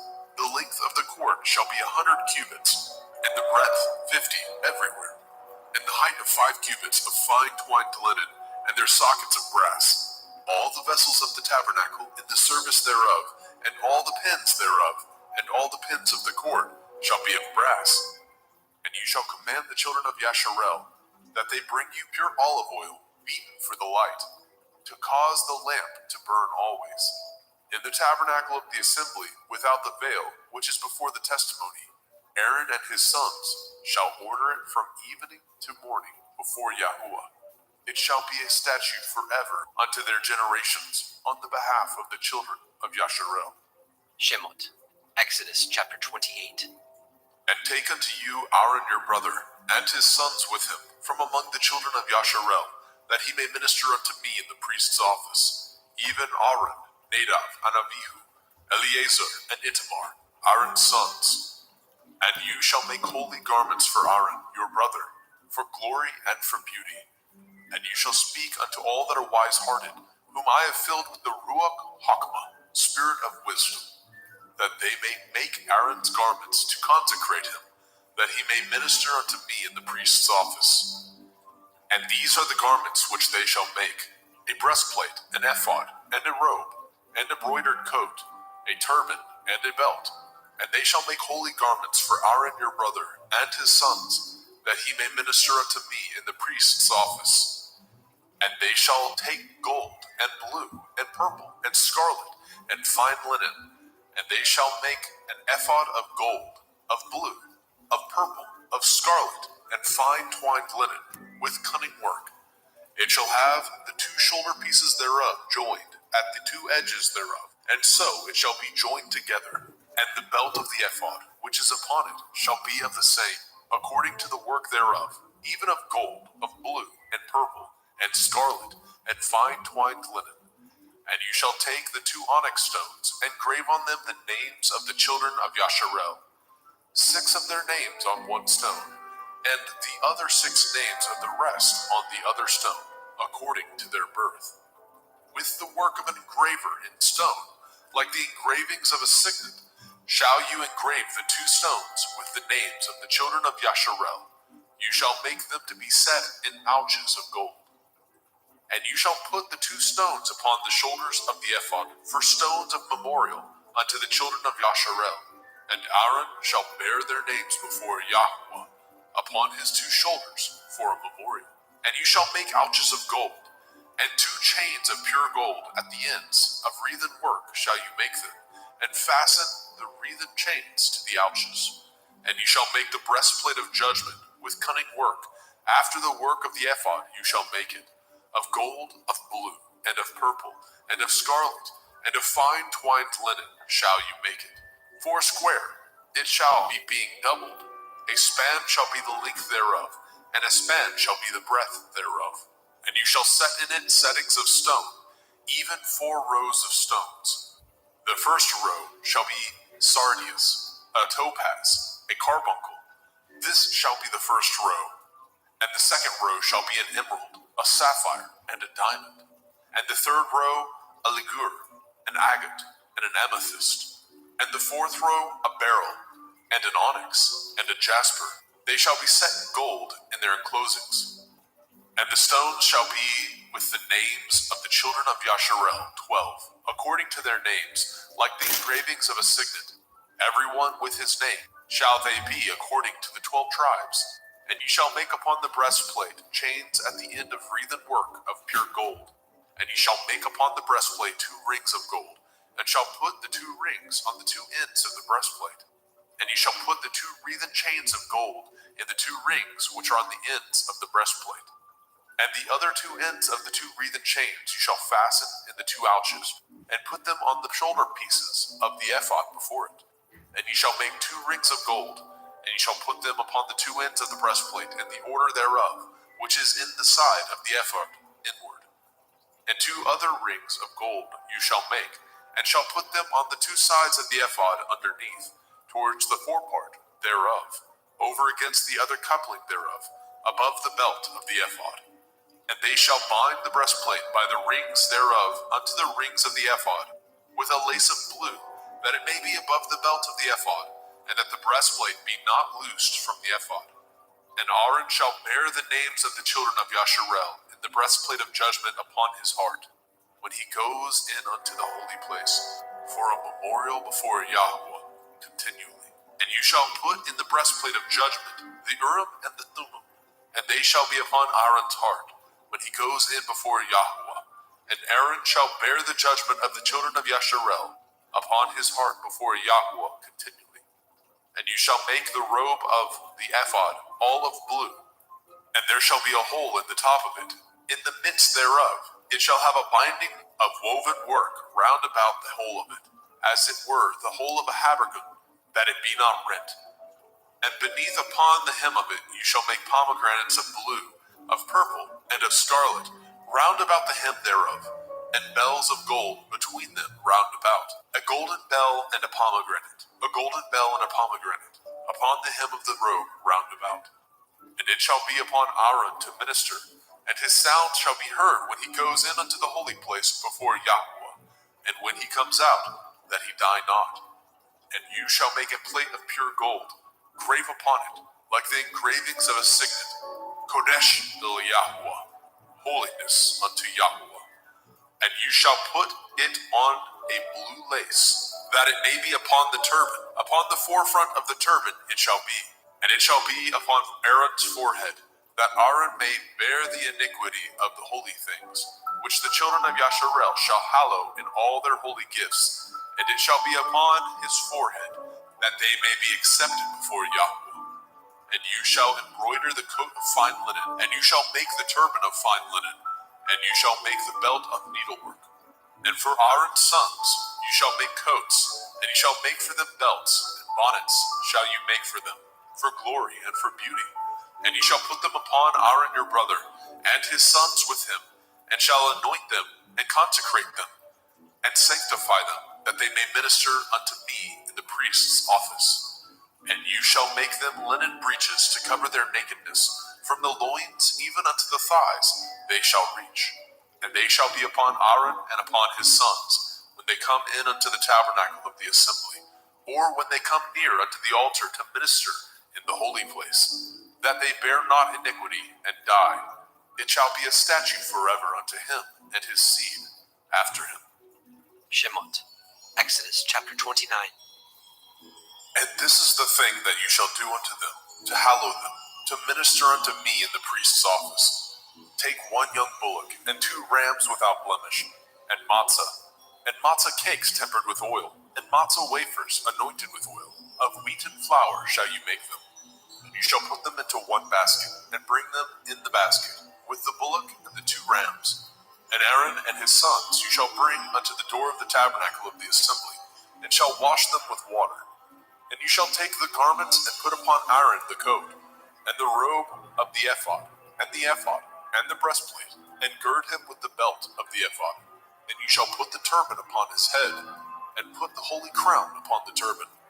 Then shall you take the anointing oil, and pour it upon his head, and anoint him. And he shall bring his sons, and put coats upon them. And he shall gird them with belts, Aaron and his sons, and put the bonnets on them. And the priest's office shall be theirs for a perpetual statute. And you shall consecrate Aaron and his sons. And you shall cause a bullock to be brought before the tabernacle of the assembly. And Aaron and his sons shall put their hands upon the head of the bullock. And you shall kill the bullock before Yahweh, by the door of the tabernacle of the assembly. And you shall take the blood of the bullock, and put it upon the horns of the altar with your finger, and pour all the blood beside the bottom of the altar. And you shall take all the fat that covers the inwards, and the caul that is above the liver, and the 2 kidneys, and the fat that is upon them, and burn them upon the altar. But the flesh of the bullock, and his skin, and his dung, shall you burn with fire without the camp. It is a sin offering. You shall also take 1 ram, and Aaron and his sons shall put their hands upon the head of the ram. And you shall slay the ram, and you shall take his blood, and sprinkle it round about upon the altar. And you shall cut the ram in pieces, and wash the inwards of him, and his legs, and put them unto his pieces, and unto his head. And ye shall burn the whole ram upon the altar. It is a burnt offering unto Yahweh. It is a sweet savor, an offering made by fire unto Yahweh. And you shall take the other ram, And Aaron and his sons shall put their hands upon the head of the ram, and he shall kill the ram, and take his blood, and put it upon the tip of the right ear of Aaron, and upon the tip of the right ear of his sons, and upon the thumb of their right hand, and upon the great toe of their right foot, and sprinkle the blood upon the altar round about. And he shall take the blood that is upon the altar, and of the anointing oil, and sprinkle it upon Aaron, and upon his garments, and upon his sons, and upon the garments of his sons with him, and he shall be hallowed, and his garments, and his sons' garments with him. Also you shall take of the ram the fat and the rump, and the fat that covers the inwards, and the caul above the liver, and the 2 kidneys, and the fat that is upon them, and the right shoulder, for it is a ram of consecration. And 1 loaf of bread, and 1 cake of oiled bread, and 1 wafer out of the basket of the matzah that is before Yahweh. And you shall put it all in the hands of Aaron, and in the hands of his sons, and shall wave them for a wave offering before Yahweh. And you shall receive them of their hands, and burn them upon the altar for a burnt offering, for a sweet savor before Yahweh. It is an offering made by fire unto Yahweh. And you shall take the breast of the ram of Aaron's consecration, and wave it for a wave offering before Yahweh, and it shall be your part. And you shall sanctify the breast of the wave offering, and the shoulder of the heave offering, which is waved, and which is heaved up, of the ram of the consecration, even of that which is for Aaron, and of that which is for his sons. And it shall be Aaron and his sons by a statute forever from the children of Yasharel, for it is a heave offering, and it shall be a heave offering from the children of Yasharel, of the sacrifice of their peace offerings, even their heave offering unto Yahweh. And the holy garments of Aaron shall be his sons after him, to be anointed therein, and to be consecrated in them. And that son that is priest in his stead shall put them on 7 days, when he comes into the tabernacle of the assembly to minister in the holy place. And you shall take the ram of the consecration, and seethe his flesh in the holy place. And Aaron and his sons shall eat the flesh of the ram, and the bread that is in the basket by the door of the tabernacle of the assembly. And they shall eat those things wherewith the atonement was made, to consecrate and to sanctify them. But a stranger shall not eat thereof, because they are holy. And if aught of the flesh of the consecrations, or of the bread, remain unto the morning, then you shall burn the remainder with fire. It shall not be eaten, because it is holy. And thus shall you do unto Aaron and to his sons, according to all things which I have commanded you. 7 days shall you consecrate them.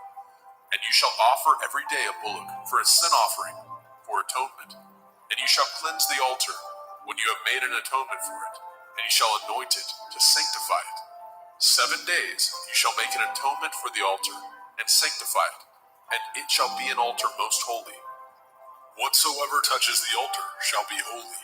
Now this is that which you shall offer upon the altar: 2 lambs of the first year, day by day, continually. The 1 lamb you shall offer in the morning, and the other lamb you shall offer at evening. And with the 1 lamb 1/10 deal of flour, mingled with the 4th part of a hin of beaten oil, and the 4th part of a hin of wine, for a drink offering. And the other lamb you shall offer at evening, and shall do thereto according to the meat offering of the morning, and according to the drink offering thereof, for a sweet savor, an offering made by fire unto Yahweh.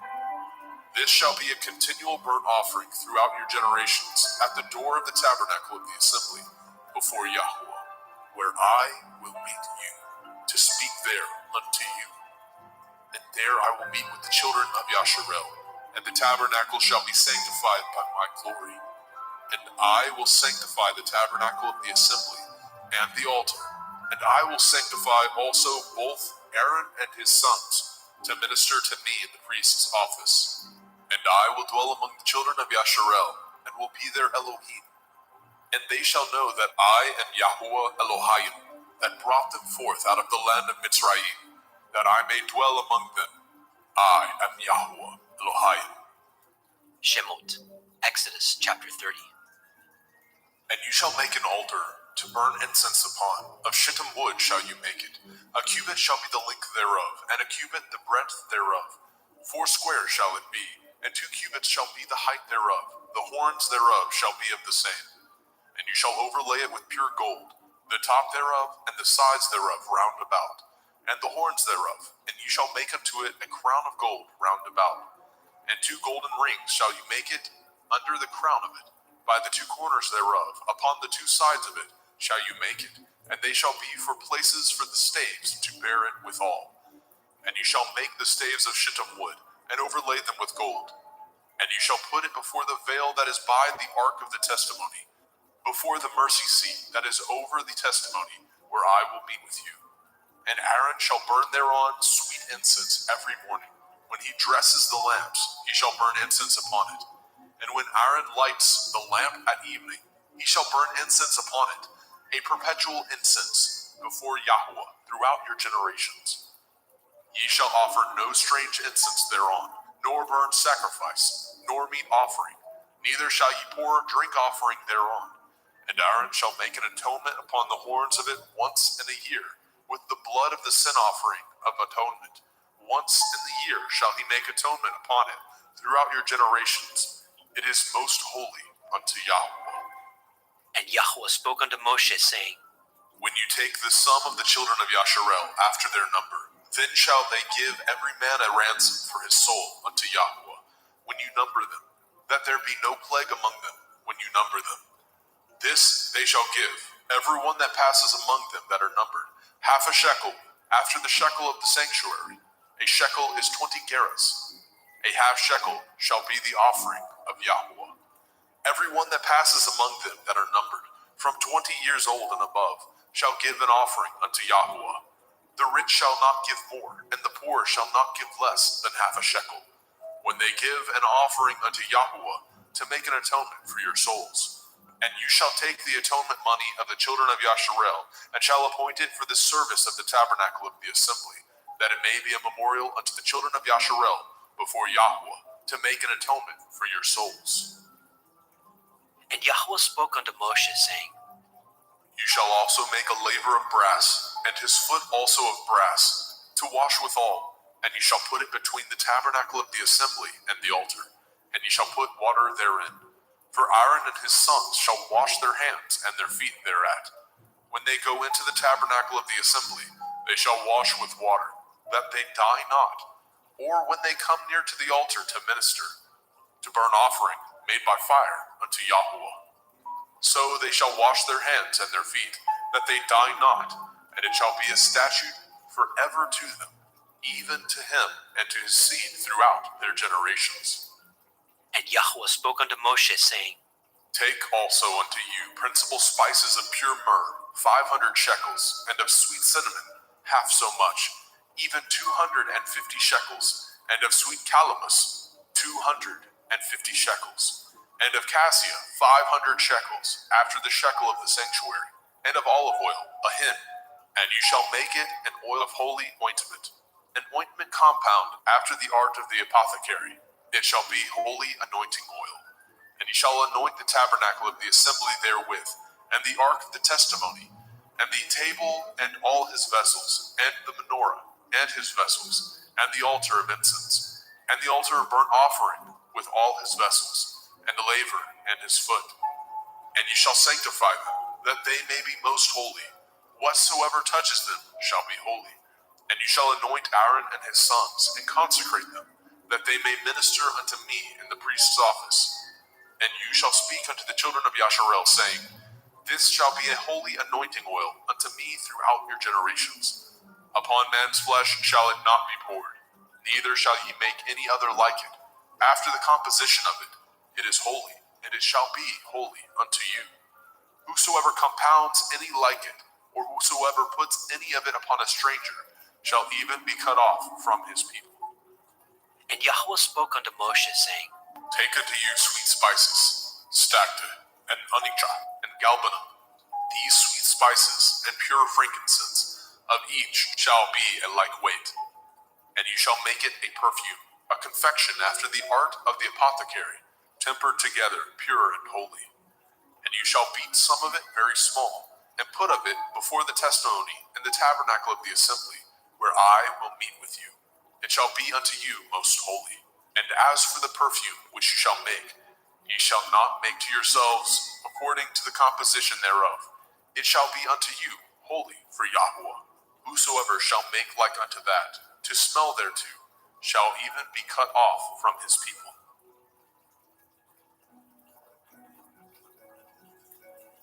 Shemot, Exodus chapter 31.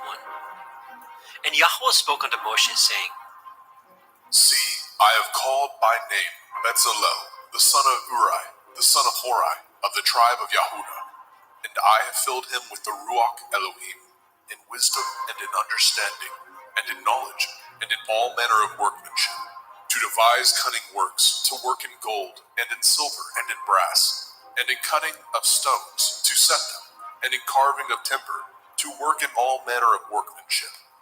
And I, behold, I have given with him Aholiab, the son of Ahisamach, of the tribe of Dan, and in the hearts of all that are wise-hearted I have put wisdom, that they may make all that I have commanded you.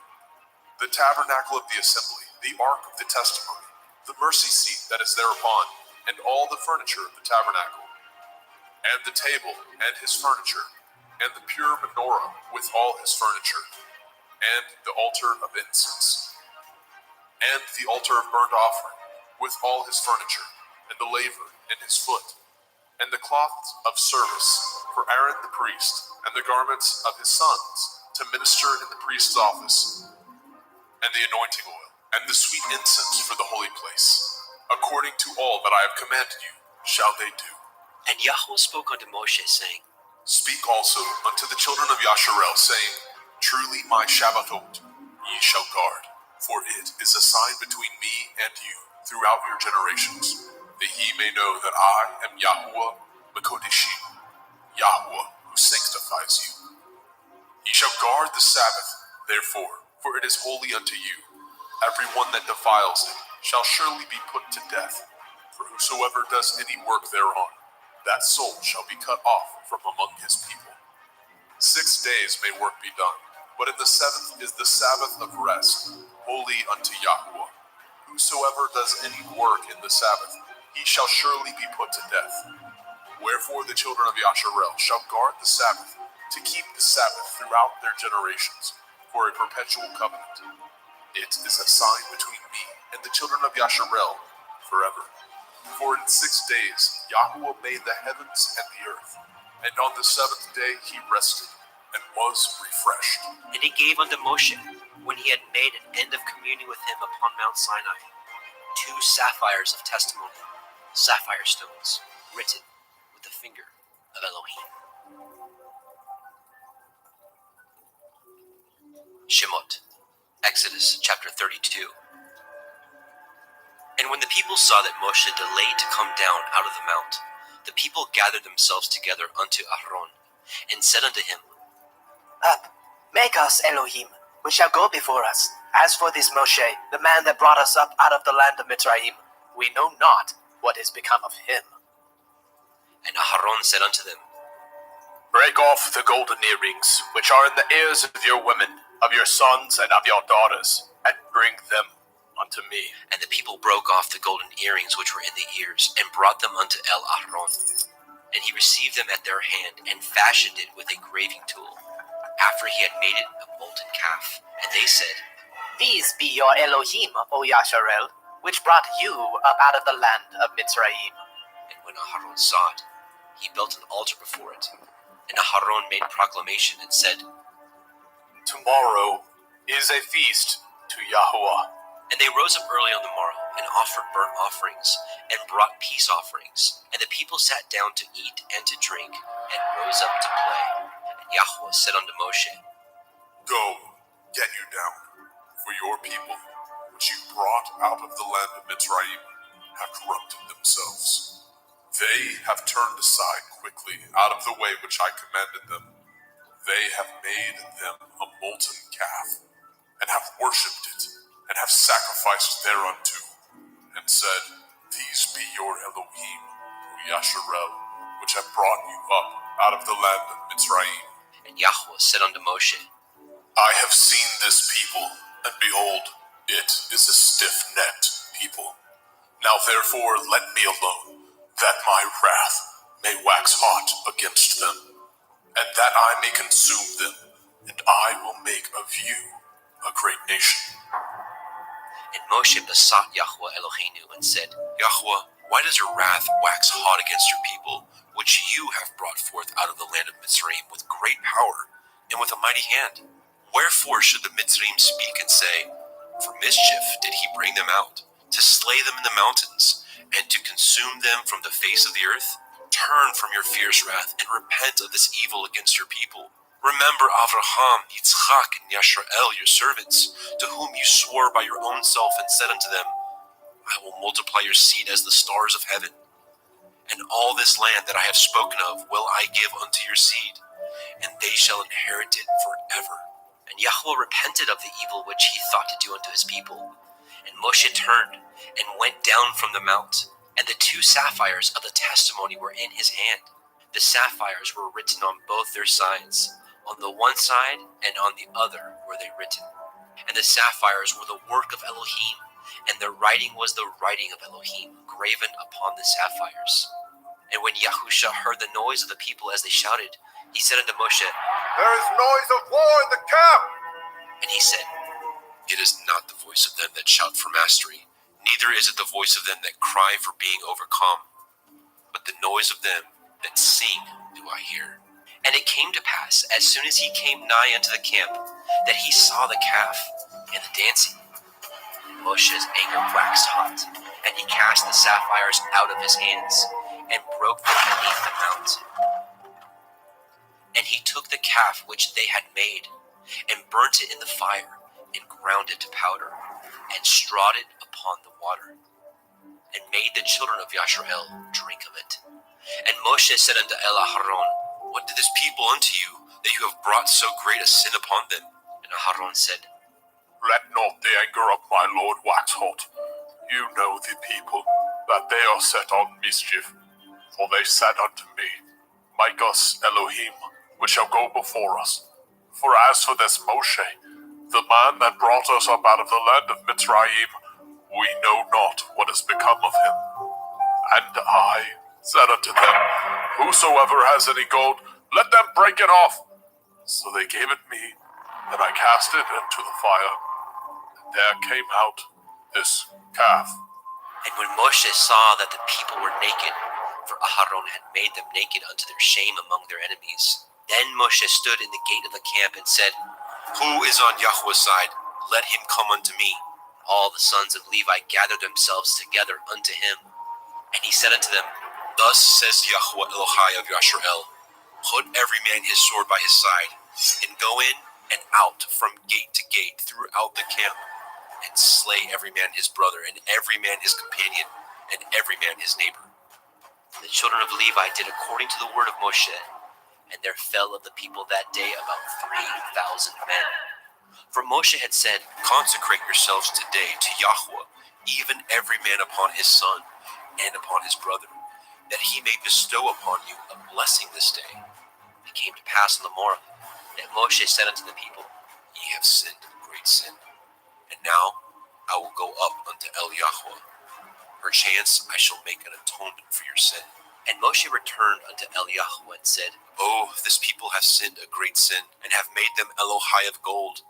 Yet now, if you will forgive their sin, and if not, blot me, I pray you, out of your sefer which you have written.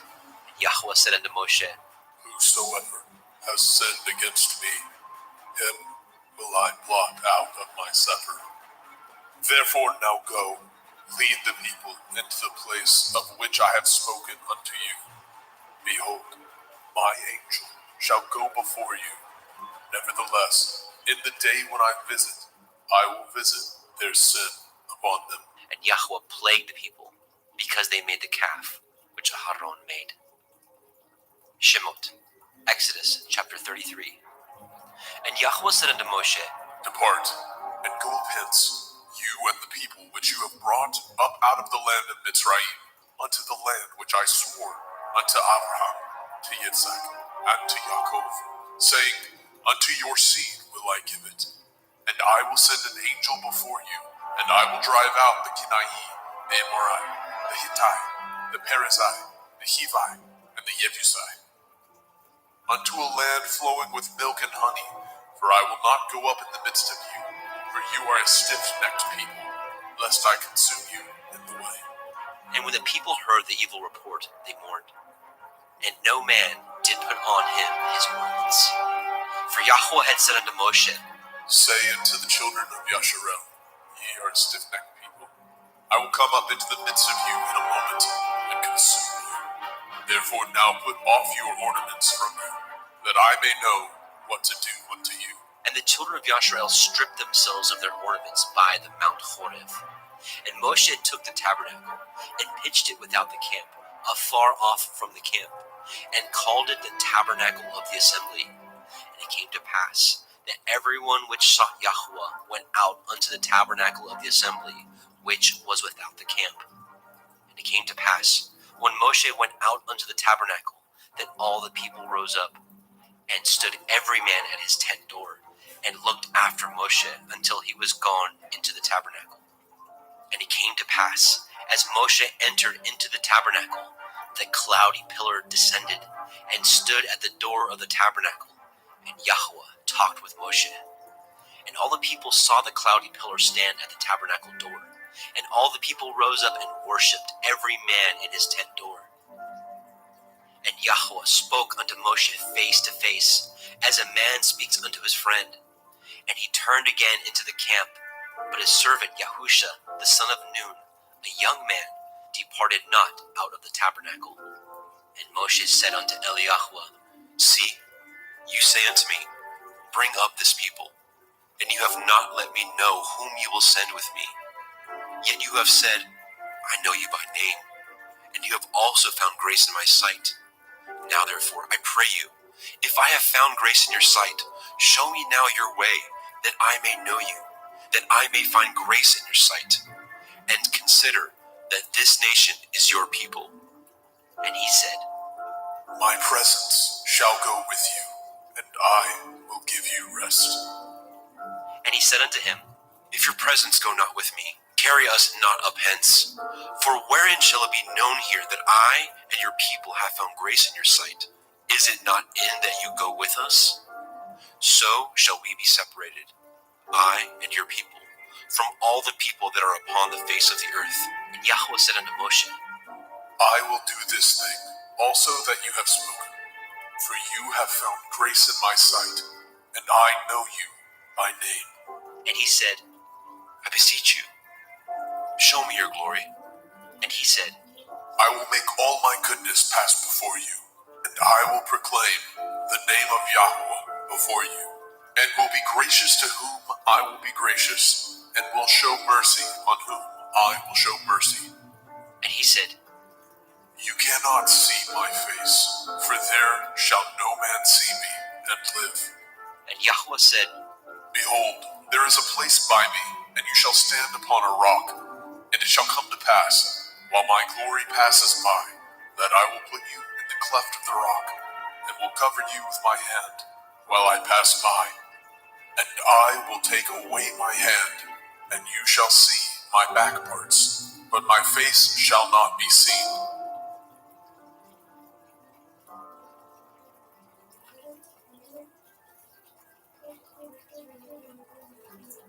Shemot, Exodus chapter 34. And Yahweh said unto Moshe, Hew you 2 sapphire stones like unto the first, and I will write upon these sapphires the words that were in the first sapphires, which you broke. And be ready in the morning, and come up in the morning unto Mount Sinai, and present yourself there to me in the top of the mount. And no man shall come up with you, neither let any man be seen throughout all the mount, neither let the flocks nor herds feed before that mount. And he hewed 2 sapphire stones like unto the first. And Moshe rose up early in the morning, and went up unto Mount Sinai as Yahweh had commanded him, and took in his hand the 2 sapphire stones. And Yahweh descended in the cloud, and stood with him there, and proclaimed the name of Yahweh. And Yahweh passed by before him, and proclaimed, Yahweh, Yahweh El, merciful and gracious, long-suffering and abundant in goodness and truth, keeping mercy for thousands, forgiving iniquity and transgression and sin, and that will by no means clear the guilty, visiting the iniquity of the fathers upon the children, and upon the children's children, unto the third and fourth generation. And Moshe made haste, and bowed his head toward the earth, and worshipped. And he said, If now I have found grace in your sight, O Adonai, let my Adonai, I pray you, go among us, for it is a stiff-necked people, and pardon our iniquity and our sin, and take us for your inheritance. And he said, Behold, I cut a covenant before all your people. I will do wonders, such as have not been done in all the earth, nor in any nation. And all the people among which you are shall see the work of Yahweh. For it is a terrible thing that I will do with you. Guard that which I command you this day. Behold, I drive out before you the Emorai, the Kenani, the Hittai, and the Perizzai, and the Hivi, and the Yebusai. Take heed to yourselves, lest you cut a covenant with the inhabitants of the land whither you go, lest it be for a snare in the midst of you. But ye shall destroy their altars, break their images, and cut down their Asherah poles. For you shall worship no other El, for Yahuwah Kana, Yahuwah is jealous, is my name. He is a jealous El. Lest you cut a covenant with the inhabitants of the land, and they go a-whoring after their Elohim, and do sacrifice unto their Elohim, and one call you, and you eat of his sacrifice. And take of their daughters unto your sons, and their daughters go a-whoring after their Elohim, and make your sons go a-whoring after their Elohim. You shall make no molten Elohai. The feast of matzah, unleavened bread, shall you guard. 7 days you shall eat matzah, unleavened bread, as I commanded you, in the time of the month of Eve. For in the month of Eve you came out from Mitzrayim. All that opens the womb is mine, and every firstling among your cattle, whether ox or sheep, that is male. But the firstling of an ass you shall redeem with a lamb, and if you redeem him not, then shall you break his neck. All the firstborn of your sons you shall redeem, and none shall appear before me empty. 6 days you shall work, but on the 7th day you shall rest. In earing time and in harvest you shall rest. And you shall observe the feast of Katsir, harvest, of the first fruits of wheat harvest, and the feast of Asif, ingathering, at the year's end. Thrice in the year shall all your men children appear before Adonai Yahuwah, the Elohai of Yasharel.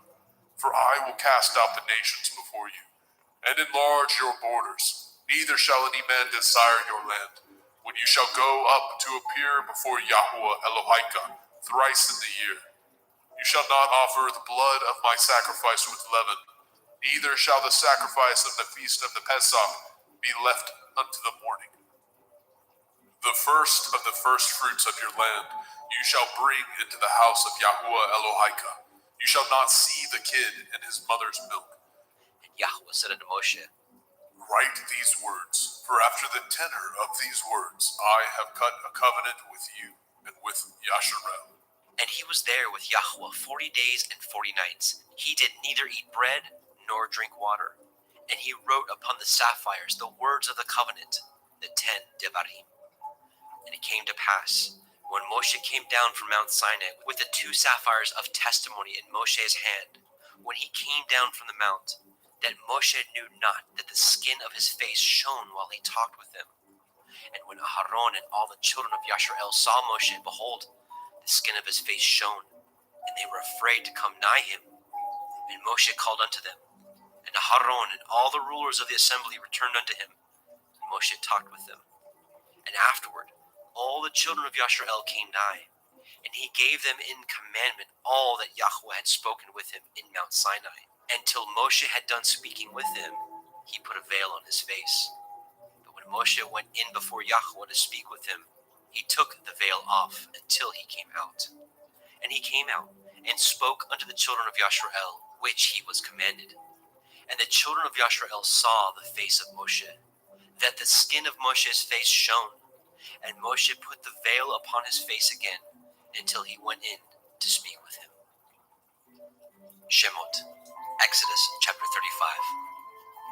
And Moshe gathered all the assembly of the children of Yashrael together, and said unto them, These are the words which Yahweh has commanded, that ye should do them. 6 days shall work be done, but on the seventh day there shall be to you a holy day, a Shabbat of rest to Yahweh. Whosoever does work thereon shall be put to death. Ye shall kindle no fire throughout your habitations upon the Sabbath. And Moshe spoke unto all the assembly of the children of Yashrael, saying, This is the thing which Yahweh commanded, saying, Take ye from among you an offering unto Yahweh.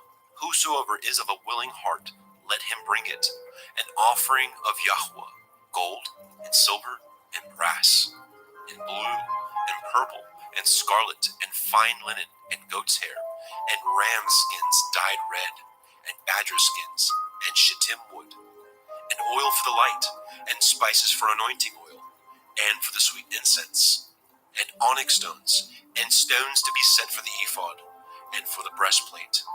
And every wise-hearted among you shall come, and make all that Yahweh has commanded.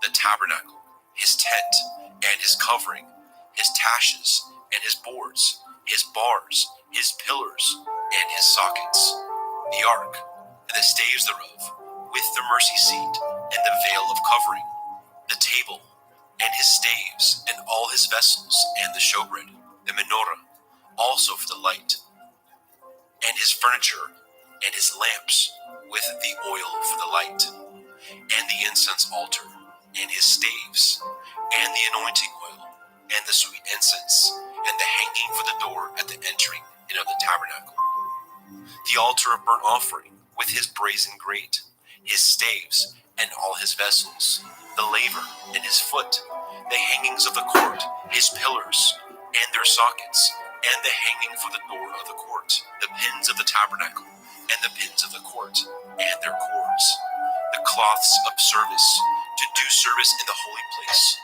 the holy garments for Aharon the priest, and the garments of his sons, to minister in the priest's office. And all the assembly of the children of Yashrael departed from the presence of Moshe. And they came, everyone whose heart stirred him up, and everyone whom his ruach made willing, and they brought Yahweh's offering to the work of the tabernacle of the assembly, and for all his service, and for the holy garments. And they came, both men and women, as many as were willing-hearted, and brought bracelets, and earrings, and rings, and tablets, all jewels of gold. And every man that offered an offering of gold unto Yahweh. And every man with whom was found blue, and purple, and scarlet, and fine linen, and goat's hair, and red skins of rams, and badger skins, brought them. Everyone that did offer an offering of silver and brass brought Yahweh's offering. And every man with whom was found shittim wood for any work of the service brought it. And all the women that were wise-hearted did spin with their hands, and brought that which they had spun, both of blue, and of purple, and of scarlet, and of fine linen. And all the women whose heart stirred them up in wisdom spun goat's hair. And the rulers brought onyx stones, and stones to be set for the ephod and for the breastplate, and spice, and oil for the light, and for the anointing oil, and for the sweet incense. The children of Yashrael brought a willing offering unto Yahweh, every man and woman, whose heart made them willing to bring forth all the manner of work, which Yahweh had commanded to be made by the hand of Moshe. And Moshe said unto the children of Yashrael, See, Yahweh has called by name Betzalel, the son of Uri, the son of Horai, of the tribe of Yehudah, and he has filled him with the Ruach Elohim, in wisdom, in understanding, and in knowledge, and in all manner of workmanship, and to devise curious works, to work in gold, and in silver, and in brass, and in the cutting of stones, to set them, and in carving of wood, to make any manner of cunning work. And he has put in his heart that he may teach both he and Aholiab, the son of Achisamach, of the tribe of Dan. Them has he filled with wisdom of heart, to work all manner of work, of the engraver, and of the cunning workman, and of the embroiderer, in blue, and in purple, in scarlet, and in fine linen, and of the weaver, even of them that do any work, and of those that devise cunning work. Shemot, Exodus chapter 36. Then wrought Bezalel and Aholiab, and every wise-hearted man, in whom Yahweh put wisdom and understanding, to know how to work all manner of work for the service of the sanctuary, according to all that Yahweh had commanded. And Moshe called Bezalel and Aholiab, and every wise-hearted man, in whose heart Yahweh had put wisdom, even everyone whose heart stirred him up to come unto the work to do it. And they received of Moshe all the offering, which the children of Yashrael had wrought for the work of the service of the sanctuary, to make it withal. And they brought yet unto him free offerings every morning.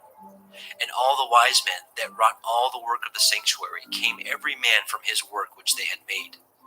And they spoke unto Moshe, saying, The people bring much more than enough for the service of the work which Yahweh commanded to make. And Moshe gave commandment, and they caused it to be proclaimed throughout the camp, saying, Let neither man nor woman make any more work for the offering of the sanctuary. So the people were restrained from bringing, for the stuff they had was sufficient for all the work to make it, and too much. And every wise-hearted man among them that wrought the work of the tabernacle made 10 curtains of fine twined linen, and blue, and purple, and scarlet.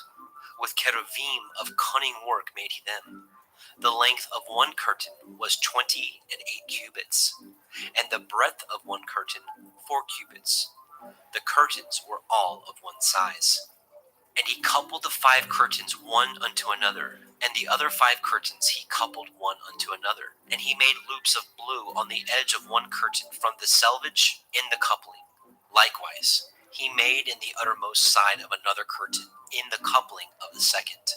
50 loops made he in one curtain, and 50 loops made he in the edge of the curtain which was in the coupling of the second. The loops held one curtain to another. He made 50 taches of gold, and coupled the curtains one unto another with the taches. So it became one tabernacle. And he made curtains of goat's hair for the tent over the tabernacle. 11 curtains he made them. The length of one curtain was 30 cubits, and 4 cubits was the breadth of one curtain. 11 curtains were of one size. And he coupled the 5 curtains by themselves, and 6 curtains by themselves. And he made 50 loops upon the uttermost edge of the curtain in the coupling. And 50 loops made he upon the edge of the curtain which couples the second. And he made 50 taches of brass to couple the tent together, that it might be one. And he made a covering for the tent of ram skins dyed red, and a covering of badger skins above that. And he made the boards for the tabernacle of shittim wood, standing up. The length of a board was 10 cubits, and the breadth of a board 1 cubit and a half. One board had 2 tenons, equally distant one from another. Thus did he make for all the boards of the tabernacle. And he made the boards for the tabernacle, 20 boards for the south side, southward. And 40 sockets of silver he made under the 20 boards, 2 sockets under one board for his 2 tenons, and 2 sockets under another board for his 2 tenons. And for the other side of the tabernacle, which is toward the north corner, he made 20 boards, and there 40 sockets of silver, 2 sockets under one board, and 2 sockets under another board. And for the sides of the tabernacle westward, he made 6 boards. And 2 boards made he for the corners of the tabernacle in the 2 sides. And they were coupled beneath, and coupled together at the head thereof, to one ring. Thus he did to both of them in both of the corners. And there were 8 boards, and their sockets were 16 sockets of silver, and under every board 2 sockets. And he made bars of shittim wood, 5 for the boards of the one side of the tabernacle, and 5 bars for the boards of the other side of the tabernacle, and 5 bars for the boards of the tabernacle for the sides westward. And he made the middle bar to shoot through the boards from the one end to the other. And he overlaid the boards with gold, and made their rings of gold, to be places for the bars, and overlaid the bars with gold. And he made a veil of blue, and purple, and scarlet, and fine twined linen. With cherubim he made it of cunning work. And he made thereunto 4 pillars of shittim wood, and overlaid them with gold. Their hooks were of gold. And he cast for them 4 sockets of silver. And he made a hanging for the tabernacle door of blue, and purple, and scarlet, and fine twine linen of needlework. And the 5 pillars of it, their hooks, and he overlaid their chapiters and their fillets with gold. But their 5 sockets were of brass. Shemot, Exodus chapter 37. And Bezalel made the ark of shittim wood. 2 cubits and a half was the length of it, and a cubit and a half the breadth of it, and a cubit and a half the height of it. And he overlaid it with pure gold, within and without, and made a crown of gold to it round about. And he cast for it 4 rings of gold, to be set by the 4 corners of it, even 2 rings upon the one side of it, and 2 rings upon the other side of it. And he made staves of shittim wood, and overlaid them with gold. And he put the staves into the rings by the sides of the ark, to bear the ark. And he made the mercy seat of pure gold. 2 cubits and a half was the length thereof, and 1 cubit and a half the breadth thereof. And he made 2 cherubim of gold, beaten out of 1 piece made he them, on the 2 ends of the mercy seat. 1 cherub on the end of this side, and another cherub on the other end of that side. Out of the mercy seat made he the cherubim on the 2 ends thereof. And the cherubim spread out their wings on high, and covered with their wings over the mercy seat, with their faces one to another, even to the mercy seatward were the faces of the cherubim. And he made the table of shittim wood. 2 cubits was the length thereof, and a cubit the breadth thereof, and a cubit and a half the height thereof. And he overlaid it with pure gold, and made thereunto a crown of gold round about. Also he made thereunto a border of a handbreadth round about, and made a crown of gold for the border thereof round about. And he cast for it 4 rings of gold, and put the rings upon the 4 corners that were in the 4 feet thereof. Over against the border were the rings, the places for the staves to bear the table. And he made the staves of shittim wood, and overlaid them with gold, to bear the table. And he made the vessels which were upon the table, his dishes, and his spoons, and his bowls, and his covers to cover withal of pure gold. And he made the menorah of pure gold, of beaten work he made the menorah, his shaft, and his branch, his bowls, his knops, and his flowers were of the same. And 6 branches going out of the sides thereof, 3 branches of the menorah out of the one side thereof, and 3 branches of the menorah out of the other side thereof. 3 bowls made after the fashion of almonds in one branch, a knop and a flower, and 3 bowls made like almonds in another branch, a knop and a flower. So throughout the 6 branches going out of the menorah. And in the menorah were 4 bowls made like almonds, his knops and his flowers, and a knop under 2 branches of the same, and a knop under 2 branches of the same, and a knop under 2 branches of the same, according to the 6 branches going out of it. Their knops and their branches were of the same. All of it was one beaten work of pure gold. And he made his 7 lamps, and his snuffers, and his snuff dishes of pure gold. Of a talent of pure gold made he it, and all the vessels thereof. And he made the incense altar of shittim wood. The length of it was a cubit, and the breadth of it a cubit. It was 4 square. 2 cubits was the height of it. The horns thereof were of the same. And he overlaid it with pure gold, both the top of it and the sides thereof round about. And the horns of it also he made unto it a crown of gold round about. And he made 2 rings of gold for it under the crown thereof, by the 2 corners of it, upon the 2 sides thereof, to be places for the staves to bear it withal. And he made the staves of shittim wood, and overlaid them with gold. And he made the holy anointing oil, and the pure incense of sweet spices, according to the work of the apothecary. Shemot, Exodus chapter 38. And he made the altar of burnt offering of shittim wood. 5 cubits was the length thereof, and 5 cubits the breadth thereof. It was 4 square, and 3 cubits the height thereof. And he made the horns thereof on the 4 corners of it. The horns thereof were of the same, and he overlaid it with brass. And he made all the vessels of the altar, the pots, the shovels, and the basins, and the flesh hooks, the fire pans, all the vessels thereof he made of brass. And he made for the altar a brazen grate of network under the compass thereof, beneath unto the midst of it. And he cast 4 rings for the 4 ends of the grate of brass, to be places for the staves. And he made the staves of shittim wood, and overlaid them with brass. And he put the staves into the rings on the sides of the altar, to bear it withal. He made the altar hollow with boards. And he made the laver of brass, and the foot of it brass, of the looking glasses of the women assembling, which assembled at the door of the tabernacle of the assembly.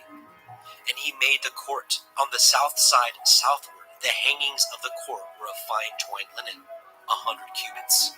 Their pillars were 20, and their brazen sockets 20. The hooks of the pillars and their fillets were of silver. And for the north side the hangings were 100 cubits. Their pillars were 20, and their sockets of brass 20. The hooks of the pillars and their fillets of silver. And for the west side were hangings of 50 cubits, their pillars 10, and their sockets 10. The hooks of the pillars and their fillets of silver. And for the east side, eastward, 50 cubits. The hangings of the one side of the gate were 15 cubits, their pillars 3, and their sockets 3.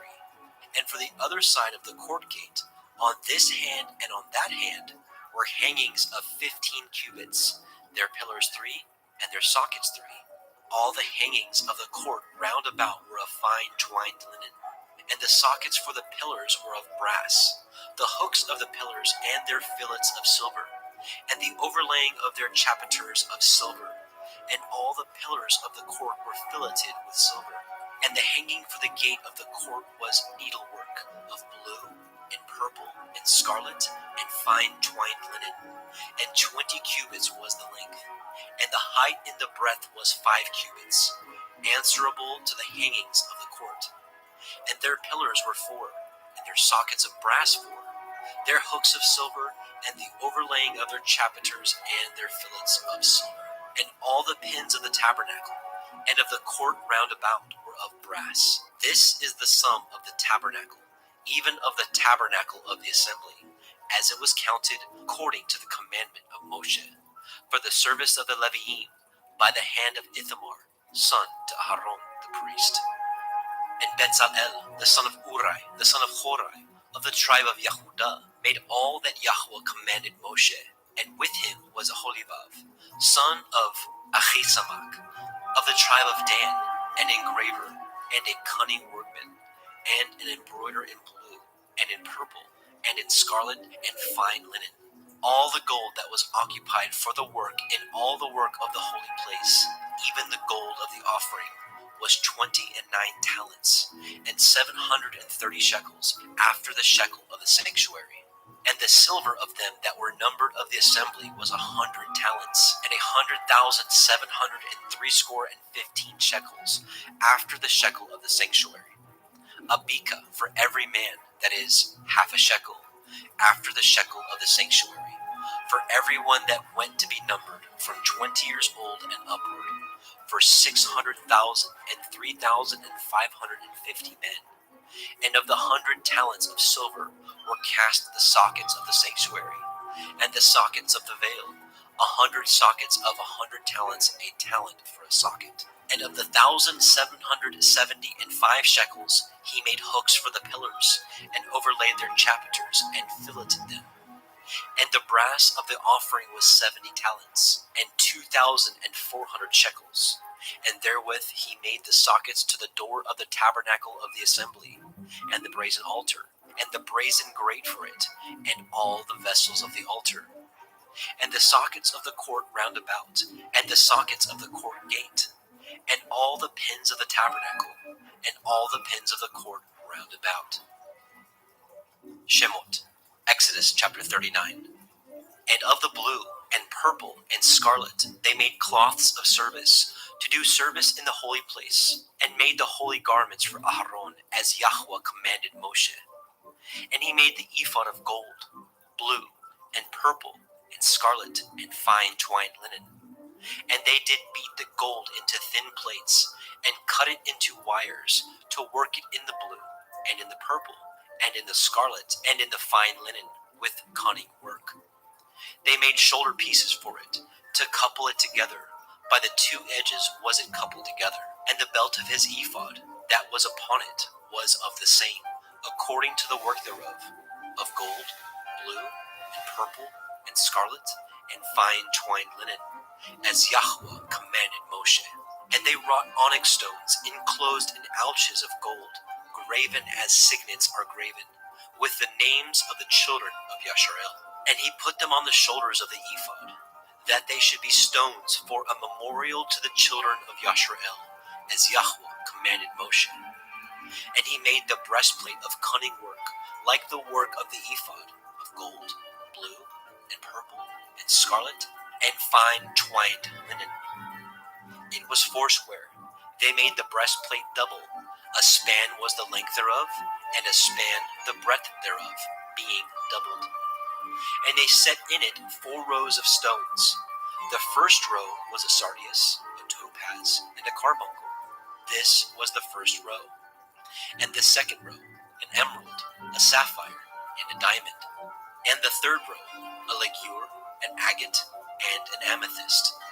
And the fourth row, a beryl, an onyx, and a jasper.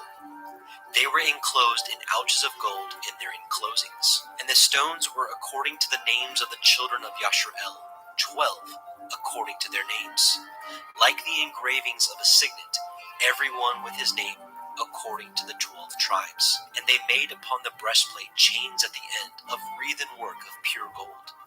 And they made 2 ouches of gold, and 2 gold rings, and put the 2 rings in the 2 ends of the breastplate.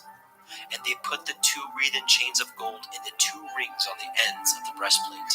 And the 2 ends of the 2 wreathen chains they fastened in the 2 ouches, and put them on the shoulder pieces of the ephod before it.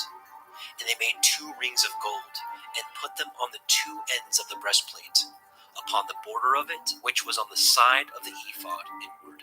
And they made 2 other golden rings, and put them on the 2 sides of the ephod underneath, toward the forepart of it, over against the other coupling thereof, above the belt of the ephod. And they did bind the breastplate by his rings unto the rings of the ephod with a lace of blue, that it might be above the belt of the ephod, and that the breastplate might not be loosed from the ephod, as Yahweh commanded Moshe.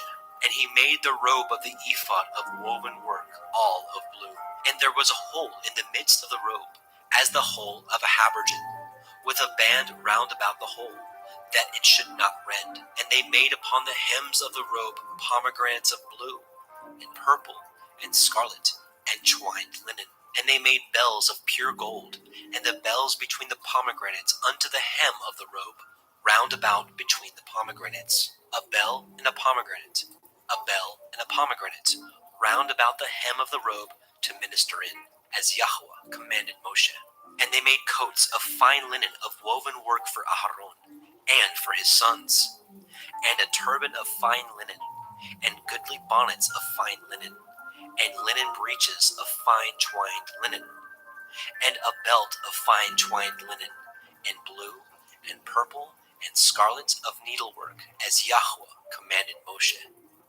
And they made the plate of the holy crown of pure gold, and wrote it upon a writing, like the engravings of a signet, Kodesh El Yahweh. And they tied it unto a lace of blue, to fasten it on high upon the turban, as Yahweh commanded Moshe. Thus was all the work of the tabernacle of the tent of the assembly finished.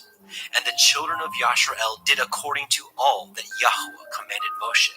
So did they. And they brought the tabernacle unto El Moshe, the tent, and all his furniture, his taches, his boards, his bars, and his pillars, and his sockets, and the covering of ram skins dyed red, and the covering of badger skins, and the veil of the covering, the ark of the testimony, and the staves thereof, and the mercy seat, the table, and all the vessels thereof, and the showbread, the pure menorah, with the lamps thereof, even with the lamps to be set in order, and all the vessels thereof, and the oil for light, and the golden altar, the anointing oil, and the sweet incense, and the hanging for the tabernacle door, the brazen altar, his grate of brass, his staves, and all his vessels, the laver, and his foot, the hangings of the court, his pillars, his sockets, and the hanging for the court gate,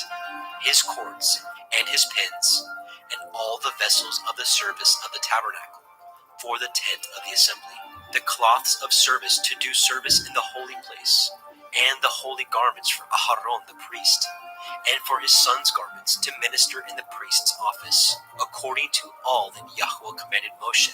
So the children of Yashrael made all the work. And Moshe did look upon all the work, and behold, they had done it as Yahweh had commanded. Even so had they done it, and Moshe blessed them. Shemot, Exodus chapter 40.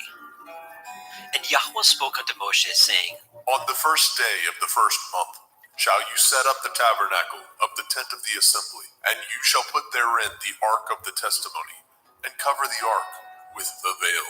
And you shall bring the table, and set in order the things that are to be set in order upon it.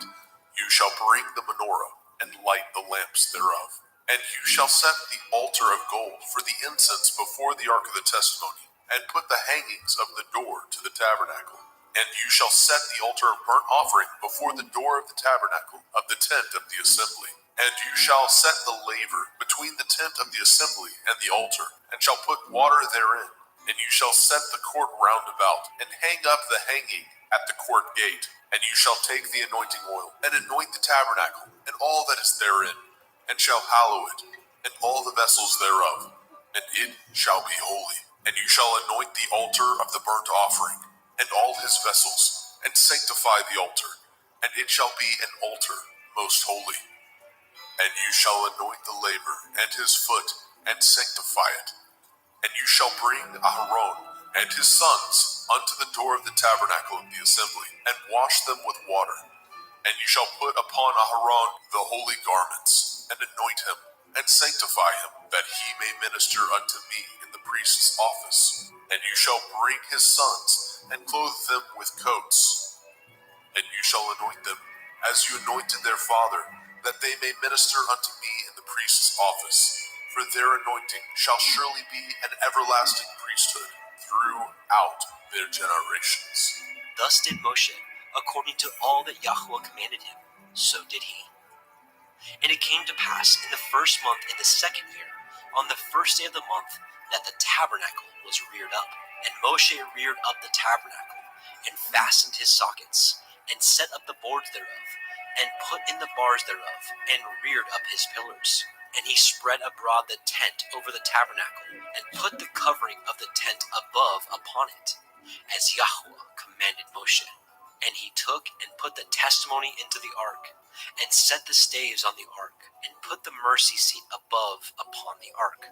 And he brought the ark into the tabernacle, and set up the veil of the covering, and covered the ark of the testimony, as Yahweh commanded Moshe. And he put the table in the tent of the assembly, upon the side of the tabernacle northward, without the veil. And he set the bread in order upon it before Yahweh, as Yahweh commanded Moshe. And he put the menorah in the tent of the assembly, over against the table, on the side of the tabernacle southward. And he lighted the lamps before Yahweh, as Yahweh commanded Moshe. And he put the golden altar in the tent of the assembly before the veil. And he burnt sweet incense thereon, as Yahweh commanded Moshe. And he set up the hanging at the door of the tabernacle. And he put the altar of burnt offering by the door of the tabernacle of the tent of the assembly, and offered upon it the burnt offering and the meat offering, as Yahweh commanded Moshe. And he set the laver between the tent of the assembly and the altar, and put water therein to wash withal. And Moshe and Aharon and his sons washed their hands and their feet thereat, when they went into the tent of the assembly, and when they came near unto the altar, they washed, as Yahweh commanded Moshe. And he reared up the court round about the tabernacle and the altar, and set up the hanging of the court gate. So Moshe finished the work. Then a cloud covered the tent of the assembly, and the glory of Yahweh filled the tabernacle. And Moshe was not able to enter into the tent of the assembly, because the cloud abode thereon, and the glory of Yahweh filled the tabernacle. And when the cloud was taken up over the tabernacle, the children of Yashrael went onward in all their journeys. But if the cloud were not taken up, then they journeyed not till the day that it was taken up. For the cloud of Yahweh was upon the tabernacle day by day, and fire on it by night, in the sight of all the house of Yasharel, throughout all their journeys.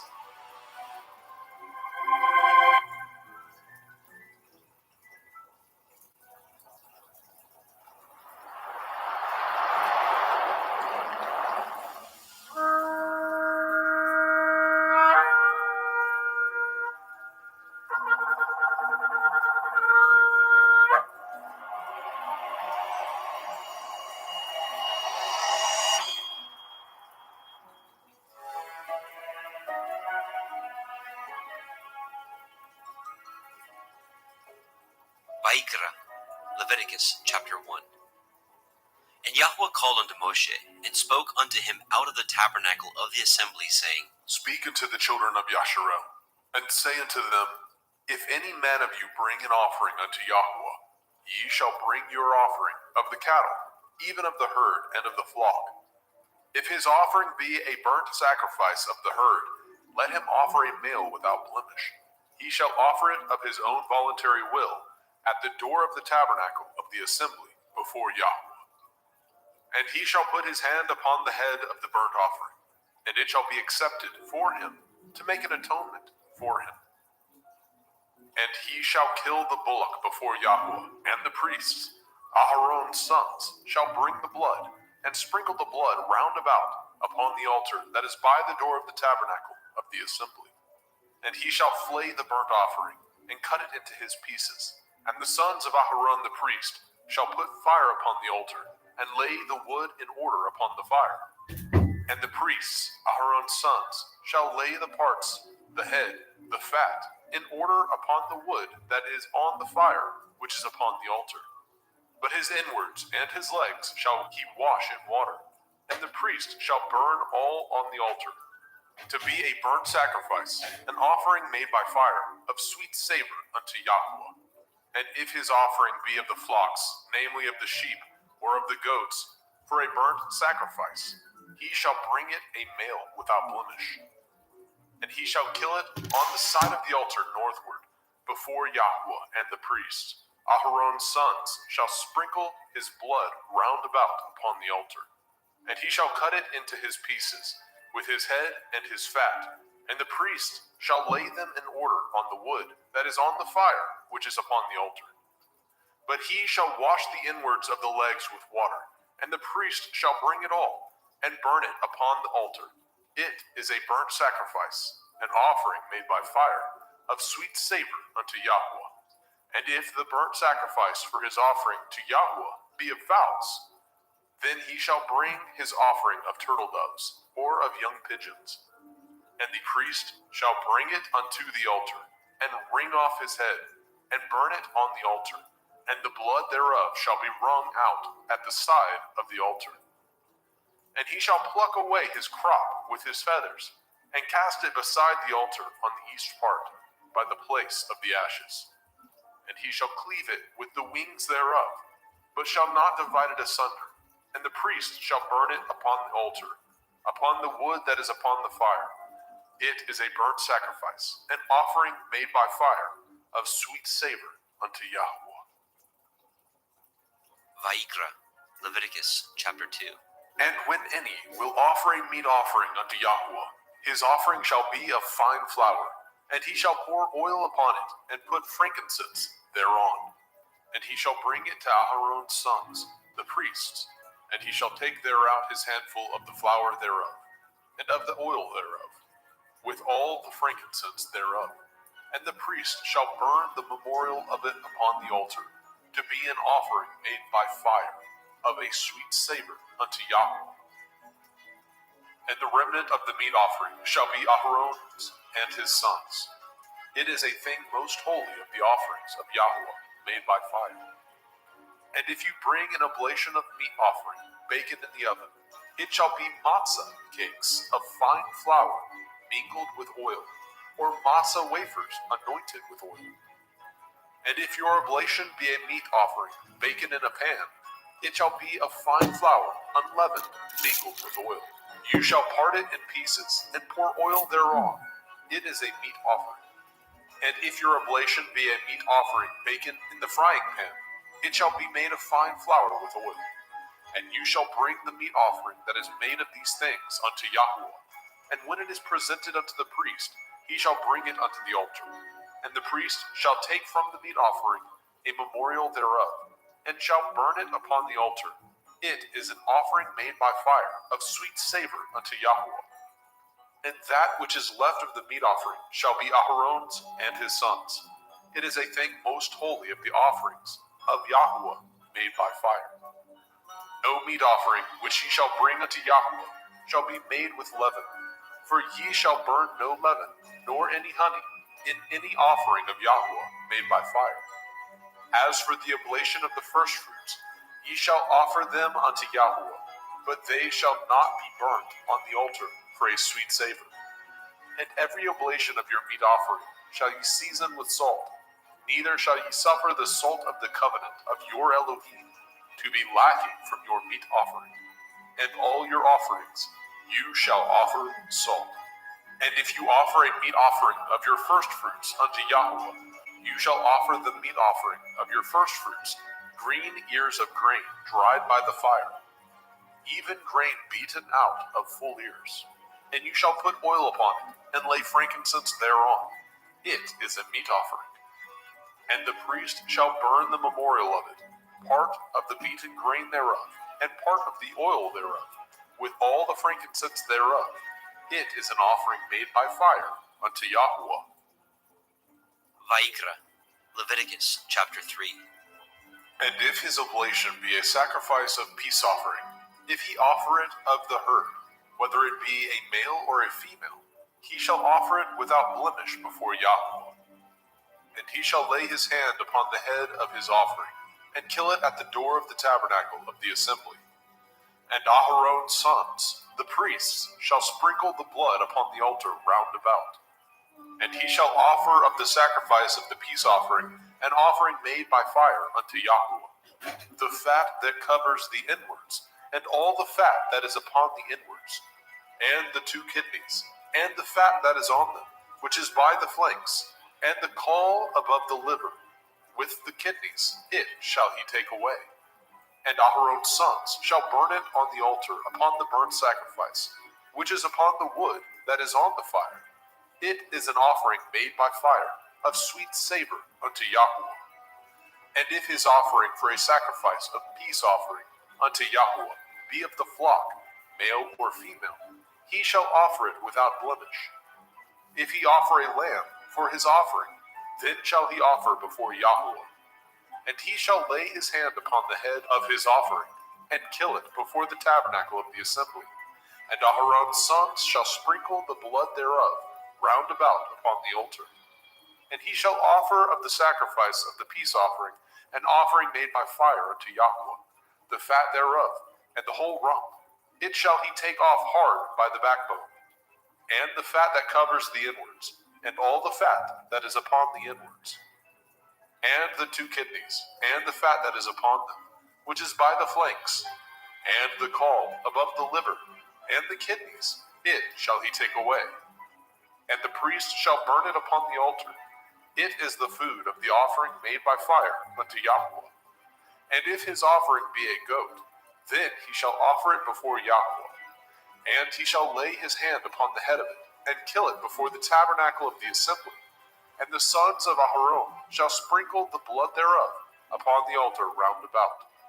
And he shall offer thereof his offering, even an offering made by fire unto Yahweh, the fat that covers the inwards, and all the fat that is upon the inwards, and the two kidneys, and the fat that is upon them, which is by the flanks, and the caul above the liver, with the kidneys, it shall he take away.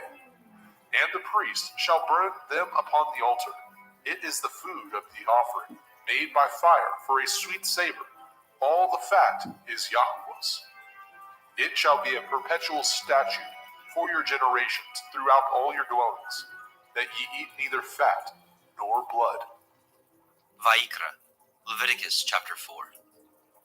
And Yahweh spoke unto Moshe, saying, Speak unto the children of Yasharel, saying, If a soul shall sin through ignorance against any of the commandments of Yahweh, concerning things which ought not to be done, and shall do against any of them.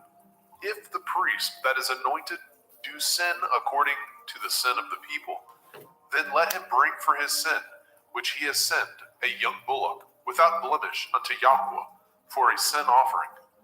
And he shall bring the bullock unto the door of the tabernacle of the assembly before Yahweh, and shall lay his hands upon the bullock's head, and kill the bullock before Yahweh. And the priest that is anointed shall take of the bullock's blood, and bring it to the tabernacle of the assembly. And the priest shall dip his finger in the blood, and sprinkle of the blood 7 times before Yahweh, before the veil of the sanctuary.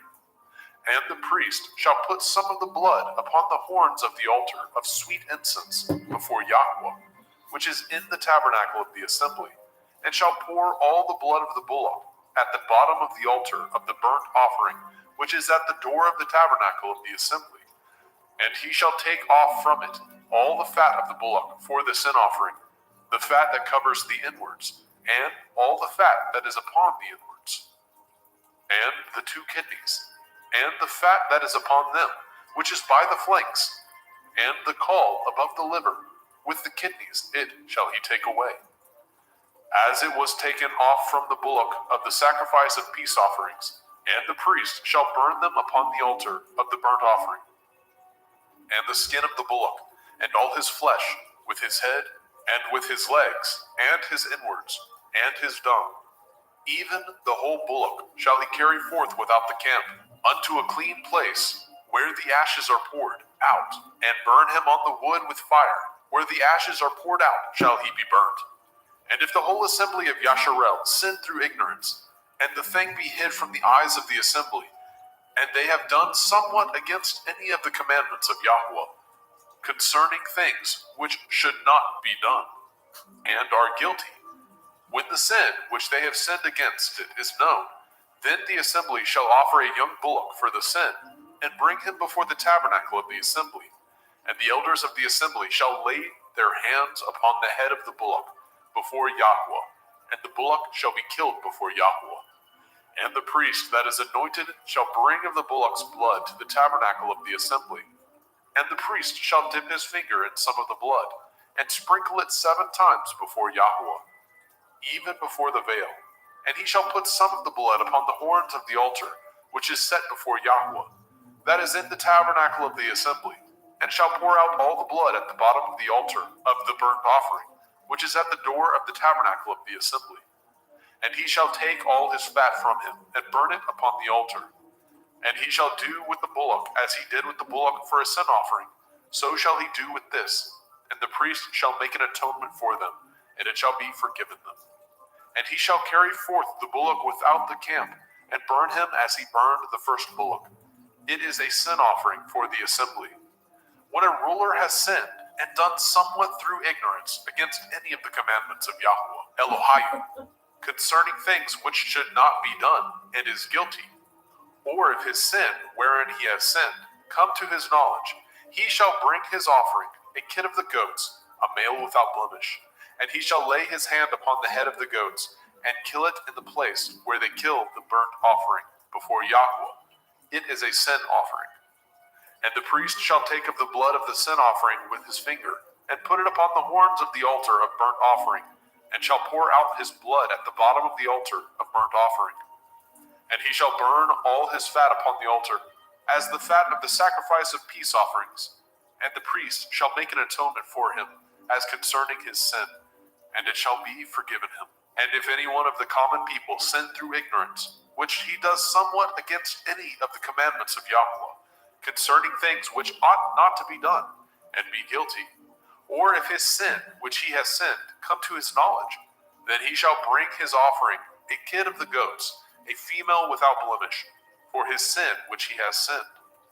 And he shall lay his hand upon the head of the sin offering, and slay the sin offering in the place of the burnt offering.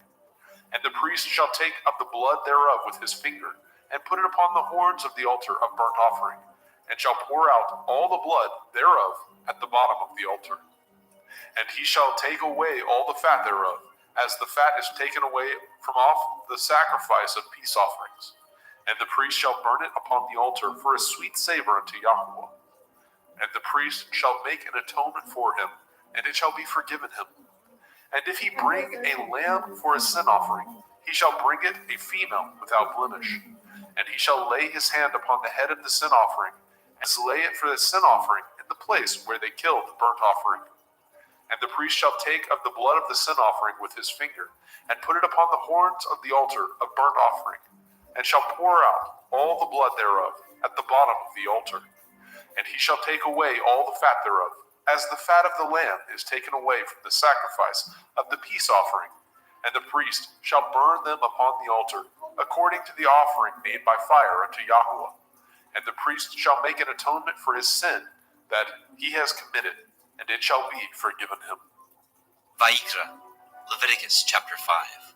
And if a soul sin, and hear the voice of swearing, and is a witness, whether he has seen or known of it, if he do not utter it, then he shall bear his iniquity. Or if a soul touch any unclean thing, whether it be a carcass of an unclean beast, or a carcass of unclean cattle, or the carcass of unclean creeping things, and if it be hidden from him, he also shall be unclean and guilty. Or if he touch the uncleanness of man, whatsoever uncleanness it be, that a man shall be defiled withal, and it be hid from him, when he knows of it, then he shall be guilty. Or if a soul swear, pronouncing with his lips to do evil, or to do good, whatsoever it be that a man shall pronounce with an oath, and it be hid from him, when he knows of it, then he shall be guilty in one of these. And it shall be, when he shall be guilty in one of these things, that he shall confess that he has sinned in that thing. And he shall bring his trespass offering unto Yahweh, for his sin which he has sinned, a female from the flock, a lamb or a kid of the goats, for a sin offering, and the priest shall make an atonement for him concerning his sin. And if he is not able to bring a lamb, then he shall bring for his trespass which he has committed 2 turtle doves, or 2 young pigeons unto Yahweh, one for his sin offering, and the other for a burnt offering. And he shall bring them unto the priest, who shall offer that which is for the sin offering first, and wring off his head from his neck, but shall not divide it asunder. And he shall sprinkle of the blood of the sin offering upon the side of the altar, and the rest of the blood shall be wrung out at the bottom of the altar. It is a sin offering. And he shall offer the second for a burnt offering, according to the manner, and the priest shall make an atonement for him, for his sin which he has sinned, and it shall be forgiven him. But if he be not able to bring 2 turtle doves, or 2 young pigeons, then he that sinned shall bring for his offering the 10th part of an ephah of fine flour for a sin offering. He shall put no oil upon it, neither shall he put any frankincense thereon, for it is a sin offering. Then shall he bring it to the priest, and the priest shall take his handful of it, even a memorial thereof, and burn it on the altar, according to the offerings made by fire unto Yahweh. It is a sin offering. And the priest shall make an atonement for him, as touching his sin, that he has sinned in one of these, and it shall be forgiven him, and the remnant shall be the priest's, as a meat offering.